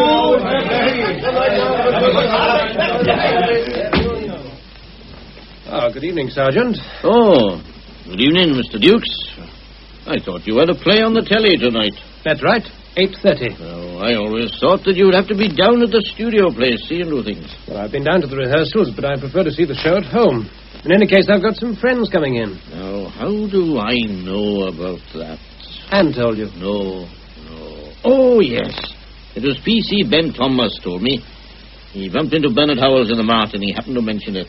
You're having a little get-together. That's right. You feeling all right? Pretty good, considering. I'd rather be on duty anyhow. What's the time? Just coming up to 15:15, or would you call it down? Ah, there she goes. Well, my visitors will be waiting on the doorstep. Good night, Sergeant. Good night.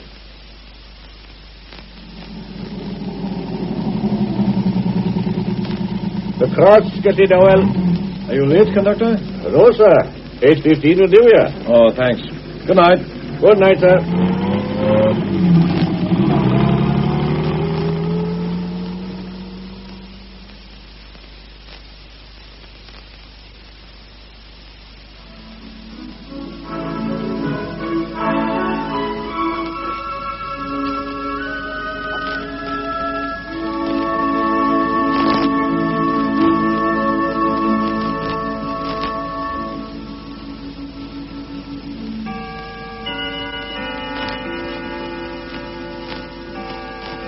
This is BBC Television. And now for our play, which is No Iron Bar the Cage by Richard Dukes.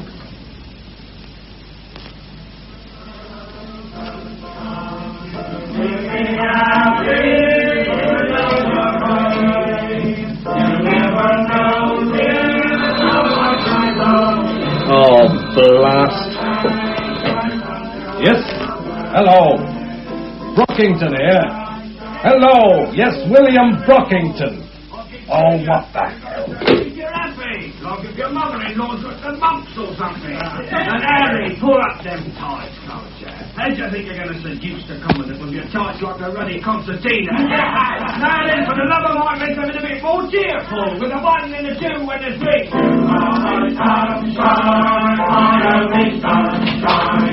Who's there? What do you want? Get back. Keep away. I'll call the police.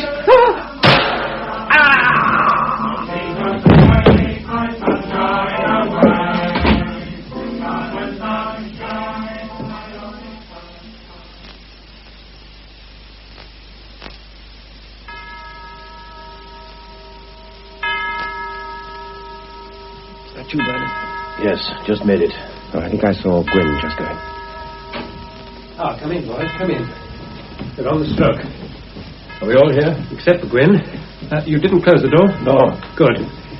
Well, sit down, John. Help yourself to a drink, Bernie. Thanks. Albert, what do you have? Oh, I'll switch on the set. I crossed the allotments and came to the little wicket gate. We don't have to account for our movements, John. I thought that was understood. Well, I simply mentioned that I crossed the allotment. I think it's safe to keep off that track altogether. We've all been here since 20 past 8. Now, let's get that fixed so firmly in our mind we believe it ourselves. All right, Bernie, all right. Don't be so damned edgy. Where the devil's Gwyn?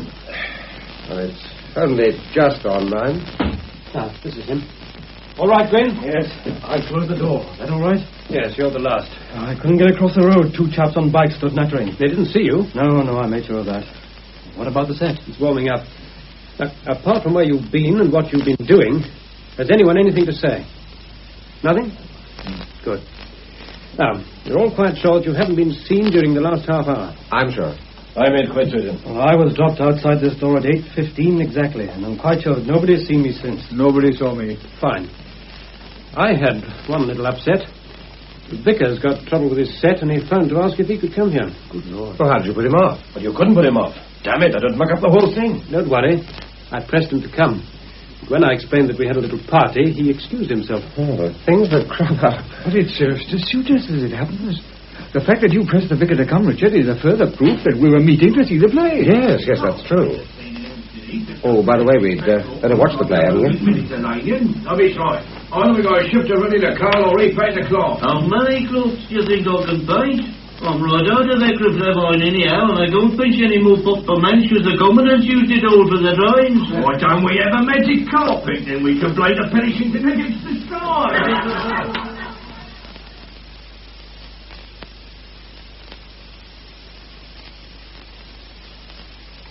How long should we wait here, Richard? The play's been over for half an hour now. Well, I think we should wait another half hour or so and then leave rather noisily. I hope you saw enough of the play to know what it's all about. I'm afraid I'd be a bit shaky if I were questioned about it. I wasn't concentrating. And you should say as little as possible. Well, who remembers the play in detail, anyhow? Well, I've read it, so I know it fairly well. What about technical hitches, Richard? I don't think there could have been any. It finished on time, didn't it? May I put a point, Richard? Yes, by all means. Now's the time for a check-up. Well, I don't think we can depend on this suicide angle. We've done what we can to make it look like suicide, at least I assume we have, but the police have means nowadays of finding out about such things. We knew from the start that there was a pretty good chance of us coming under suspicion. And our scheme is foolproof. Well, I'm only anxious that we should take every precaution. Well, we've done that. Don't let's hold an inquest. What's tickling you, Bernie? Well, it's an odd situation, isn't it? We've all been involved in killing a man, and only one of us knows if he's dead. Well, let's drink to success, boys. A toast, gentlemen. A toast to the police. May they have calm, untroubled minds. Yeah. Excuse me. Getty Dowell, 22.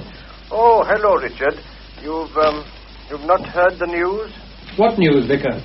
About poor Bill Brockington. He's committed suicide. Committed suicide?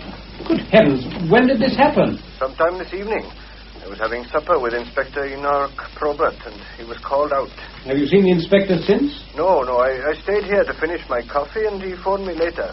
Well, what are the details? Well, it seems that Brockington was watching your play. The set was still on when the inspector got to his house. He'd shot himself through the head. Good heavens. Yes, well, I'm just about to go home now, but I thought I'd let you know. Yes, thanks. It was kind of you. It's a bit of a shock, isn't it? Indeed it is. Well, good night then, Richard. Thank you for ringing, Vicar. Good night. Through the head. He shot himself through the head. Well, let's hope it stays that way. If not, let's hope the plan is as good as we think it is.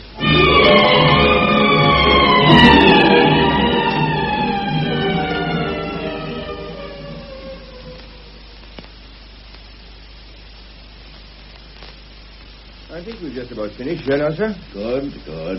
We'll take the gun to the lab, of course. Of course. We'll go then, sir. I'll stay for a while to nose around. You stay with me, Sergeant. Stay, sir? I mean Sergeant Maddox Price. He knows more about this village and the people than any man alive. That's right, isn't it, Sergeant? You know the village pretty well yourself, Inspector. See you later, sir. Yes, I'll be down at the local station. Well, Maddox, a bit of an upset, isn't it? It is indeed, sir. Nice room. I wouldn't have thought that Mr. Brockington had such taste. Have you ever been here before, Maddox? Not in this room, sir. This is a nice bit of illegal war souvenir, isn't it? German, I suppose, sir. Nice bit of engraving on the case, too. W.B. Brockington seemed to have been very clever at this sort of thing. Yes, it's very nicely done. Gave him something to do when he was in that prison camp, I suppose. Surprising what those chaps turned their hands to, sir. Brockington turned his hand to other things, so I'm told. So I understand, sir. Well, I don't suppose it's any secret that Brockington wasn't a very popular man. Your son, for one, wouldn't have been very fond of him? George never mentioned him, Inspector, but he never mentioned anyone else either. I was very sorry to hear about George, Maddox. You were always very kind to inquire about him, sir. I don't suppose it was odd that he should be looking at the play. It's Brockington, I mean. I'd say it was a natural thing for him to do. Knowing Richard Dukes and knowing something of the true story behind the play. I don't think Mr. Dukes was a friend of his, Inspector. No, maybe not. Say, what do you think about this, Maddox? Me, sir? You knew Brockington. You knew him too, sir. I'm asking you. Well, Inspector, it looks as if he's committed suicide, as far as I can see, anyway. But I wouldn't have said he was the type to kill himself. It's always a bit of a bother, Sergeant, when the facts quarrel with convictions. Of course, the lab boys may tell us that this wasn't suicide at all. And that wouldn't surprise you, sir? It wouldn't surprise you, either. Tell me, did you see the play last night, Maddox? No, sir. It wasn't the kind of thing I'd want to see just now. Of course not. I understand. Well, I don't think there's anything else I want to see here. We'll keep the room closed, Sergeant. Yes, sir. I'll put a constable on duty, sir. Good man. I must say that the village looks as clean and as fresh as it always did. It was always surprising to me that so near to the court.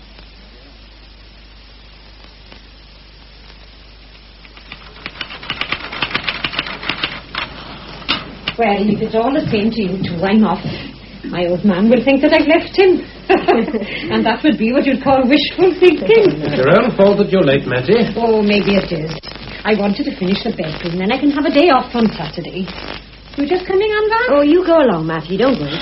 Oh, who can this be now? Well, whoever it is, I'm not staying. I never thought to be as late as this. Inspector Enoch Probert. Hello, Mrs. Morris. Is Mr. Dukes in? Oh, did you want to see him? That's why I called. Oh, you'd better come in. Mr. Police? Oh. Hello, Inspector. Come in. Come right in. Thank you. You know Anne, of course, Mrs. Price. Yes, certainly. How do you do, Inspector? I was very sorry to hear about your husband, Mr. Price.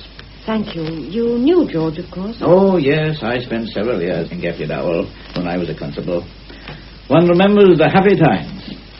Don't leave on my account. No, I was just going, anyway. Is it all right for me to go, Mr. Dukes? I think so, Mattie. I doubt if the inspector has come to arrest me. I'll get your coat on. Oh, if you will, Matty, I just want to stick some of these stamps on. My gloves are in the glove box. Right-o. Sit down, Inspector. Thank you. This business of Brockington is upsetting, isn't it? For whom, Inspector? Well, in such a quiet village. I don't think there are many villagers shedding tears over Brockington, Inspector. So why should we pretend that the affair is upsetting? Speaking for myself, I shan't spare him aside. Well, that's frank enough. And what about you, Mrs. Price? You probably know my story, Inspector. I'm glad that Mr. Brockington is dead. Oh, well, it's nice to know where we all stand. Well, I'm taking the post, Richard. Good evening, both. Good evening. Good night, Anne. You'd better put this on, I think, Matthew. It gets quite chilly at this time of the day, and I don't... Well, it's nice to see you, Inspector, but to what am I indebted, etc., etc., etc. Can't I just be sociable? I suppose you could if you tried. Well, for one thing, I wanted to tell you that I enjoyed your play. Good. I always counted you one of my fans. Yes, it was good. It seemed so real. Not that I was ever in a prison camp myself, but one could believe in it. It had a ring of authenticity. The author has always to colour the truth a little for dramatic effect. But only delicately coloured it, I should say. That slight, almost imperceptible exaggeration. You should have been a writer yourself. I nurse a secret ambition. One of these days I'll break out and use my creative genius on one of my dullest reports. Yes, well, now then, tell me why you've come. I'm inquiring into the death of Mr. Bill Brockington. Obviously. But why inquire here? My dear Richard, we inquire everywhere. We travel along unlikely and uninteresting tracks. Sometimes we stumble on something which leads to something else, but in the main we just retrace our steps, unrewarded. Pretty dull. Dull and frustrating. Lots and lots of routine, fingerprints, photographs, interviews, examination of reports, and putting 2 and 2 together to make 3.5. But science is your ally nowadays. Science gives us this 3.5, but it's the missing half that counts. And, as often as not, that's the something we just stumble upon. And what are you hoping to stumble upon here? We're looking for 1 or 2 things. Such as? A reason for Brockington to have committed suicide. Can you help me there? No, I wouldn't have thought him that kind of a man. What next? If he didn't shoot himself, then we would like to know who did. You're asking me? For any information which might help. I haven't any. I might have considered doing the job myself 5 years ago. Why? Well, come now, Inspector, you know the prison camp story. That's why you called here. But hate, like love, mellows with the years. I'm not sorry for what's happened to Brockington, but I wouldn't have taken any risks for him. So don't look for a dramatic confession from me. Do you think he might have been murdered? I'm assuming that you think so. Life gets increasingly difficult for a policeman, Richard. The more we learn about crime, the more the criminals learn. A young scallywag who wants to steal a bicycle nowadays will wear a pair of gloves. What's the use of our elaborate equipment for testing for fingerprints if the crooks leave none behind? Yes, I should think that even the most modest crook is pretty wary about fingerprints nowadays. In this case, there are no prints. Tell me, Inspector, what leads you to conclude that this was not a case of suicide? Did I say it wasn't? You imply it. Well, what bothers us is the absence of reason. I have a feeling that Brockington was murdered. And then, as I said, the fingerprint. You said there were none. That's what I mean. I don't follow. Oh, come, Richard, that's obvious enough. The complete absence of fingerprints would suggest a careful intruder. But why an intruder at all? And there were no prints on the gun. None? Now, let me qualify that. There were just a few. Brockington's forefinger shows on the barrel, and his palm is clearly seen on the butt. So the gun was in Brockington's hand? Yes. Well, aren't you satisfied with that? But he would have had to pick up the gun from a drawer, handle it quite a bit before pulling the trigger. You could hardly expect him to have put on a glove for all these preliminaries, and taking off the glove to make a kill. Yes, I see. Have you identified the gun? A German Luger.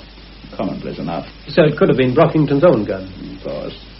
So someone walks into Brockington's lounge, goes to a drawer, takes out a gun with Brockington's initials on the butt, sticks it close to the victim's head and shoots. What is Brockington doing meanwhile? Looking at my play, I presume? Who said anything about the initials on the gun? Didn't you? No, I don't think so. Oh, Oh, well, Brockington carved initials on everything. Ah, yes. Yes, that's a good point. You probably noticed a lot of his carving around. I did indeed. W.B. Very artistically done. Well, I must go. Oh, you're not going already? I haven't given you a drink. I can only be sociable when I try to be, and just now I haven't the time to try. I have other calls to make. I hope the others will prove more fruitful. You've never written a detective play, Richard? No. You should. Then I could help you. Not if you think your work is dull. But we would concentrate on the more interesting features. Those elusive fractions, remember? 2 and 2 make 3.5, and it's the other half that counts. Think of our little chat. Dull for the most part, but a significant fact emerges. A fact? One lonely little detail. And what was that? The best detective keeps his secret and throws his proof into the murderer's face in the last act. You seem convinced that Brockington was murdered. I didn't say so. Well, fortunately, I can account for my movements. I was at home last night watching my play. And you had company, I'm told. You were told? The vicar sensed that you would be unwelcome here. Oh, yes, Bernard Howells was here. They don't see eye to eye. Who did you have altogether? Well, since the play was based on our experiences in the prison camp, I thought it would be rather nice if the chaps who were together there... So that would be Bernard, Gwyn Harris, Albert Thomas, who else? John Griffiths. Just the 5 of us. And George Price would have made the 6th. Ah, well. Good evening, Richard. I'll be seeing you. Good evening, Inspector.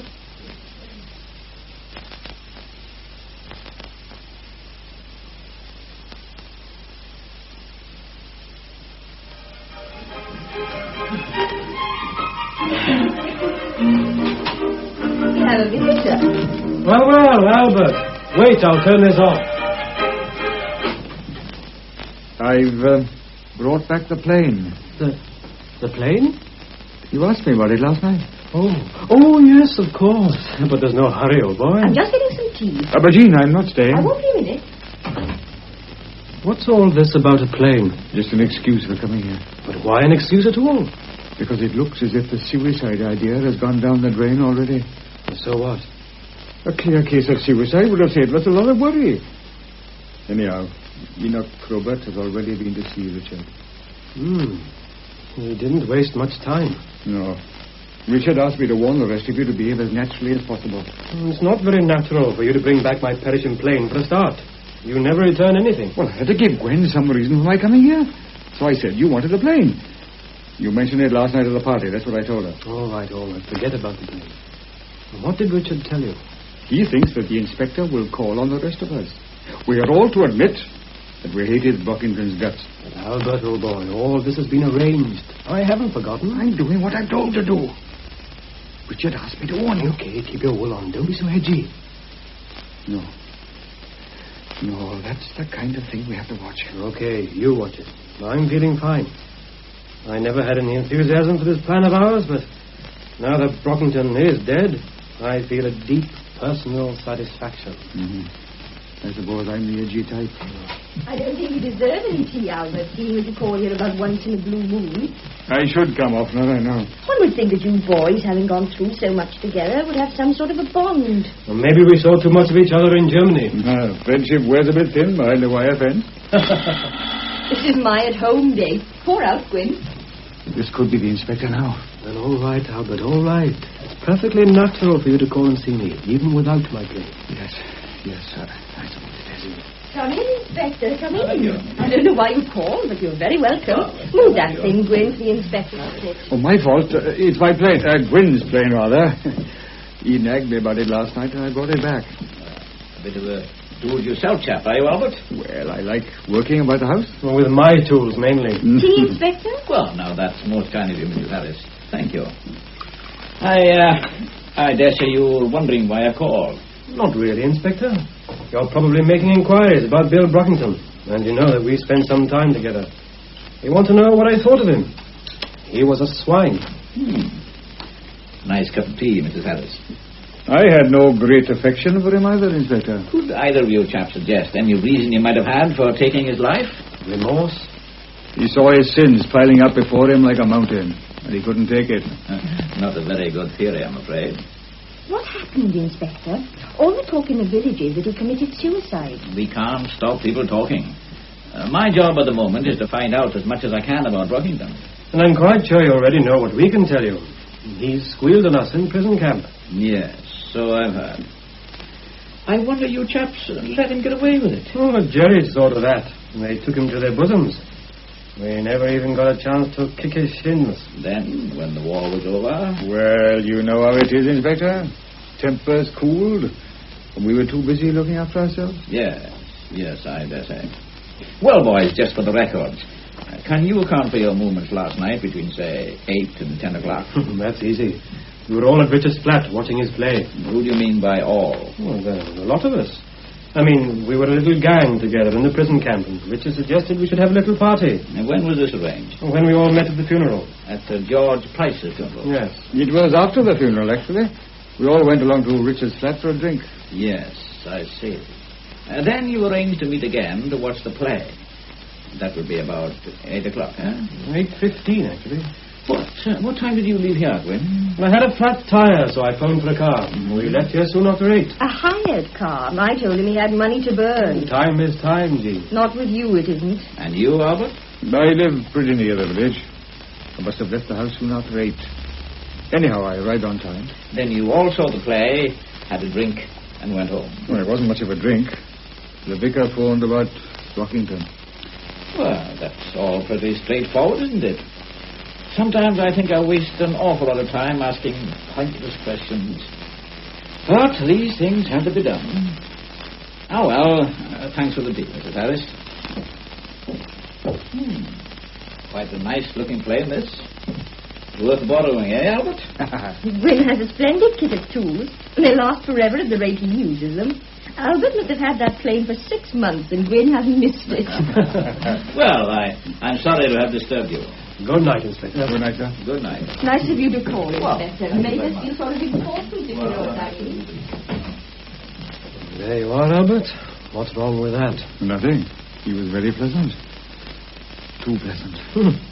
Enoch Probert was always the same. Everybody says he's a nice chap. I bet he sends Christmas cards to all the chaps he puts in jail. We'll have some more tea. Dean, are you bringing more water? I think this is a bit strong.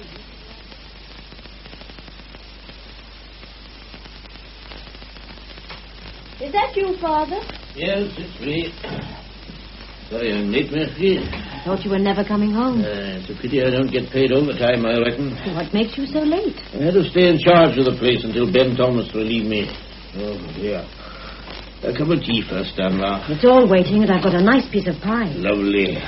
Poor old Ben has been dashing about like a scalded cat between one thing and another. There's a lot to be done, I suppose. It must have been pretty horrible for you. Well, I've never been on a murder case before, and anything new is interesting, even if it isn't pleasant. You think Mr. Brockington was murdered, then? I don't know. Maybe I shouldn't have used that word. Let's say that the inspector isn't satisfied that he committed suicide. Have you got any ideas about who might have done it? If I had, Anvark, I wouldn't be telling you. One thing you can be sure of, Enoch's got his nose into something. He called to see Richard, you know. Did he? You don't seem surprised. I'm not surprised at anything, Anne. But when Detective Inspector Enoch Probert is on the scent... What possible scent could he be on visiting Richard? I don't know. It's all very worrying. Well, if somebody killed Brockington, I can only hope that this case will be one of the inspector's failures. You mustn't say such things, Anne. Why not? If anyone has cause to be glad that Brockington's dead, it's me. Anne. George was tortured until he went out of his mind, and Brockington was the man responsible. I'm only sorry for one thing. He died too quickly. It took George 5 years. It's not like you to be hard and bitter. In any case, it's all over and done with, and George is resting in peace. All right, Father, but don't expect me to waste any sympathy on Mr. William Brockington. Don't think I'm shedding any tears about Mr. Brockington, but there are things about his death that worry me. George had friends, and Mr. Dukes was only one of them. But you don't think Richard had anything to do with this, surely? It's not what I think that matters. It's a great pity you have to be concerned with this business at all. If only you'd retired last year when I wanted... Don't let's go over that again. But if you'd listened to me, you'd have been out of all this. I don't like you being mixed up in it. I'm giving in my notice at the end of this month. Is that a promise? I cross my heart.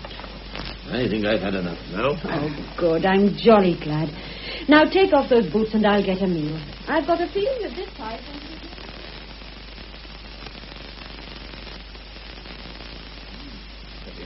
report, Sergeant Willis. You pour yourself another cup of tea. And I'll have one, too. Oh, yes, sir. What do you think of the Gatley Dowell police station, Sergeant? Not exactly Scotland Yard, is it? The tea is good, sir. Sure. It always was. I came here as a young constable, you know. Yes, sir. So I've been told. John Griffiths. He arrived at the car park just after 8. That's right, sir. And the car park attendant confirms that. Car park attendant? The chappie hanging around for the odd drink, sir. Bryn Mill Garage. They agreed that Gwyn Harris hired a car and was dropped at Mr. Duke's door at 8:15. That's right, sir. And Mr. Dukes himself was seen by Sergeant Maddox Price.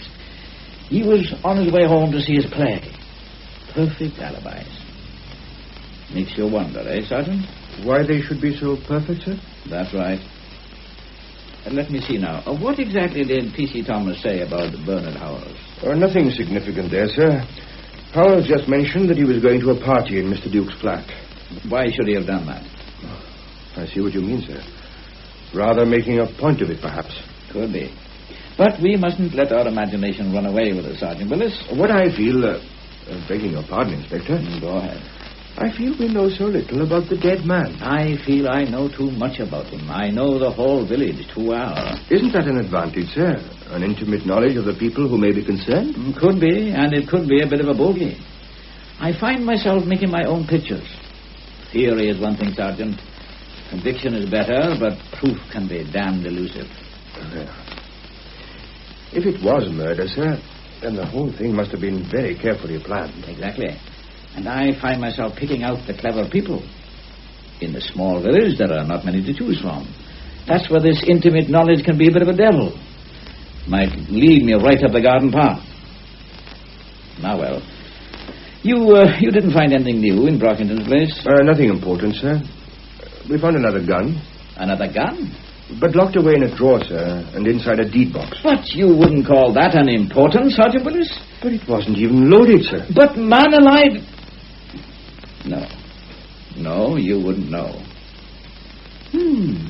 Yes, this may be interesting. Where is it? I left it in the drawer, sir. Should I have... No, that's all right. You can tell me all I want to know about it. It's a German Luger. Yes, sir. With the initials WB carved on the butt? No, sir. No initials. Are you quite sure? Yes, sir, quite sure. Now, that's a bit odd, isn't it? Or is it? 2 and 2 make 3.5. Add another quarter. Beg pardon, sir. Forgive me, Sergeant. I'm just wondering. Well, now, this is a good report, Sergeant. All the salient points, no words wasted. Thank you, sir. But I'm afraid you'll have to see them all again. Yes, Inspector? I want you to arrange a little meeting. A great place for meeting, Gatley Dowell. I'd like an informal chat with Mr. Richard Dukes and his 4 friends. Very good, sir. I should see Mr. Dukes first, and I'm sure he'll put his rather splendid lounge at our disposal. And then if he agrees... I'll help myself to another, Richard. Yes, please do. I'm not much of a host, boys. Not tonight, anyway. Just take what you want when you want it. Oh, that'll be Albert. Don't pour one out for me, Bernie. Right. Nor me. I'm taking it easy. Well, same here. We must keep a clear head. Come in, Albert. What's all this about? Well, you know as much as we do, old boy. The inspector wants to see us. But why? We shan't know until he tells us. What do you have, Albert? A stiff whiskey. Make it a small one, Bernie, just to be on the safe side. Am I the only one who's scared? Well, I dare say we all feel a bit uncomfortable, Albert. But this is no more than we expected, is it? What do you think he's up to? Well, looking at the blackest possibility, I'd say that the inspector is developing the idea that one of us may in some way be involved. I say that's black enough. You need something more than suspicion. Just you keep your wits about you, Albert. I won't panic, Bernie. Don't you worry. I didn't say you would. Oh, now take it easy, boys. Nobody's worrying about anybody. We know each other pretty well by this time. You were always the edgy one, Albert, but in a crisis you were like a rock. I'd rather there wasn't a crisis. Well, just keep calm, boys, and stick strictly to the truth, except for the missing half hour. Now, you might spring a question about the play, but if you're not on sure ground, keep mum. I don't think Enoch will try the technical hitch gag. He's too old a bird for that, but if he does, there wasn't any. I've checked up and the whole thing went like silk. Detective Sergeant Willis has been pretty busy. He checked up on me at the garage. Perhaps it's just as well that I hired a car.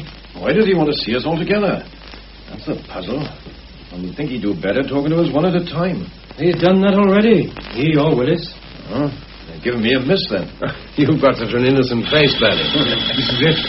Just one more thing, boys. Unless there's any special reason, don't stay here after the inspector. Leave with him or before him. We don't want him to think that we're going to hold an inquest. We're not in the least concerned.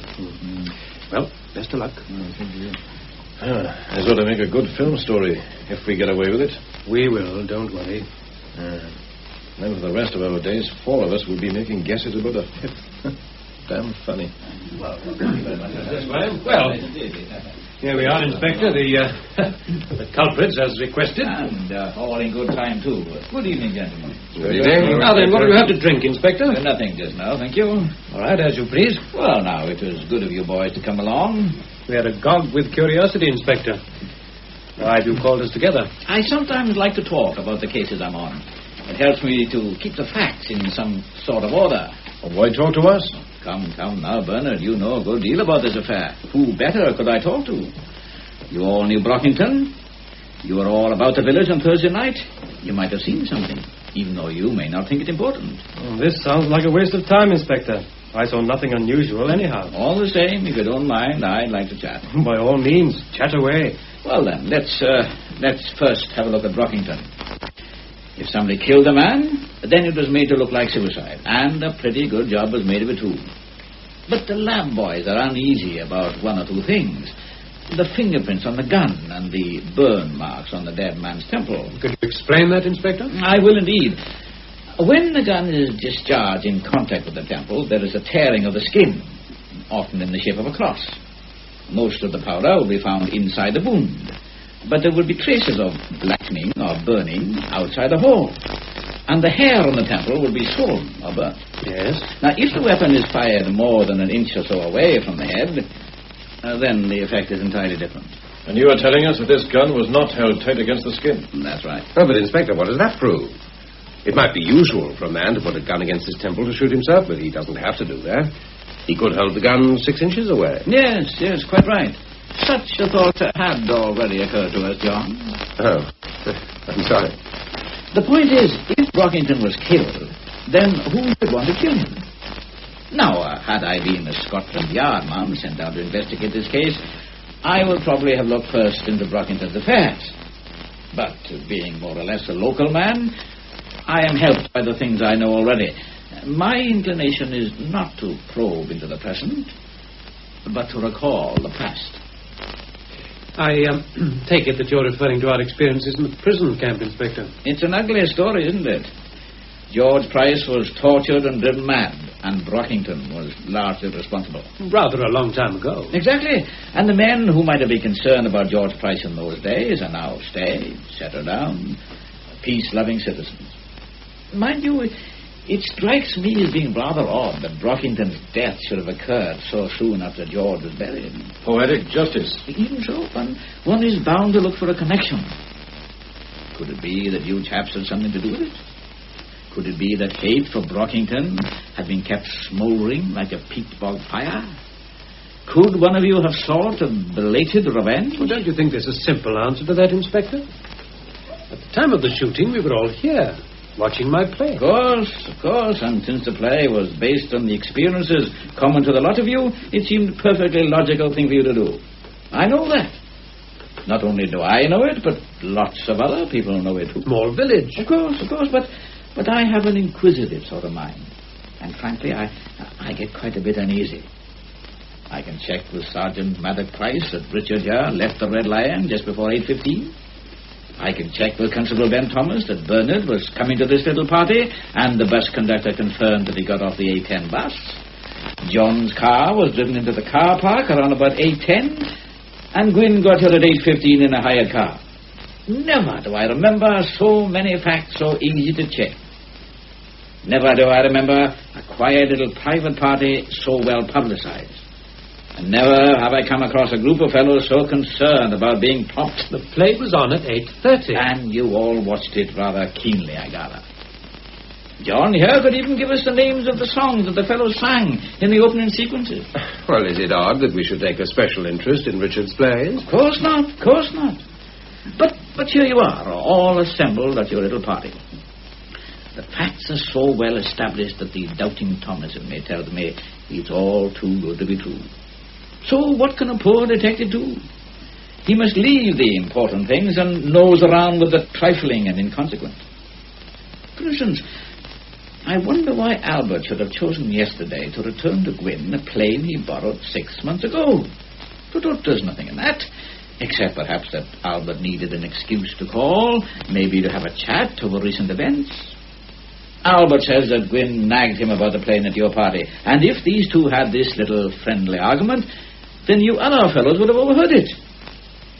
So, I asked Detective Sergeant Willis to make a few inquiries. John is the first man to put Albert in the clear. He remembers the argument quite well. There was just one little error, though. Sergeant Willis referred to the plane as a saw. But that was all right with John. Then, when Willis chats with Richard about the play, blow me down, he makes another mistake and calls it a hammer. But that was all right with Richard. He agrees it was a hammer. And then, when the tale is told to Bernard, the hammer becomes a spirit level. But what does it matter? Plane, hammer, spirit ever. Albert could have borrowed the lot. I'm only puzzled as to why people should want to tell lies about so unimportant a matter. Oh, I get finicky now. Not so much about the fiction as about the facts. They fit into too neat a pattern. Supposing, I ask myself, that one of these boys failed to arrive at the party on schedule, and supposing the rest of you knew why he was late. I have ample evidence of the time you all arrived in Gatley Dowell, but no witnesses to say what time you got into this room. If I may butt in, Inspector, you have 5 such witnesses. We may not remember the times to a minute, but we were all here at 8:20. And you would swear to that? Obviously. Yes, obviously. That's the kind of word that bothers me. Well, I don't have to make up my mind about things tonight. There's still some nosing around to do, and after all, suicide is not impossible. As John very wisely put it, a man doesn't have to hold a gun against his temple to shoot himself, and who knows, he may have had some reason for being careful about his own fingerprints. And what of the gun itself? A German Luger, a popular type of war souvenir. And although it's illegal to keep them, I'm sure there might be several of them in the village. This gun might just as well have been Brockington's as anybody else's. Don't you think so, Richard? Why not, Inspector? Especially since, as you say, it had Brockington's initials on it. Yes, I told you that, didn't I? Or did you tell me? But it's a good gun, Luger. I dare say it will be handled effectively by any man or woman. Oh, well, I must be on my way, gentlemen. Thanks for letting me talk to you. Nor iron bars a cage. This is a script, is it, John? I've never seen a script for a television play. Do you have to write in all the moves and the camera positions, Richard? Well, only if they affect the development. You make a shocking mess of the copy, don't you? Why all the doodling? Well, that's me, I'm afraid. It's a habit of mine. Mine, too. I wonder what the psychiatrist has to say about doodling. The moment when the mind wanders off the track or meets with an obstacle and the hands take over the activity. I see you have another beauty on page 26. Something really must have puzzled you there. Dissolve, says Richard. Doodle, doodle, doodle, says John. Not that I noticed you turning the pages. No. But this doodle is unmistakably yours, I should say. Yes, I've been reading the script. That explains you knowing all the song titles. You're a dark horse, John. I think I'd like to read this myself now that I've seen the play. May I borrow it, Richard? Of course. Unless you other chaps, or maybe you've all read it. Oh, no, they couldn't have done. John said that he'd like to read the script. Not before seeing the play, surely? Oh, yes. Is that so odd, Inspector? We read a book, then see a film, listen to a radio talk, then read it in the listener. Quite so, John, quite so. I would have thought. But it's a matter of taste, I suppose. Well, I really must go. Anyone coming my way, or would you prefer to hold an inquest? I'll be glad of a lift, Inspector. We can't hold an inquest without a tragedy, and there doesn't seem to be one, does there? As you say, brother. As you say. I'll come along too, Inspector. Good, yes. I have my own car, thank you, Inspector, but I want to get home. John? Well, my landlady's gone to a whist drive, so I'm a free man. I'm going to stay for half an hour or so, if Richard doesn't mind. Of course. Well, come on, gentlemen. Good night, you two. I'll see you out. Oh, thank you very much. It's quite a pleasant evening. Yes, thank you. Good night. Oh. My God, I wouldn't call that a very comfortable chat. Pour one for me, will you, John? I know you asked us to leave, Richard, but... Oh, that's all right. I'm glad you stayed. Let me just make sure that he has gone off. Yes. Yes, he's gone all right. Well, here you are. Oh, thanks. Well, he seems to be onto something, doesn't he? Yes. Yes, he's cunning. Very charming, but cunning. Well, I could kick myself for doodling on that blasted script. Yes, that was too bad, but I've made a much bigger blunder, John. Listen, there are two important things I have to tell you. Well, what about the others? Well, this is only for you. I don't think we can risk having everybody know. Now, about my blunder, I realized it tonight when the inspector spoke about the Lugers. I thought it most fortunate that I had Brockington's gun. It fitted nicely into the plan, but we overlooked a most obvious and important fact. My gun must be in Brockington's place. Good Lord. Remember, I told you the guns got mixed up years ago, and I never bothered to change them. But there's nothing on your gun to identify it as yours. No, but it's another gun. If the police find it before we do, they'll wonder why Brockington should have two guns, and why one should be marked with his initials and the other not. Oh, this is serious. It's damn serious. And the other thing I have to tell you is even more so. This, too, arises out of something the inspector said. He said any man or woman could handle it. Well, he said that, yeah. Well, was that as casual as it sounded? Or did he intend us to think that a woman might be involved? Well, what if he does? We know it was a man's job. Do we? Well, good Lord, man, of course we do. Listen, John. I drew the cross. You? I'm telling you this only because I have to. And there's a very special reason. You all left here one at a time, remember? Mm-hmm. And since I had drawn the cross, the gun would obviously be left in the glove box. I should have taken it out there and then, but, well, I was upset, very naturally concerned about the job I had to do. Matter of fact, I didn't even have the nerve to look at the thing. In any case, it was just as safe in the glove box as anywhere else. Well? Well, I got through my work the next day as best I could. And then, when Anne had gone home, I went to get the gun. It wasn't there. Well, what did you do? Well, what could I do? No one else knew that I had drawn the cross. Whoever had taken the gun was pretty determined to do the job in spite of our plan. I felt pretty sick about passing the buck, but... well, I was quite helpless. How could I know which of you had taken the thing? Well, everything went off as arranged, except that the wrong man did the shooting. I felt he must have been damn determined, and until now I was prepared to let the thing stand. And now? And now another possibility creeps into the picture. Any man or woman could handle it. Good God, you don't mean... Yes, I do. Anne. There may be nothing at all in this, and I hope to goodness there isn't, but at least we must think about it. Just you and I. Anne wasn't involved in any oath. But she had more reason to hate Brockington than all the rest of us put together. Oh, but this is quite ridiculous. A woman would never have the nerve. Oh, besides, how could she have known anything about our plan? Need she have known about it? No. No, I suppose not. Oh, but how could she have known where to find the gun? She needn't have known that either. I never use that glove box in the hall. But how can I be sure that Anne doesn't? She could have gone there during the day. Gloves, handbag, lipstick, anything. Seeing the gun could have given her the idea. No, I can't believe it. Well, I'm not saying that I believe it, but someone took that gun. But it's much more probable that one of us took it. Certainly it is. I'm not trying to persuade you to believe that Anne took that gun. I hope to goodness she didn't. All I say is this. She now comes into the reckoning, and we've got to be damn careful. Yes, I know what you mean. And you don't want to tell the others? No, I think not. Well, what's to be done? The first job is to get back the other gun. Break into the house, you mean? Well, what else? The place will be guarded. I shouldn't think so. Not at this stage. In any case, it's a risk I'll have to take. The suicide theory is rocking a bit even now. If the police find this other gun, it goes for a Burton. Yes, I think you're right. Well, when do we meet? I don't think there's any point in both of us going. Well, I'll be the lookout. After midnight, I should say. We'll make it 12:30. So how do we get in? That's something we'll have to find out. Well, I think I could use another whiskey.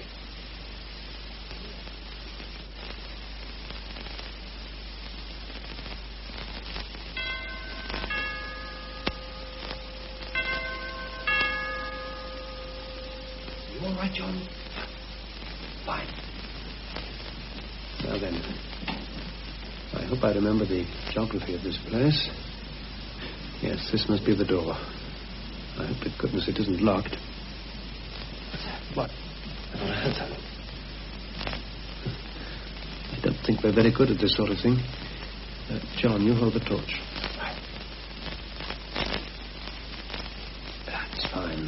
Here we go. Close the door quietly and I'll see if the curtains are properly drawn. Okay.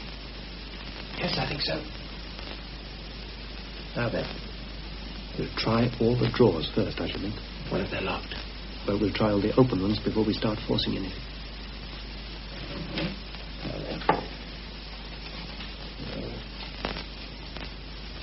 There's nothing in this one anyhow. Richard, somebody's in this room. Behind the curtains. What shall we do? Wait. I'll see who it is. Keep the light off me and on the curtains. Put out that light, you fool. Draw the curtains. Albert, what the hell are you doing here, Albert? If you're sure those curtains are drawn tight, Richard, we can have the torch on again. What's all this about, Albert? I might ask you the same question. You've got a little job to do. I'm probably on the same job. You're looking for your own gun, aren't you, Richard? Great minds think alike.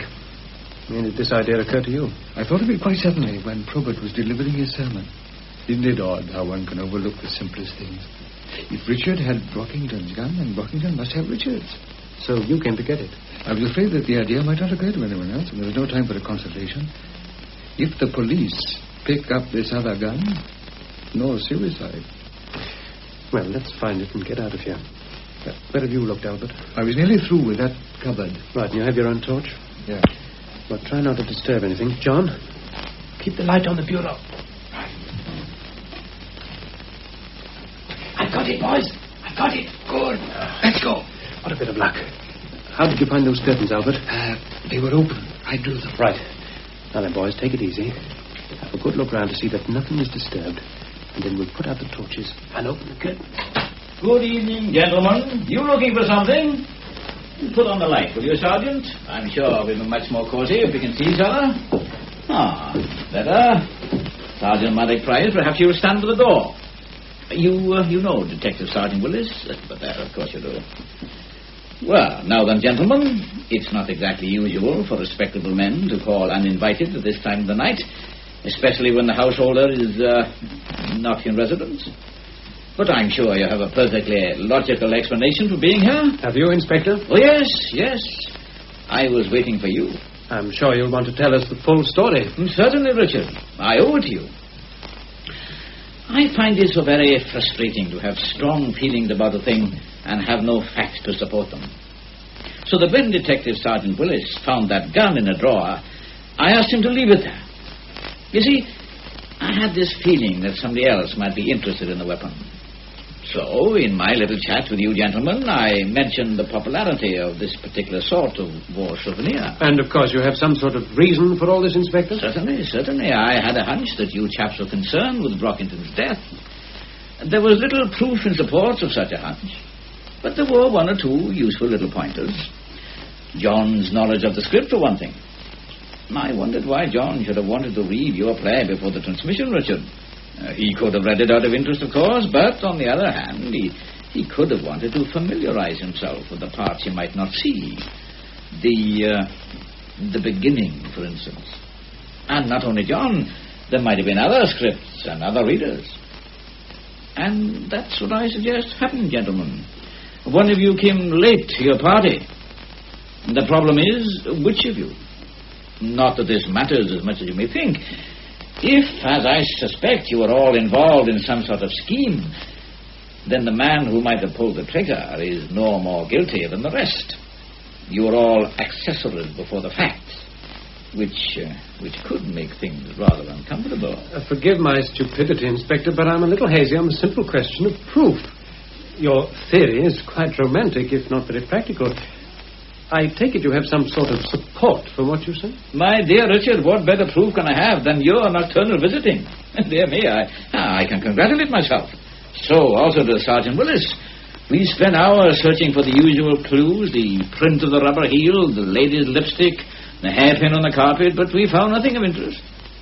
What have we now? 3 men all looking for a gun. Sure, your interest in the gun is quite easy to understand, isn't it? Brockington would have used his own gun if he wanted to shoot himself. You don't think it possible that he should have had 2 guns? Quite possible. But why then are you worried about the one you've just found?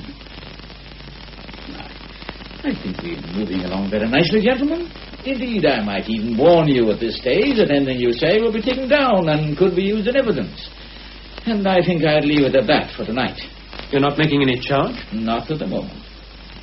I'm sure I can rely on your good sense not to leave Gatley Dower or do anything silly.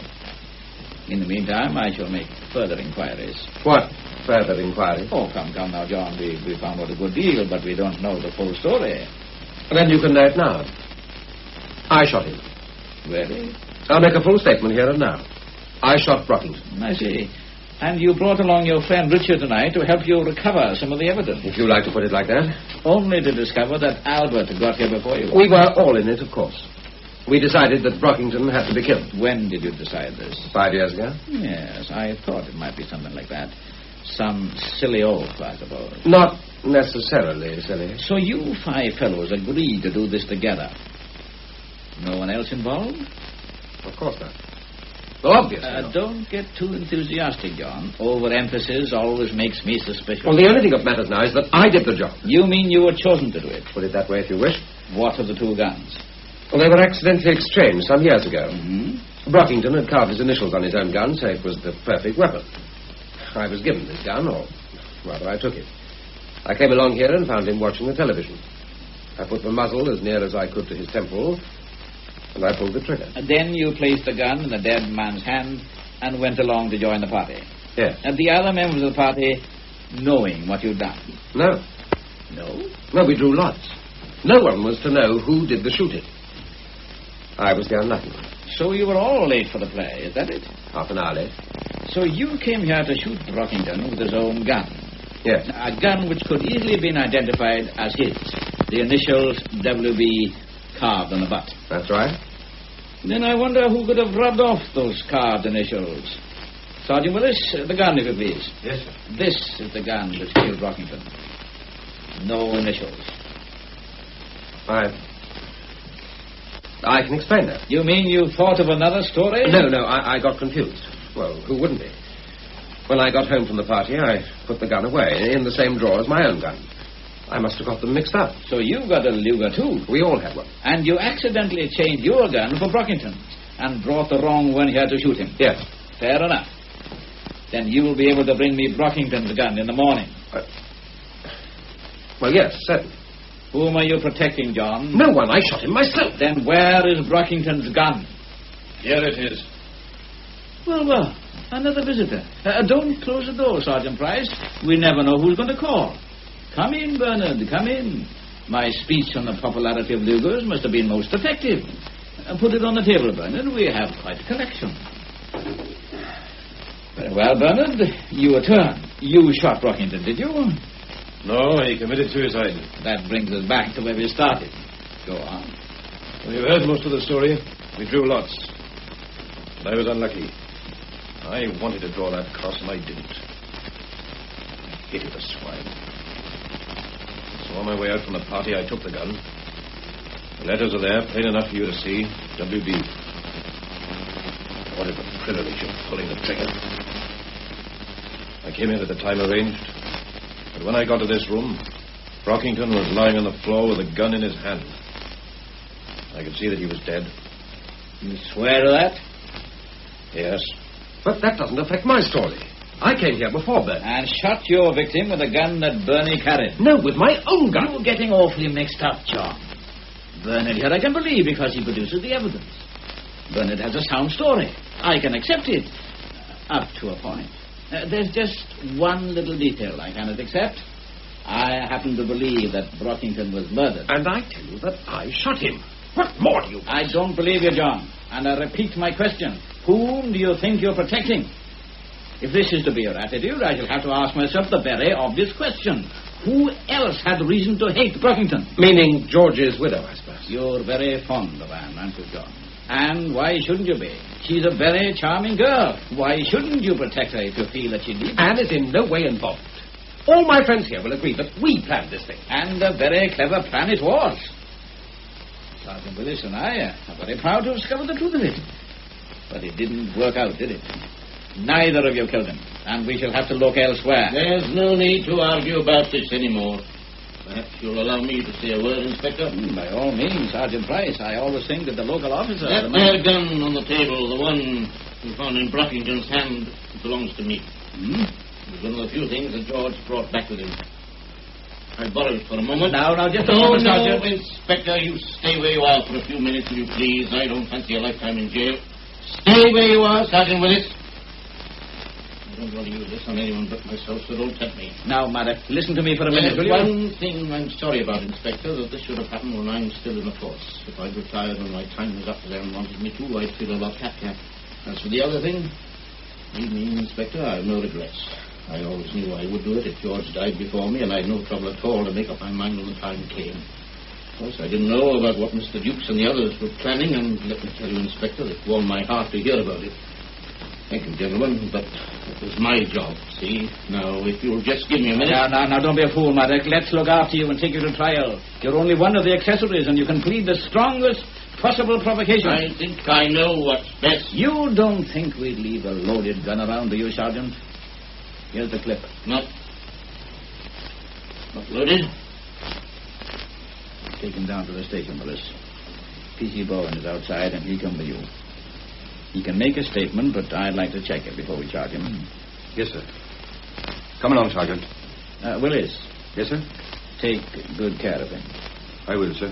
Well, good night, gentlemen, and thank you again. We'll be seeing you, Maddox. Don't you worry. We're all in this together. Good night. Well, quite a night. I don't think I need you any further, gentlemen. Good night, all. Good night, Inspector. Good night. Life isn't as tidy as one of your plays, Richard. No. No, it isn't, is it? Poor old Maddox. Poor old Maddox, indeed. You got your car? No. Well, it's a nice night for a stroll.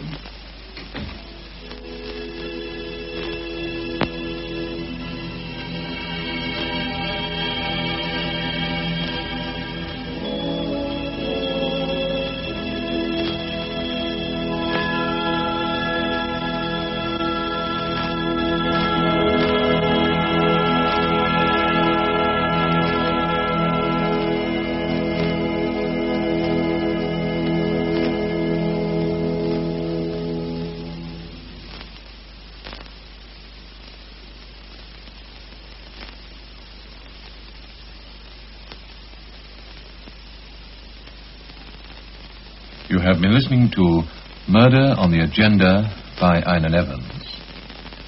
The part of Richard Dukes was played by Hugh David, Sergeant Maddox Price, Norman Wynne, John Griffiths by Richard Bebb, Anne Price by Margaret John, Bernard Howells by John Darren, Albert Thomas by Charles Morgan, Matty Thomas by Madge Jones, Gwyn Harries by Henry Thomas, Inspector Enoch Probert, Einan Evans, Jean by Anita Morgan, P.C. Willis, Brenda Jenkins, Josh by George David, and the Vicar, Dilwyn Owen.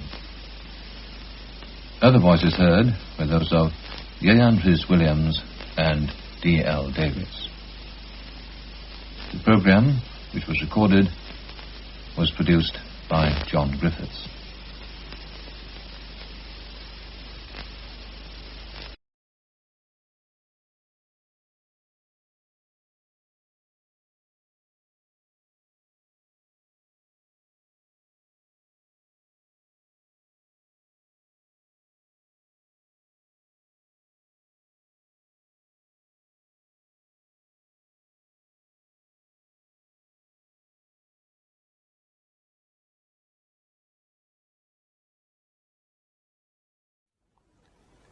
Saturday Night Theatre, we present The Murder of Walter Raleigh by Ian Cullen, with Bernard Archard as Sir Walter. The Murder of Walter Raleigh.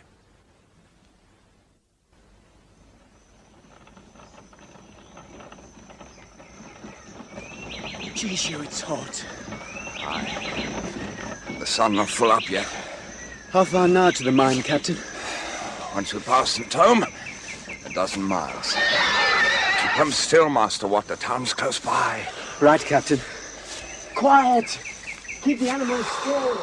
Drive the colonists down on us. Quiet there. Who'd want to live in a hellhole like this? Spaniards are used to hell, mister. It's their natural home. Well, I wish Sir Walter were here. And I. See, I'll lead a score of ships and never think to worry. But here, on land, with the sea out of smelling, I need to be led. All quiet, Captain. Will there really be gold at your father's mine, Master Watt? Aye, if my father says it. There's gold enough for the taking if the Spaniards haven't found the mine. Ambush! Take cover! Pikemen! Ready! Spanish militia! A trap! Follow me, lads! What? Come back! On my heart! Follow him! Englishmen! Attack!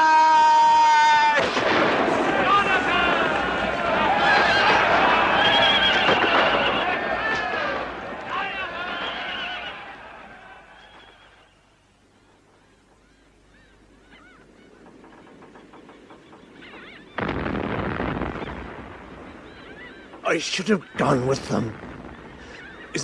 Is there no news? Just the guns, Sir Walter.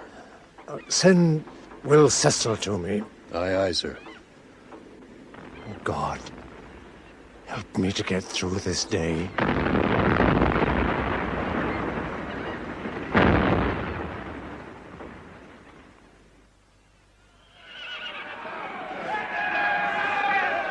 The Spaniards are broken, Captain. Master Watt? Dead, sir. He died on the first charge with 12 pike wounds. Burn St. Home to the ground. Leave only the church. We'll bury him at the altar. Right, Captain. Captain James! Where are you, Captain? Here. Well? We found these papers, sir, in the town hall. Yes, yes. The lieutenant said to find you at once, sir. Here, give them to me. You have your orders? Yes, sir. I'll report to Sir Walter. God help me.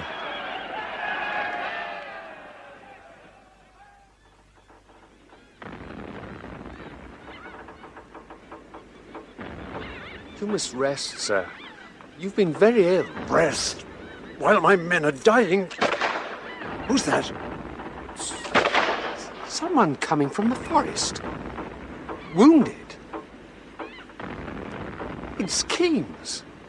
Has he help? Yes, sir. Bring him straight to me. Yes, sir.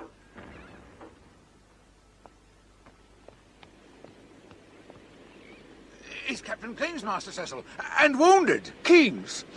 For the Lord's sake, what's happened? It was a trap, Master Cecil. They were waiting near the gold mine. Hundreds of them. And with cannon. But how did they get... We were ambushed. Without warning. 14 men fell at the first assault. We had but a few muskets. What can pikemen do against cannon?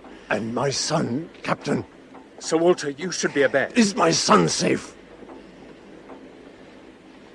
Is what dead, Captain? He was the first to fall. How did he die? A hero's death, sir. Single-handed, he broke the Spanish line. But before the Spaniards fled, 100 of our Englishmen lay murdered. What can I say to my wife? Oh, my poor Bess. We chased them back to St. Home. With their own cannon, captured their town. Did you continue to the mine? Well, that was my intention, sir, but one of the soldiers was in the governor's house. Looting? They were angry, sir, and out of my control. He found these papers. What papers? The inventory of your fleet, which you drew up yourself and gave to Lord Cecil. And dispatches from Gondomar to the Spanish king written before we sailed. The complete plan of our voyage, our route and watering places, the exact location of your gold mine and every detail of our strength. Let me see. I was near despair of the loss of so many men.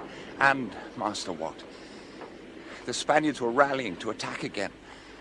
We had little hope to regain the ships. No hope, nor point in continuing to the mine. Then what did you do, Captain?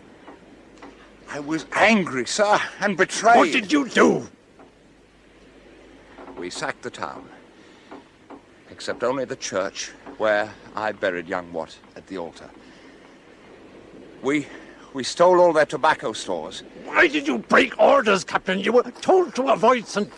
conflict at any cost. Yet you immediately engaged in a pitched battle in looting and burning Spanish property. You return without 1 ounce of gold and with a useless cargo of tobacco.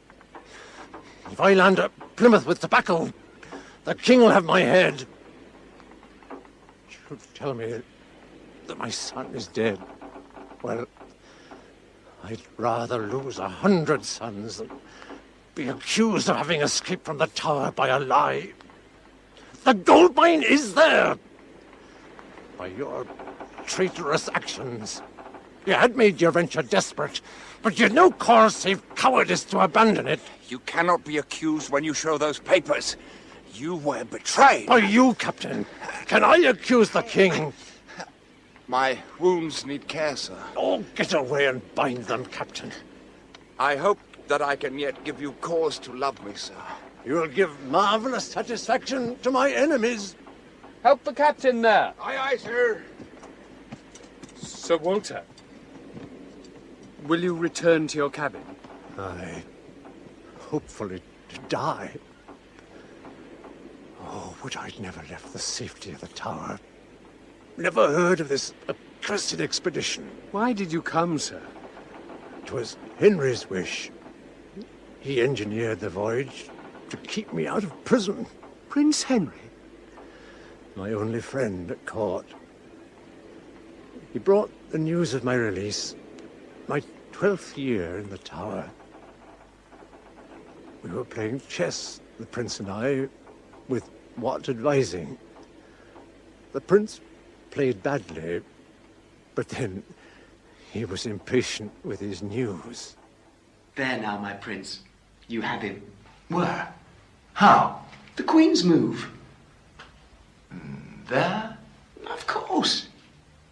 Check, father. You were ever a poor counsellor, Watt. Check, my prince and mate. You are too cunning, Sir Walter. When I am king, I shall make you captain of my fleet and send you far away where you can do no harm. Oh, a poor policy, my prince. Keep your honest simpletons at home. Send your knaves away. If that is true, Sir Walter, you speak against yourself. How's that? How's that? Your father has kept me mewed up in the tower these 12 years past. By my theory, that proves me honest. And simple. Honesty and simplicity keep me alive. That's all I ask. Is it really all? All that I dare hope for. You have our leave to hope for more. You will be free by Christmas. Free? By Christmas or before. I beg you not to jest, my prince. Oh, Sir Walter, you have so many friends, and how they've worked to save you. And don't think you'll be kept idle. The Spaniards stir up trouble in the colonies while they sue for peace at home. Peace on what terms? Your head is the thing they seek most. For 12 years my head's been banded like a ball in a cup, yet it stays firmly set on my shoulders. And by God's grace will stay there forever now. I cannot believe the king will set me free. Believe it when my father sends for you, because he surely will. Well, well, Sir Walter Raleigh. It's good to see you in health. Your Majesty is too generous. Aye, well, that's as may be. My Lord Cecil here will get down to the business on hand. Thank you, sire. Walter, some years ago you claimed to have found a gold mine of fabulous wealth in the then English colony of Guyana. I did find it. Of course. Well, England needs that gold. The purse is empty. Will you undertake the journey? But Guyana is no longer an English colony. Alas, no. What would I command? 14 ships, 1,100 men, already shipped and awaiting you in Plymouth. You may trade en route, but you must find the gold and return to England within 2 years. You understand, Raleigh, this is not an expedition against Spain. She is our ally now. Your Majesty, I am an old man. Nonsense! You're but 10 years older than Cecil here. You're out of condition, that's all. Is there no one else? We wish you to lead the expedition, Sir Walter. None other. Will you serve the king? Forgive my doubt, sire. I'm overwhelmed by this sudden change in my fortunes. Good. Now to details. You must set down the details of your route, your landfalls, and estimated dates of arrival at each. Also, the whereabouts of your gold mine. With a map, of course, and details of any inland expedition you may mount in the colonies. Will that be necessary, or wise? For our eyes only, Walter. A precaution against misadventure. I understand, Robert. And you must undertake to further the peace with Spain. You'll appreciate that. If it is your wish, sire. Have you told him, Father? Wished, Henry, I'm about it. It's not a mere whim, Raleigh. We command on pain of death to avoid any clash with Spanish forces by land or by sea. But if we are attacked... If you are attacked, it will be by a bunch of ignorant colonists, not aware yet of our truce with Spain. You will not stand, but run. From Spaniards? Silence, sir. Your past mistress, Elizabeth Tudor, may have condoned your piracies, Raleigh, but I will have no part of such wickedness. Does this royal commission mean that I'm to be pardoned for my past offences, sire? This is not the time to discuss your pardon, Sir Walter. The king's mercy is not infinite. Be satisfied with what you have.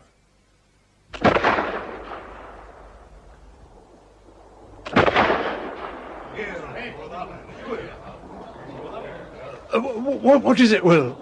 Oh, I think I was dreaming. I'll find out, sir. Well? Oh, it's Captain Keane's, Master Cecil. He... Out with it, man. He's shot himself, sir. The first ball but wounded him, and so he fired again. Is he dead? Oh, he could never bear your anger, sir. And so leaves me alone to face the kings. Bury him ashore. We'll sail on the tide. I'll see to it, sir. You must rest. Rest. Dear Father, oh, help me to die quickly. Oh, give me the courage to face Bess with the news of our son, Wat. Forgive my weakness and my anger. Take Wat to your heart, who died despising me. Help him to understand. I don't understand you, Father. 36 of our men in clear sight, tied back to back. Why will you not rescue them? I must obey the king's commands in everything. Then let me take a shore party. 10 men will do. No, the Spaniards are seeking to provoke me into an attack. They were expecting us to water here, waiting. How long can our men stand it, sir? They'll go mad in that heat without shelter. Aye, Captain, but they won't find shelter until we sail. Give the orders. And leave them to the Spanish galleys? It's that or stay and watch them broiled alive in this damned heat. I cannot aid them without bloodshed. Give the order, Captain. Aye, aye, sir. Look, Father! The Spaniards are out from the trees. They've seen us preparing to leave. Aye, we've cheated them of their real prey, Wat. You must believe that. Those men are not colonists, they're Marines. Landed there to await us, as at every other landfall. Father! They're killing our men! Butchering them! Oh, have mercy! We must turn back! It's too late! Not for vengeance! Father, turn back! I cannot! It would be a crime against the peace! King James' own book calls for an eye for an eye and a tooth for a tooth. Those butchers will have justice, I swear it! You will beg for justice as the king has begged for peace! Peace and justice must rule the world, they must! I wish I were commander here. I'd show the Spaniards justice. Then they would beg for peace like in Elizabeth's time. I'll not have that wretched woman dragged from her grave and Hurled into my teeth! I wish he could be waked to hurl into the teeth of Spain. Then they would know the line was alive again, and we would be in safer state.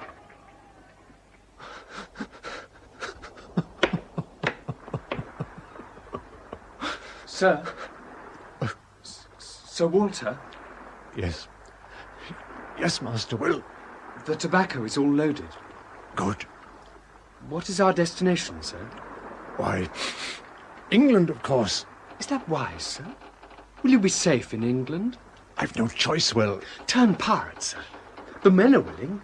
Revenge yourself and Watt and Captain Keynes and all those others. We can do it. And justify the king? Make myself a traitor? No, Will. No. My home is in England, despite the King of England being my enemy. Why does he hate you, Sir Walter?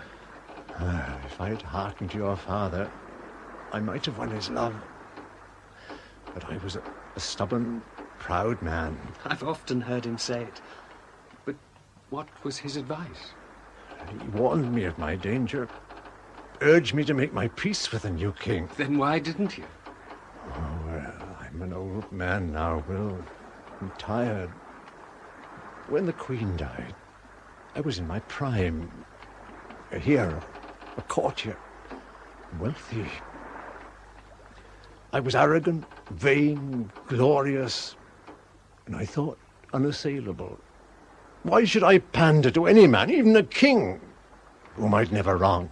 I can't believe you were all those things. 15 years ago, they weren't vices, Will. All England, under Queen Bess, was arrogant, vain, glorious, and unassailable. We feared nothing, not even the new king from Scotland. Your father was wary and gave good reasons. But at the time, no one listened to him, least of all me. I remember his answer when I laughed at him and said I wasn't afraid. But James is afraid, Walter. Afraid of all the men Elizabeth made great. He's a misshapen little man and a coward, but not a fool. Your fine looks, achievements, and popularity will condemn you in his eyes as surely as they recommended you to Elizabeth. Nonsense, Robert. James is my new king, and I look forward to meeting him, serving him. He'll soon realize his good fortune. He'll never believe you, Walter. Why, then the loss will be his own, not mine. Your pride will trip you, Walter. These Stuarts are foxes. But you are the chief fox, Robert. No Stuart will beat a Cecil. I am journeying to Berwick to meet James on his progress to London. I beg you to accompany me, Walter. If I must crawl to Berwick to gain his favour, I'll endure without it. He is already against you. If that's the case, then a journey to Guyana would be too brief for me to make my peace. Now you go, Robert, and sweeten him towards me. At least join us before we reach London. Perhaps. At Oxford. Safe journey, Robert.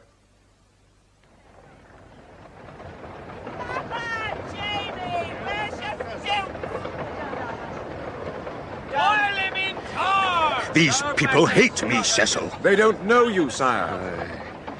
Where are we now? Approaching Oxford, sire. They're a hostile crowd. An English crowd. Naturally, sire. They've been turned against me. You've plenty of guards. Of course, sire. There'll be assassins in that crowd, Cecil. I'm sure not, sire. You have nothing to fear.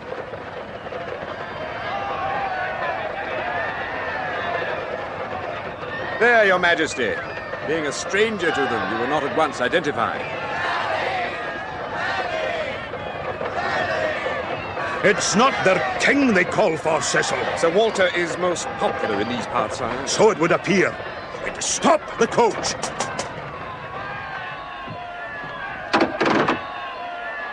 Open the door, if you think it's safe, or are we being met by murderers? Sir Walter Raleigh is as loyal a subject as your majesty will find in England. For what that's worth.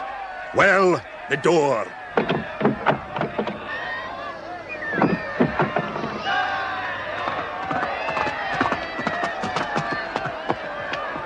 Good morning, Robert. Your Majesty, welcome to London. I'm not there yet. From Oxford, the whole route is lined with cheering subjects. Your journey will be but brief. Cheering for who, man? I hear more cries for Raleigh than for James. Your Majesty, may I present Sir Walter Raleigh, Captain of the Royal Guard. Raleigh. Aye, and Raleigh have I heard of you, man.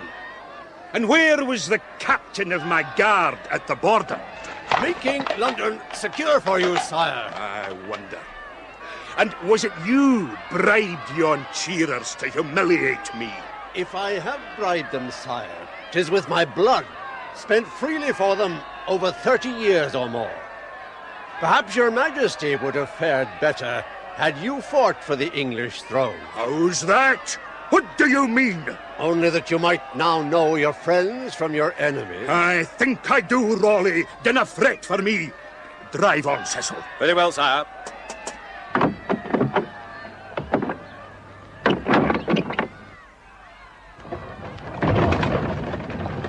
I'll not have that man about me. He's a traitor. I assure your Majesty. The man hates the Stuarts. He loved Elizabeth, sire, but that's a different matter. And what of you? Sire? Does Elizabeth hold your heart, Cecil? My duty and loyalty lies entirely with you, sire. Then do as you're bid. I'll not have that man captain of my guard. I'll not have him at court. You're to find proofs that will rid me of him. You understand me? Yes, sire. I want him dead. But I want it legal. I'll not have him made a martyr. See to it, Cecil. Soon.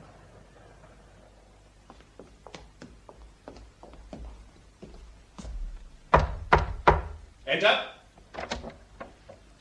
Sir Walter Raleigh, my lord, by appointment. Ah, come in, Walter. Come in. You sent for me, Robert? Yes. Yes, I did. It's always a pleasure when you can spare me a few moments. You've been kept busy dancing attendance on the new master, I take it. Don't be huffed, Walter. I'm not huffed, Cecil. I'm damnably insulted. So was the king by your efforts at Oxford. Then the more fool him. He has commanded me to dismiss you from your appointments at court. Oh? Of my captaincy? Especially your post as captain of the guard. But it's a sinecure, Robert. Granted me for life. By Elizabeth.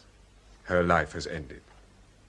His Majesty requires a more active captain, someone he feels he can trust. Another Scotsman, I suppose. His Majesty also commands that you be dismissed from the Privy Council and that you resign all military and naval commissions. Until he needs his defences again. The country is embarked on a policy of peace. You are already an embarrassment in our negotiations. So, the great days are over, are they, Robert? For you? I'm sorry, Walter. But your family will be delighted. Oh, why? You must leave London. You're not safe here any longer. Retire to Sherborne. Is that also a command? No, just sound advice. Even James, vindictive as he is towards you, may leave well alone if you're out of sight. So, I rot in the country. Oh, come now, it's not so bad. You love Sherborne. You always talked of retiring there. But not yet. I've years of service in me. Then serve your wife, serve your son, and serve yourself, for you will not serve James. Very well, Robert. This time I'll heed your warning. Good. And now to more cheery things. You'll have company on your journey. I've written to Lady Raleigh and begged her to give house room to my son, Will. The boy's under my feet here at present, and there's no fear of plague at Sherborne. Oh, that's splendid. He'll be company for young Walter. And I take it as a mark of your continuing affection that you choose us to house the boy. Trust me, Walter. I'll do what I can to soften the king. In the meantime, be happy at Sherborne. I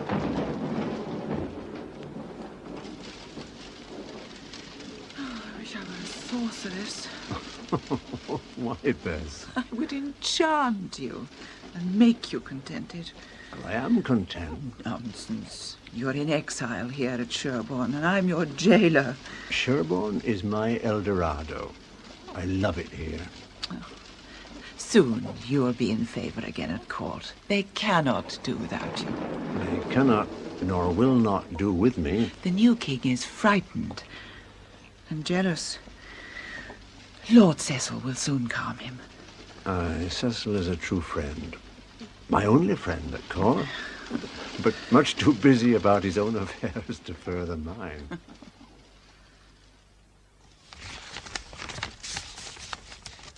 Lord Copley and Lord Brooke have both confessed under persuasion to a treasonous alliance with Spain and to a plot to murder your Majesty. These confessions are signed and witnessed and implicate the following: Lord Parham, Lord Brooksby, Lord Cobham, and the priests Watson and Clark. But not Raleigh. No, sire. These others are all minor men, mind-dominated by that Devon sorcerer. They must accuse Raleigh. Lord Cobham is Raleigh's great friend. If he were to accuse Raleigh, it would carry weight. Then see to it. Stretch him until he snaps. He'll be needed at the trial, in good condition. What trial? Raleigh must have a public trial and be faced by his accuser. Will Cobham do that? We will find a way. With no strong witness against him, Raleigh will go free. Witness! The whole world knows that Raleigh hates me, mocks me. He's a traitor in thought, if not in deed. He cannot be condemned for his thoughts, sire. The people will not have it. Damned English care more for Raleigh than they do for their king. Is he in London yet? He will come. I've written to him most pleadingly. You've great faith in him. Raleigh has many faults, sire, but he is loyal to his friends. Though not to his king, it would seem. Is Cobham arrested? Not yet, sire. Once the head is in the Tower, the tail may wag more freely. Aye, very wise. And the deeds that Raleigh drew up to make Sherborne secure for his heirs, have you examined them? They appear to be in order, sire. There must be a fault. I am not a lawyer, sire. I have given the deeds to Sir Edward Cook. If there is a fault, I will trust him to find it. I must have Sherborne.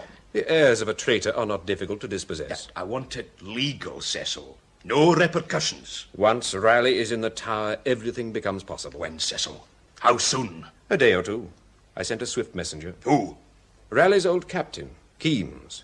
They've not met for years. Raleigh will come. And you did go, sir? Don't you remember, Will? You were with us at Sherborne when the letters arrived. But you knew it was a trap. We suspected, Will. Bess was afraid. Well, I was afraid myself. But it was your father wrote. But why? Do you think he knew? Even he was afraid at that time. Of what? Your family were, and are, one of the most powerful and wealthy in the land. If your father lost James's trust, the wealth, the power, the great houses, your inheritance, Will, would all be lost with that trust. So you think my father betrayed you for that? At that time, no.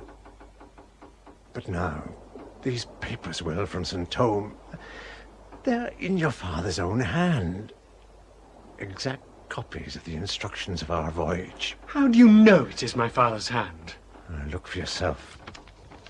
Even the signature. He was confident of my death. Those letters were in Spain before we left Plymouth, Will. Even if these are not forgeries, sir, they cannot save you if you go back to England. I have no choice but to try. If you succeed, my father is the traitor. And I will succeed. These papers will free me once they're made public. I'm confident. You were confident when you left Sherborne despite all pleading and went to London. 16 years ago. And like the king, I still did not know my friends from my enemies. Your father questioned me all day, in a friendly manner, but the clues were there for me, had my eyes been open. Markham, Brooke and these priests, I'll agree it's possible. But as for Cobham, you know as well as I do, Robert, the man's a fool, but he's no traitor. You've heard him yourself railing against the Stuarts. Indeed, you joined with him. But long ago. James was in Scotland. Queen Bess was alive. Decrying the Stuarts was not treason, but speculation. At that time, good politics. Brooke, Copley and these others moved from speculation to conspiracy. They admit traffic with Spain. For money. How could they hope to succeed? If traitors thought to be caught, there'd be none. They intended to succeed and kill the king. The king's afraid of his shadow. He is afraid of you. Is it true that he hopes for an alliance with Spain? We must have an alliance, Walter. These continuing wars have emptied the treasury. Trade with Europe and with the colonies is at a standstill. James wants peace and the rule of law, and intends to have it. By marrying Prince Henry off to the Spanish Infanta. You're well informed. The man's mad, I tell you. Everyone knows that two religions will not lie side by side in one bed. It is your duty to support your king in all his hopes, not to deride and insult him. Don't be stiff, Robert. I only share my opinions with my friends. Lord Cobham, we have letters from you urging Cobham to visit Spain. So? The war was over. We needed news of what the Spaniards were up to. It was not your place to seek that news. It was before James dismissed me from the Privy Council. The letters are undated. Then they may go back to the old Queen's time. There's no danger there. Then what of this? I quote Walter. As Walter is my friend, I will obey him, but his schemes confound me. I wish that he would leave me alone. Who wrote that? Cobham, to his brother. When? Again, no date. Conspirators are careful. Conspirators? What are you saying, Robert? Sir Walter Raleigh, I have been ordered to arrest you and hold you for trial on the charges of conspiracy to commit treason and treason. You cannot arrest me. You have no cause. The king has good cause for all his actions. You must learn that, Walter. Guard, escort Sir Walter to Bodley House and detain him there. Your swords, eh? If ever you did love me, Robert, which I cannot doubt, look to Bess and the boy for me. Keep them safe. I will do all I can. I am afraid now, Robert. Too late.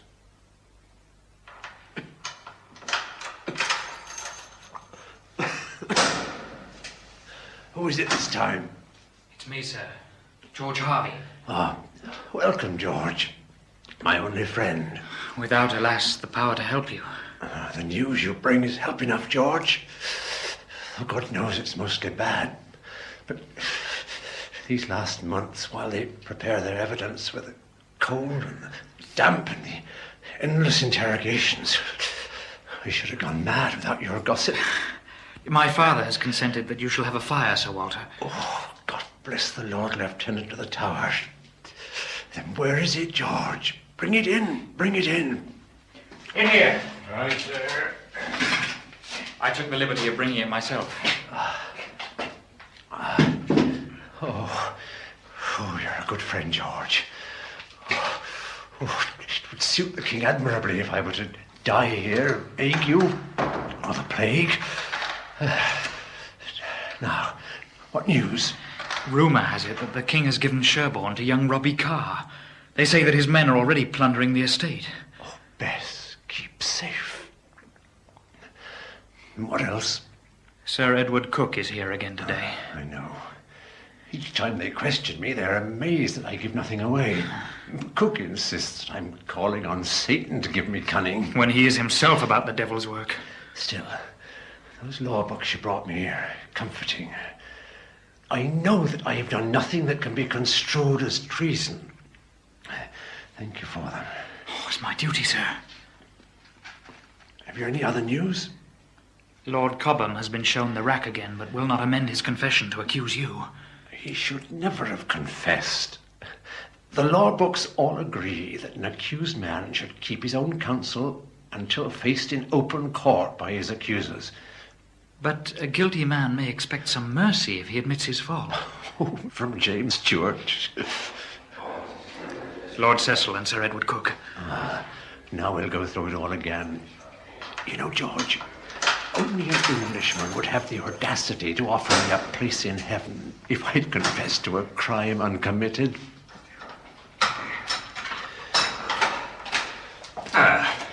Good day, Walter. Robert. Still in good spirits, Sir Walter?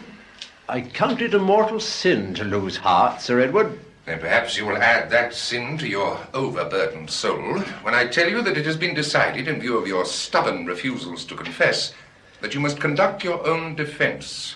But I'm no lawyer. You are denied a defending officer. It states clearly in the common law that any man is entitled to a proper defence. Don't you see, sir? It's their one hope of a conviction. Be quiet, George. You know, Sir Edward, you are a monstrously ambitious man. When I see you, I'm reminded of the man I once was myself. Oh, you were ambitious for England. He's just greedy. Go, George. Good advice, Master Harvey. But no, not another word. Oh, very well, sir. He's but a boy, Robert. Well, Sir Edward, your news does not make me despair. I have but one friend in England to whom I would entrust my defence. What friend is that? Myself. With you, my enemy, Robert, who else could I trust? Lord Cobham has amended his confession and names you as his leader. That is a lie. True, Walter. He had confessed to a minor plot led by some priests and aimed at the king and his heirs, but now tells of a greater venture led by you and aimed at the state. There was no such plot. He swears it before God and his priest. Then he was more than shown the rack. Lord Cobham is in good health. This confession sprang voluntarily from a genuine repentance. He will retract. No, Walter, he hates you. He was led to believe that you had accused him, and when he heard that, he flew into one of his famous rages and denounced you. All that he said was taken down, and, still raging, Cobham signed it.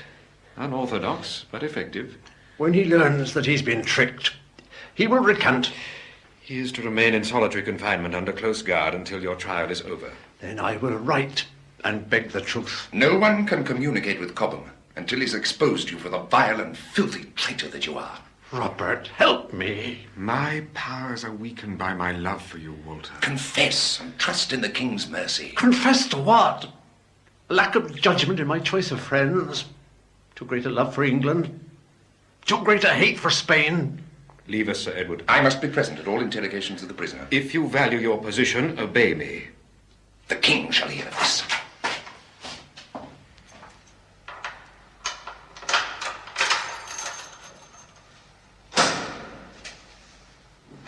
Now, Walter, do you accuse me when your stubborn denials have cost me power that I could have used to save you? Oh, come, Robert, nothing can save me. I agree, your life is forfeit. But the king has made young Robbie Carr Duke of Rochester and seeks an estate for him. Sherborne is entailed and made over to my heirs. On my death it goes to what? Cook has found a flaw in the contract. Another trick, Robert? The king has not yet been told of the fault. Now, Cook is the king's man. Cook is his own man, and I have struck a bargain on your behalf. My head for Sherborne. At last I know my own true worth. Your confession will buy Cook's silence about the fault. Robert, you're a fool, or you take me to be one. The king will dispossess my heirs after I'm dead, and a confession would justify his theft to the people. That's why the king must have my confession. Now, believe what you like. I'll not confess. I'll pray for Cobham to retract. Without him, you cannot bring me to trial. He will not retract. He would if he were told the truth, Robert. And betray the king. So, the truth would be treachery. Robert, persuade James to see me. Perhaps I can move him to reason. He will never see you, and even if he did, it would achieve nothing. Your flattery and fine looks could ward off Elizabeth's anger, but this king has never loved you as she once did. He remembers that you had his beloved Essex killed. If you wish to please the king, confess. Confess, and your name will live after you. Refuse, die unrepentant, and you will be forgotten. Be advised, Walter. Make Cook your friend.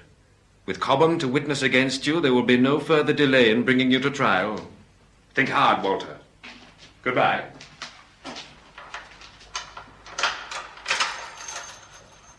Eavesdropping, Harvey? I brought his supper, sir.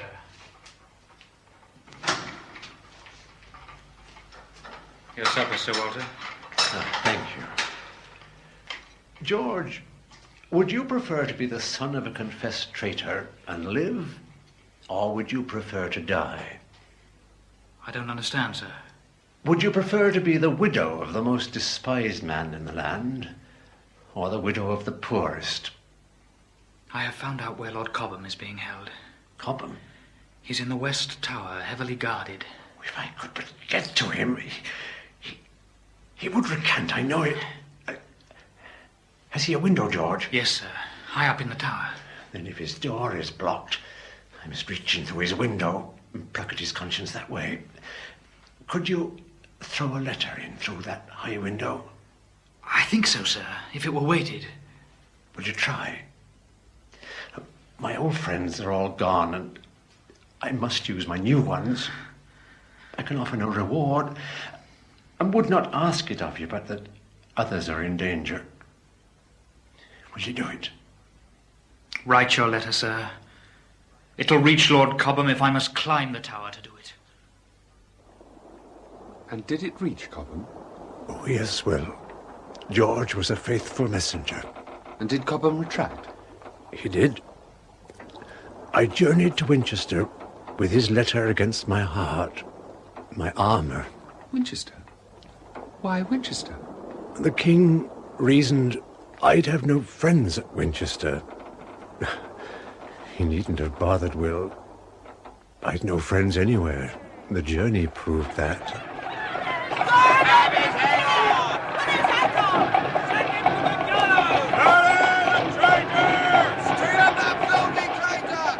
To judge by that journey, I was the most hated man in England. Every hamlet and village turned out to jeer at me as I passed. They knew you were coming? Oh, yes. It was a rude shock for me, Will. I thought the people loved me. They were the worst hours of my life, and I paid the price of pride. What happened at Winchester? Oh, well, they were all there. Your father, Cook, Lord Chief Justice Popham, and the king up in his hidey-hole. What hidey-hole? A little secret room overlooking the courthouse, with a peephole. Elizabeth had it built. I've watched many a poor wretch in the dock from that room myself. We thought it sport then. And the king was hiding there? With Robbie Carr for company. And of course the whole court, including the jury, knew it. What happened at the trial? I waited to be called. Guarded, of course, while the jury was sworn in. I was quite confident. Armed with Cobham's retraction and my own innocence, I even thought I might win.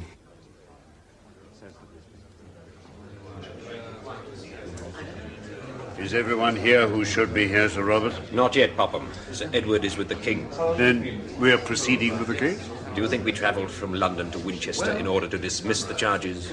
Sergeant Heel, may we have order, please? Pray silence for the King's Lord Chief Justice. We are met today to hear the case of Crown against Sir Walter Raleigh. Shame! Bring in the prisoner, Sergeant Heel. Bring in the prisoner.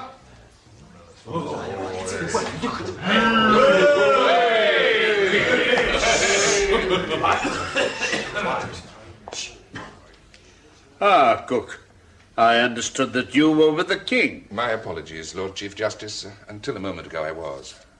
I had feared that removing these proceedings to Winchester would rob us of a royal audience. But here comes the villain, Raleigh. Silence! Silence! Silence! Are you Sir Walter Raleigh, late of Sherborne, and now by order of King James lodged in the Tower of London? I am. And do you owe your allegiance to the Crown of England? I do. Sir Walter Raleigh, you stand before us on a most vile and horrible charge. Do you plead guilty or not guilty? With respect, my lord, I cannot plead until I have heard the charges. You know the charge. You are a traitor. Am I then convicted already? Liberty will not help you today, sir. Make your plea. My lord, I am no lawyer and am denied the use of one. But if you will not name me on a specific and legal charge, I must ask you to allow me to quit this place. All in good time. Do you see the jury? Yes, my lord. Will you accept them? Yes. You challenge none? I know my own innocence, and I hope them all to be honest and Christian men. Very well. Sergeant Heal will now read out the charges. Sir Walter Raleigh, you are here before this court to give answer to the following. First, that you have conspired with others to kill your king and raise rebellion in the land, with the intent to change the religion of your country to Spanish popery and to subvert your government. Second, you are charged with listening to Spanish brides. Are you guilty or not? Not guilty. Then Sir Edward Cook, the Attorney General, will open for the prosecution. Where does Ada's mother live? Do you know, Jessie? Jessie doesn't know. Jessie doesn't know anything. I do. It's a pleasant enough cottage, but in the back of beyond. She's going to take me there one time. Can I lick the spoon when you finish that, Cook? I'm the first handmaiden ever to see the collection. Not to go there. They've all been there. But to see the collection. Oh, well, that'll be nice. What's a handmaiden when it's his own? Oh, nothing really. Just something. Round and round, regular. That's it. Draws the tide, so shall thy shining light bring radiance to this Flora Mary Carmichael, thy seventh handmaiden, and give her pure and perfect sight. And so we pray. Well, we've got a lot to get through. I'm going to cure your eye. My lords, members of the jury, foul treasons have been unearthed, though no torture was used to find them out, and there has been no rigorous usage of the prisoners. Two foul conspiracies have come to light and have become known since their discovery as the main plot and the buy. Many men, all with cause to be grateful to their country, have confessed that they conspired together to kill the king at Southampton and all his issue. These evil men received from Spain vast sums of gold, which they spent freely to further their awful ends. They plotted to join us in an unholy alliance with our most proclaimed and hated enemy, Spain. I pray you, gentlemen, to remember that my name was never on that list. This was the treason of the priests, and I am not charged with that. No, you are not. Yet all these treasons are like Samson's foxes. Though their heads were severed, they were joined together at the tails. Because our great and learned king can inspire loyalty in all but the filthiest of Englishmen, these plots have been discovered. But if he were not so great a monarch, if he were indeed a fiend from hell, he is still our king by divine right, and every Englishman owes him allegiance. Religion lies at the foot of this conspiracy. The ambition and greed of Rome has led these unfortunate priests and nobles into their sins. But these plotters must still pay the full penalty for their infamy. They must be punished with the full rigor of the law. For only by example can we ensure the safety of our king, his issue, and our country. Mr. Attorney, I pray you, to whom and to what end you speak all this? What has the treason of Markham and these priests to do with me? To whom did you bear malice, Sir Walter? To the royal children? My lord, that arrow is too wide of the mark. Then I will come closer. I will prove that you are the most notorious, odious traitor that ever came before the bar. Your words cannot condemn me. Prove against me any one thing, and I will confess the whole indictment. I will prove it all. You are a monster. You have an English face, but a Spanish heart. My innocence is my whole defense. England, aye, and Scotland too. You incited Cobham. He has confessed as much. He planned to cross the seas and obtain money from the King of Spain. Cobham has confessed his guilt. He cannot confess mine. Did the King of Spain offer you 600,000 crowns? An offer long rejected for me to help forward his peace with Elizabeth. Forward the peace? Is it likely? And would the Spanish king deal with Lord Cobham, who is neither statesman nor swordsman? No. No, he needed a rally to further his plans. What plans? I pray you come to the point. I tell you that I will prove you the most confident traitor that ever lived, the most vile and execrable traitor that ever was. My Lord Justice, can we return to the point? I say again that I am not here to answer for the treason of the priest. And I say again that I will prove you to be the most notorious of traitors. You speak indiscreetly, barbarously, and uncivilly. I want for words to express your viperous treasons. I think that you want for words indeed, for you've spoke the same thing half a dozen times. You are an odious fellow, and hated throughout England for your pride. If pride were the issue here, this trial might prove to be a measuring match between you and me.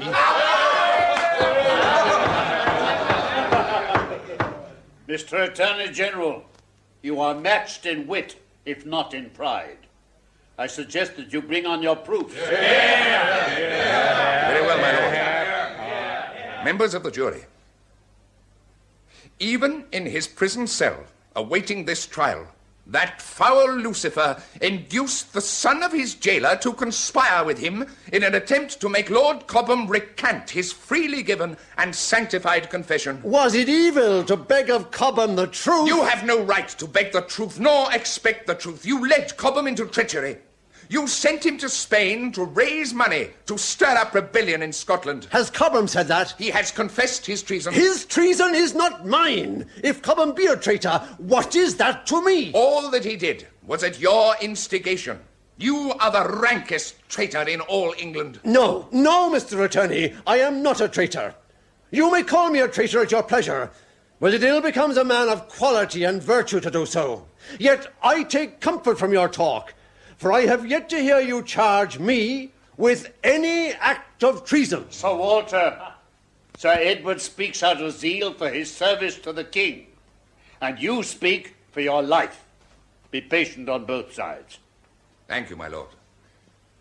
And now, I would like the jury to hear read the confession of Lord Cobham. The confession is mere hearsay and is spoken in court by Lord Cobham. Lord Cobham cannot be with us today, Sir Walter, so we must make do as best we can. Read the document, Sergeant Heal. This verbatim report was taken from Lord Cobham on the 20th day of July in this year of grace, 1603. I confess that I tried to procure 600,000 crowns from Spain, and that I agreed to speak with Sir Walter Raleigh about the distribution of this money among those people in England most known to be discontented. I entered into this course at the instigation of my friend Walter Raleigh, and against my own will. Raleigh would never leave me alone till I agreed. Raleigh would never leave me alone. Gentlemen, this is absolutely all the evidence that can be brought against me. Poor shifts these. That document must condemn me or give me back my life, free me, or send my wife and child to beg upon the streets, for that document is all they have. Cobham swears that for months you have been his confederate. Let it be proved. It were better that you fall down to your knees and confess your treasons. My lord, I claim to have my accuser brought to meet me face to face. Sir Walter accuses us that we have no witness against him, but we have no need of even one. For if a man accuses another, and in that accusation condemns himself, then that accusation is more forcible than many witnesses. Our law presumes that a man will not accuse himself in order to accuse another. Whose law? Remember, I beseech you, the statute laid down by King Edward VI, which says that no man can be accused of treason unless he be accused by two lawful accusers. And in the 6th statute, that those persons must be brought before the party accused and in public if they are living. Lord Cobham is alive, here in Winchester, and in this very building. I demand that he accuse me to my face. These statutes were found to be inconvenient and have been repealed. You are tried now by the common law, and one witness is sufficient to condemn you. I want but one witness, Lord Cobham. If he will accuse me to my face, I will confess the whole indictment. I marvel, Sir Walter, that a man of your wit and experience should so labour at this point. Many horse stealers would go uncharged if they could not be condemned without witnesses. My lord, I am charged with treason. And even under common law, the trial of treason is by jury and witnesses. No, no, no, Sir Walter. Trial by common law is by examination. If 3 conspire to treason and 3 confess it, they may all be condemned. Yet there is no witness. I know not, my lord, how you conceive the law. We do not conceive the law. We know the law. Well, let it be. And now we come to the words, destroy the king and all his cubs. You tell me Lord Cobham has accused me. All this talk means nothing. Let him be brought. You speak out of turn. Let me speak for my life. It can do no harm to have Cobham brought. He dare not excuse me. To acquit his old friend, he may speak other than the truth. Surely he will, if brought, revenge himself upon me, for I know him to be the most revengeful man alive. He is your partner in crime and may not come. The law will not allow it. My Lord Justice, a confession dictated under we know not what circumstances can condemn me. Is that the law? That is my ruling. Without a witness, a document is evidence against me? I have said so. Then, without witness, this letter must be read for me. Huh? What letter? By a trick, and using poor George Harvey, I wrote to Lord Cobham. This is his reply. He confesses that the letter was obtained by a trick. But freely written. If the letter is in Lord Cobham's hand, it should be read. My Lord Justice, he may acquit himself. Mar not a good cause. Sir Edward, you are more peremptory than honest. Now I will show you what to do. Sir Walter, give me the letter. It is Cobham's hand. With the court's permission, I will read it. Proceed. Now that our trials draw near, and not knowing who will be first, to clear my conscience and free myself from the cry of your blood, I swear, upon my soul, that I never had confidence in any treason with you, Sir Walter. I have accused you in my anger, provoked by a trick, when I know that you are as innocent of treason as any man living. Before God, I am now innocent of your blood, and God will deal with me as I deserve and have mercy on my soul. Why has Lord Cobham forsworn himself on his soul, if that letter is not the truth? Now have done. The crown must speak the last. Now, Sir Walter, I will lay you open for the filthiest traitor that ever was. Now I will bring you down. What, lower? Now I will show the world that there never lived a viler viper on the earth than you. I will show that you have become wholly Spanish, that you are a pensioner of Spain. Here is a letter, dated this very day with the ink scarce dry. I will read you what Lord Cobham has written. Sir Walter, by a trick, has caused me to withdraw my former truths. Now I am resolved to retract all that he by cunning got from me. The King of Spain agreed to pay Raleigh a pension of 1,500 crowns in return for his services as a spy. Raleigh has already done Spain great service, and in his last letter to me, he urged me to confess nothing and so avoid following Essex to the scaffold. Lord Cobham writ this not 10 hours ago and signs it, I swear upon my soul before God and my confessor that what I write here is the whole truth. May God have mercy upon me. How many souls has this man Cobham got? Sir Walter, I fear that you are not so clear a man as you have protested. What say you to this pension? It was offered, but never accepted. My poor estate is proof of that. You should still have revealed the offer to the king. Upon my soul, I am persuaded that Lord Cobham has at last accused you truly. The crown rests.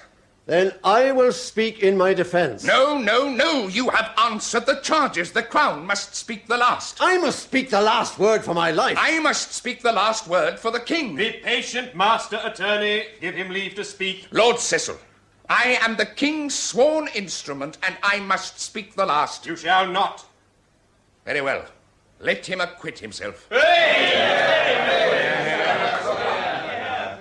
Speak, Walter. At my first examination, I was asked what I knew of Lord Cobham's journeyings to Spain. I answered, nothing. It is true that I suspected Lord Cobham of keeping intelligence with Spain, as he did through the spy Lorenzi in the old Queen's day. I was urged by Lord Cecil to say nothing until a time more favourable came to expose the matter. For this reason, and for friendship, I kept my counsel. But it would be strange for me to send Cobham to Spain to persuade the king there to disburse so much money, Cobham being a violent man of few friends and already suspected. I was not so bare of sense, but to see that if ever our island state was strong, it were now. We have the kingdom of Scotland united under a royal steward. Ireland is quiet, Denmark an ally which was once our foe, and instead of a lady whom time had surprised, we have an active king, her lawful successor. For me, at this time, to make myself a Robin Hood, a Wat Tyler, a Ket, or a Jack Cade, I was not so mad. The state of Spain is also known to me. I know that 6 times we have repulsed his forces, thrice in Ireland and thrice at sea. 3 times I have served against Spain at sea and am his hated enemy. I have expended of my own money 200,000 crown in buying ships and armour. And to show I am not Spanish, as this court would term me, I am at this moment writing a treatise for the king on the present state of Spain, giving reasons against that peace. For my friendship for Lord Cobham, this was only in matters of private estate, about which he communicated and I gave my advice. As for knowing that he conspired with Spain and against the king, I confess before God that I am as clear of this as any man here present. Sir Walter, you say that Spain is poor. It were better for you not to be so well acquainted with the affairs of Spain. A poor rejoinder to a good speech, that. Give the traitor his due, Robbie. He's a pretty turn of phrase. I wished. The jury will consider their verdict. It comes to my mind, Sir Walter, why you may not meet your accuser face to face. Lord Cobham has shown himself to be a man easily swayed from the truth and liable to retract his former opinions.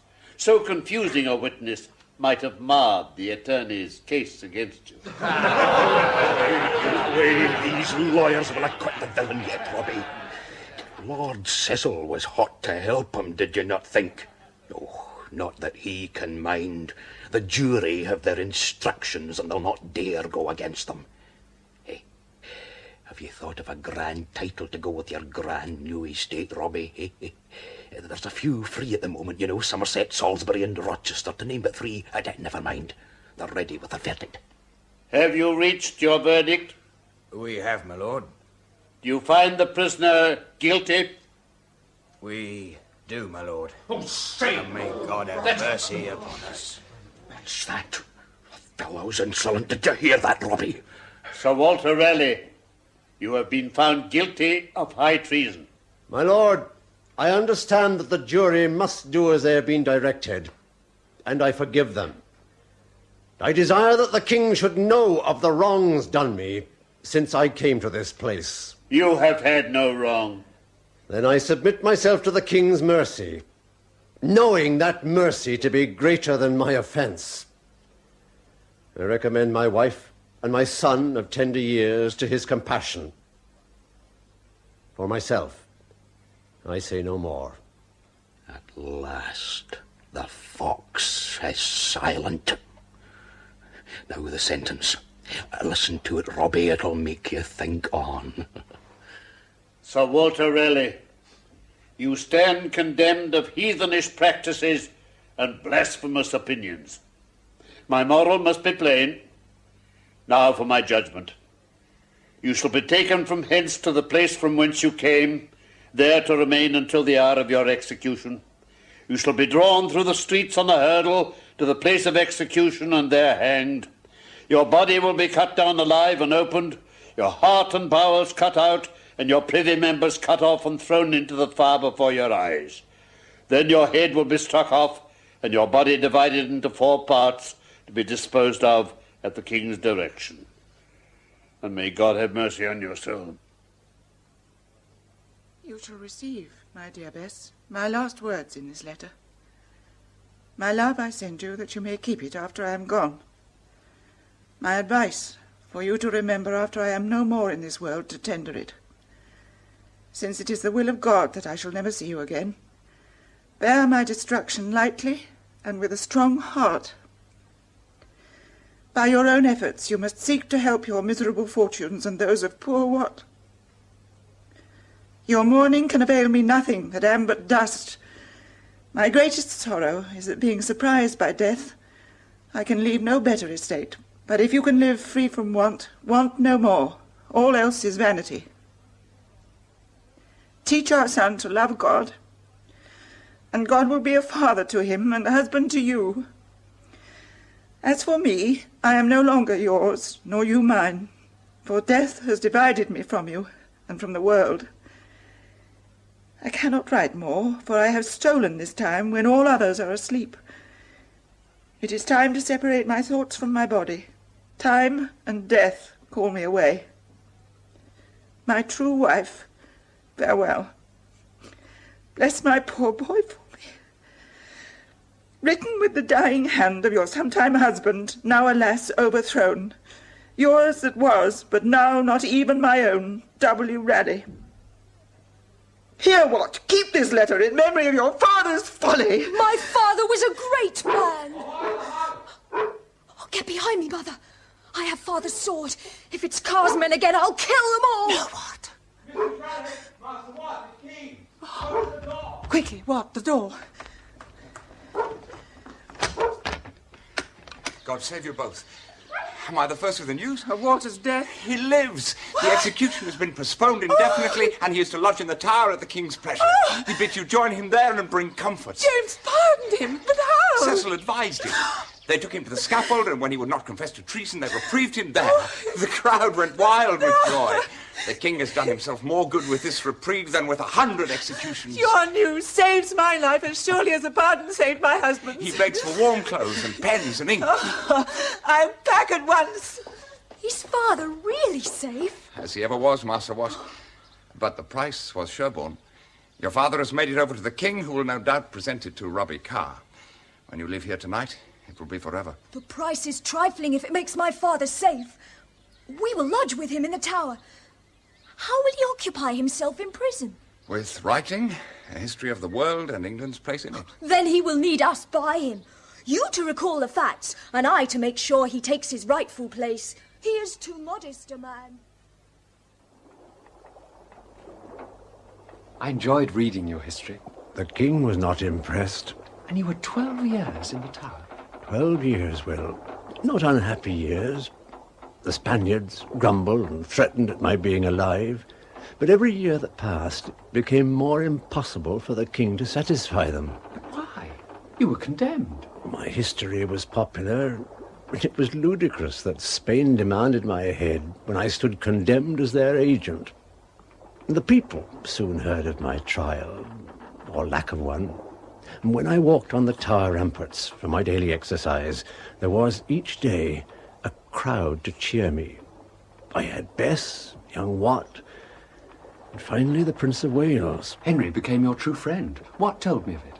With Henry supporting me, James was even more afraid. Afraid that the prince would lead an army and depose his father. He could have, too. He's a fine prince, and more popular than his father ever could be. And my father? I thought he too was working towards my ultimate release. Thought? Yes. But now, these papers from St. Thome, in your father's hand, Will. He betrayed us, no doubt, hoping that I would be the one not to return. But he let me come with you. It could be I, not Wat, buried in St. Thome. He couldn't refuse without arousing suspicion. Prince Henry was forbidden, but you... It would have been unnatural for you to have stayed at home. What will you do? Send these documents straight to Prince Henry. He will know how to use them. You can trust him? After 3 years away? With my life. And home, carrying 6/4 hour. England will... Tomorrow you'll stand on English soil again.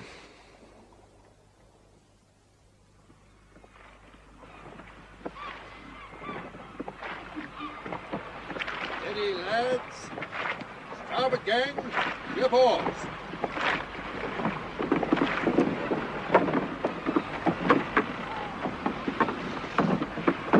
Make fast! Well, here we are, home at last, Will. Here, take my arm, sir.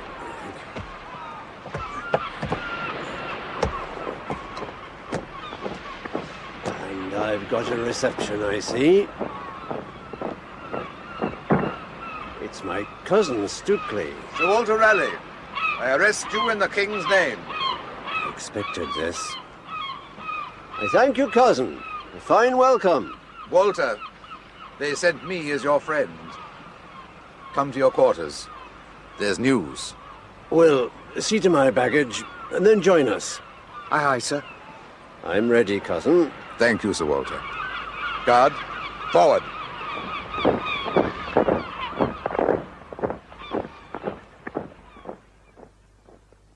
They don't want you in London, Walter. They want you to escape to France. That's why they sent me. Then why am I arrested? The King has no choice.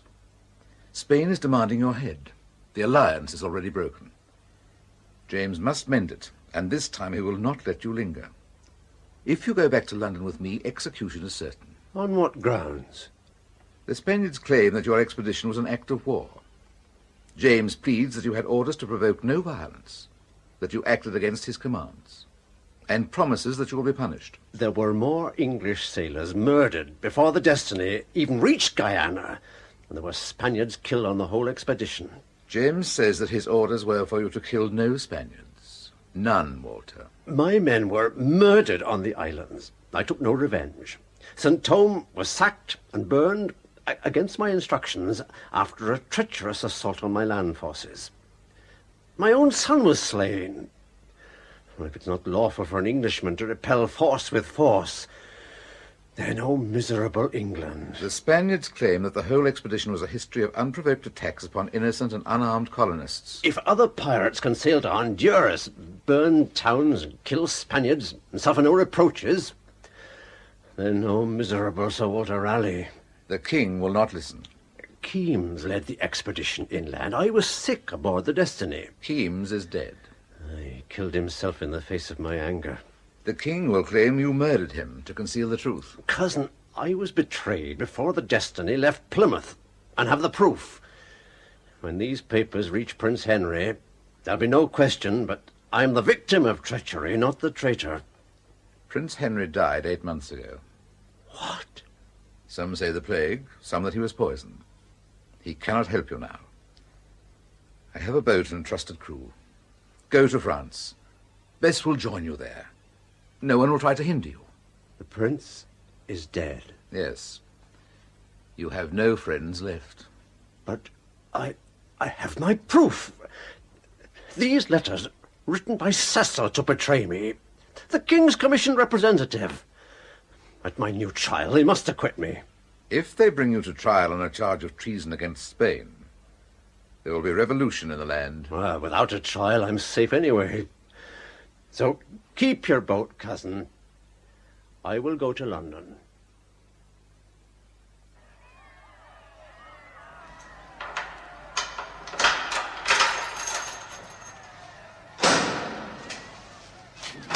Robert, you came. Yes, Walter. Are you well? For an old man. You asked for me. I'm here. Robert, I know that you betrayed me. Will has told me. Then you know of the proofs. If I'm tried, Robert, I must destroy you. Will told me that also. You were a fool to come back, Walter. You could have turned pirate, gone to France. They had money for you there. I'm old and sick, Robert. I want to die in England. You will have your wish. But in my bed, Robert, and free. The king will not allow it. He would never dare. To set you free would mean war with Spain. Had you brought back gold, well and good. But tobacco... Very well, Robert. Bring me to trial. This time I'm well prepared. Walter, you will have no trial. What? Has James screwed his Presbyterian conscience to the point of murder? No, I don't believe it. Walter, I am here to tell you the decision of the Privy Council. Some 15 years ago, you were convicted in an English court by an English jury of high treason. Because you had been a great statesman and soldier, a star at whom the world had gazed, the king, in his wisdom and mercy, postponed the sentence passed upon you so many years ago. But even stars must fall when they trouble the heavens. Now it is His Majesty's pleasure to call for an order of execution under that former judgment. But, Robert, since that judgment I've been granted a royal commission with power over the lives and deaths of others. Well, I must have discharged the former judgment. There was no mention of a pardon in that commission. Is this the law? Yes. To be called to execution in cold blood without even a hearing. You think it hard, but not so. New offences have stirred His Majesty to revive that order of execution formerly cast upon you. I know that you are wise and valiant. Keep those virtues. Execution is set for early tomorrow morning.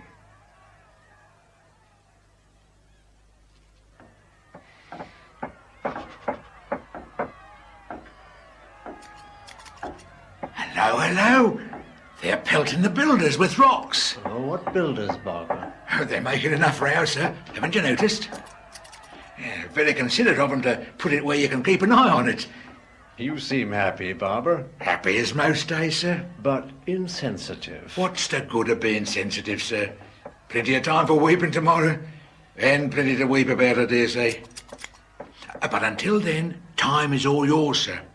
It's all you have.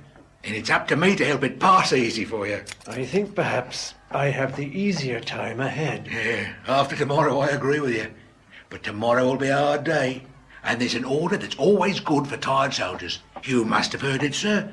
Swagger, gentlemen, swagger. Thank you, Barber. I'd forgotten.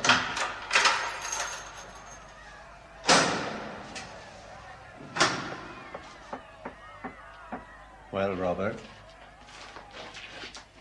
I've brought a priest. You have more need of him than I. Good day to you, Father. Good day, my son. Walter, I have prevailed upon the king to be content with your head. Your wife may have your body for disposal. You see, sir, the king is merciful. Will you be there in the morning, Robert? It should be a good crowd. I will rise early to be sure of a place. Ah, you must. I can rest easy, for my place is certain. Goodbye, Walter.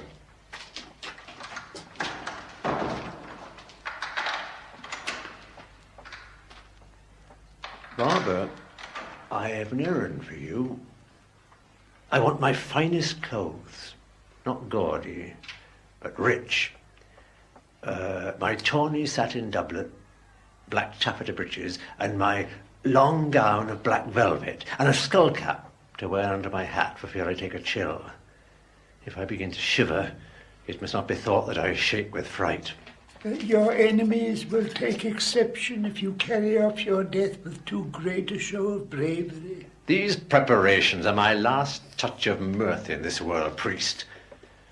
When the time comes for parting, I will be grave enough. Finished, Barber? Almost, sir. Though it seems to be a fool's game to take such pains with the hair when the head will soon be off. This frivolity lacks respect for both your king and your God. Sir Priest, death is but an opinion and an imagining. I have never feared it. And I promise you I would rather die on the scaffold than of a raging fever. Confess your guilt and die with the king's blessing. Why speak of the king when I am about to go before the King of Kings? You take a great deal for granted. What? Have I no hope of salvation? Beware that this levity does not spring from vain glory and pride. Your last hours should be spent in prayer, not personal adornment. If my soul is damned, a handful of prayers at this stage of the game will not save it. I'll give these last few hours to my friends on earth, and eternity to my friends in heaven. Oh, leave me, priest. Shall I return with the sacrament? At daybreak, it'll serve for my breakfast. Blasphemy. I'm afraid you shocked him, sir. Ah, it was a kindness. He can pray for my soul all night, and in the morning when I repent, he'll think himself no end of a fellow. There you are, sir. Pretty as a picture. Here, now, if you'll excuse, I'll fetch your clothes and then keep an eye on the builders. Can't trust workmen these days, you know. Thank you, Bob. And if I may, sir, I'd like a place on the scaffold. Why? From there I can pick out your enemies. Most of them will find themselves in your place sooner or later, and I'll enjoy making them look ridiculous behind their back, so to speak. You shall be at my side, Barber. Thank you, sir.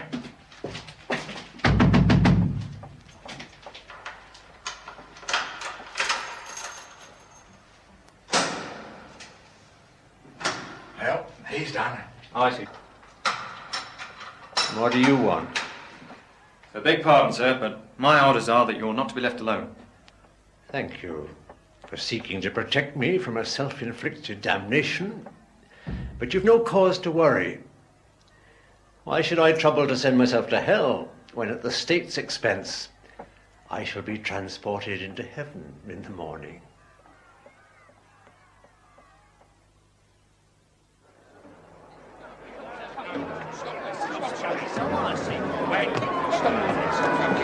Move along there. Places on the scaffold of a friend of a traitor. Move along. Hey, where do you think you're going? I'm the last friend he ever made. His barber. Then you'll soon be out of a job. Exactly. And my reward for being deprived is a place at his side. So let me pass. It's a good crowd, Will. Hostile, Father? Well, they're a savage-looking lot. And sullen. I suppose patience doesn't breed life. Patience, Father? They're waiting for a word. And a leader. For what? Revolution? None of the English like the Scotsman. And now the Scotsman kills the greatest living Englishman. Raleigh is the first man ever to be condemned for being a friend of Spain and then executed for being her enemy. Crowns have followed lesser heads than Raleigh's into the pit. But not in England, Father. There's always a first time. I hope I'll not live to see it. But you may.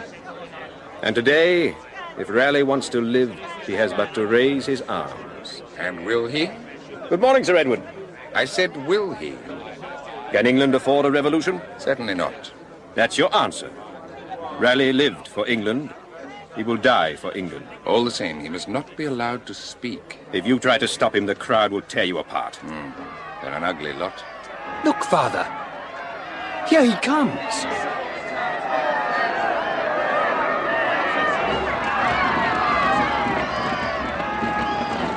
A good crowd, eh, priest?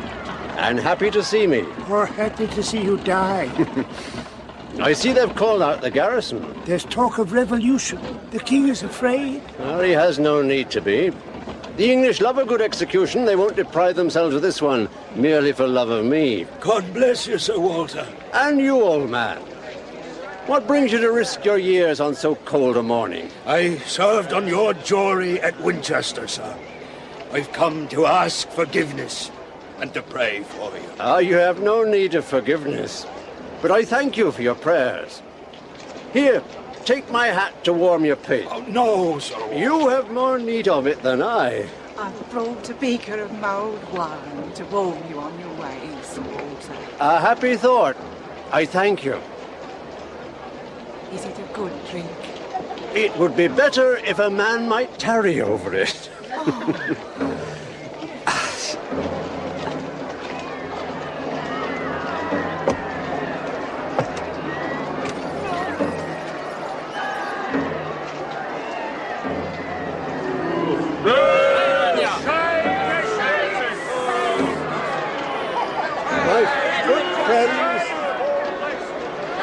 good friends who have come to see me die. I beg you to bear with me. First, I thank God that he has brought me into the light to die, and that my fever has not made me shake.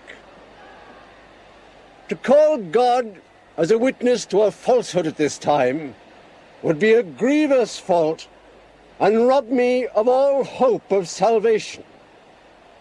I therefore call God to witness that I did never entertain any conspiracy against my king, nor plot against him, nor have intelligence of any plot. It is not for me a subject of death to fear or flatter or speak false in hope of earthly favors. I never in all my life thought evil against the king, and urge you all to use me as an example. Now, pray with me that God, whom I have offended, will forgive me. Amen. So, I take my leave at peace with God. I regret I must leave this company, but I have a long journey to make. But no, do not weep for me. All life is but a wandering to find a home. Well, I'm ready, executioner. Let me feel if your axe is sharp enough. Here you are, sir. Oh, this is sharp medicine that will cure all my diseases. With all my heart, I forgive you for what you have to do. Thank you, sir. When I stretch out my hands, dispatch me. No blindfold, sir. Do you think I fear the shadow of the axe more than the axe itself? You should kneel to face the east, Sir Walter, in honor of our Lord's arising. If the heart is right, Father, it doesn't matter which way the head lies. Ready, executioner. Now! Strike, man! What are you afraid of? Strike!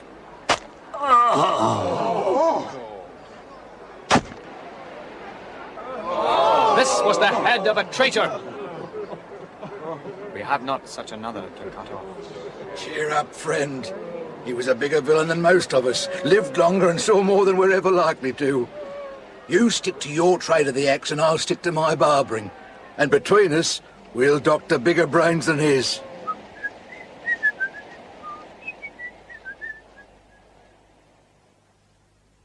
Even such is time that takes in trust our youth, our joys, are all we have, and pays us but with earth and dust.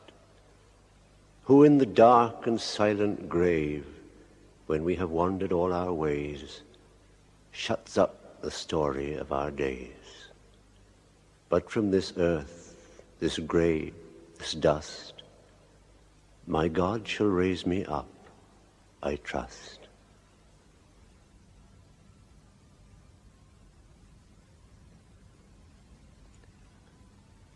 The Murder of Walter Raleigh was written by Ian Cullen and produced and directed by Christopher Venning. You had Bernard Archett as Sir Walter, Kathleen Michael as his wife, Robert Trotter as James I, and John Rowe as Sir Robert Cecil. Sir Edward Cook was played by Vernon Joyner, Captain Keames by Basil Moss, George Harvey by David Horowitz, Henry, Prince of Wales by Michael Cochrane, Will Cecil by Christopher Good, Wat Raleigh by Nigel Bradshaw, What is a Young Boy by Jean Rogers, and Chief Justice Popham by Carlton Hobbs. Other parts were played by Drew Wood, Kevin Brennan, Christopher Masters, Esmond Ridout, and members of the cast.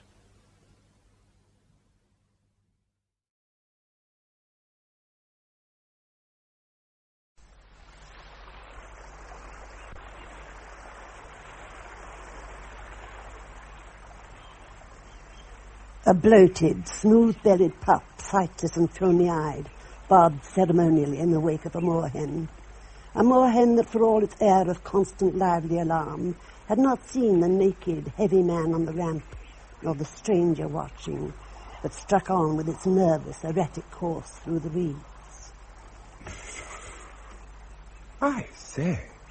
A mist still clung to the lake from which it sprang, but with infinite reluctance it fell back among the snares of sedges. Only the willows stood out against the morning in demi-silhouette, club-headed and Babylonian, half in, half out of the water. I say, I don't know who you are, madam, but this is private property.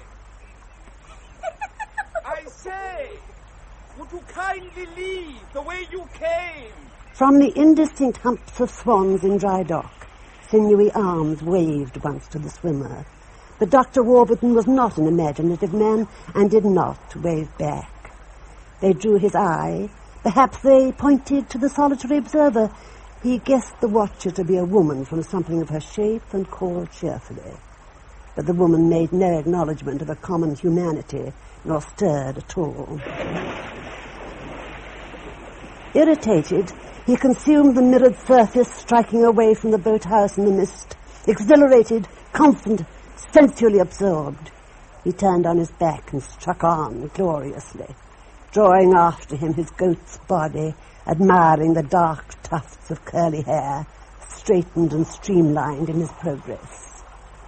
He swam very well. Well, switch it on or whatever you do. Oh, it won't start. Nonsense, of course it'll start.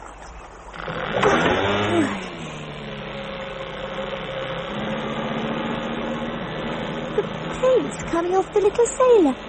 Can I keep him? No, dear. Oh, you have to have the aerial out first on the little radio. Then you move the switches, you see. Yes, dear, I know. You remember where it lives in the boathouse? Oh, yes. There's a good fellow. He recognized it for what it was instantly. It sought him out through the mist. I say, do you see me? I say! Ah! Ah! Ah!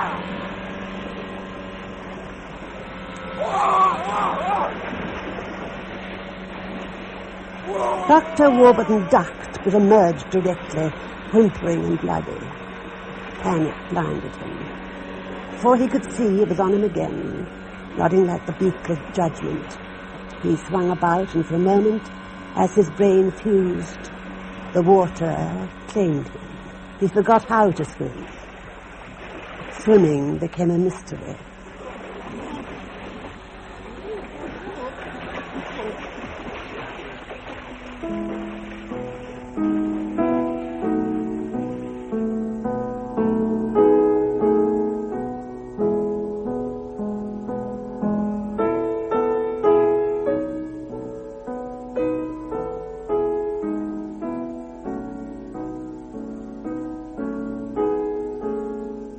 Murder as Art by Graham England, with Noel Hood as Dame Hetty and John Rye as Leo.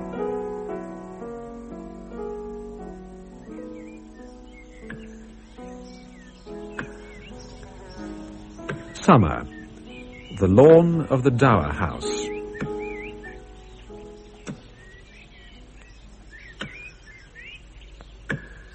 The small, naked clinician and the large Dr. Warburton stood off, watching and nodding gravely as a star burst in Dr. Warburton's chest with a force that quite separated pain from its threshold and allowed for its passion.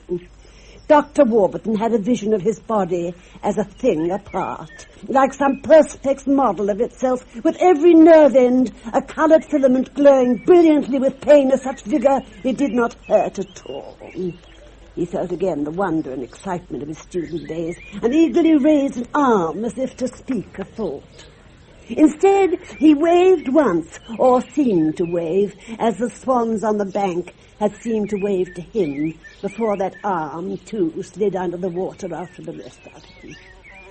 His wife, though an imaginative woman, did not wave back, nor did the swans hiss her, as they had always, for some dim reason of their own, hissed him, as he conducted the little boat back to her and the floating dog by the shore. Oh, I like it. It's very good. How inadequate that sounds. It really is very good. It's not finished. There has to be an inquest. I need one more for my very last collection of stories, but I do like that one. A model boat, you see, will be just the weapon an unhappy woman would use, particularly if her husband had built it himself, if it was his only real passion. What will the coroner say? What they always say, that he struck his head when diving, or that his struggle brought on a heart attack, that natural seepage from the lake drew his body to where it was found. They always say that. I've noticed in my very long life that society has a bias in favour of the least alarming explanation. What will you call it? I don't know, the water demon. I have terrible trouble with titles. Did you get the idea from the little model boat I saw in the hall? No, not really. We bought that yesterday at an auction. Jennifer wanted it. I once killed an admiral with Weil's disease. Do you know what that does? It paralyzes the kidney, if there's a malfunction to start with. Retired, of course. Used to play Gilbert and Sullivan records all day long. Oh, by the way, Dame Hetty, do you mind me using this thing? Not at all. What is it? It's a tape recorder. I find it most helpful. I've never used tape recorders. I bought a Swan fountain pen in 1947. Broad nib, never use anything else. It's the same nib, you know. Is it really? Could I see it? Whatever for, it's just a fountain pen. Oh, that's most interesting. Muriel Spark never lets anyone use her writing pens. If they do, she throws them away. Who's Muriel Spark? A novelist. I don't know any lady novelists. Well, I don't think you can call Miss Spark a lady novelist. Her private life is her own affair. Oh, quite. Nevertheless, I think it worth recording, if that is what you're doing, that scandalous behaviour and creativity do not mix, whatever the paying public may think. Quite. Wasn't it working?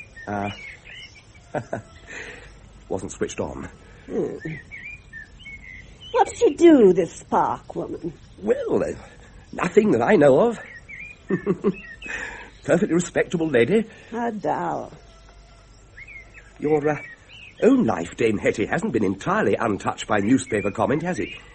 I see one of your reviewers accuses you of anticipating the novel of faction, of being unable to start a book without somebody else's body. I was glancing through the cuttings in your library. I hope you don't mind.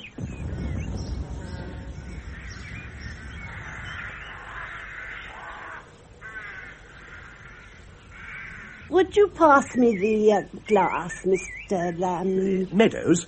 Leo Meadows. Do you mean the telescope? I know what I mean, Mr. Meadows. Just give it to me, would you? How do you give an admiral Weil's disease? You need to keep rats, of course. It's concentrated in their urine. And you need a victim with a damaged kidney to start with. After that, it's plain sailing. Would you mind looking to the left of that little white farm building? My eyesight isn't what it was. What am I looking for? The postman. Gosh. It's powerful, isn't it? Naval issue like myself. My father was an admiral. No, there's no sign of him. Oh, wait a bit. There's a bicycle. No, it's in a ditch. Abandoned or something? What a lot of litter. Letters? I suppose it could be letters. Somebody's been turning out. Isn't that awful? Thank you. It was set in the 1930s. He was a recluse and lived in a rather pretty cottage. Who was? My admiral. He was very taken with thorn needles. Always had to have thorn needles for his gramophone. And he was always licking his thumb and pricking it to test the sharpness. Disgusting habit. Would you mind looking in that sheep dip, just beyond the ditch you mentioned? Oh. Do you see anything? No. His niece visited him regularly. She was the only one who did. He cordially detested her, and she felt much the same way about him, but bore all that patient merit of the unworthy could take, and she always brought the new needles. It was just a question of time, you see, and soaking the needles, and patience. In the rats, Yeah. It was a very pretty cottage. What year was that? 1934. Oh, that must be Home is the Sailor. How clever of you. Home is the sailor home from the sea, and the hunter home from the hill. Have you read it? I haven't, actually. No. I never yet met an author's agent who could read. They always have to employ someone to do it for them. Oh, I'm not an agent, Dame Hetty. But you did say my agent sent you. Oh, yes, he did. What did you say your name was? Meadows? Leo Meadows. Jewish? No. My chauffeur is very anti-Semitic. Oh. You have to be a poet, Mr. Meadows. Well, I am, actually. How did you guess? No, of course, it's not a living. Doesn't pay. I couldn't say I was a poet in that sense. No, it wouldn't be. What? A living. You're no longer young, are you? How many wives have you had? 2. Yours or other people's? Oh. One was mine, so to speak, and now she's somebody else's, and the present one was somebody else's. I don't think I could have invented a name as good as yours. Really? If poetry were a living, Mr. Meadows, you would find 2 wives, whoever they belonged to, would be quite sufficient for newspaper comment.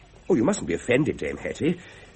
If I'm to do your life, then in the nature of things I shall be asking questions that must seem impertinent by their very pertinence. You startle me, Mr. Meadows. You're going to do my life. Oh, I'm sorry. I thought it was all settled. Probably is, if that's what they want. I haven't done a full-length book in 5 years, you know. Just my little short stories, the vignettes of my old age, as someone has unkindly called them. So that's why you're here. Exciting, isn't it? They've been getting very restless. They? The family. And Thomas wants to be married. There's a hawthorn hedge just above the sheep dip. Would you... I feel a little like Admiral Nelson. Oh, my God. Now, you will stay the weekend, won't you? I'm awfully sorry. I don't think I can.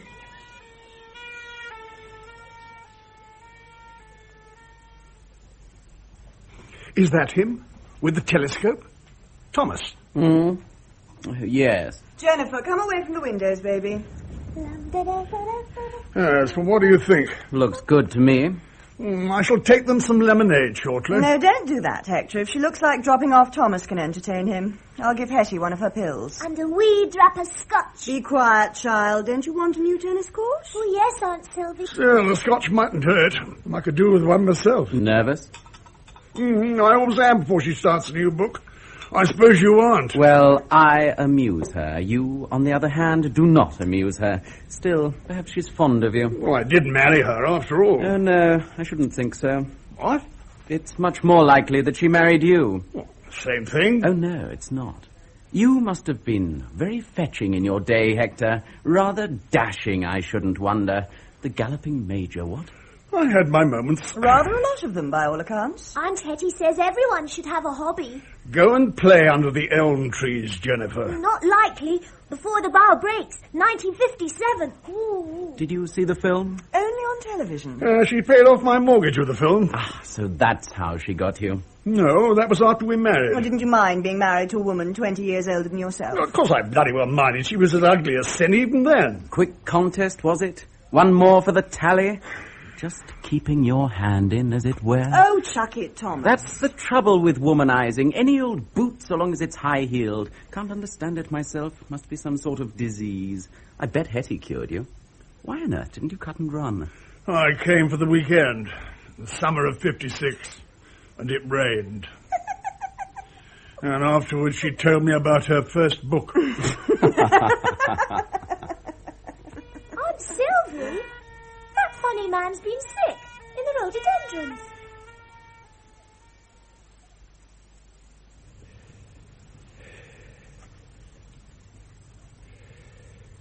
Simon. Simon! Not now, Audrey. In the morning. Audrey? What? Where? Shh! Downstairs. I knew she'd find out. Shh! Downstairs, a burglar. Melissa, don't be silly. What do you mean, don't be silly? Don't you believe in burglars?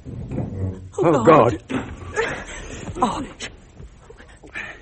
well, we can't both stay under the bed.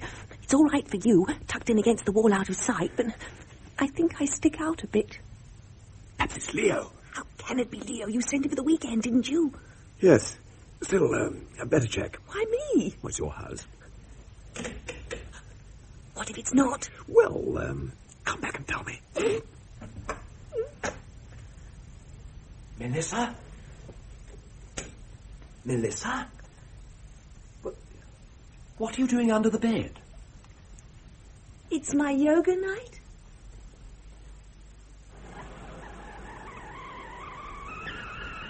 But why was she looking for the postman? She's always looking for the postman. What else is there for her to do? She is a marvellous writer. Coffee. What's wrong with the postman? Oh, God. She does, in a sense, kill people, of course. It's her trade. Yes, but... What's wrong with the postman? Oh, everything's wrong with the postman. He's dead, for a start. Someone sent the vicar a parcel bomb. Our poor friend was a little late delivering. I was there. They found most of him in somebody's sheep dip. Now she's turning it into a short story. That's what I object to. It's like making lampshades out of people you know. Well, what else do you want her to do? She's a writer. Unlike some. Oh, sweetheart. I don't call poetry writing, darling. I mean, it's hardly material for a saga, is it? For her sort of novel, she needs an archetype. Like a poet. Melissa? What's she going to call it? What, the story? Yeah. Well, she's stuck between Blessing in Disguise and Post Early for Christmas. In the story, you see, it won't be meant for the vicar at all. That's the red herring.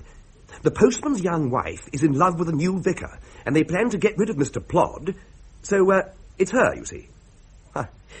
He builds the thing, and, well, she sends it. I like it. I can sell that. It was tremendous of you, Simon. No one ever commissioned me before. I do appreciate it, but, well, if it's all the same to you, I'd rather write a few poems and starve quietly. It is not all the same to me. I've got faith in you, Leo, and we'll make a killing, you know. Oh, please don't say that. Sorry. I'd go down with you like a shot, you know that, but, well, we're not on the best of terms at the moment. Anyway, Thomas is on your side. I could get a job. Well, don't you see? Death in life doesn't concern her. It's only death in the novel that rouses her passion. It trivializes death somehow. I mean, art isn't just therapy. Ooh. Shan't be a tick.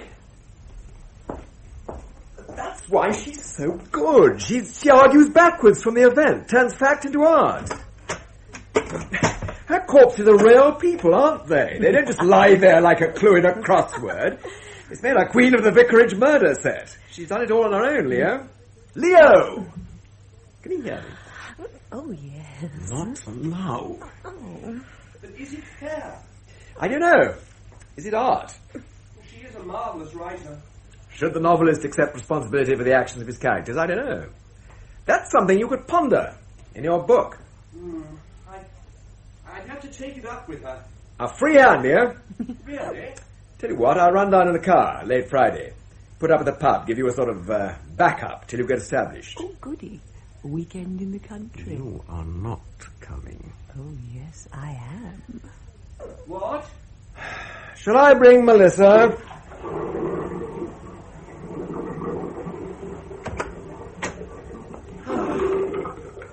Oh, you are a comfort, Simon.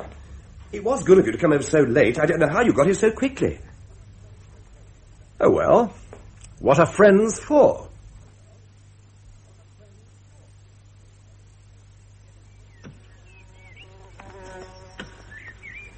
But a writer's sources, Dame Hetty, are of infinite fascination for their more literate readers. You can't be more literate. You either are or you aren't. I heard about a literate film script once. It must have been an object of endless fascination. Yeah, quite.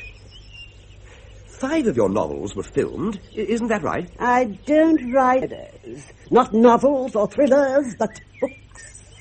Oh, I see. Oh, no, you don't. Works of crime, Mr. Meadows. Violent crime. And it's 5 years since you wrote one. What? A book. I told you that once. You must pay attention, you know, if you want to be a writer. Small wonder you need a tape recorder. Oh, dear. What's the matter? Well, we're not getting on very well, are we? Nonsense. We're getting along famously. I like you. You're the answer to an aged author's prayer. Ask me anything you want to. Would you like to marry me? I'd make you very rich. Well, rich anyway. Oh, good Lord. You're already married, Dame Hetty. Major Lowe is not indispensable, are you, Hector? Well, I think so, naturally, but then I'm partial. I bought you lemonade, dear. Would you like some, Mr. Meadows? Oh, thank you, I should. It's very hot, isn't it? Leo is a poet, Hector. Oh, how interesting.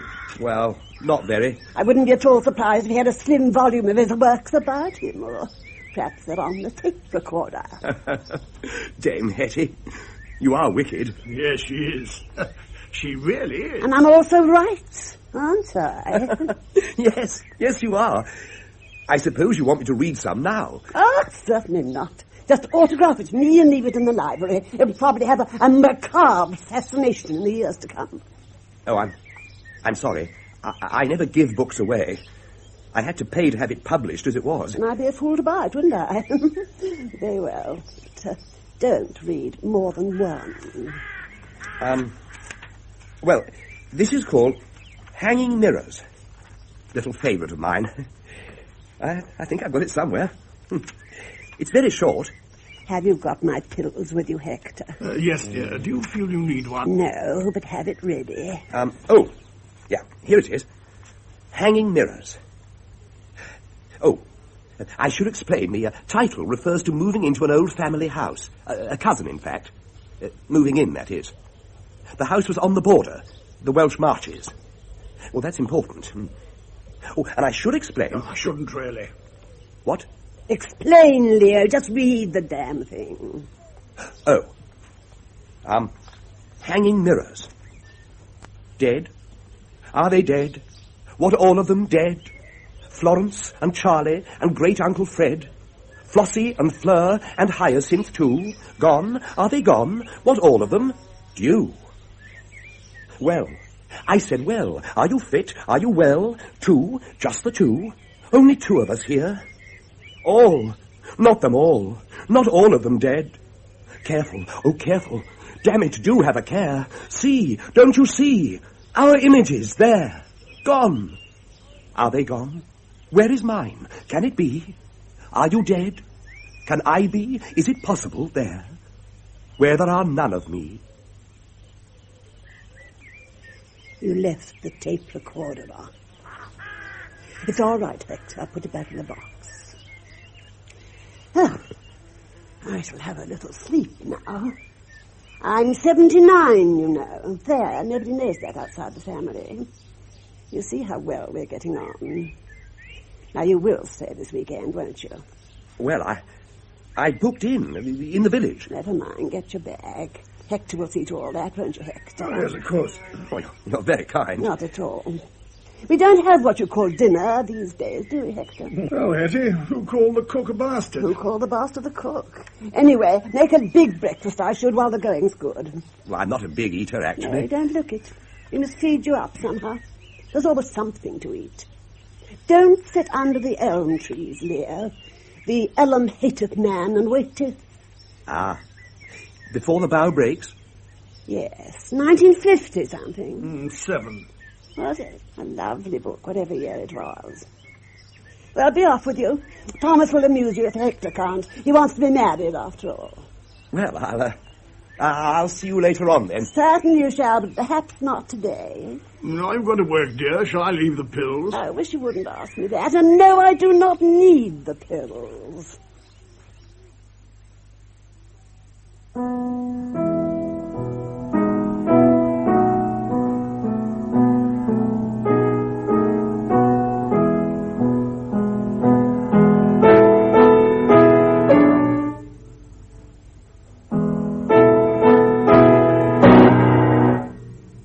My dear child, I am not a child, Hetty. I am 33. What a splendid thing to be. I wish I was.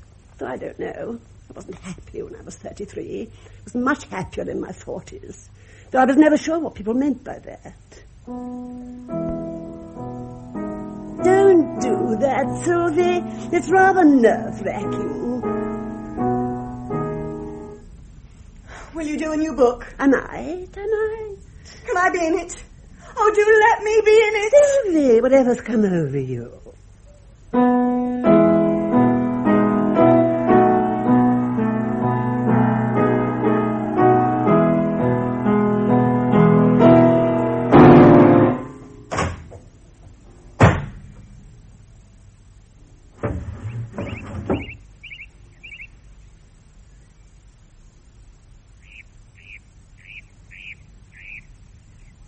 I didn't mean that. What? About being in the book. Of course you didn't. Have you seen the new vicar? He isn't married, I understand. Oh, good. I'll go and leap on him. Well, he's not likely to leap on me, is he? I've been meaning to ask you, dear, if I do another book, and I don't say I shall, would you like a nose job? A sort of little present. Not that I mind your nose, understand. Goodness knows, mine used to bother me, you know, before I was 40. But I'm behind it most of the time, whereas I can see your problem, but to see one's own, one has to shut one eye, and that gets you into all sorts of bother. Oh, chance would be a fine thing. I don't think it ever worried me, being plain. After I was 40, anyway. Strange that you should take after me. We're not related by blood, after all. What was my father like? He drank, rather. But what did he look like? You, dear. No wonder he drank. Was he drunk when he had his accident? Very drunk. You wouldn't have liked him, Sylvie.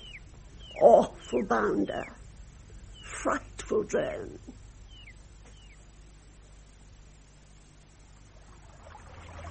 See the little fairyland where the elves are dancing. Hello, little girl. Hello, little tennis court. Had a busy day? Yes. Yes. Instructive, certainly. I'm lost, I think. Comes of taking shortcuts. You're Jennifer, aren't you? Uh-huh. This is a dangerous place to play, Jennifer. Yes, it is. Awfully dangerous. Do you want to see it? What? Rich and Strange, 1966. Well, that's why you're here, isn't it? Oh, it's my favourite book. This was the weir, and that must be the mill. Hatton's Mill. Come on. Of course, it isn't called Hatton's Mill, only in the book. It hasn't got a name. Oh. Look. Gosh. Are you an orphan, Jennifer? Yes, I am. I'm an orphan. Don't stand so near the edge, child. It's horribly fascinating. Of course, it's only Hatton's Mill in the book. That would be artistic license, you see, wouldn't it? But she describes it perfectly. The broken steps, the isolation, the feeling of rottenness and unfathomable depths, and the vast, indifferent mill. Throw a stone in. A big one. Oh, all right. There. Gosh. Her only book without a body. Did you know that? Oh, yes. Strange the sense of anticlimax at the end of all her stories.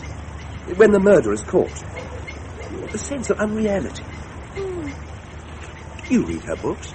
Oh, yes. I know them all. I could read when I was 3. Oh, now, do come away. It's so cold and dank and slippery. Don't you long for the sun, my pale, fey child? Not particularly. Are you a toucher? What? A toucher. Uncle Hector's a toucher. It's terribly expensive being a toucher. What? Well, where are you? Wait a minute. What do you mean? Oh, damn. Why did you say, hello, little tennis court? You're my tennis court. Yes, but If Aunt Hetty writes another book, I shall have a tennis court. Yes, Then they'll have to play with me. They will? Yes. Why won't they play with you now? I don't know. Shall I make you a daisy chain? No, thank you. See the little fairy glen where the elves are dancing in a dark the magic grip. 1, 2, 3. Goodbye! Jennifer! I don't know the way back.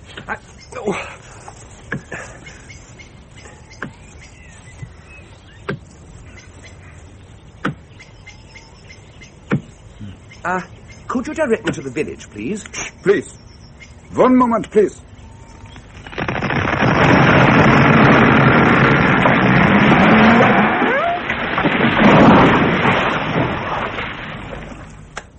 So, thank you. I just wish to record it for the collection. It's a sad sight, the death of giants. How many noble trees, Mr. Meadows, across this great island, slaughtered like pigs with swine fever by that vile worm. Worm? Come on. How did you know my name? You are staying with Dame Hattie, yeah? Yes. I work for Dame Hattie. Oh. Are all these elms diseased? Oh, yes. See, break off some of the bark. Here and here. And is revealed a network of pain. 1,000,000 tunnels of agony. A bunker of disease and decay. What a subject for a great epic poem, Mr. Meadows. An underground city of death. I'm a poet, Herr, Gerber. Gustav Gerber, formerly of the Hamburg State Police. At your service. Oh. Traffic Division. You want to park your car? I can help you. May you live to write it, Mr. Meadows. You record these sounds? Oh, yes. They will also burn the trees, and I will record that too. But why? Well, it is my hobby. And also, I have the honor to aid the amateur productions of the village players. Oh. We are doing the cherry orchard. The new pastor will direct, and Dame Hattie is our patroness. That they owe to me. Well, that's hardly going to sound like a cherry tree coming down, is it? When I have finished with it, Mr. Meadows, it will sound like the motorcycle accident if I want. Really? But of course, you can re-record and augment and distort the sound. Cut it out. Anything. You are asking for the village, yeah? Yes. I'm to meet my wife. Would you like first a cup of coffee with me at my cottage? Oh, well, thank you. Come on. Traffic Division? Yeah. The tragedy of my life, Mr. Meadows. Every year I am saying to the Jewish bastard in charge of the... I am not prejudiced, Mr. Meadows. They just got no place in the police, not in Hamburg. Polizeikommissar. I am saying, Jaime, please, I want to go criminal. What? Scenes of crime. I want to work on scenes of crime. Violent crime. Murder. Robberies and criminal assault. You think I am joining the police for helping old ladies across the Schulterblatt? This is Hamburg, city of sin. We are not in Dusseldorf, you know. We see, says Jaime. Next year, maybe. That is how I met Dame Hattie. Dame Hetty? What a wonderful writer. I admire all his English, Mr. Meadows.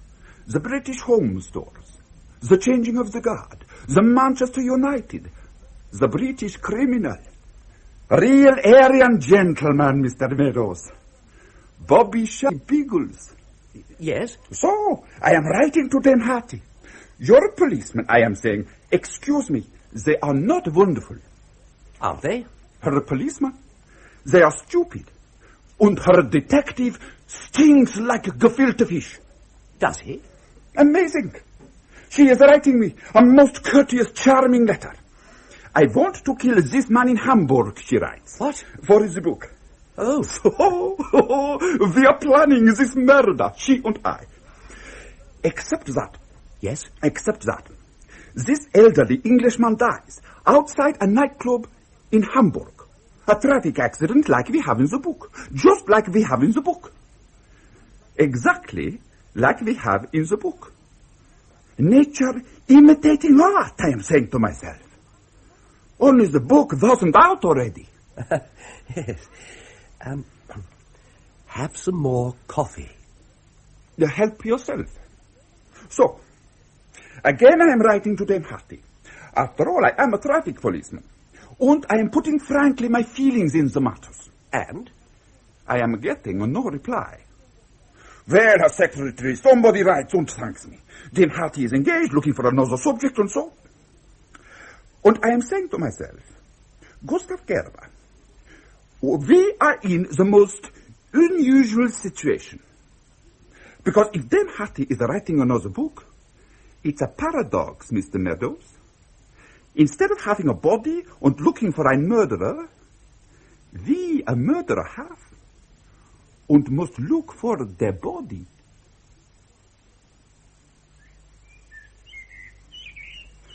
Ah, there you are. Thought we'd lost you. My God! You all right? Sorry, did I startle you? I mean, if you could, would you warn me next time, Major? Please. I might have been killed. Oh, sorry. Lost your way, have you? Yes. Oh, easily done. You're not far off. You can see the Dow House from here if the light wasn't fading. Oh, you've been out a long time. I have walked for miles and miles. Well, I'll take you back. No point in hanging on here. Not your cup of tea, is it? Actually, I think I need my wife. I am going to the village. Well, why not phone her from the Dow House? Those birds were sitting, Major Lowe.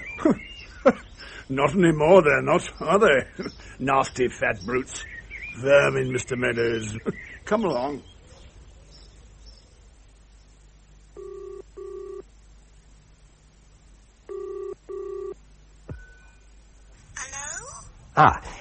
I want to speak to my wife, please. Mrs. Meadows. Mrs. Meadows? Yes, Meadows. You know, meadows, fields, leas, grass, that sort of thing. Meadows. Moo. Moo. Moo. Hold on. Got right one here. We got Mrs. Meadows. She's staying, is she? No. I just rang. I thought I would. She's skin diving off the Azores. Pardon? Oh, wait a minute. Putting you through. We got some skin divers staying then. Hello? Simon? Yes? Oh, have they given me the wrong room? I want Melissa. No? Oh. What are you doing in Melissa's room? Oh, looking for drugs, pornographic literature, the odd dirty postcard. Anything to pass the time, really. Well, look, for God's sake, Simon, stop messing about, would you? Is she there? Put her on. She's gone to the country club with Thomas. You were supposed to be here. Oh, drat. You sound upset, Leo. Well, of course I'm upset. I've every right to sound upset. I was very nearly killed this evening. Oh, is that all? Accident? Well, I don't know. What happened? Did you read some of your poems to the village idiot? Ha, bloody ha. Oh. Country club. Country club. Country club. In the litter book, here. Oh, thank you. I didn't see you there. Just passing through. You have a lot of telephones, Dame Hetty. Yes, we do. Thomas bought a job lot. I can't stand telephones.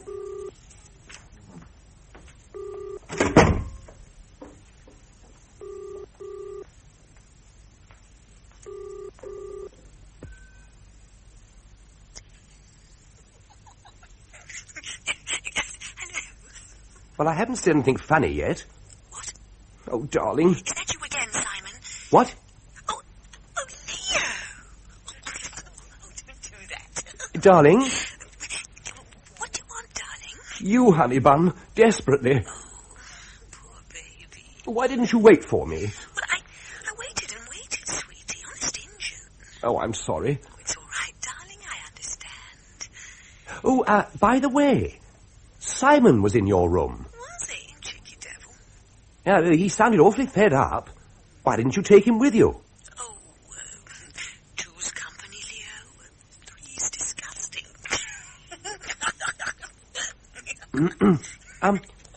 Is Thomas with you? Yes, he's at the bar, getting some drinks. Oh, don't do that. Whatever's going on, Melissa? Just some tomfool. Is Thomas looking after you for me? Oh, yes, he is. Oh, nice chap. What time will he be back, baby? I don't know. 1 o'clock. Half past.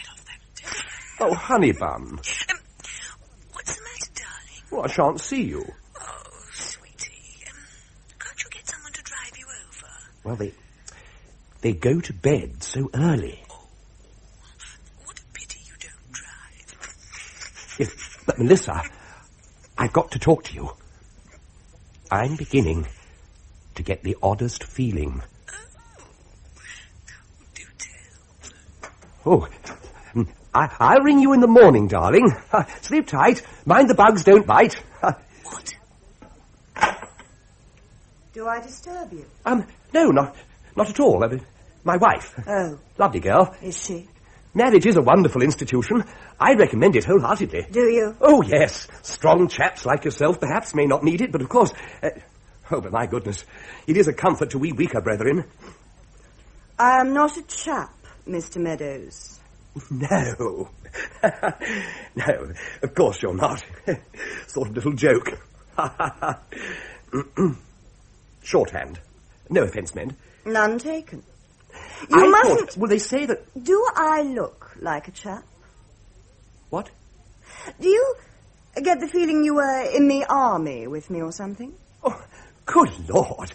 No. Why is it adults are so devious when as children we're so direct? Oh. I cycled over to the vicarage this morning. It was such a glorious morning. Unfortunately, I clashed with a school bus. That's always a mistake, and they couldn't get by. It was all rather harrowing. There were 40 juvenile yobbos behind me, whistling and crying, "Get them off," and gore in rural accents. Where there? From the back. I am quite seductive, Mr. Meadows. Oh, of course you are. My word. Well, that wasn't so bad, though it is remarkable what they seem to be teaching them these days. There's something quite frighteningly lustful about a recently broken voice in a high state of smut.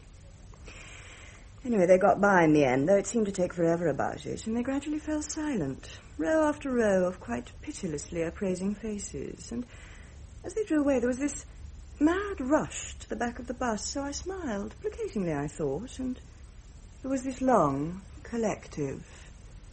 Ugh. There's no answer to that. Sylvie? Aunt Hetty? I can't sleep. Will you play cards with me, dear? I was just going to show Mr. Meadows to his room. Yes, I'm sure you were. Well, I've no doubt he can find his own way. Yes. Yes, I can, thank you. Oh, dear. Excuse me. Long day. Good night. Good night. Good night. Aren't you working? I can't get on. Nothing falls into place. The setting's all wrong. I have my main character, my victim. It's the setting that's bothering me. Oh, you'll think of something. Yes. So it does seem a pity. Nonsense.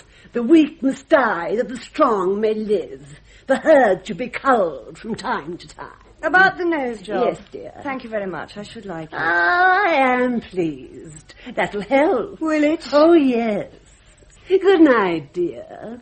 I don't think I want to play cards after all. Good night.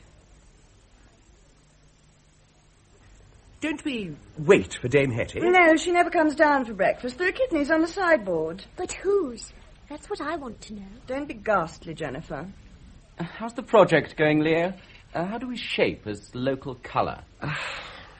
Well, not at all well, actually. The project, that is. I was thinking of going today. There are things I ought to be doing. Get in now and you'll become the world's leading authority on Dame Hetty Lowe. A manuscript all ready for when she snuffs it. Television interviews, book programmes. You know the way their little minds work. She's very big in America. Well, why aren't you doing it? Not my line. What is your line? He has the Midas touch, Leo. In reverse. Sylvie, you traitor. We cornered the world's surplus in second-hand telephones once. Had you noticed? Well, yes, I had. There do seem to be 3 phones to every room. Not to mention the stables. Not if you can possibly avoid it. I'll show you. Oh, no, you won't, young lady. You nearly lost him yesterday as you were. I'll show you. Well, I'm not all that bothered, actually. Oh, it's quite a sight, believe me. I had thought of opening it to the public and charging admission. Oh, I shouldn't tell Hetty. She's trying to forget all about it.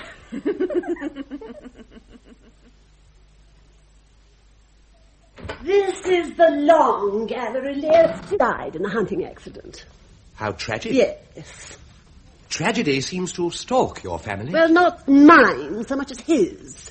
His wife disappeared during the war, you know. One sister committed suicide.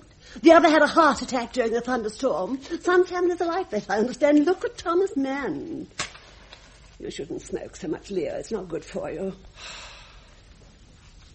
Your next book, Dame Hetty. Yes. I'd like to talk about it. Do you mind? Of course not. Well, I wouldn't want you to talk it out. Talk it out? Well, I mean, some people feel superstitious about it, so that they lose material if they talk, before getting it down on paper. Good heaven. You have no such inhibitions. I have very few inhibitions of any kind.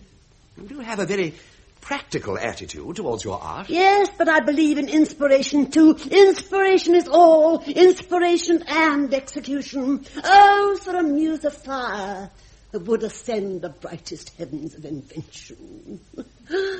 I do believe you've inspired me. Where will we poor crime writers be without our dear Shakespeare to bring home the bacon? And where do you seek inspiration, Dame Hetty? Here, in the long gallery, where I write. But the heart of the matter is rooted in reality. Some gesture, some place, some phrase, someone, but real, not imagined. Perhaps because I started so late, I was 40, you know. I had no idea I could write. I had no idea what I could do. We writers, Leo, balance between art and absurdity, as others balance between life and death. One is so easily pushed from one to the other. I was leading an absurd life, you know. I wasn't born a dame. People knew me once as Lady Hester's companion. Were you there during the thunderstorm? You're thinking of the wrong sister, Leah. I'm thinking of your next book. My last book. Your last book? My swan song. Is that what it would be called? Swan song? Yes, that's right. Some say swans sing before they die.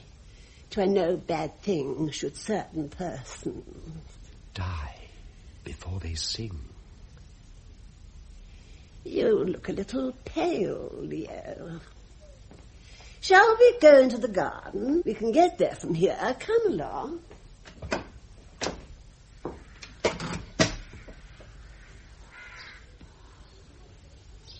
People have extraordinary ideas of my wealth. I am not a millionaire. It's true I've made a great deal of money from time to time, but it tends to evaporate. Not having had a family of my own, I've indulged the one I acquired. They're very expensive. They take advantage of my generosity. But it keeps us very close. Strange that someone as self-sufficient as myself should enjoy having dependents. And then the taxman seems to apportion me the entire national debt. Or has this Labour government repudiated that? I forget. I was poor once, you know. Almost as poor as I was plain. And I was very plain. Sylvie takes after me. Had you noticed that we're not related by blood? Extraordinary, really. But she has vitality, has she not? Dying to be a tower of strength to someone, I shouldn't wonder. Girls with those fleshy noses tend to be very sensual, Leah. The sort that get excited about it and sound off like trains in tunnels. Hooters, I call them. I rather think George Eliot was a very passionate one. I ought to live abroad, really. But then, why should I? Some of your best cases are set abroad. Well, I had to go abroad from time to time. And several people who interested me went abroad, though I hated it, of course. Full of foreigners, you know. Oh, yes. When I have an idea for a book, I never give up. That's what marks the artist, makes him different. You don't start a book and then not finish it by God. Grit, you know, a little blood, a little unladylike sweat, and you get it done. One must make sacrifices, and each one done adds to one's strength for the next in some subtle way. Nothing, I do believe, could stop me finishing a book now. One just makes the sacrifice and feels quite strong and glorious. How much does it cost to have a book of poems?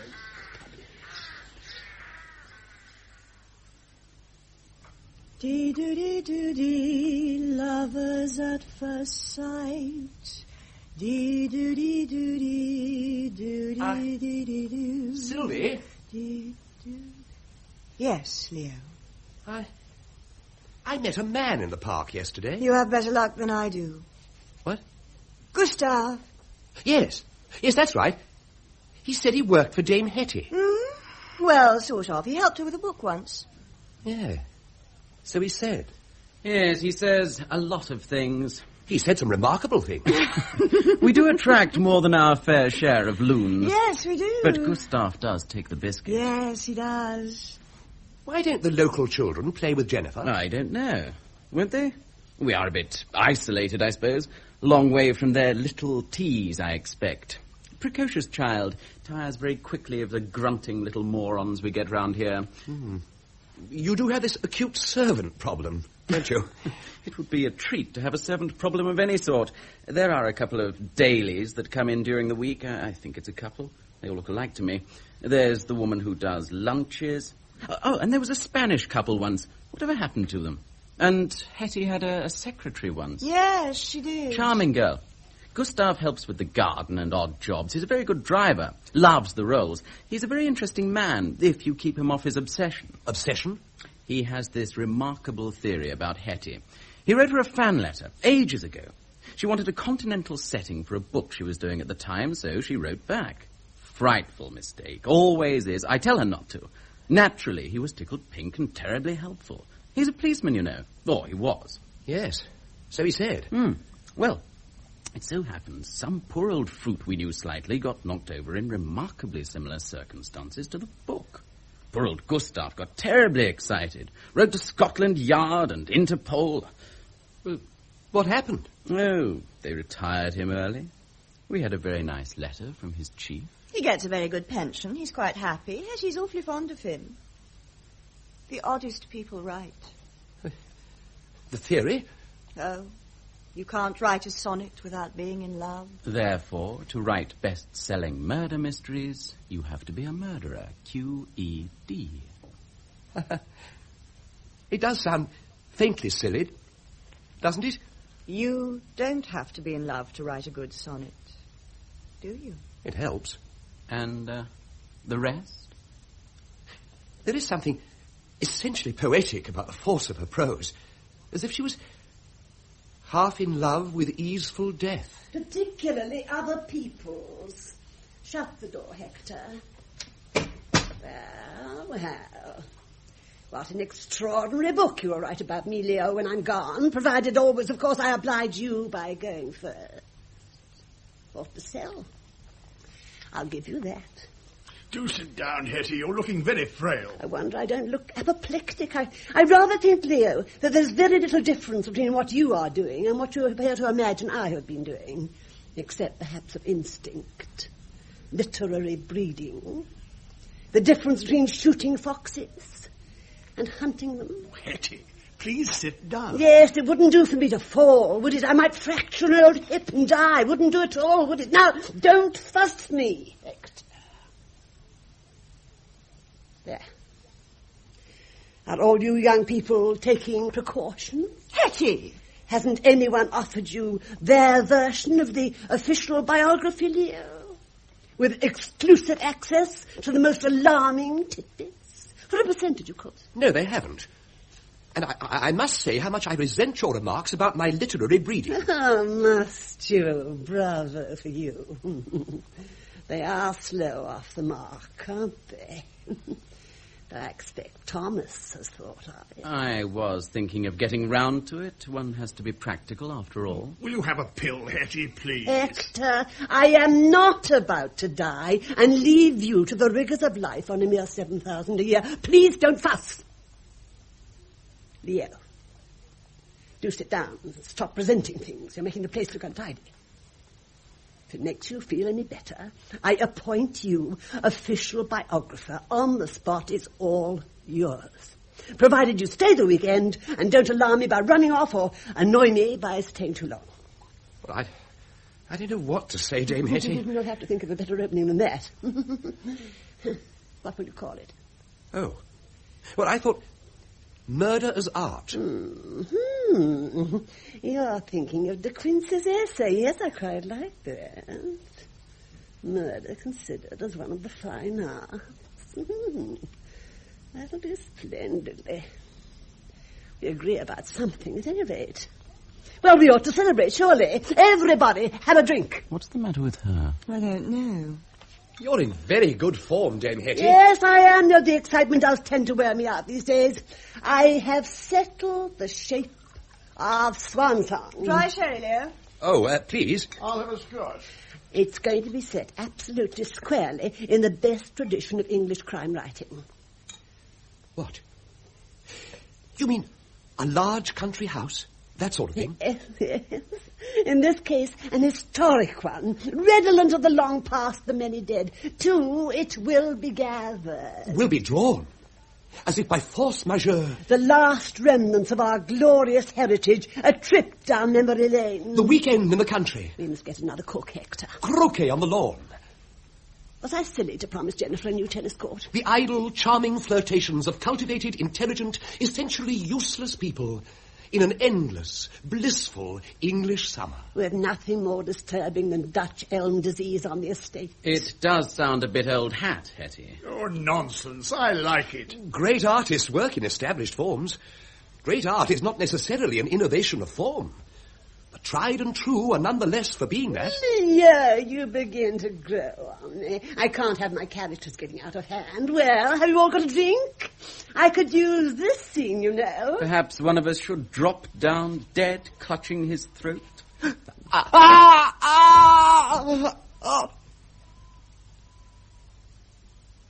Thomas? Stop playing the fool, Thomas. Get up. Well, are your glasses charged? What about me? Jennifer, do come in and stand beside me. I haven't forgotten you. No, leave the French windows open, dear. Now, what would you like to drink? A gin and tonic. Oh, well, why not? A very tiny one, Sylvie, with a large piece of lemon. Thank you. Well, Leo, what do you think now? I'm very flattered. I don't know what to say, Thomas. I'm very grateful to you. Not at all, not at all. She's very big in America, you know. Thank you. Wait, baby. So, to my official biographer, in whom I am well pleased. Oh, thank you, all.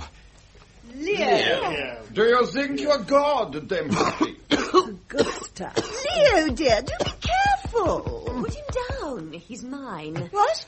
Put him down. I don't want him turning back into a frog, do I? Sylvie,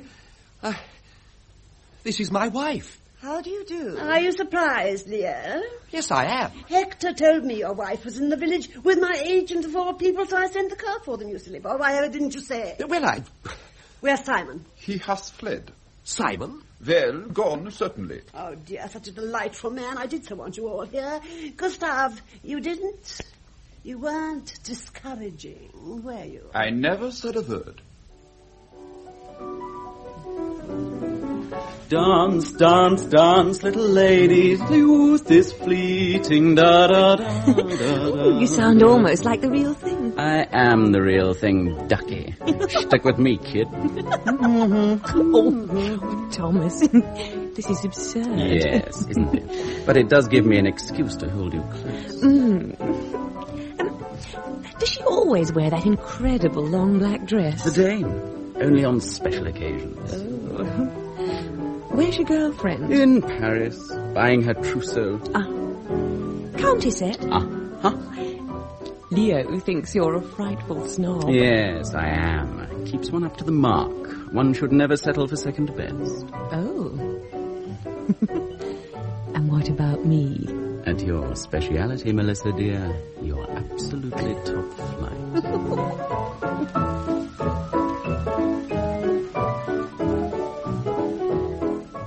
What a delightful couple they make. Yes, don't they? She's a wonderful dancer. It's a pity I don't dance. Charming girl. I'm so glad you like her. I do. She's perfect.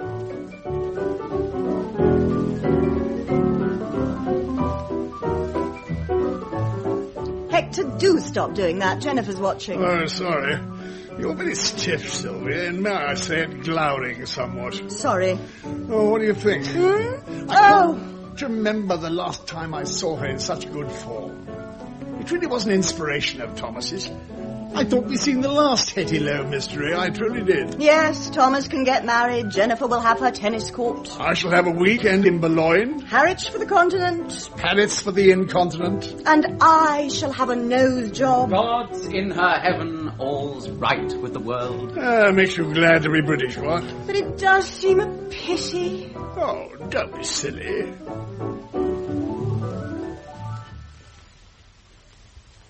Dinner, it is served. Oh, well, I agree.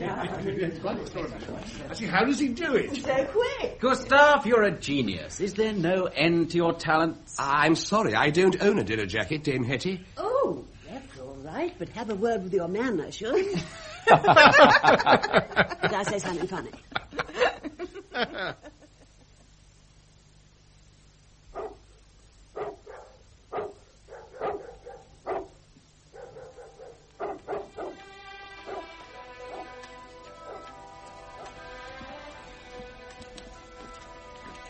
Oh, Melissa, what are you doing?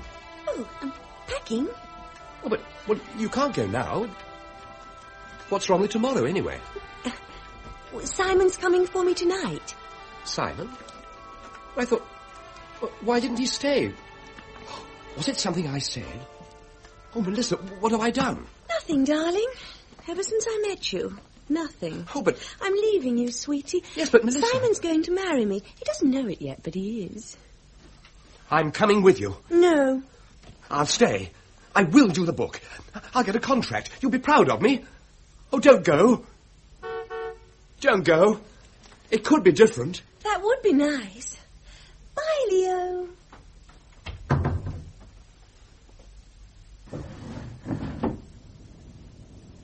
I built a willow cabin at your gate.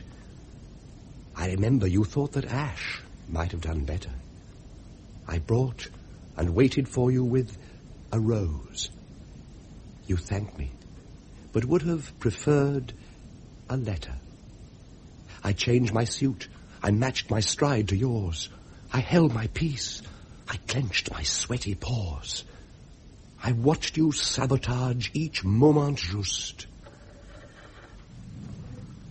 and wished myself a murdering on the moors. This is all your doing, Sylvia. It most certainly is not. Why didn't you stop her, Hector? What happened to the fatal charm? Why didn't you wake me? I didn't know she was going till she went. Thomas, you knew these creatures were staying in the village. Why didn't you say? I thought it would complicate things. Oh, did you? Have a good mind to disinherit the lot of you. I could, you know.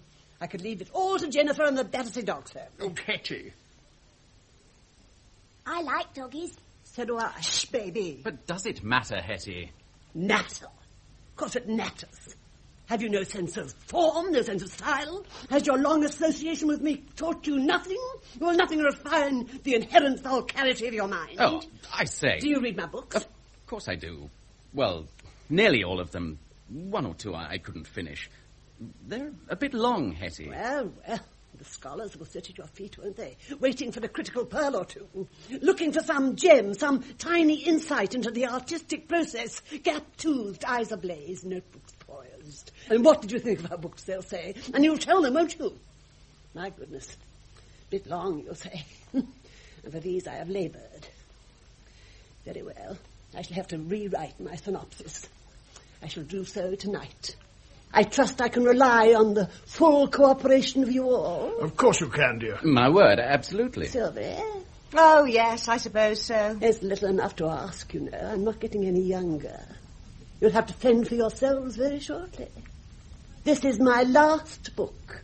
My lovely Tempest. My swan song. A lifetime's experience thrown into one last tussle with the muse, one last mad embrace, a lifetime spent in the refinement of an art. Do you think it was worth it, Thomas? Oh, yes, of course it was. I'll try not to make it too long.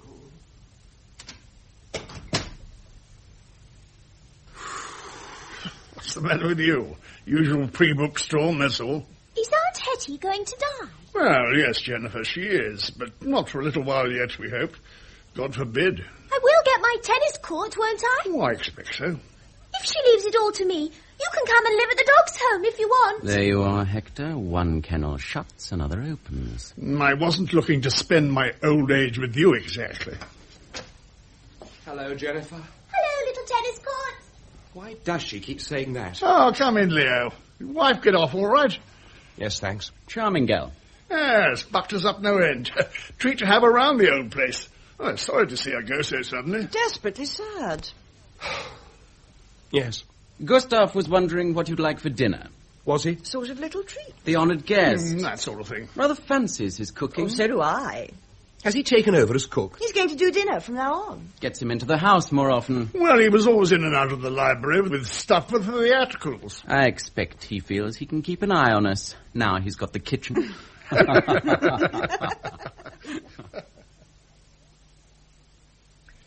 I saw the lamb. Navarin of lamb.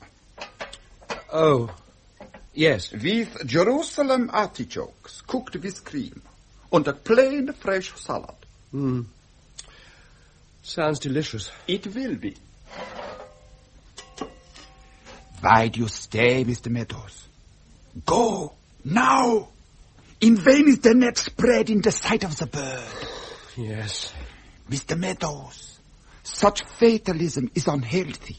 Fear eats the soul. I admire the stiff upper lip, Mr. Meadows, but moderation in all of those things. Run, Mr. Meadows, run. Like a rabbit, in half a circle. But from what? And where to? Do you think one's life can change in a weekend, Gustav? One's destiny become manifest? Minded. One's loved ones fall away. Gone? Are they gone? What, all of them? Gone.